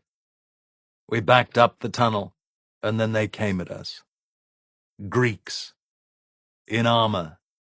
They came fast, hard, and silent, and the man who led them had a great scorpion on his shield. He put my right file leader down, and sent his shade away screaming at the first contact. And the line couldn't rally because the end men were retreating up the stairs. Suddenly, our orderly flight was chaos. Istes went forward into the fight, and all I could do was go with him. For 10 heartbeats, maybe twice that, the two of us held 10 armored men. Istes killed a man in that time. He was that good. I didn't. I was facing 3 men, and one of them was the man with the scorpion on his shield. It was Archilogos. It was bound to happen some time. I'd sworn to save him and his family before all the gods at the shrine of Artemis, and he was one of the best fighters in the Greek world. We had the same training. We'd been in the same battles. The gods send us these challenges to see what we're made of, I think. The last thing I wanted Archilogos to know was that he was immune to my blade. I rammed my shield into his and made him stumble, and then I thrust at each of his 2 companions, fast as a cat, and then I jumped back. Istes, as I said, killed his man. He felt me back away, and he backed, and then we backed together. Archilogos shouted for his men to get around me. "They're abandoning the gate!" he roared. As the leftmost man sprang forward, I threw my second spear and caught him in the outstretched leg, and down he went. I was out of spears, but I felt the right-hand stairs to the wall under my right heel. Archilogos came for me again, and I backed up a step and then another, and then he cut at my feet. Remember, I had boots on, not greaves, because of my wounds. I got my shield in late, too late, and he got a piece of my leg. His blade slicing through my boot, through my bandages, to lay a line of icy fire across my calf. But my shield rim caught his helmet as he leaned into the blow, and staggered him, and he fell. Another man leaped into his place, and I backed another step, and my heart fell to see the amount of blood I'd already lost. The step I abandoned glittered in the light of the doomed city. I backed again, and the new man cut at my legs.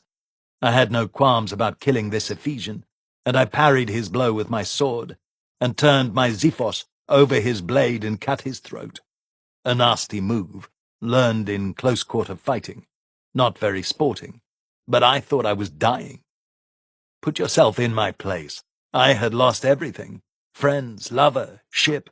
The rescue of the Milesians would make my name forever, I thought. And if I died here, what more could I want? A sad end, but a great song. I could trust Phrynicus, if he survived his wound, to write of it. When I took that wound, I thought I was done. It was too damned far to the ships, and I was losing blood like a dying man, but nor am I a quitter. I killed the man with my xiphos, and I got up another step. Idomeneus leaned past me with a spear and put it through the next comer's faceplate, and I was up another step.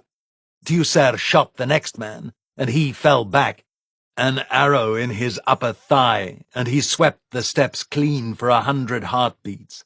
Then Idomeneus got a hand under my arm, and I was up on the wall. It is good to have companions. I'm finished, friends, I said. Idomeneus picked me up bodily. Like fuck you are, he said. Our wall was empty. Teucer was the last man behind us. He shot, ran to us, turned and shot again. No man of the Ephesians, even wearing full armor, wanted to be the first to put his head above the parapet. "Can you stand?" Idomeneus asked. He could see something I couldn't. "No," I responded. The world was going dark on me. He stood me up anyway. I sank to one knee. Teucer cried, "No!" and shot right over my head. The wall had a crenellated parapet on the city side, but on the courtyard side, just a low wall to keep foolish or drunken sentries from falling to their deaths on the flagstones beneath.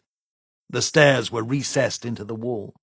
We couldn't see the enemy on our steps, but I could see, even as the curtain came down over my eyes, the line of armored men racing up the far steps, and Istes, alone on the wall, taking them. I've never seen anyone fight as well, unless perhaps it was Sophones. But that was later, and Sophones wasn't fighting in the last moments of a losing battle, doomed, against overwhelming odds. Istes threw them from the wall. He stabbed them. He baffled with his shield, his cloak, his sword, and they died. But he was flagging, I could see it, and he'd sent his men away. They all said as much later. In fact, Istes never intended to reach the ships. I saw him there burning with godlike power on the wall, fighting so well that he seemed to glow with his own light. He had full bronze, cuirass, helmet, greaves, thigh guards, arm guards, shoulder caps, shield face, and his armor caught the fire of his city as it died, and rendered it a golden sun atop its last defended wall.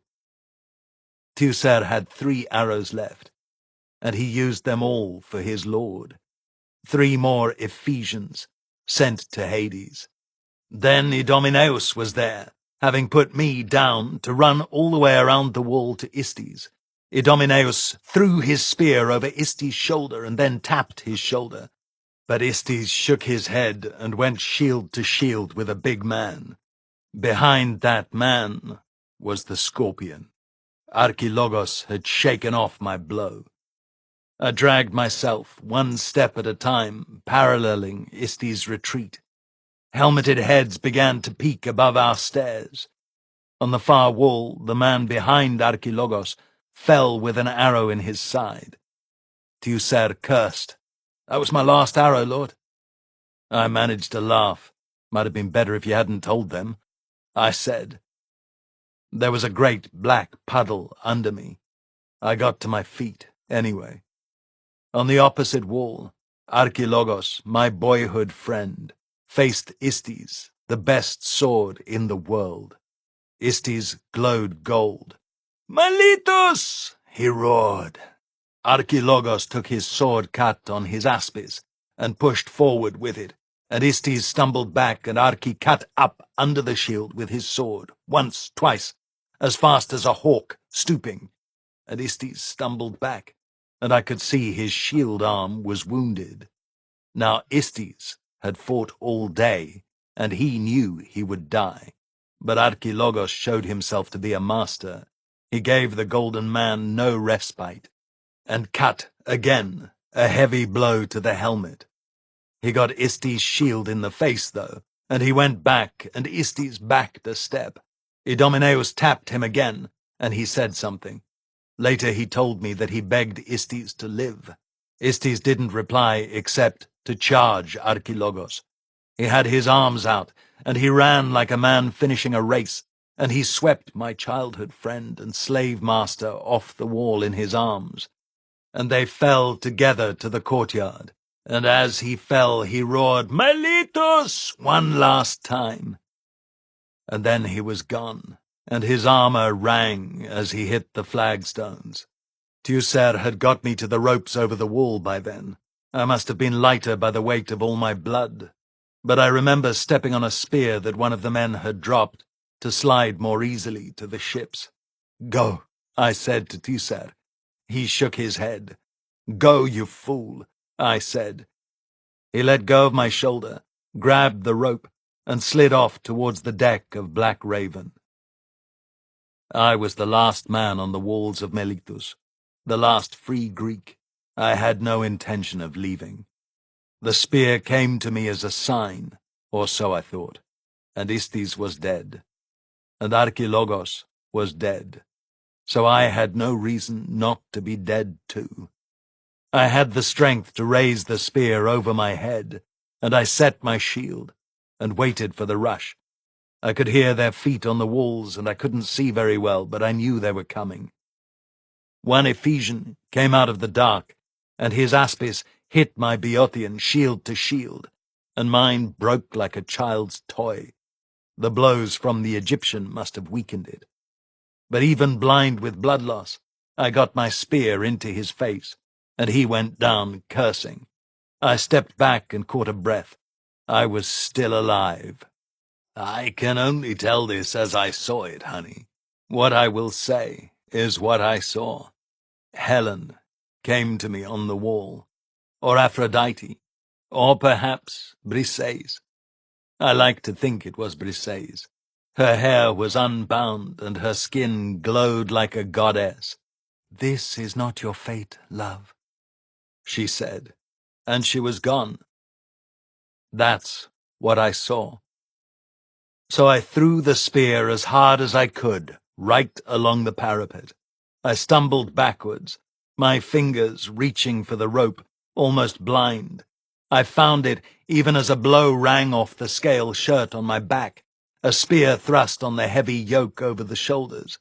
I fell, my hands holding the rope, and my feet dropped free of the wall, and I slid down the rope. My palms burned, but I wouldn't let go. I'm told I hit the mast quite hard. I was already pretty far gone, and I fell to the deck as if dead, all my sinews cut. But my armor did its job, and the wool stuffed in my helmet.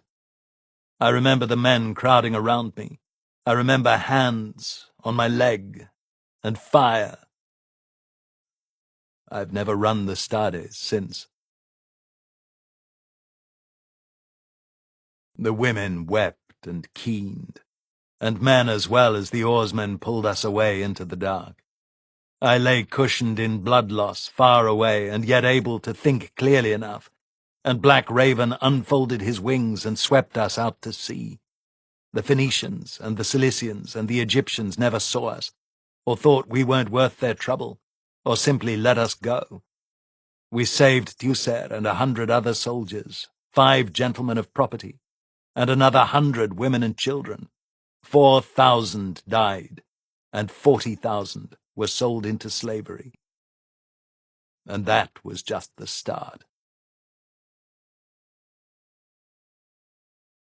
We made Chios in 3 days, 3 desperate days, when Harpagos, Idomeneus, and Black did the work of keeping us alive while my body made the hard choices between life and death. I missed the moment when Idomeneus made a speech. He ordered the treasure thrown over the side, and he told them that the babes of the Milesians would be their treasure, and asked them to count the weight of the silver, and tell him which was the most valuable, and they cheered as they threw it over. I missed that, although it is part of the story. The Milesians pitched in and rowed, and we shared what food we had, and everyone who had lived to flee the walls of Miletus lived to see the beaches of Chios. The next thing I remember was Melina weeping. There was a pyre for Stephanos, and another for Philocrates, and Phrynicus wept as he said their elegies. Alcios of Miletus, one of the gentlemen we'd rescued, organized funeral games. Melina cared for me, cleaning my wounds, bathing me, cleaning away the wastes of my body. My fever broke in the 2nd week, and by the 3rd week I could walk. Summer was almost over. The Persians will come. I said, "Come with me. I owe you and your brother's shade that much." She shrugged. "I'll stay anyway." she said. "I'm a fisherman's daughter. I don't like the change. And my father is here, and my sisters, and all the children. Can you move the whole of Chios?" Another week while my body healed. Black was restless, eager to get to sea. Suddenly there were Cilician pirates everywhere, and down the coast a village burned. Finally I set a sailing date. The evenings were brisk, and the sun was lower in the sky. We sat and drank wine until the sun set, wine that went straight to my head, and we ate a big tuna that Melina's father caught. He came and clapped me on the shoulder. "Stephanos loved you," he said. "You are a good man." That made me cry. I cried easily in those days.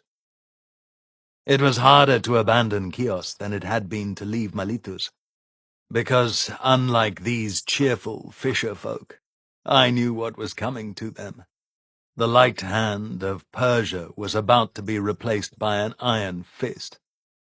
I watched the sun set, and I knew that it would be a long time before I saw it rise here in the east. Melina came into my bed that last night while I lay looking at the rafters. I didn't send her away, although our love-making had more grief to it than lust. But she left before dawn, and she was a proper daughter again on the beach, when she poured a libation and washed Harpagos's shield in wine. Then my keel was in the water, and I ceased to think of her because we went to sail an ocean full of enemies. We ran north, evading everything we saw, until we entered the Bosporus. Callipolis was still free. We beached, and I embraced Miltiades. I'll make this brief. We wintered there. In the spring, Histiaeus, Isty's brother, who left him to die, came to us asking that we follow him to make a preemptive attack on the coast of Phoenicia, to show that the East Greeks weren't beaten. It was a strategy that was a year too late. "I'll stay and defend the Chersonese," Miltiades said. "It is mine, but I will lose no more men in Asia." Histiaeus was captured in Phrygia a month later, trying to forage for food for his oarsmen. Datis executed him for treason. It was a cheap death for a man who had led the Ionian revolt. He should have died on the walls with his brother. Less than a week later, Datis flooded the Chersonese with Scythian and Thracian mercenaries. He outspent Miltiades 10-1, and in a week we lost 4 of our towns. We expected it, though. The east was lost.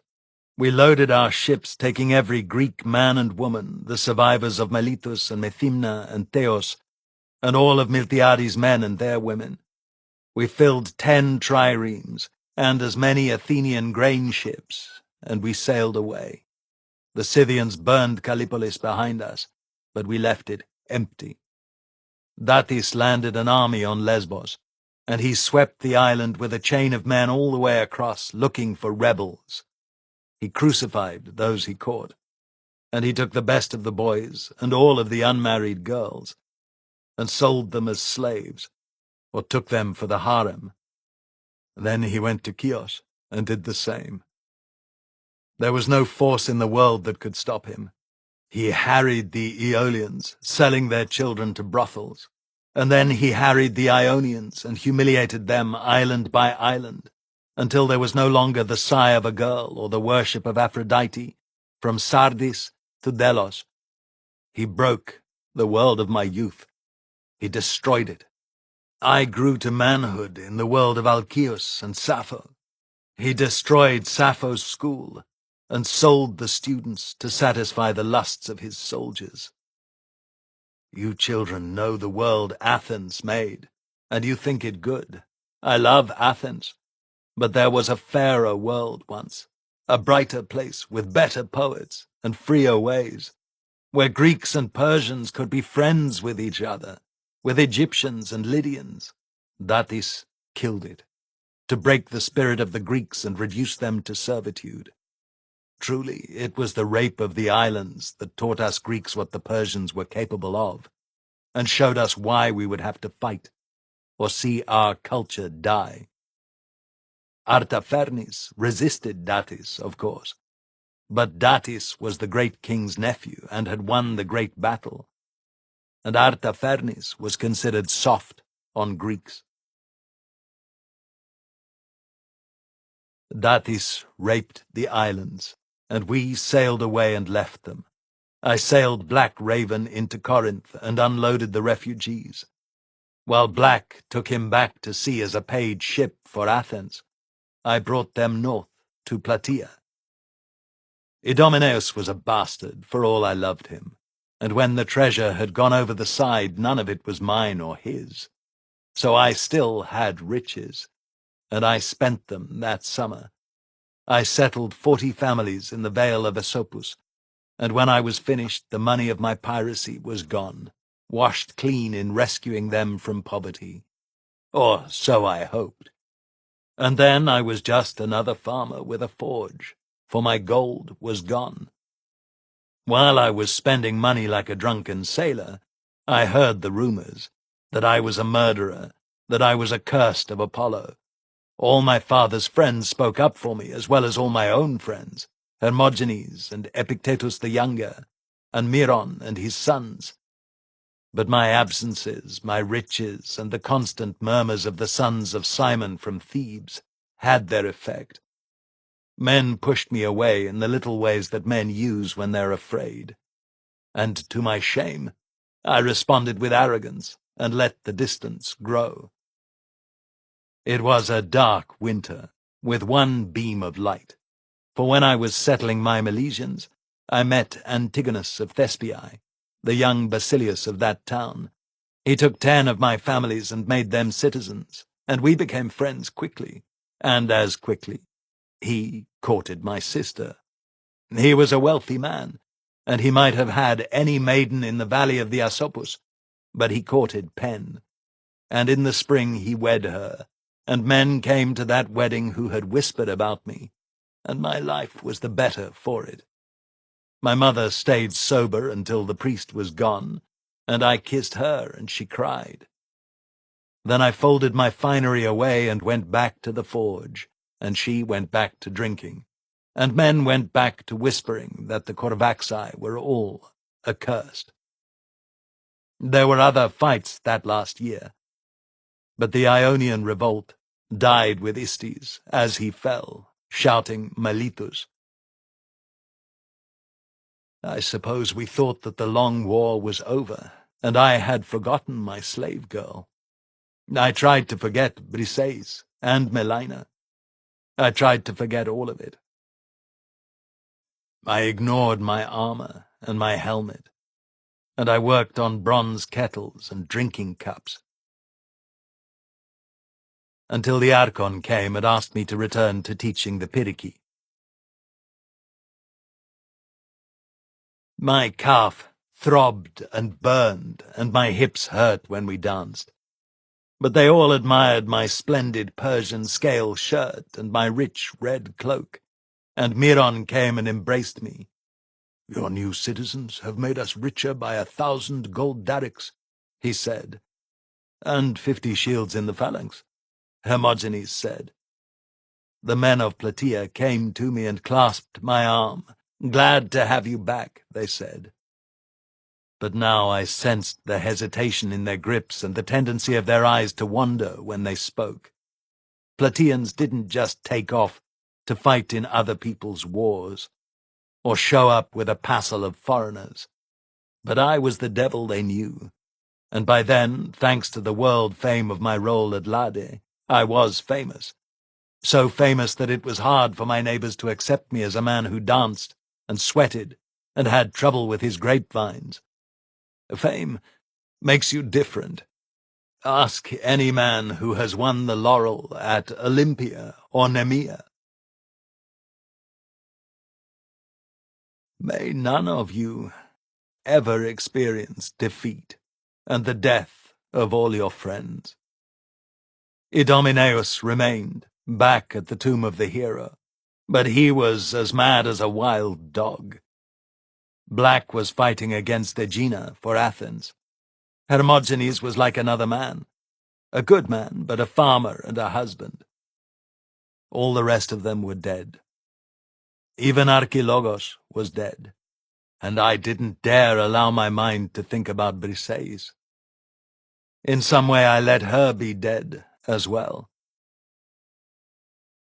But one of the saddest truths of men is that no grief lasts forever.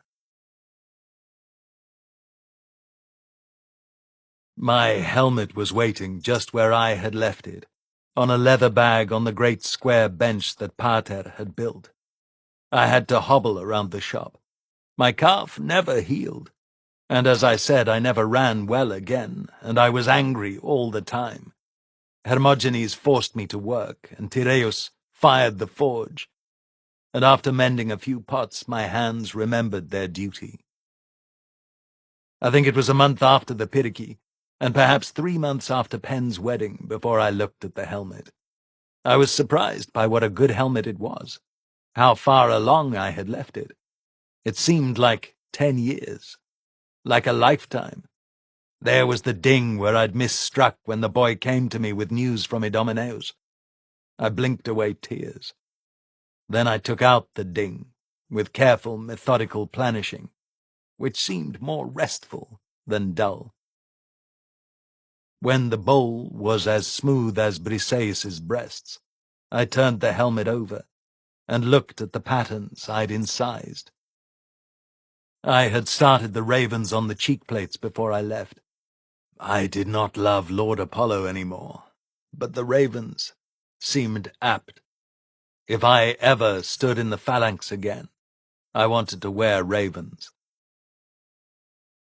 Instead of going to work on the helmet, I took a piece of scrap, pounded it out flat, and tapped the ravens to life on a practice piece. I made a dozen errors, but I worked through patiently, reheating as I went.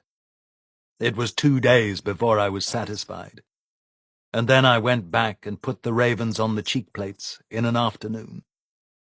I had time left to go and help my slaves prop the grapevines. Then I went back, looked my work over carefully, and polished it as the sun set behind the hills of home. I filled the ravens with lead on the inside, planished a little more. Tyrrheus kept an eye on me while he put a new bale on an old bronze bucket for the temple. And then he looked at my work. "You've grown up," he said. And then, his voice rough, he pointed at the back of the skull piece. "Little rough there." I picked up the hammer. Ting, ting. Ting, ting.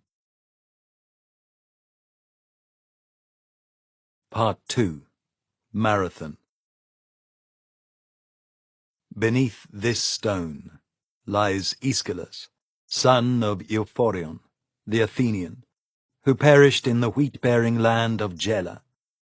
Of his noble prowess the grove of Marathon can speak, and the long-haired Persian knows it well. Epitaph on the stele of Aeschylus the playwright. Chapter 9. It was late autumn, and the rains lashed the farm, and my slaves stayed in by the fire and made baskets for the next year's crop. I was in the forge, hammering out the face of a new aspis. I needed a shield. The world was moving, I could feel it. The last cities of Lesbos were falling to the Persians, and in Athens, the stasis, the conflict between the aristocrats and the demos, was so bad that it had come to murder in the streets, or so men said. And Persian gold flowed like water to buy the best men. Closer to home, Thebes had begun agitating to take our city, or at least reduce our boundaries. And one voice carried clear from their agora to ours, Simon, son of Simon, loud in condemnation of our Archon, Miron, and eager for my blood. Small traders brought us this news. Empedocles, the priest, came out from Thebes in the last golden light of autumn, while the hillside of Kithaeron was aglow of red oak leaves.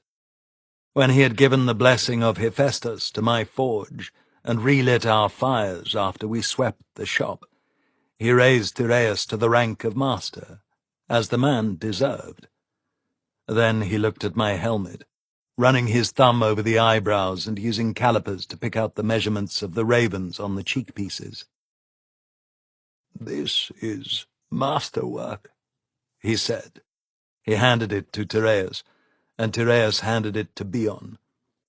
"And you are the master in this shop, so it is right that you too should be raised."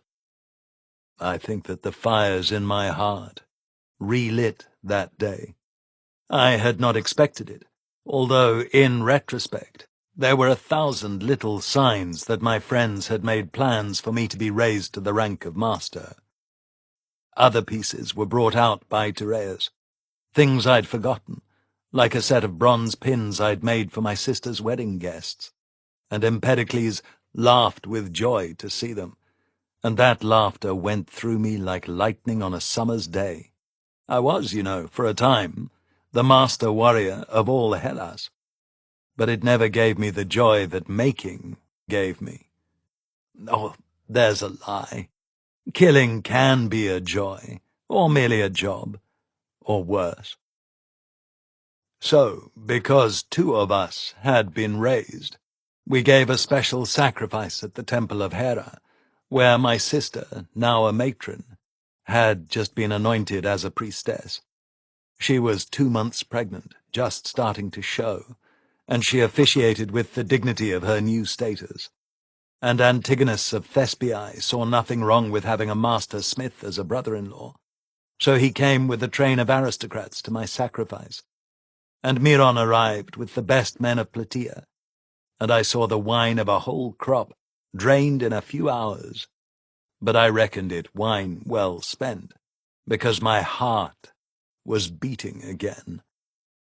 The next day I took 10 more amphorae of wine up the hill to the tomb of the hero, and I gave a smaller feast for Idomeneus and his men, and many of our Milesians as well.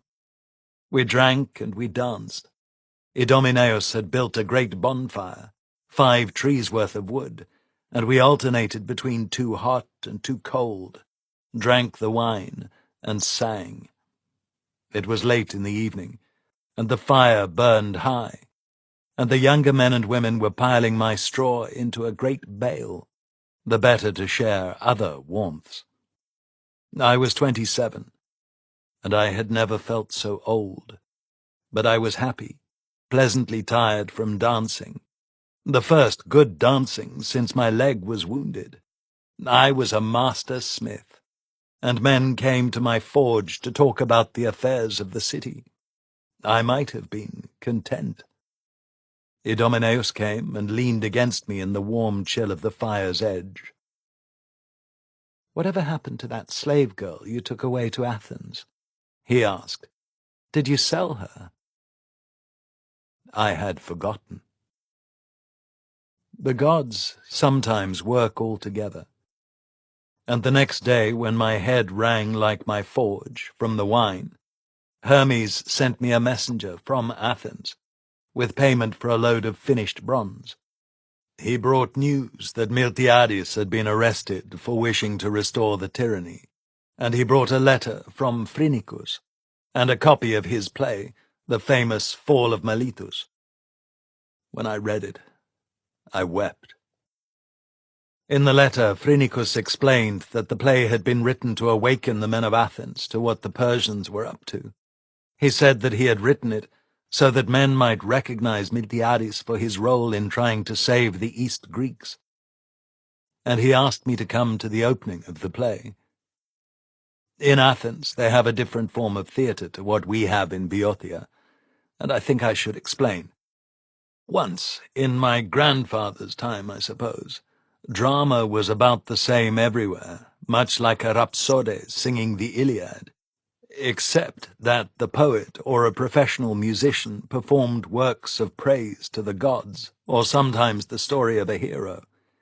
In Athens there was always a set of plays, at least 3, and the best of the 3 received a prize in honor of the god Dionysus.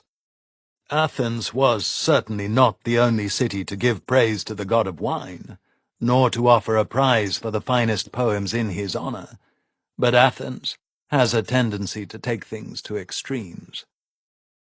The tyrant Hippias was a great worshipper of Dionysus, and men say that he inaugurated the practice of using a chorus, a group of singers, to support the main line of the play. So the dramas became more like a team sport. The poet or singer and his team of chorus members competed. It was demanding both physically and mentally, and that competition fired men to make it better, more complex, more vivid. While I was a slave in Ephesus, someone brought in the interaction between chorus and poet, so that men spoke and answered each other, as if in a simple conversation in the agora. This may seem a small thing to you, children, but imagine a poor peasant from Attica, allowed to watch Heracles debate with the gods over his fate, Agamemnon begging his son to avenge him. Strong stuff. Sophists decry it as the end of men's piety, but I've always loved it. Phrynichus had long led the way, winning prize after prize, but when he wrote The Fall of Miletus, he set drama on another course, because instead of writing about the gods and heroes, he wrote about an event that had just happened in the world of men.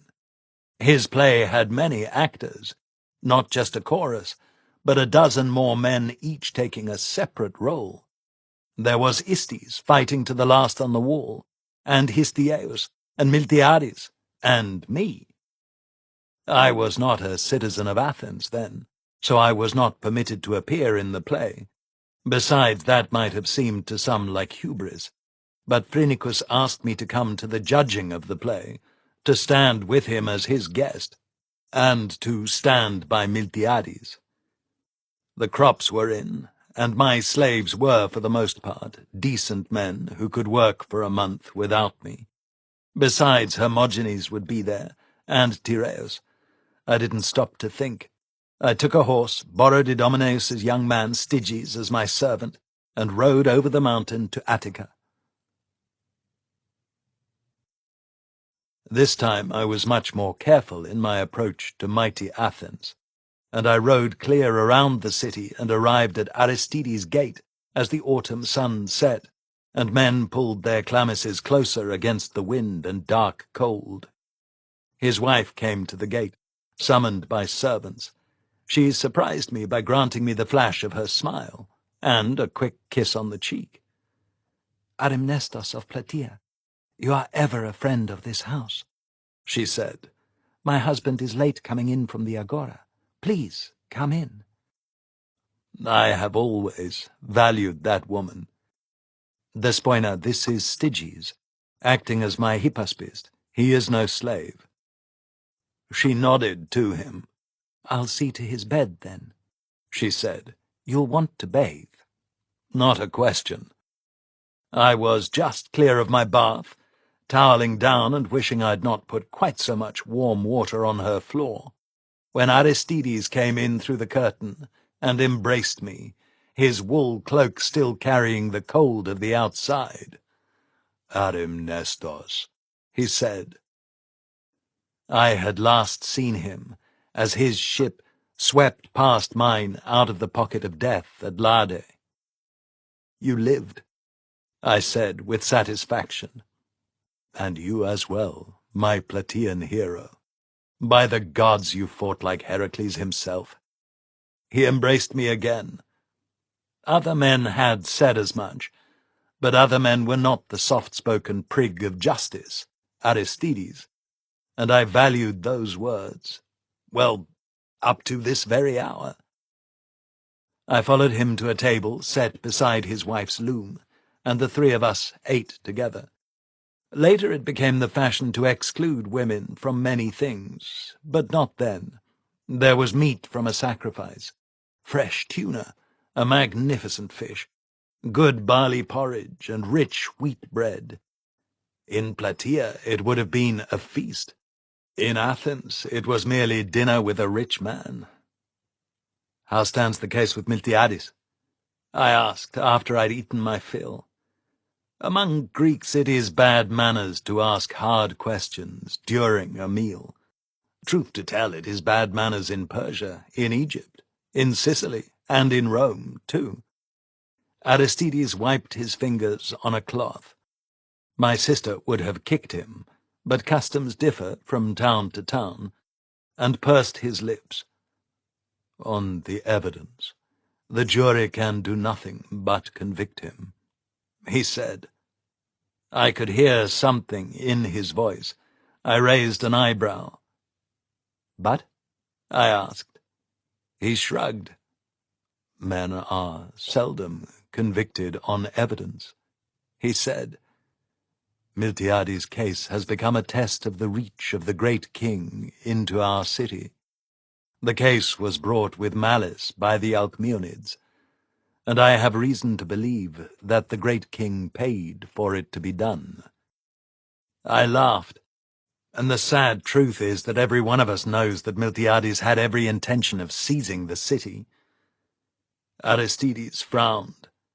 I wish you would phrase things more accurately, Plataean. We know nothing of the kind. We know what he might have done had he defeated the Persians and Medes at Lade. He shrugged. I confess that I laughed. Aristides, I said, as I understood. You are his advocate. You, his enemy. His wife laughed, and I slapped the table. And the Athenian's byword for justice and honor glared at us as if he was our pedagogue and we were errant children. It's not funny, he snapped.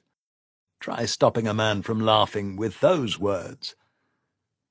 Besides, he said, I am hardly his enemy. Of course not, I said. I laughed again. I couldn't help myself, and his wife joined me. Why is it, he asked when we began to breathe again, that visitors here always mock me, and you, Despoina, always abet them? I put a hand on his shoulder. If you will be better than other men, you must be patient with their mockery, I said. Besides, we only tease you because we love you. Why? Aristides asked. Like most righteous men, he was impatient of teasing, and had neither defense against it, nor any idea why it was directed at him.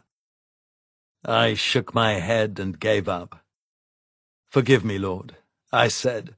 Imagine I'm but a poor witless foreigner, and tell me how Miltiades might survive this charge. Aristides ignored my tone, and nodded. Very well, he said, taking me at my word. The question before the jury ought to be whether Miltiades sought to make himself tyrant or not. But the question that is actually facing the jury is simpler and more complex, whether Athens ought to resist Persia or not. Had we won Lade, this trial would never have come about. I decided that I should not make the point that if we had won Lade, Miltiades would have landed here with 50 triremes and 5,000 hoplites, and made himself master in short order. Better not to say every thought that comes to one's mind. Men know that the great king took Miletus.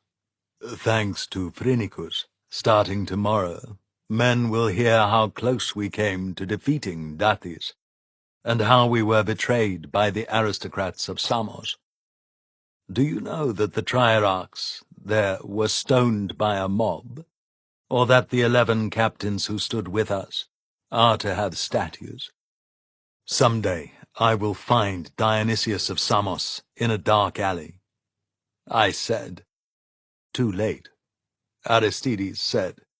His oarsmen killed him to erase the shame of their defection. Good for them, I said. It was truly the best news I'd heard all day. His shade will never go to Elysium. We poured libations to Zeus, who watches over oaths, and to the Furies, who avenge men who are wronged.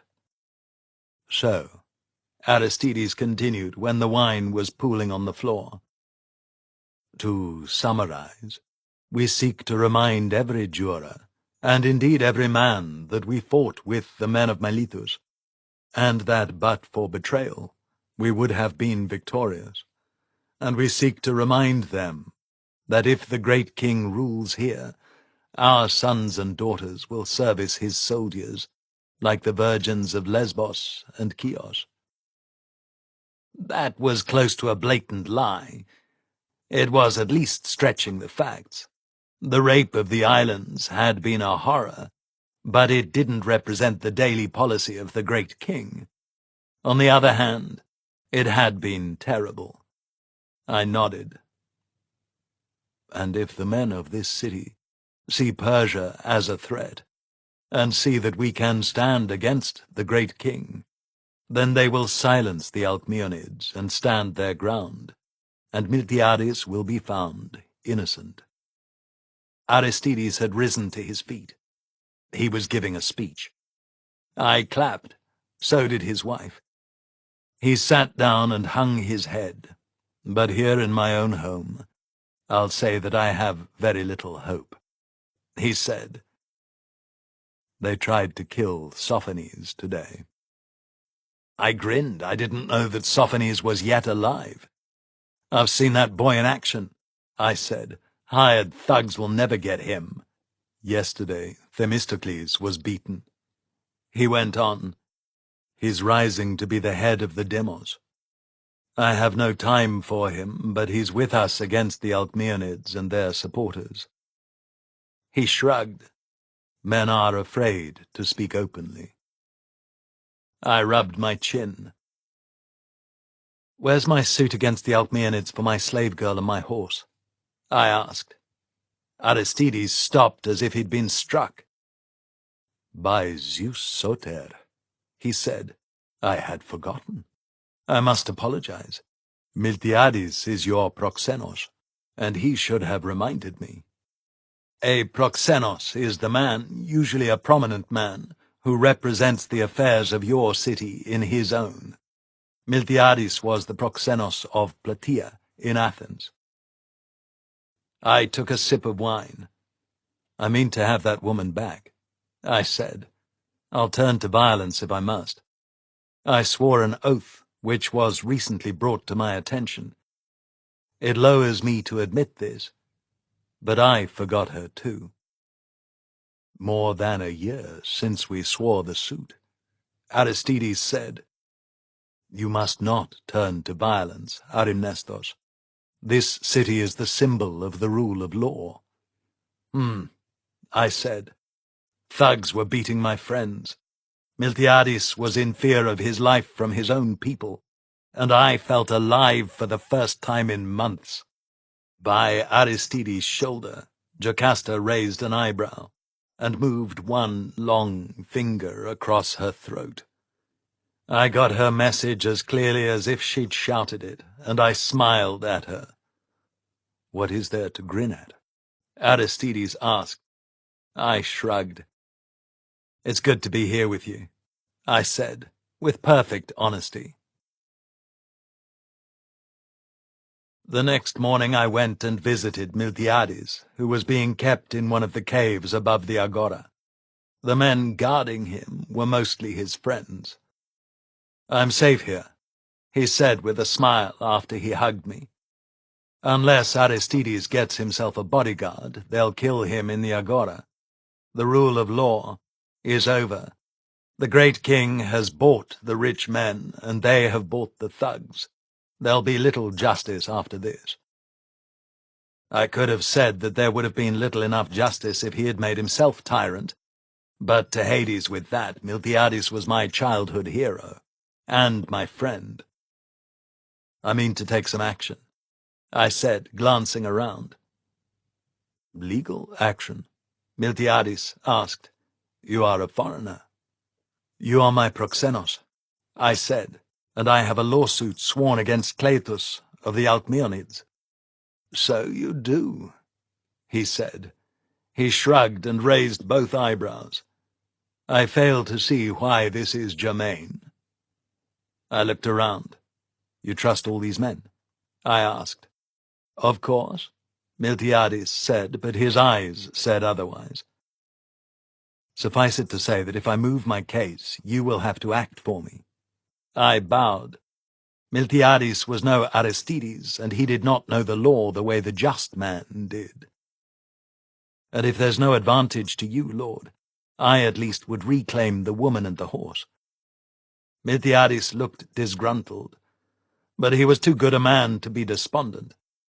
"I'll do my best," he promised. "I need to contact some witnesses," I said. "Paramanos? And Aios?"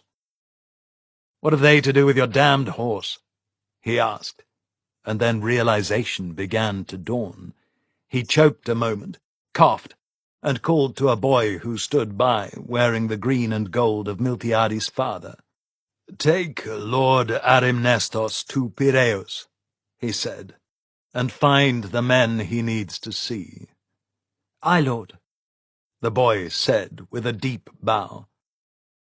Aristides was a good man, the just man, but it was civil war in the streets, and by putting Miltiades the fighter in irons, the Alcmeonids had muzzled their opposition. I meant to have my slave girl back, and it seemed to me, after looking around for a few hours, that the fastest way through the tangle of Athenian politics would be to break some heads.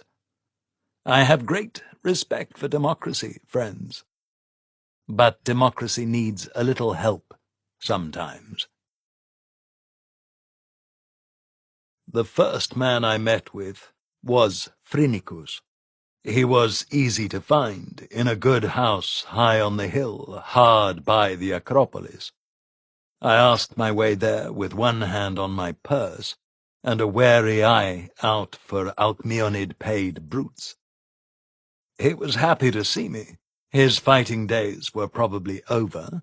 His 2 wounds had both been almost mortal, and he made it clear to me that he felt that the gods had sent him back to life, to redress the balance of the loss at Lade.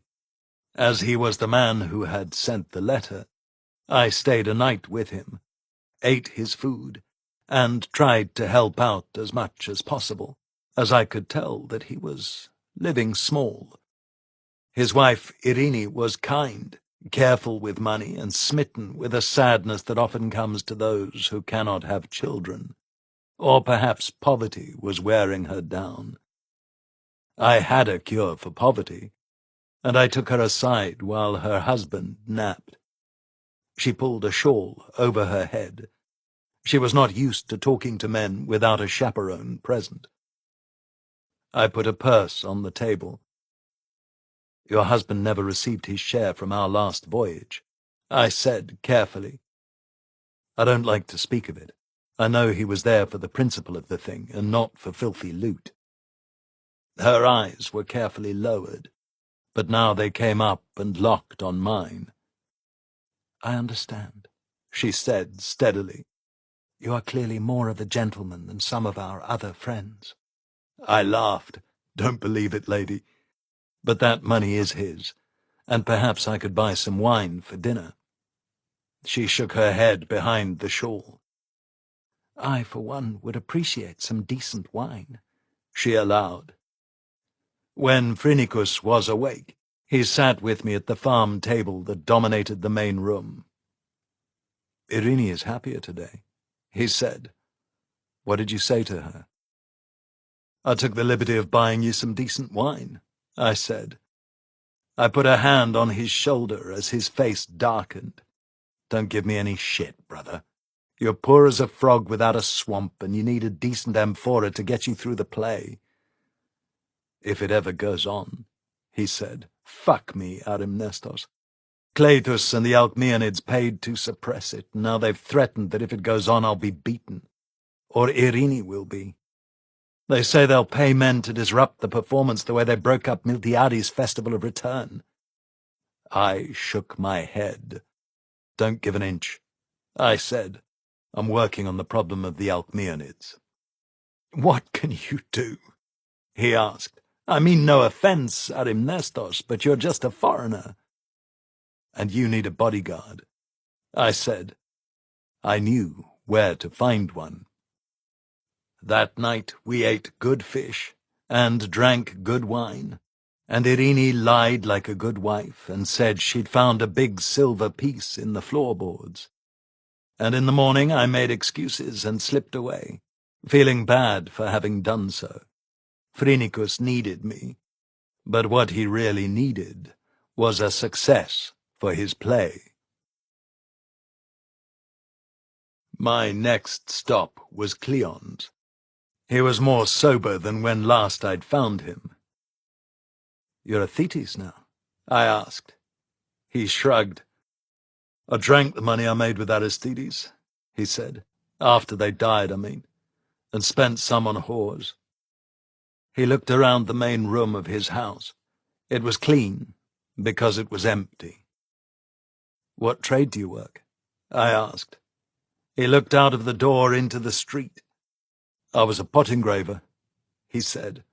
"Hard to explain, really. I cut the scenes into the surface of pots before the painter painted them, on the most expensive items.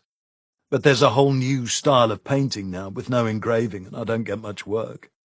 And what I do get, well, slaves earn as much as I do."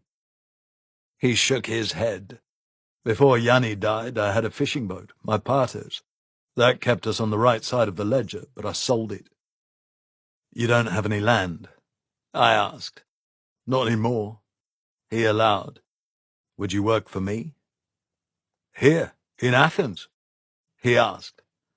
I watched him for a moment because I didn't need a drunk, but I did need to know that the man who'd stood at my shoulder in the fight at Ephesus was still in there. His hair was greying at the temples. His chiton was dirty, and he had the weathered skin of a man who'd slept in alleys too many times. "No," I said. "That is, I need you here for a few days. We'll break some heads. And then you'll have to leave because the Alcmeonids will eventually figure out who you are and kill you." Cleon looked blank. "And then?" "And then you come with me to Plataea and start again." I walked over to him. "Sell this house, go to Plataea, and become a citizen. Stand at my shoulder, be my friend." "On a farm?" he asked. "If that's what you can do, yes." I looked around the house. "Anything to keep you here?" "Not a fucking thing," Cleon said. "Who do we kill?" Paramanos hugged me like a lost brother.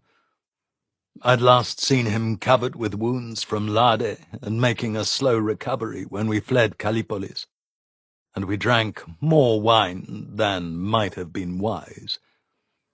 It's a funny thing. Paramanos and I could have been great friends all along, I think, but for the fact that I used fear to cow him in the first moments of his service under me. And while he served me, I think he hated me. Relationships between men can be as complicated as those between women. But Lade changed that, as you'll see. After Lade, those of us who survived it, we never forgot. Black joined us, and Herc, my first tutor in the ways of the sea, and he and Cleon embraced, and we drank too much cheap wine, as I mentioned. Other men came around, oarsmen, sailors, hoplites. "Miltiades needs us," I said. Ios, once Miltiades' helmsman, nodded, and Cleon shrugged, but Paramanos shook his head. "I'm not a citizen here," he said, "and my status has been made abundantly clear. When I've had my fees paid, I'll be taking my money and going back to Cyrene." Black nodded. I looked at him. "You too?" "Athens isn't my place," he said. "Herc, you're a citizen?" I asked. "Oh, indeed," he said, Born a Thetis, but in the last allotment I was a Hippes. He shrugged. The men of property treat me like shit for all that I'm a landowner now. You think I lived in Callipolis as an exile? I hate Athens, the city of aristocrats. He looked around. You know what? For the commoners, the tyranny was better. Cleon barked his strange laugh, and I could see that the two of them got along very well. I need to explain. For me, my loyalty to Plataea was absolute. To hear these three knock Athens, most especially Herc, who by all accounts had made his fortune in her service, made me angry. Cleon I could understand. His city had let him down, but Herc... You're a thankless bunch, I said. Miltiades made you rich in the service of Athens, and now he needs you and you're running off to Cyrene. Paramanos stroked his beard. Yes. He turned his head away. I've been threatened. My daughters have been threatened. Aios nodded, clearly unhappy. Gentlemen, sitting at this table are 5 bad men whose names make Syrian merchants shit themselves, and you're afraid of some threats from bum boys in Piraeus. I stood up. I'm going to take action. My actions are going to be carefully thought out, but I'm not going to use the law, except as bait. When I'm done, there won't be anyone to threaten your daughters. Join me. We all owe Miltiades. Paramanos made a curious face. Do we really owe Miltiades, friend? He shrugged, but his eyes met mine squarely. Be honest. Miltiades uses us, and now that he's down, he can't help us. Why should we help him? Listen, if it was you, or Herc, or Black, or Cleon here, I'd carve my way through the bastards, but this is not my city, and not my fight. Black shrugged. I am your helmsman, he said. You bought me free. I do what you say. He took a drink of wine. I got married, he added, and moved as if he feared a reprisal. You got married? I asked. What's she like? Like any Athenian fishwife, but louder, Paramanos said. You can meet her later. Tell me why I should help. I could marshal arguments. Heraclitus had taught me well. But I shook my head. No, brother, it's up to you. For all his little ways, Miltiades has been our friend. I think we owe him. I looked around. Yes, he uses us. And by the gods, we know he wanted to be tyrant, and he'd have sold his own mother in a brothel to get it. But how often have we followed him to riches, eh? Paramanos shook his head. You know, we all know that we'll do it. If only to find out what you have planned. I need citizens, I said. I wasn't going to stop to consider his sudden change of heart. I'd expected it. How many oarsmen on your ships are citizens? How many marines? 12 marines. Many of them are Zeugitai, members of the hoplite class. And I can round up 50 oarsmen who are Thetis. He looked at me. Why? The muscle have to be citizens, I said. And we have to have their families safe. On Salamis, for instance. My plan was simple. Far simpler than Phrynichus and Aristides and their plans with complex choruses and speeches by actors. I explained what I had in mind, and then we mustered the oarsmen.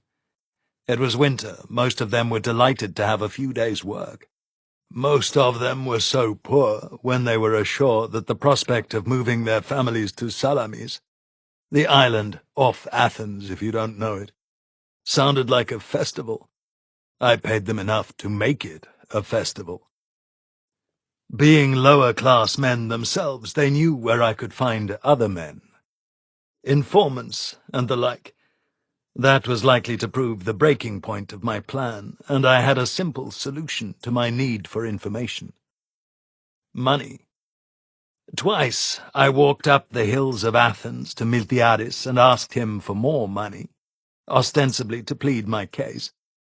As he was my proxenos, it was his duty to help me, and the first time he did so with a good grace.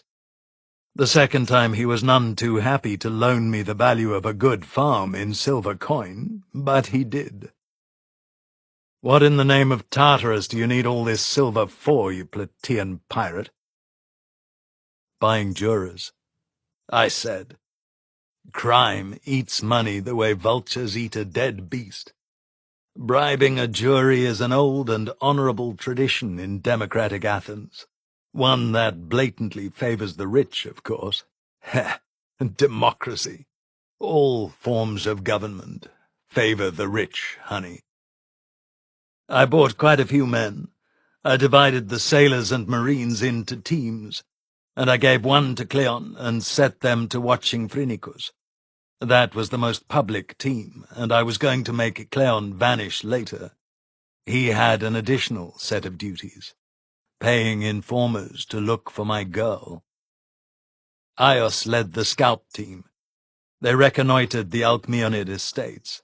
The problem with paying out so much money is that it is impossible to keep it quiet. It was near dark. Every window had an oil lamp in it, and the more civic-minded brothel owners had a big lamp out front, hanging from the exhedra as well. I was climbing the hill in the alleys south of the Panathenaic Way to check on Phrynichus, when they came at me. 4 men. 2 of them filled the street ahead of me. They had swords. "That's him, the Plataean!" One called out. "A friend sent us," said the smaller of the 2 men ahead of us. "We think maybe we should reason with you." He laughed. I could hear movement behind me, and I knew there were more of them, but the 2 in front of me were right on the edge. We were just shy of that moment when they would be keyed up enough to attack me. I've watched the process often enough. Some men take forever to be ready to fight, and others can fight at any moment. I put my hand on my own sword. Athens was none too keen on men carrying weapons in the street, but at dark, with a heavy cloak, no one would say anything about it. The smaller man laughed again. The odds were bad. 1 against 4 is insanity, unless you have no choice. The street I was in, an alley really, was no wider than a man lying on his back full length, and I was at an elbow where someone's semi-legal building crowded the street and made it bend. One of the men behind me stubbed his toe on a cobblestone and cursed. I heard the curse and felt the movement of his arms as he windmilled them to save himself, and I turned on the ball of my foot and punched the point of my sword into his side. I wasn't as clever as I'd wanted to be, and my blade skidded over his arms, and the point caught in his ribs, and his fist connected with my face. Not hard enough to stun me, but hard enough to rock me back. Worst of all, as he fell away from me, the point of my sword remained lodged in his ribs, and the hilt was wrenched from my hand. I pulled my cloak off by yanking it against the fine silver pin, which popped open and tinkled as it landed in the street. A nice find for the first child to look out of his door in the morning. The cloak weights slammed the smaller of the 2 men in front of me in the face, luck and training there, and made him duck back when he could have gutted me. There's no conscious thought in a fight like that. There were no openings, no holds, no attacks that were going to get me free. I had no weapon. I kicked at the bigger of the men in front of me as I changed my stance, and then I leaped through the unshuttered window to my left, my back foot catching the oil lamp on the sill, so that it landed behind me and exploded, lamp oil on my cloak and on the floor, and fire spreading up my cloak. But I had a wall between me and my attackers, I threw my burning cloak at them and turned to find 3 young men staring at me, as if I was an apparition from the heavens. Perhaps I was, with all the fire running along the floor behind me. The fire, not a very big fire, I have to add, kept my attackers back for the space of 3 or 4 heartbeats, and by that time I was through the room curtain of wooden beads. This was not a brothel or a wine shop. It was a private house, and I passed through a room with 4 looms against the 4 walls, through another door, as men shouted behind me, and out into a courtyard. There were 2 slaves standing by the gate, and they looked as confused as men usually look in a crisis. I went past them, between them, without slowing, and I was in another street. I ran up the hill. I could see the Pisistratids' palace on the Acropolis as a landmark. I remember offering my prayers to Heracles that I had so easily averted an ambush that should have killed me. Really, if they hadn't stopped to talk to me, I'd already have started to rot, eh? My prayers may have called the god to my aid, but they were otherwise premature. At the next corner I ran full tilt into the larger of the 2 men who'd confronted me in the alley. I bounced harder than he did, and he landed most of a blow with something in his left hand, a club, I suspect. It caught me on the outside of my left bicep, hard, and numbed my arm. I stumbled back into a closed door, and he recovered his balance, grinned in the feeble light, and came to finish me. But he'd paused, to yell, "I've got him," to his mates.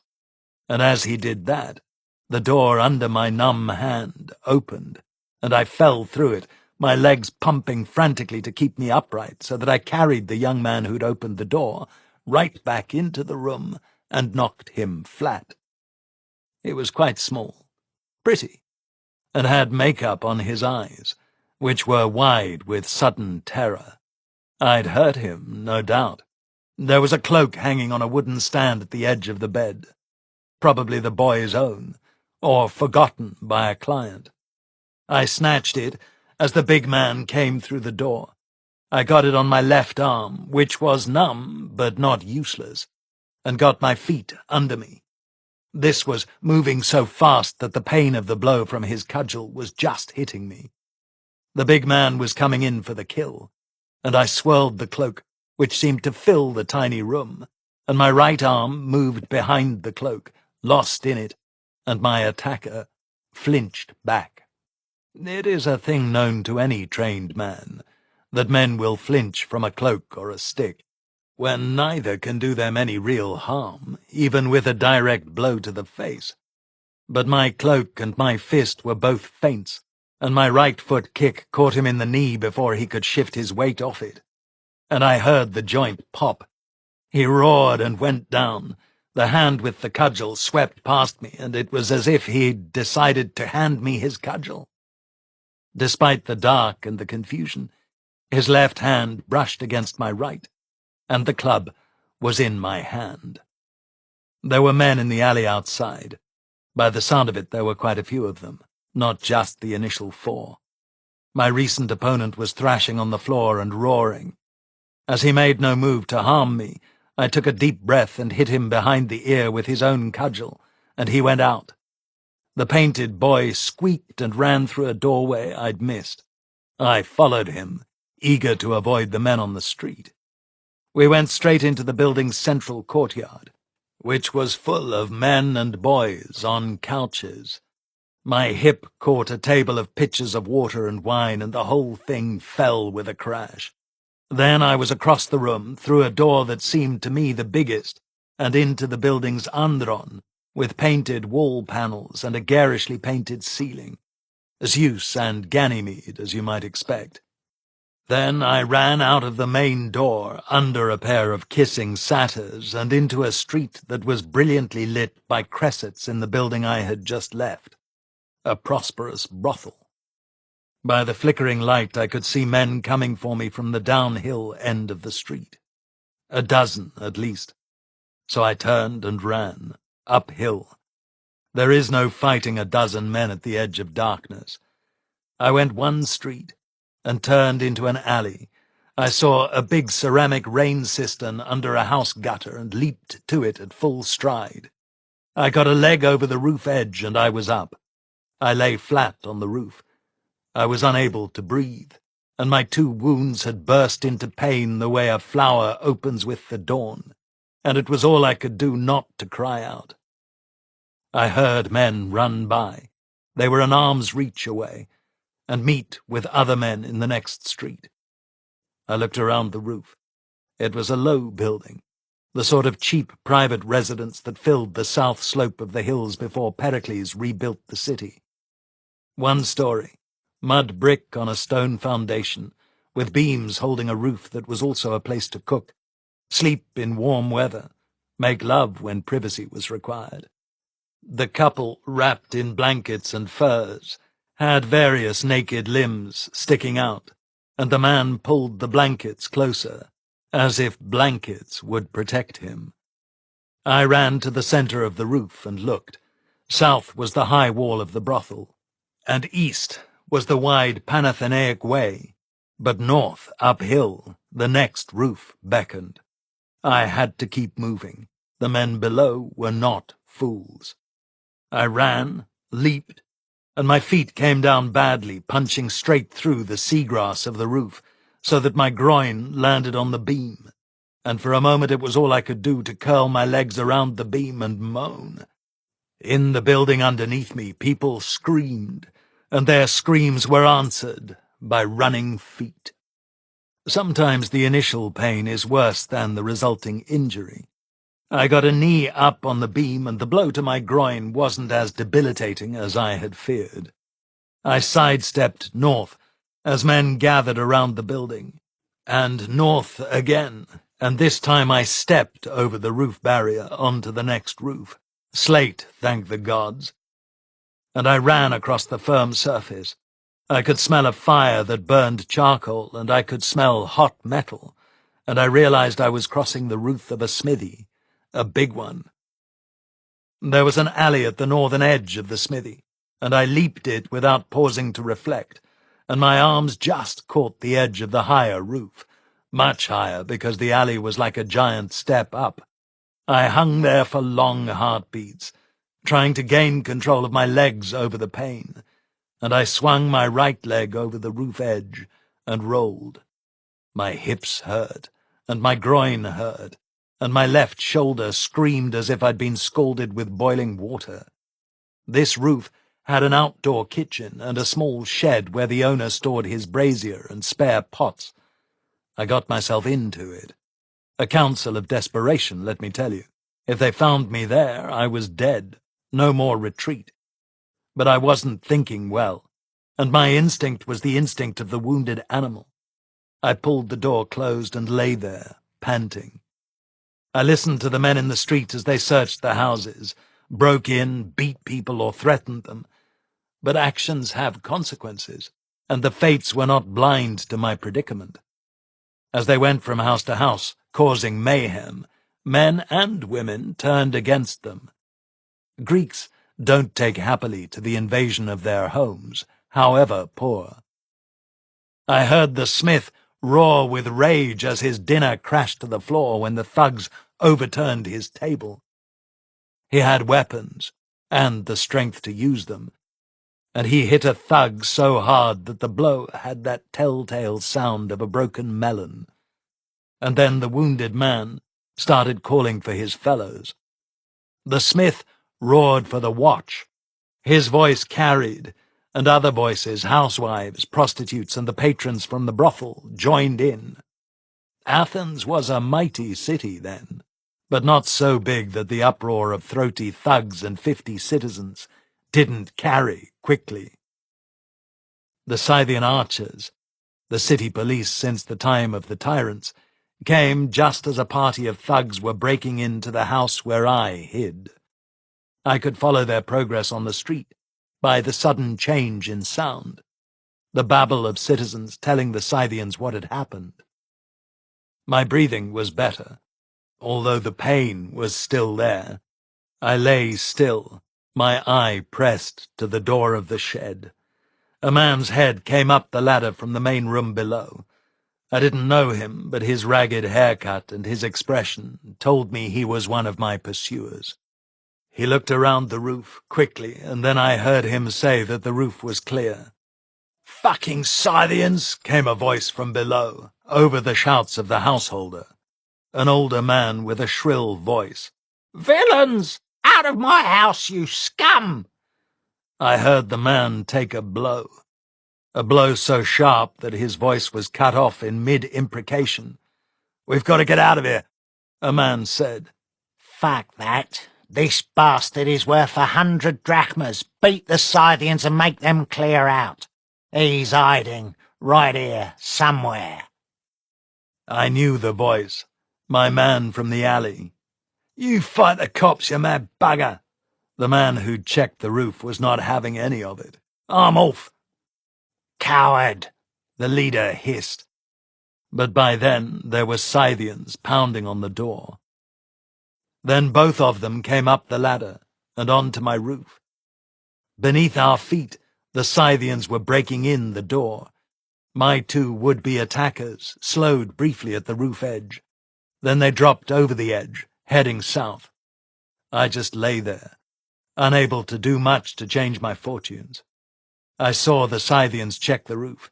They spoke in their barbaric tongue, glanced around carefully. One man by the ladder with an arrow on his bow, while another man poked around with his sword. But they didn't check the little shed.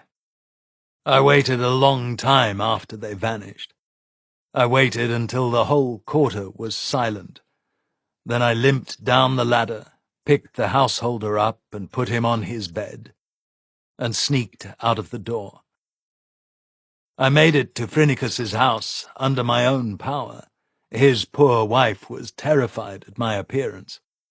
Phrynicus got me into bed, his own bed, as his apartment was too small for such luxuries as guest chambers. I lay there trying to frame something polite to say, and then finally my psyche released its hold on my body, and I went away.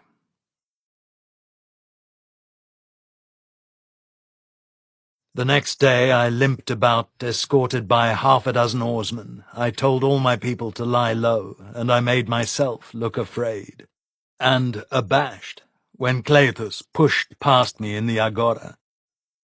"Done meddling?" he asked with a smile. "You don't look well, foreigner. Perhaps you should stop playing with fire and go home." "Yes, Lord," I breathed, exaggerating my injuries. In fact, my paid informants were bringing me titbits by the hour. All my plans and preparations took time, and I warned my people, the oarsmen, the informants, and some paid thugs, that I wanted no violence until I said the word. And money, some Miltiades and some mine, flowed like blood in a sea fight.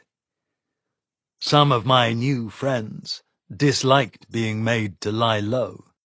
There were a few defections, but I was careful with my plans, and no one, except Cleon, Paramanos, and Herc, knew what I had planned. The informants were blind. Each of them had a particular task, and given the scale of reward offered, I expected results, and got them. Let me interject here. A man who's been free all his life might struggle at all this, but a man who's been a slave knows all about how and where to get information, how and where to buy violence, and how to plan revenge. Remember that the world of Athens ran on slaves, and slaves at some level dislike being slaves. A week after my arrival in Athens, I knew where my girl was. She was working in a slave brothel by the agora. I was tempted to grab her, but to do so would have given the game away. Shortly after my informers found her, the best pair, Thracians, former slaves who ran an inquiries service, brought me the names of the men Cleitus had hired to beat Sophanes and Themistocles. I paid them a small fortune, and they left the city for a while. They guessed what I had in mind. Smart lads. Another informer, a woman, a prostitute with a quick mind, located my attacker, the smaller man in the alley, based only on my description. He was a big man in the lower-class neighborhoods, a wine shop owner, and a money lender. I paid the woman well, and sent her to Salamis too. My desire to send these people out of the city when they had served my needs was not altogether altruistic.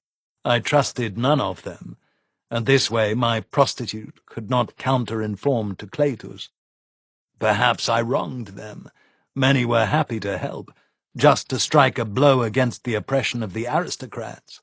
But talk is cheap, and informing can become a habit.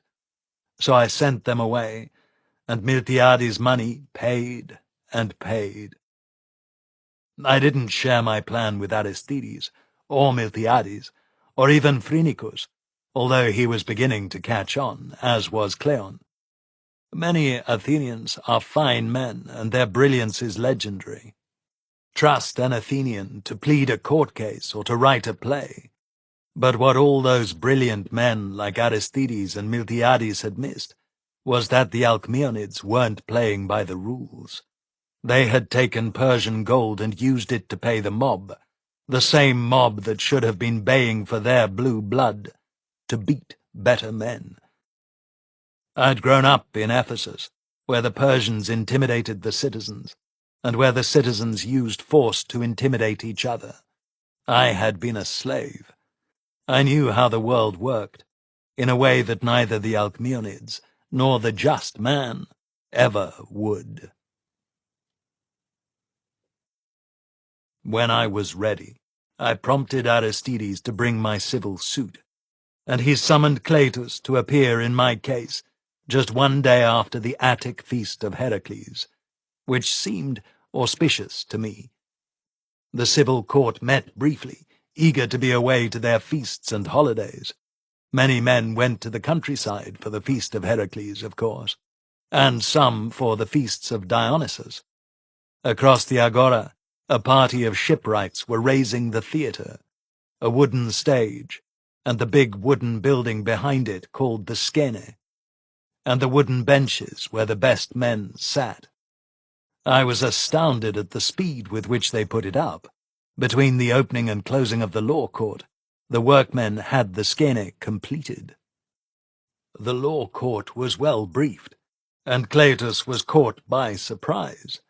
He turned bright red and shouted some foolishness. A date was set, and Aristides explained to the sitting members of the Boule that Miltiades would have to be released from prison to plead for me because he was my proxenos. That was the law. Cletus began to protest, and then thought better of it. Why wouldn't he? He held all the knuckle bones, and all his foes were going to come to the same place on the same day, the feast of Dionysus. I stood by the temporary theatre, watching, willing the thoughts into his head, begging Zeus Soter to help me to recover my oath and punish this man, and the king of the gods heard my prayer. I saw Cletus lower his fist, turn away and smile. He was an intelligent man, as I had cause to know later, and he saw, as well as I did, that by bringing all his opponents together, he could hurt us the more easily, with his thugs and with the law. Then he agreed, as if making a magnanimous gesture, to allow my suit to be heard in the agora on the day following the feast of Dionysus, in just 4 days. The notion that we would all be vulnerable then ought to lull my opponent, I hoped, because I planned to strike at the feast of Dionysus itself. Chapter 10. Even back then, before we fought the Medes, the theatre of Athens was a famous thing, and much talked of throughout the Greek world. Technically, I wasn't welcome at the performances, as I was a foreigner. But again, before the performances were moved out of the agora, everyone went. Slaves and free men and citizens, and even a few women, bolder spirits, or prostitutes. Athenian prostitutes aren't like the poor tribal girls in this town, Thugater. Do I shock you, blushing maiden? What I mean is that in Athens, slave and free, man and woman, prostitutes have several protections before the law, and in an odd way, status. A few are even citizens. In those days they strolled around the agora openly, made sacrifices, at least barley cake sacrifices at the public altars, and performed their services to the community behind the royal stoa. Not that I have any direct knowledge. It is also important to remember that theatre performances went on all day, not in the evening, and that one play followed another in fairly short order, interspersed with prayers and sacrifice at the public altars. Don't forget that in those days the drama was still a religious expression and a symbol of civic piety. Men went soberly, as if to temple. When the satyr plays were introduced to celebrate the god's love of revelry, that was different, although still pious. An initiate of Dionysus is still pious while puking, we used to say, and worse. I stayed with Aristides the night before. He planned to make a tour of his farms before going to the agora, so I rose early and walked through the deserted streets with Styges by my side. Both of us were heavily armed, and I had bandages on my left arm and all down my right leg where I'd cut it, leaping from roof to roof. We walked across the agora, past the still empty wooden theatre and the altars of the 12 gods, right around behind the royal stoa. There, while girls and boys plied a brisk trade against the wall of the old building, despite the early hour, I found Ios and Paramanos and Cleon. "Ready?" I asked. They all nodded. Cleon was sober. "Have you got Phrynicus?" he asked. "I have him. Styges goes straight from here to watch him. You make sure we don't have a surprise during the performance." We shook hands all around, and they walked off down the hill. I stood alone, watching them go, surrounded by the urgent noises of men having a quick tumble or getting their flutes played on the day of the festival. Many men thought it was good luck to couple on the wine god's day. Then I gathered my wits and headed back to Aristides.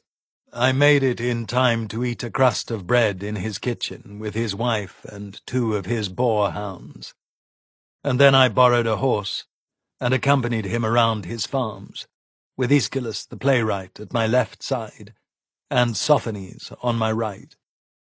Aristides mocked us for nursemaiding him. For my part, I had come to enjoy his company as a philosopher, and I was afraid that by the end of the day we would no longer be friends. But I had no intention of letting him be attacked when my own plan was so close to fruition. We had just completed a tour of grain barns. Aristides was a wealthy man for all his pretended humility, and we were riding down a road with steep property walls on either side, when I saw a group of men on foot coming the other way, 12 men, and many with cudgels. "Back, my lord," I said, turning my horse. "Nonsense," Aristides said. "That's Themistocles. No friend of mine, but hardly an enemy."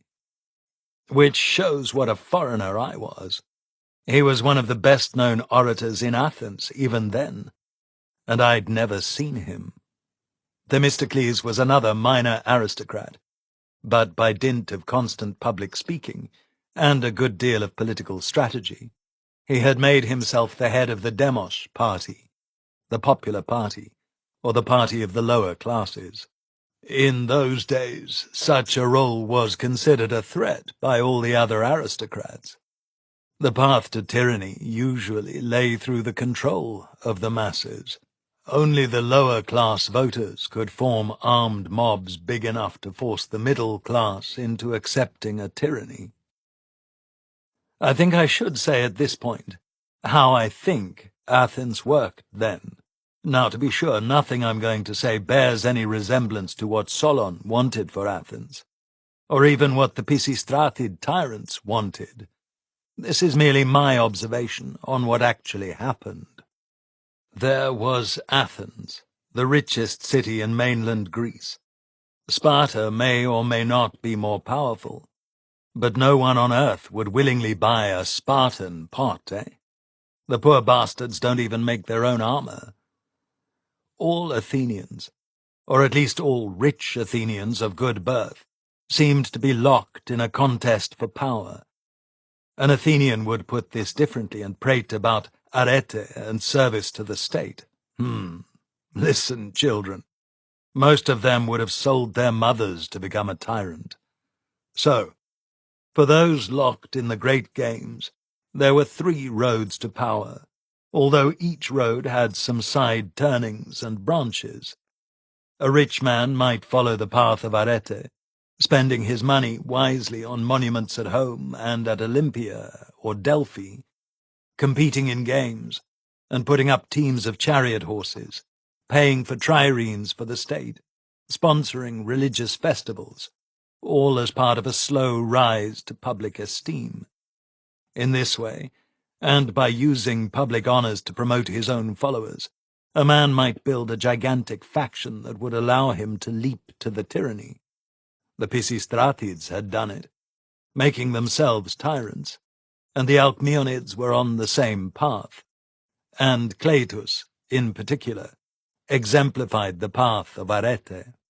That said, I have to add that there was a deep division among the old aristocrats. On the one hand, there were the Eupatridae, or well-born, descended from the gods and heroes, like the Pisistratids and the Phylaids, Miltiades' family. On the other hand, there were the new men, the new families, all still aristocrats, but recently ennobled by wealth and political position. The first of these families were the dreaded Alcmeonids, whose famous ancestor, Alcmeon, was enriched in Lydia by Croesus. There were other families of new men, and while at times the new men and the old families acted together as aristocrats to protect wealth and privilege, at other times they were at daggers drawn. Then again, a man like Themistocles could choose a different path. He was born to comfort, and his father, Neocles, was reckoned rich enough, but he was not well born by any means. However, by making himself the hero of the masses, the voice of the oppressed, the hand of justice to the lower classes, Themistocles harnessed the largely unvoiced power of the disenfranchised and the under-enfranchised, and turned them into a powerful force that could, on occasion, defeat the middle class and the upper class, and demand power for their chosen orator. For all that the Pisistratids were wealthy aristocrats, they had always held the love of the demos, the people. And remember, odd as it sounds, in a well-run tyranny, the poor men had the most power. Finally, a man such as Miltiades might find a third path. Miltiades and his father were members of one of the oldest and richest of the Eupatridae families, but they rose to power and wealth through overseas adventures, piracy, in fact, through military action, sometimes in the name of Athens, and sometimes in their own name. They accrued wealth by something like theft, and enriched other men who then became their followers and dependents, allowing them to attract a following in all 3 classes, and allowing them to build up a massive military force that neither of the other 2 systems ever created. If we had won at Lade, Miltiades might well have been tyrant of Athens. He'd have had the money and the military power, That's the real reason Cleotus hated him. Let me add that however cynical I am and was about the striving of these men for power, I will testify before the gods that Aristides, for all his priggishness, never had any end in view other than the good of Athens. His party, if you can call it that, his faction, existed only to support the rule of law and prevent any of the others from rising to tyranny. So let us say that there was a fourth faction, a faction of men who followed the path of Arete, with no end in view but the good of their city. Naturally, that fourth party was the smallest. So, I had fallen into the middle of the competition, and now I was sitting on my horse, blocking the narrow lane, as Themistocles and a dozen club-armed thugs surged towards us. "Kairete!" Aristides called. Themistocles was a handsome man, tall, well-built, with broad shoulders and long legs, and a full beard like a fisherman. He had a sort of bluff, hail-fellow-well-met humour that made men like him. He stepped forward, but I'd have known him anyway, as he was a head taller than his followers, and the best man among them. He looked like a good man in a fight. "Aristides! A pleasure to meet an honest man, even if he is mounted on a horse." His hoarse comment was meant to remind his own people that he, Themistocles, was walking, not riding. Aristides nodded. "I'm doing the rounds of my farms. Are you to be at the festival today?" Themistocles leaned on his stick. "Love of the gods and love of the people go hand in hand, Aristides." He raised an eyebrow. "I see we might make common cause, as we all seem to be sporting some token from the Alcmeonids." He pointed at the bump on his head and his black eye, to Aristides' injuries and my bandages. Then he turned to me, and with an exaggerated manner said, "You must be the foreigner from Plataea, sir." Clearly, he knew exactly who I was. I slid from my mount and took his hand in the Athenian way. "Arimnestos of Plataea, at your service," I said. He nodded, glanced at Aristides, then back at me, and I thought he might let go of my hand. "I have heard things about you." He looked at one of his men. "Recently?" I smiled. "Nothing that might disconcert you, I hope." Themistocles considered me, and then looked up at Aristides. He was finding, as men have found since the invention of the horse, that it is much easier to stare a man down than to stare him up.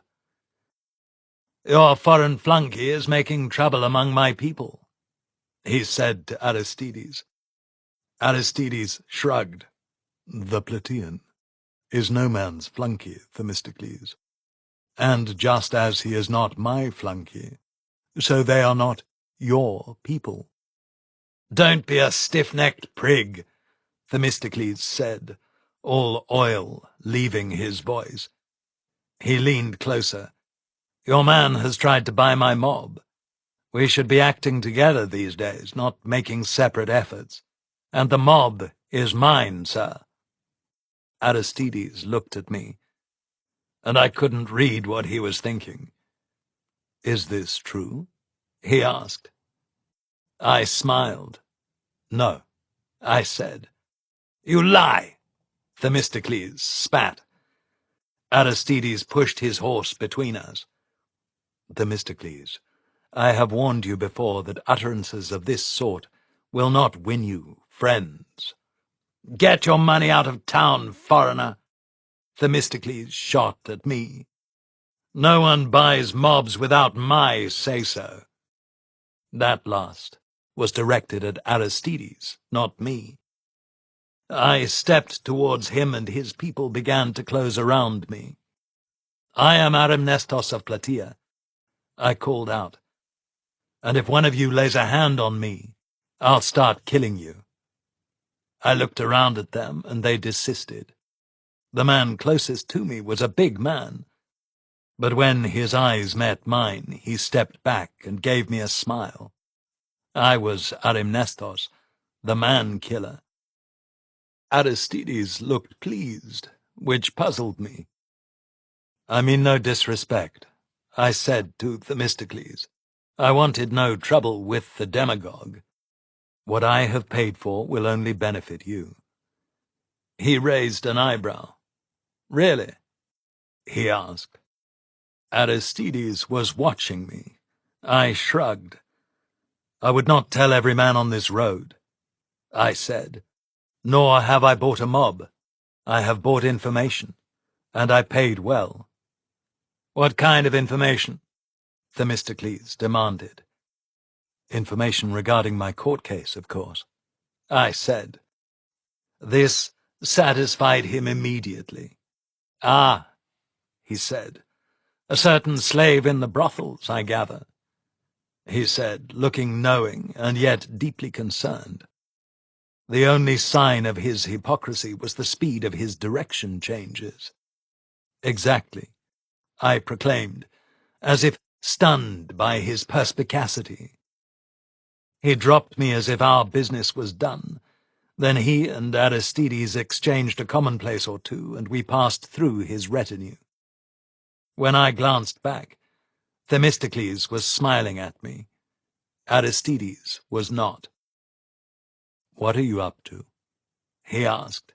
"Nothing," I said. I smiled at him. "Nothing that would interest you, sir." He rubbed his beard. "You've got Themistocles riled, and that's never a good thing." He reined his horse. "You know what you're doing? You're sure?" I shrugged because I wasn't at all sure that I knew what I was doing. "I'm fighting back," I said. "Gods stand by us," Aristides said. When the sun was high, we left our horses at his stables and walked into the city together. Men were gathered everywhere, and I was reminded of Athens's power by seeing how many men she commanded. There must have been 12,000 men of fighting age in the agora for the performances, and that is a fair number of decently trained men, a greater total than Thebes and Sparta together, and therein lies the secret of Athens' strength, manpower. When Athenians gather, they talk. It seems to be the lifeblood of the city, and they talk of everything from the power of the gods to the roles of men, the rights of men, the place of taxes, the weather, the crops, the fish, and back to the gods.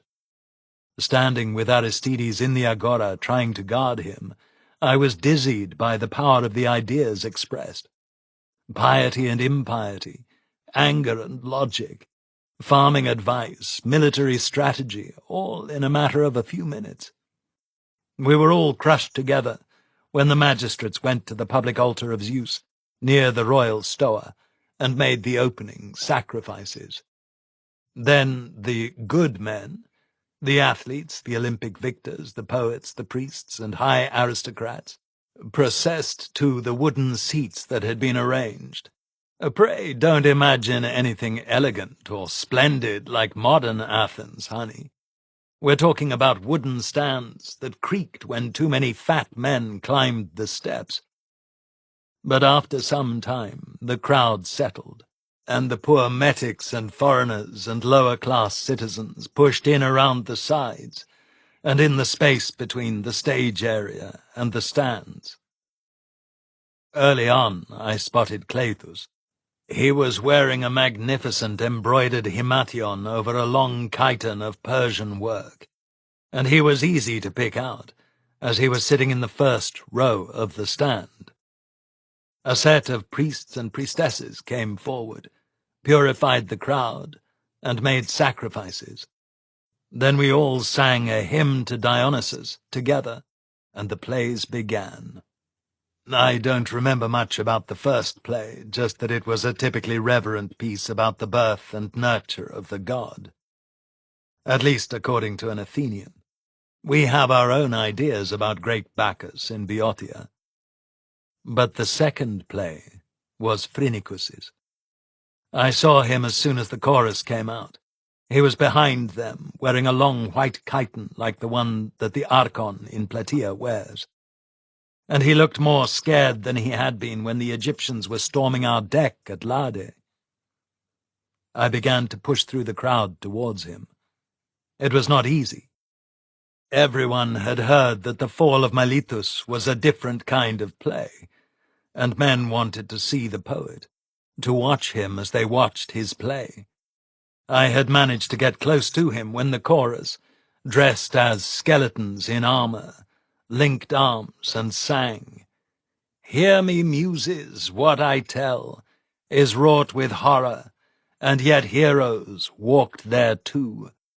And where our fair maidens once walked, fire has swept like the harrow, breaking the clods of dirt and making the ground smooth. Hear me, Furies, and men of Athens. We died on our walls, in our streets, in the breach, where the great king's siege mound rose, so that where once our maidens for their young swains sighed, those same young men wore bronze, and for the want of Athens, there we died."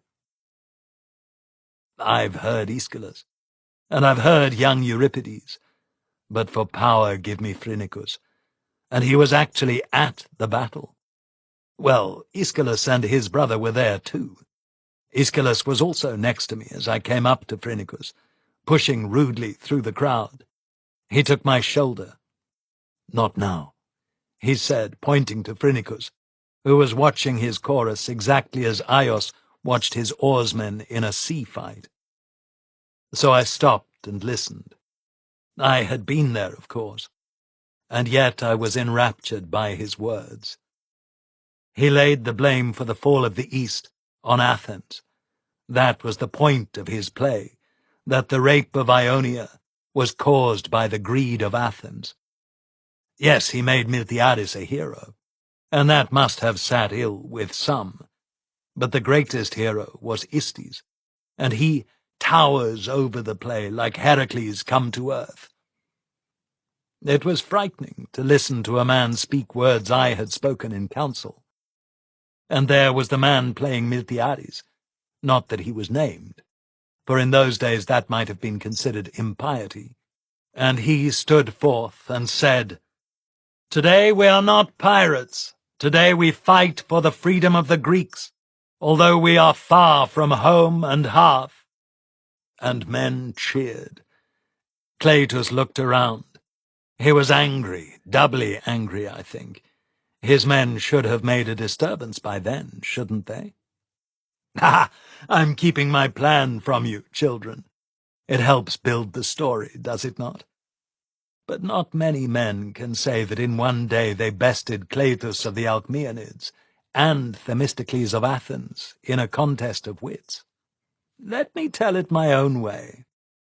The play was only halfway through when the first man in the crowd gave way to tears, and by the time Istes died, in the play he asks, "Where is Athens?" as he falls to his death. Men were weeping. Some were pouring dust on their heads, and the whole row of Alcmeonids were looking uneasy under all that dignity and good breeding. It was a mighty play. And then there was my contribution. Not long after Istes' death, when the angry crowd was to understand that the maidens of Miletus were being ravaged off stage by the Persian archers, I saw a man come to Cleitus. His face was broad and puffy, or did I imagine that? And when he whispered into his master's ear, Cleitus flushed red and stood up. We were separated by 10 horse lengths, but the gods meant him to know. I caught his eye, and I smiled. Whatever the news was, it passed from man to man along the Alcmeonid family seats. Several of them pointed at me. Aeschylus watched them, and then Sophones pushed up next to me. "What have you done?" he asked. "An act of piety and justice," I said quietly. I wasn't there to see it, but Cleon told the tale well. This is what happened. In a south side brothel owned by the Alcmeonids, a group of oarsmen swaggered in demanding wine. No uncommon thing during the feast of Dionysus. But when they had their wine, they demanded to see all the girls, and having chosen one, they beat the owner and his bruisers to death with their fists.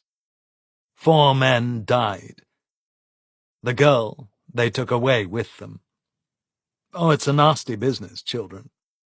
Out by the tanneries, a small crowd descended on a taverna, known to be owned by one of the gangs of toughs who organized things in the town.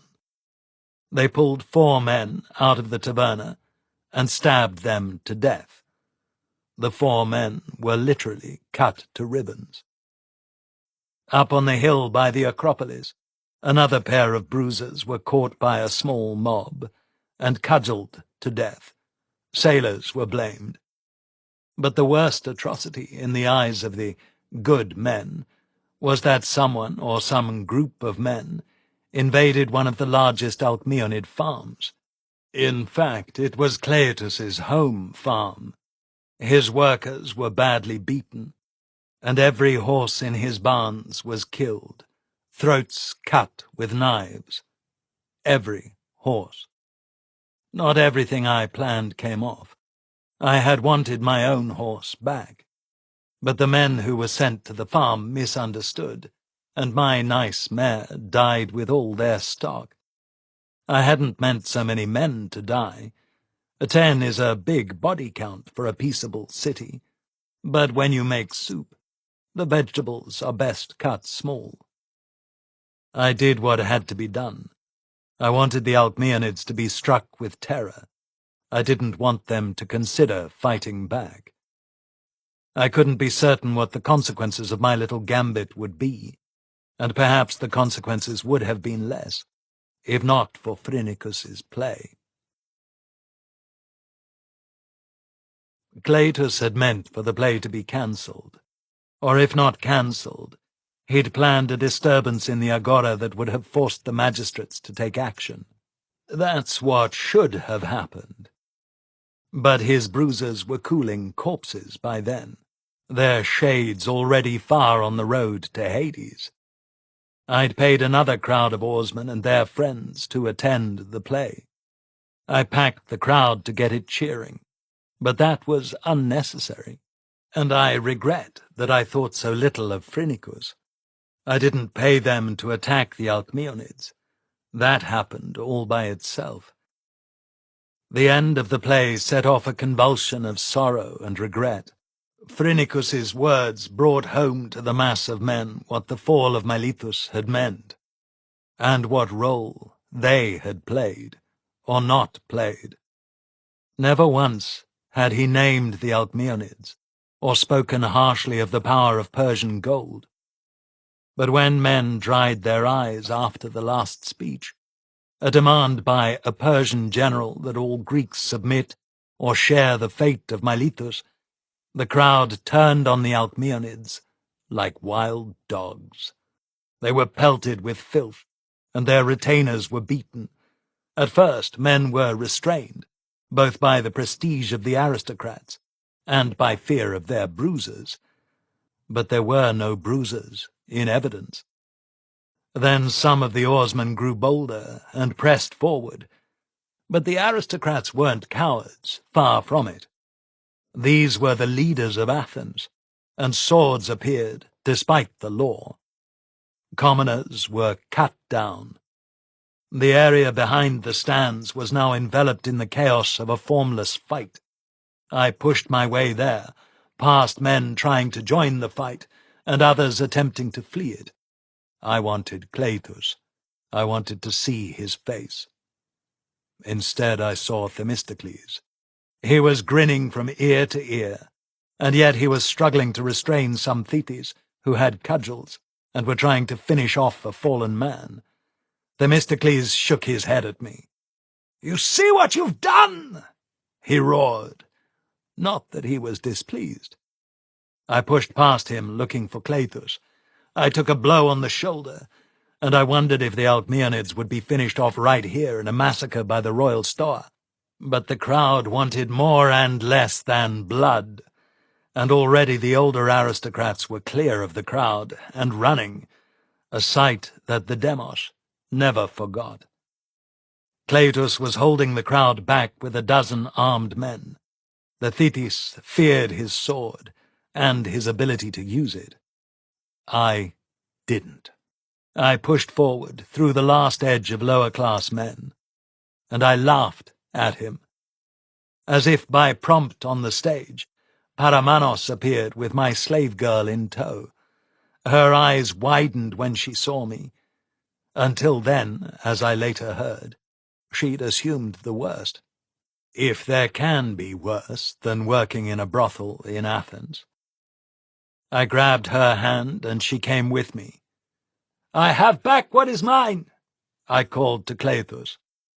"You're a dead man," he roared at me, and then he ran, pursued by the sound of my laughter. I gave her freedom, as I had promised. It was a year or more late, and I paid her the best damages I could, hard silver for her lost year. She was never again the open-faced, friendly companion of our first weeks together. The gods had used her, and cast her away, and I had forgotten her, who had sworn to save her. It's not a pretty story. How many men did she service in the agora because I was heartsick?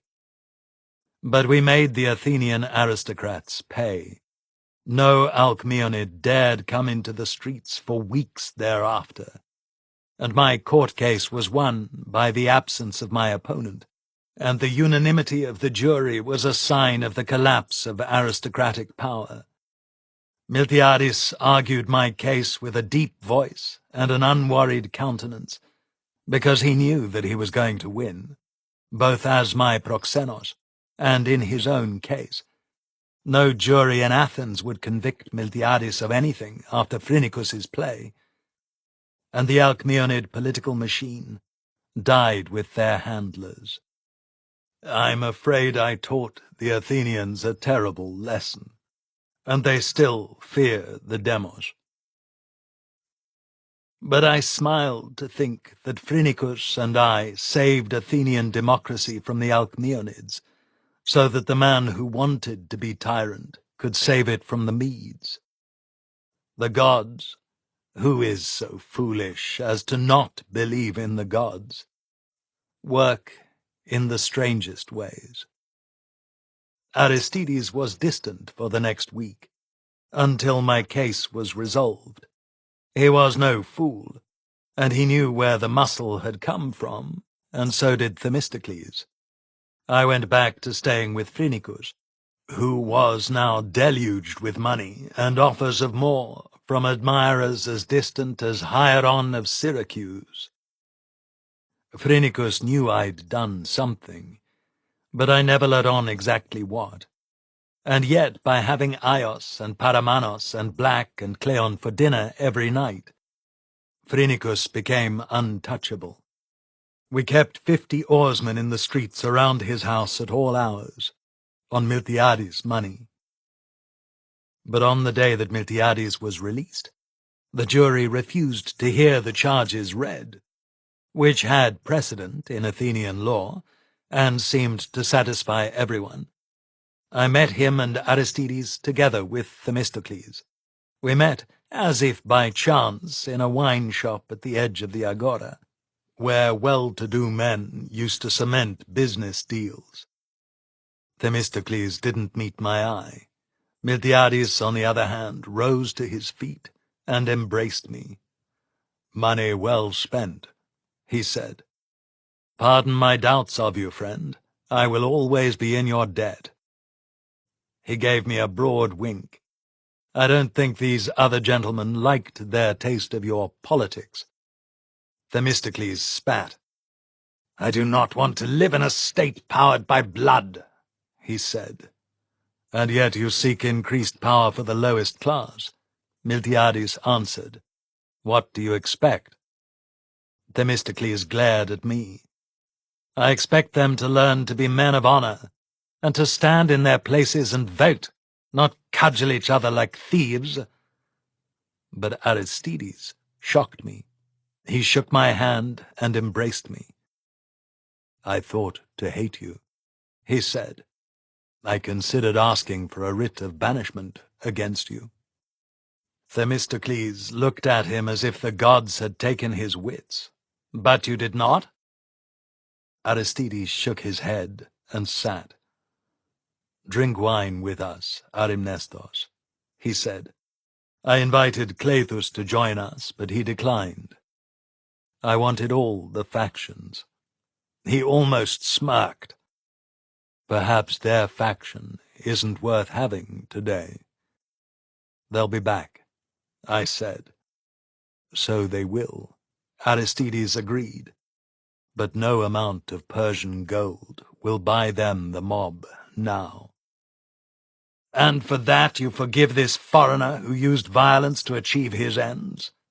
Themistocles asked. Aristides shrugged. "In former times, when a city had reached a point of stasis, civil war, the leading men would invite a foreigner, a lawmaker, to come and save them." Aristides smiled.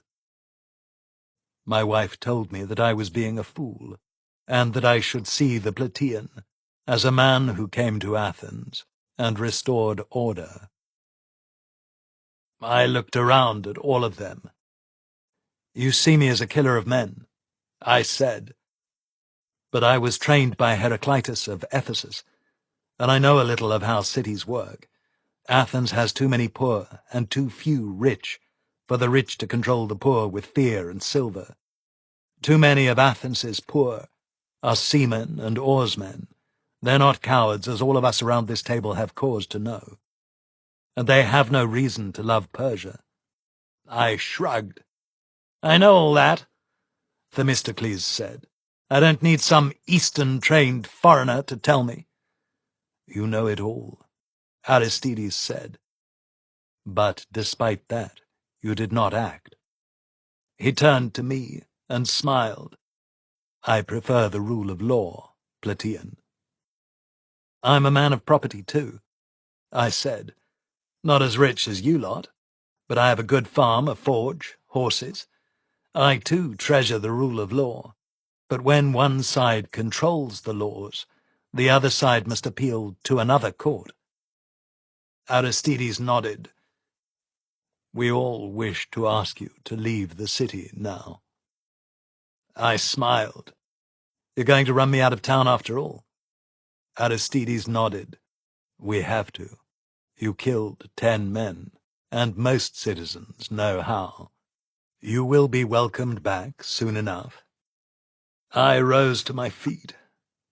"Gentlemen, I fought for Athens, bled for Athens, and now I have schemed for Athens. The depth of your thanks never ceases to amaze me." Aristides shook his head. "Don't be like that, Arimnestos. If you were one of us, we would all now fear your power. Since you are an ally, we can ask you to leave, and trust you again in the future." He said this as if it made sense, and in a way it did, but I was hurt, too. I had planned a brilliant campaign, and the only person who thanked me was Irene, wife of Phrynichus. "What can we do for you, Arimnestos?" Miltiades asked. I had the good grace to laugh. "Nothing, unless it is to make sure that Phrynichus doesn't starve while you all plot the future of Athens." And then I had a thought.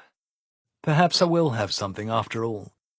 I have in my hand a set of manumission papers for a slave girl. They've all been signed by a magistrate.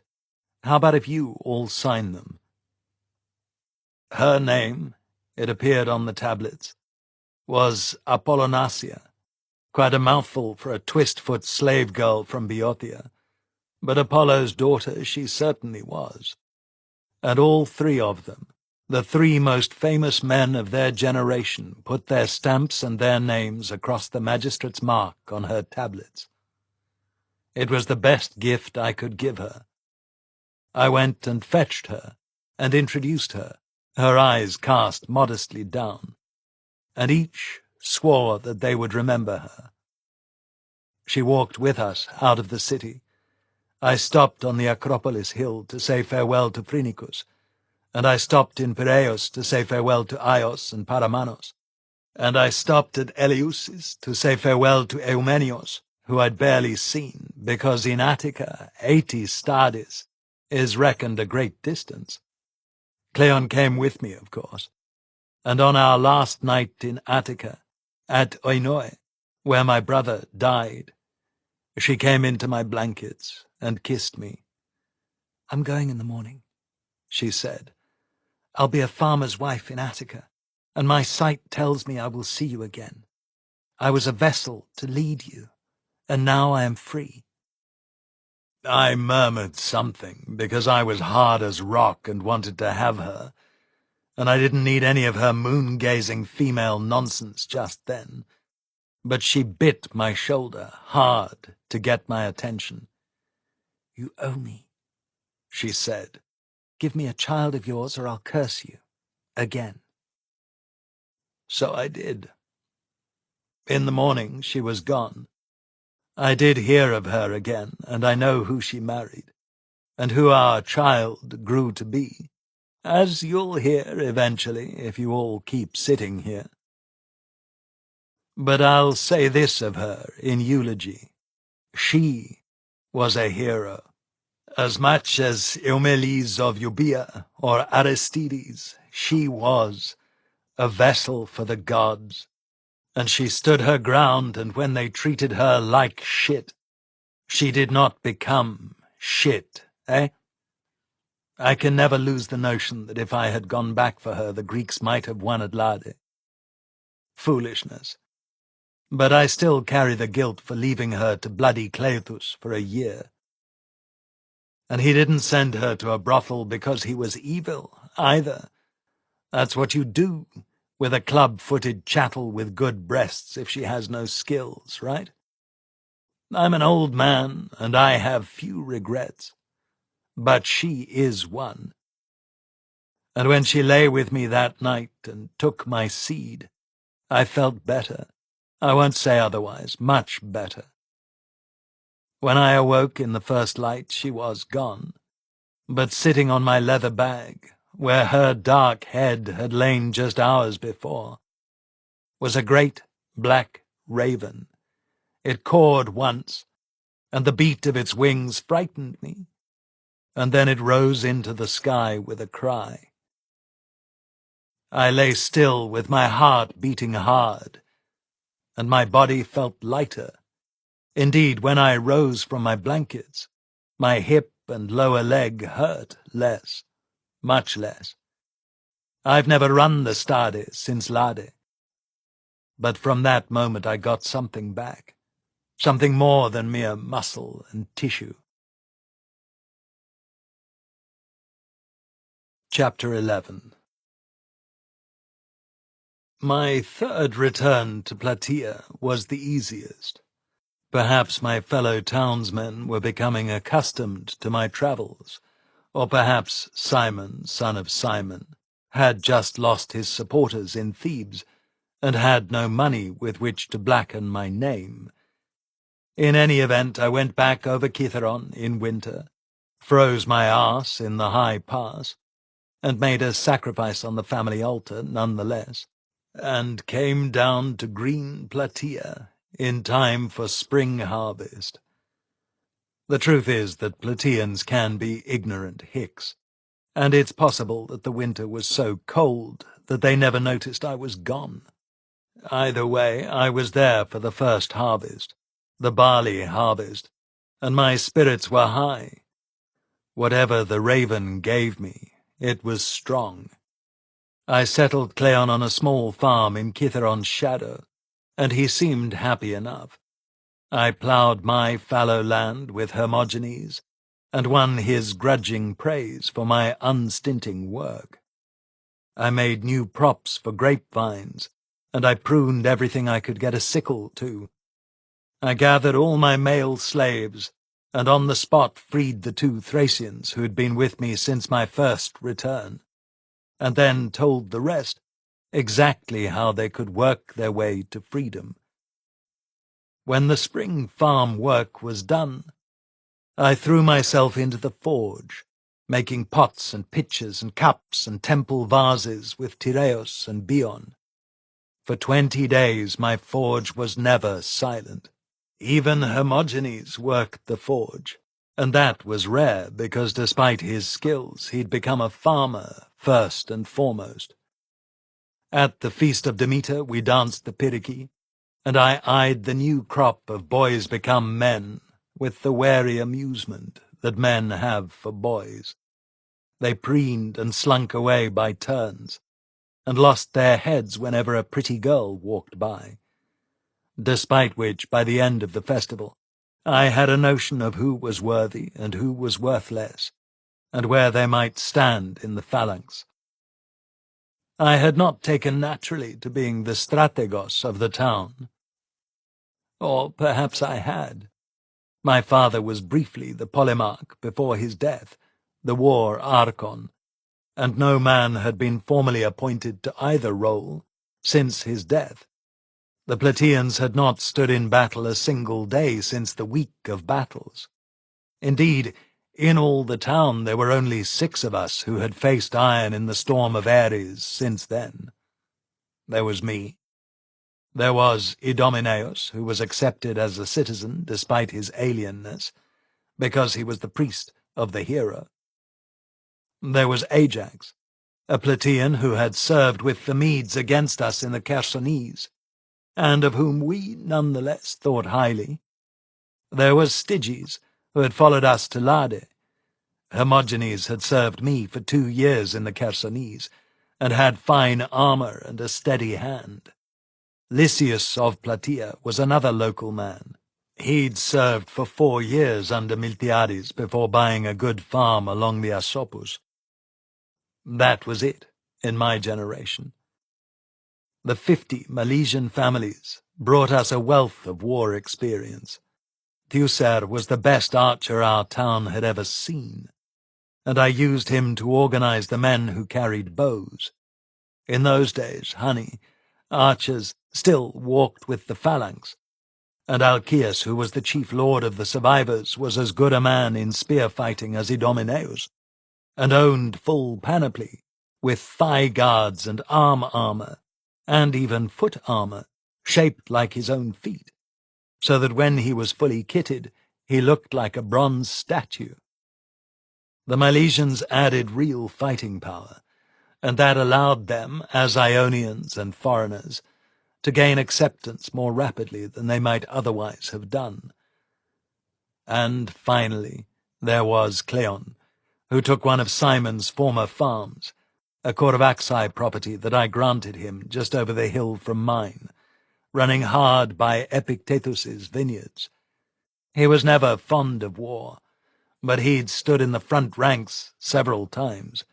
Plataea was delighted to have him, and Miron got up a collection to buy him an aspis and a helmet, as he had sold his. In those days, a small city like Plataea knew that its warriors were its lifeblood, and we danced together as often as the feast cycle allowed.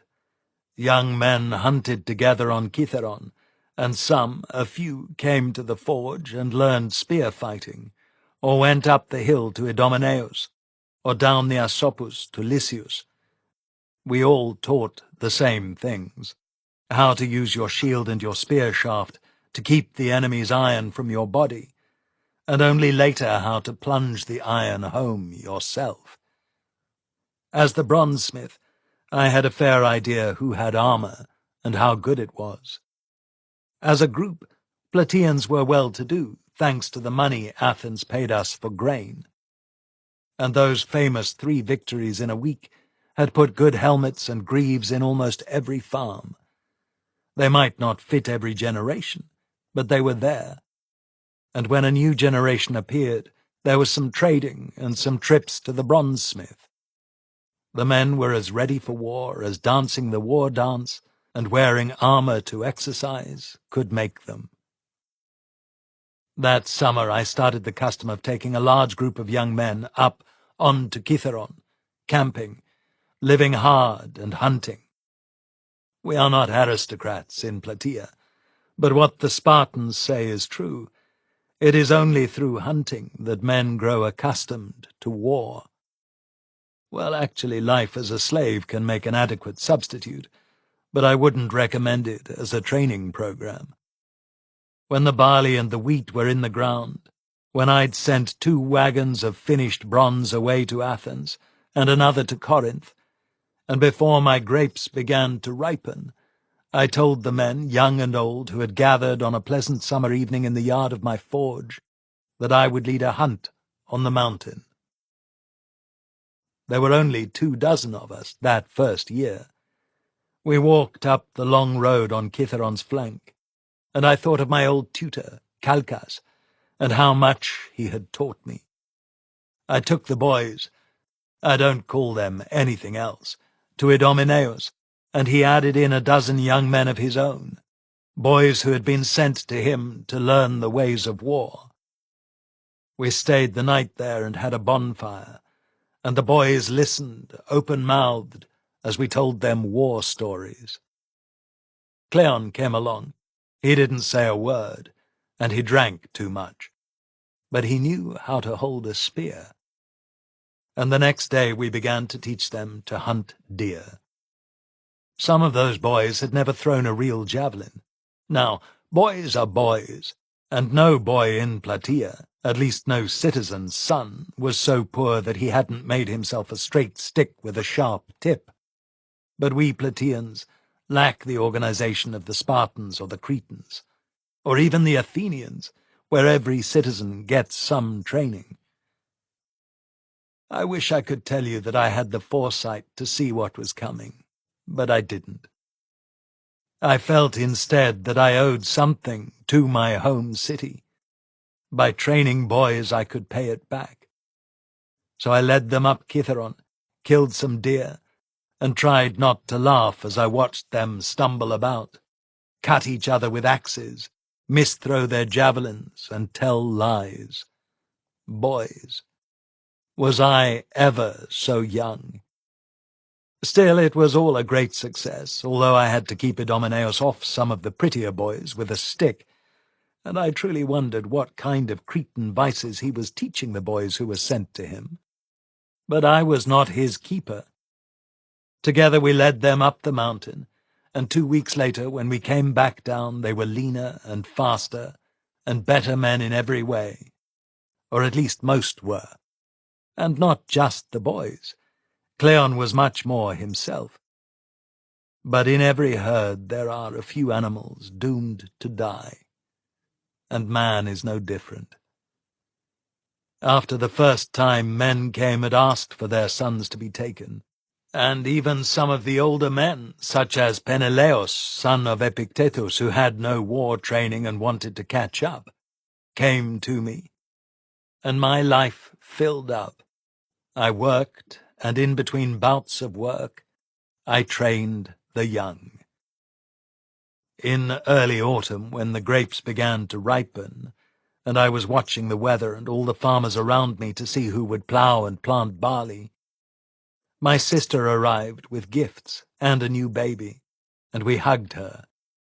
She went and saw Mater, who mostly lived alone in a wine haze with a couple of slaves who knew their business. Then she came back, took a bite of dinner, and shook her head. "You need a wife," she said. I all but spat out my food. "I've found you a fine one," she went on. "You need someone to run this house and take care of Mater. When's the last time you ate a decent meal?" I looked at the food on my fine bronze plate. "What's wrong with this?" I asked. "Any peasant in the Vale of Asopus eats better than this," she said. "Bread and cheese." "My own barley and my own cheese," I said. Penelope looked at me steadily. "Listen, Hesiod," she said, and giggled, and I had to laugh with her. Hesiod was a fine farmer and a brutal misogynist, and while I loved his words, I didn't agree with all of them. I knew what pen meant. "I don't need a wife," I said. "Which slave warms your bed?" she asked. "Alete, is it you?" Alete was an old Thracian woman who helped with Mater. She grinned toothlessly. "Na, mistress," she said. She laughed. Pen looked around. "Seriously, who is it?" I shrugged. "You're embarrassing me, sister. I have no bed warmer in this house. It makes for bad feeling." "I'll tell you what makes for bad feeling," Pen shot back. "Surly men without wives in dirty houses with dull food." She looked at me. "Unless that cretin has trained you to like boys." I could feel the telltale signs of defeat. "But I don't need a wife," I said feebly. "My lord's sister Leda went to school, a school for girls at Corinth." Pen was remorseless, like Persian archery.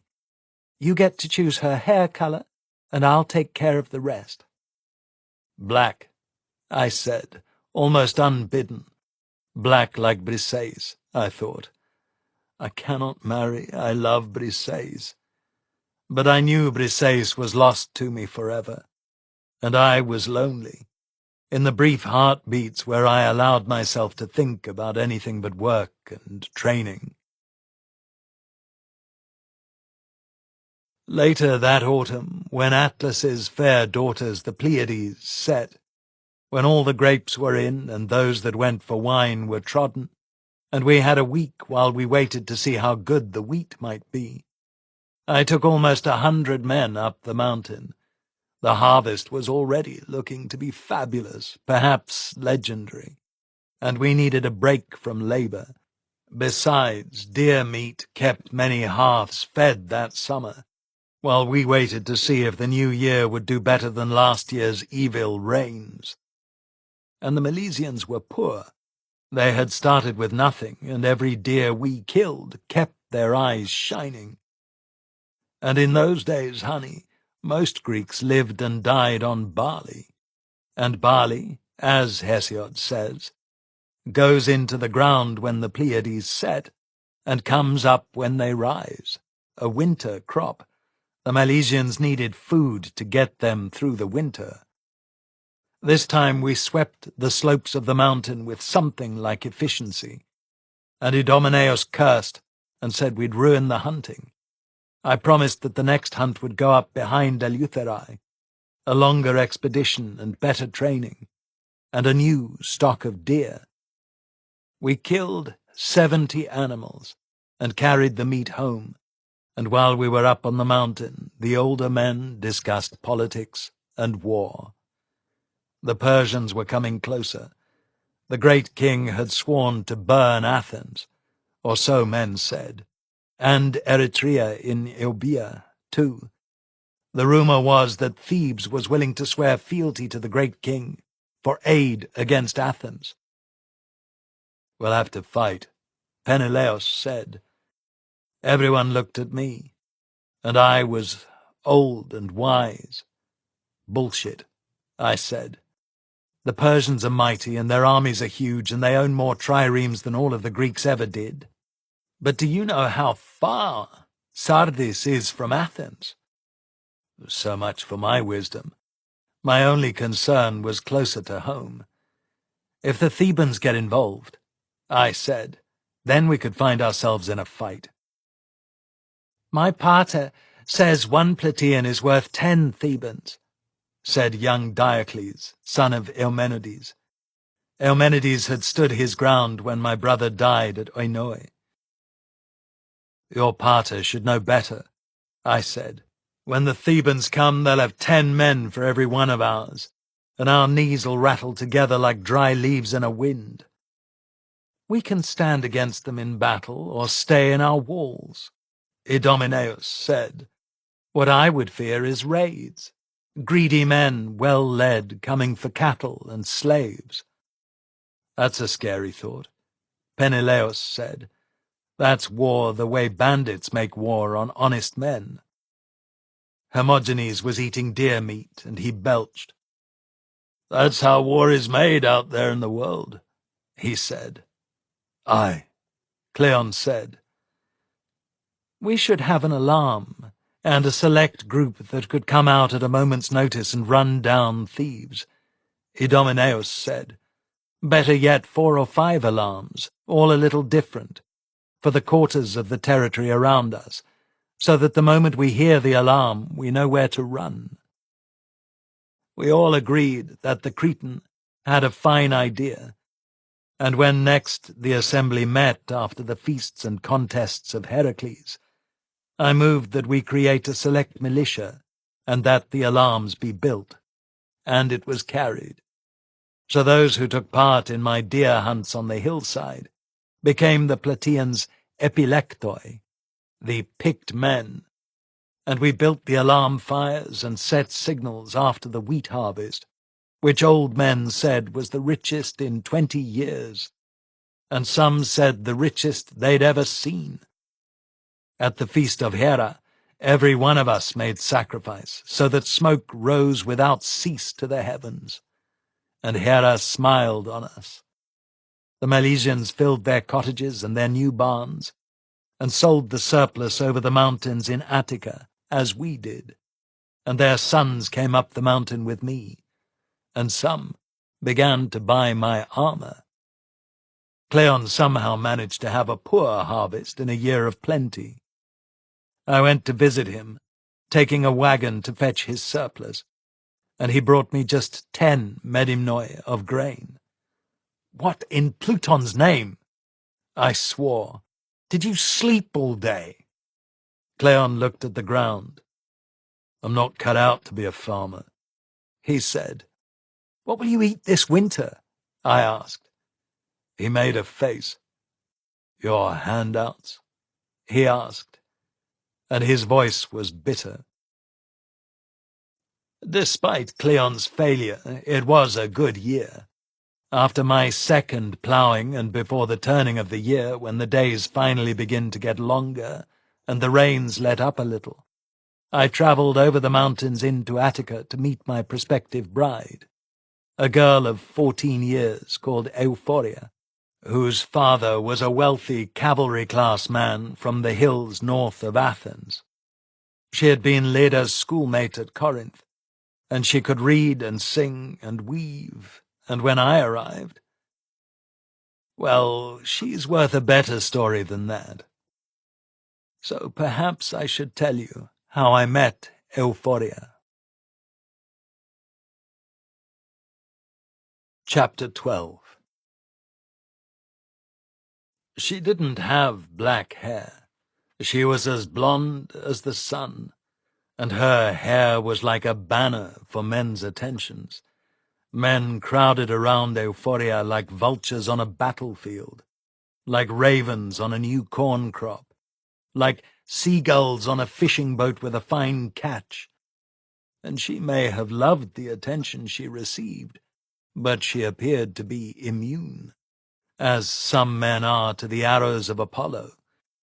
She was showered in presents from the time she was old enough to walk, and some men called her Helen. Her father was Aleitus, a famous hunter, and her mother, Atlanta, had won every woman's foot race in Greece, and was that rarest of creatures, a female athlete. Euphoria had the body of a grown woman when she was 14, with deep breasts and wide hips. And she had hair of gold. Have I mentioned that? My sister filled me in on these details as we sat at the big farm table in the main kitchen of our house, at the edge of winter. The hearth smoked, and the smoke rose through the rafters in beams of sunshine, like the arms of the gods reaching to earth. Still makes you cough, though. Pen raised her hand and ordered more small beer with a crook of her finger. Life as the wife of an aristocrat agreed with her. Her husband, Antigonus, was a good man. He doted on her and yet made good company for me, and several of his friends slept in the Andron and would accompany us over the mountains. Pen told me that I needed some aristocratic friends. But the very idea of marrying into the aristocracy of Attica made my stomach roil, and the thought of marrying a famous beauty put me off my food. "You're a famous man," my sister said. "You need to marry well." "I'm the bronzesmith of Plataea," I said. "What will her father say if I take Tereus and Hermogenes?" Pen stuck her tongue out at me. "If he's as well-bred as people say, he'll welcome them, and you. But why try his patience? And why don't you have any presentable friends?" She rolled her eyes at her husband's sister, Leda, who smiled knowingly and batted her eyelashes at all the male guests indiscriminately, despite being married to some lordling at Thebes. "Miltiades, Aristides." I laughed. "Perhaps Idomeneus. Have you met Cleon?" Marta made one of her rare appearances. She dropped on a stool by Leda and barked her laugh. "Idomeneus is very well bred," she said, "for a wolf." She looked around at all of us. "If you take Idomeneus, make sure he doesn't kill anyone. Penelope, motherhood agrees with you more than it ever agreed with me." She beamed a mixture of wine and affection at us. "I'm so pleased to see both of my children returning to the class that your father abandoned." She turned to me. "Cleon is a stray dog, not a wolf. You'd do better to put him down. He'll bite your hand in the end." I went straight out to the forge and began to pound a lump of bronze with a hammer. I pounded it into sheet. A slave's job, but one that allowed me to hit something very hard, again and again, until I was calm and Martha was back in her rooms, drunk and silent. But the next morning she was back again. "Why don't you ask Miltiades to meet you?" she asked. "He can stand as your mentor. He's a man of property, and, as I have cause to remember, he has beautiful manners." "He's killed more men than Idomeneus," I spat. "Why must you behave like a beast, my love?" Martha asked, putting her hand on my face so that I could smell the wine on her breath. I steeled myself and gave no reply, except to go back to the forge and make sheet out of bronze stock. Again. My aristocratic guests were surprisingly tolerant of my affection for my forge. Idomeneus took them hunting, and on the third day of their visit I joined them, and we flushed a boar up behind Eleutherae in driving rain. Antigonus was there, and Alcaeus, the leading man of the former Milesians, as well as Teucer, who had a farm hard by my own, purchased from waste land, that Epictetus had been saving for his sons, Idomeneus, of course, and Ajax and Styges. My guests were Lycon, a very young man with pale skin like a girl, and longer lashes than was quite right, and Philip, Antigonus's guest friend from Thrace. Philip was an excellent hunter, and in fact had been included by Penelope because his skills might impress the prospective father-in-law. Lycon was recklessly brave, the sort of courage that you have to show when you look like a pretty girl and have a high-pitched voice. I liked Lycon immediately. He was not afraid to wash our wooden bowls around the campfire, and now, faced with a boar, he simply lowered his spear point and went at it. Lycon was between the boar and me. We were in open woods high on Kithaeron. The ground was broken and rocky and rose steeply behind the boar, and it was littered deeply with oak leaves that muffled sound and made movement treacherous. It was cold enough to numb your hand on your spear, and raining. The hounds were as surprised as the rest of us. We'd been on the trail of a deer that Philip had wounded, and we all wanted to bring home. The boar was no part of our hunt, but now our youngest man was facing it, and it was not small. The boar put its head down and charged. Teucer leaped up on a stump and shot, no aiming, no pause to think, and his heavy war arrow punched the animal in the side and deflected it. It skidded to a stop, and Teucer shot it again. Then Lycon tried to get the point of his spear into it, but from inexperience he didn't know that you never spear a pig in the face. The spear point caught on the beast's snout, which is full of muscle and gristle, and glanced off its tusks, and the creature barged under his point into his legs, and down he went. Teucer put a third arrow into it as it tried to savage Lycon. Philip and I reached it at the same instant. It backed a step, and I put my point deep in the chest, under the chin, a low thrust as good as any I made in battle. And Philip, may the gods bless him, leaped high and plunged his point right down between the animal's shoulder blades. Then another arrow thudded home. I was so close that I saw dust fly from the beast's hide as it hit, despite the rain. And Antigonus and Idomeneus were both there, adding the weight of their spears, and the thing was dead. Lycon lay still, and for a long moment I thought his slim back was broken. His right leg was ripped from knee to groin, a long but thankfully shallow gash that missed his privates by the breadth of a finger.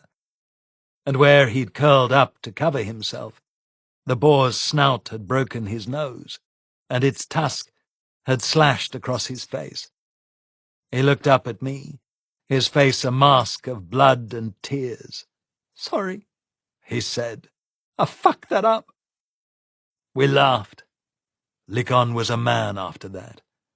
The facial scar was a gift from the gods. No man would ever have taken him seriously without it. As it was, well, you'll hear, in time. Lycon was the son of an important man from Corinth, a magistrate and shipowner, and Penn was very fond of him. All of us were. So we voted, like Greeks, to wait for his leg to heal before setting out. That meant 2 weeks of guesting 3 aristocrats, and the consequent drain on my pantries and staff. I tried to think of it that way, the peasant way, but the truth is they were fine men, and I had a fine time. We hunted some days, and Idomeneus and Ajax came and stayed, for the first time, I'll add. And there was wine and talk in the Andron every night. In the 2nd week, Cleon turned up. He had been to the house before, and Hermogenes liked him, so he came into the courtyard, and Styges brought him wine. The first I knew of it was the sound of raised voices outside my forge. I pushed out through the hide curtains, and there was Cleon, red in the face, and my brother-in-law was being held by Philip. "What are you doing?" I asked. "This is what you brought me to Plataea to do," Cleon asked, "to be your servant." Lycon sprang forward, despite his wound. "Antigonus meant no offence," the boy said. "How could we know you are a free man?" In truth, Cleon looked as if he had slept with dogs. His wool chiton was badly soiled, and had wine stains all around the hem and down the front. He had no leg wraps under his sandals, and no chlamys or himation. He looked like a slave.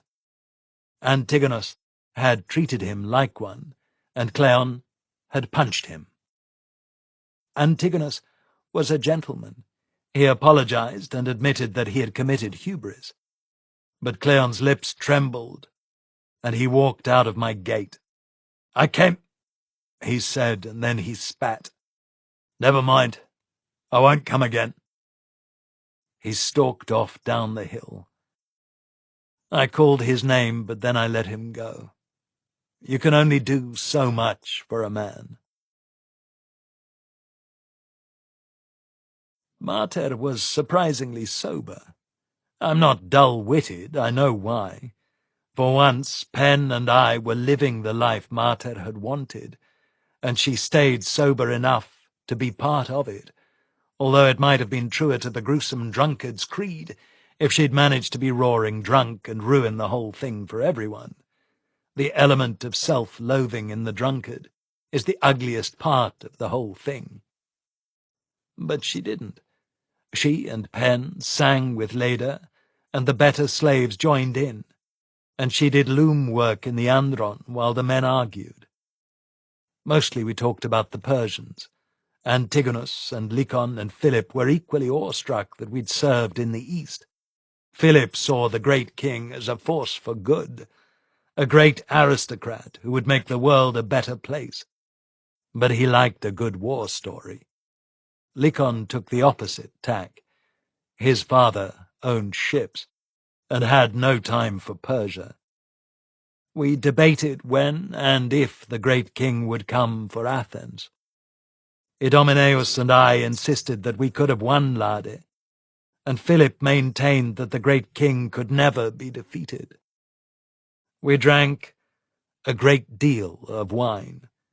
Pen mocked us from her loom, and Mater proclaimed that it was high time I stopped wandering the world like Odysseus and got myself a wife and some sons and daughters.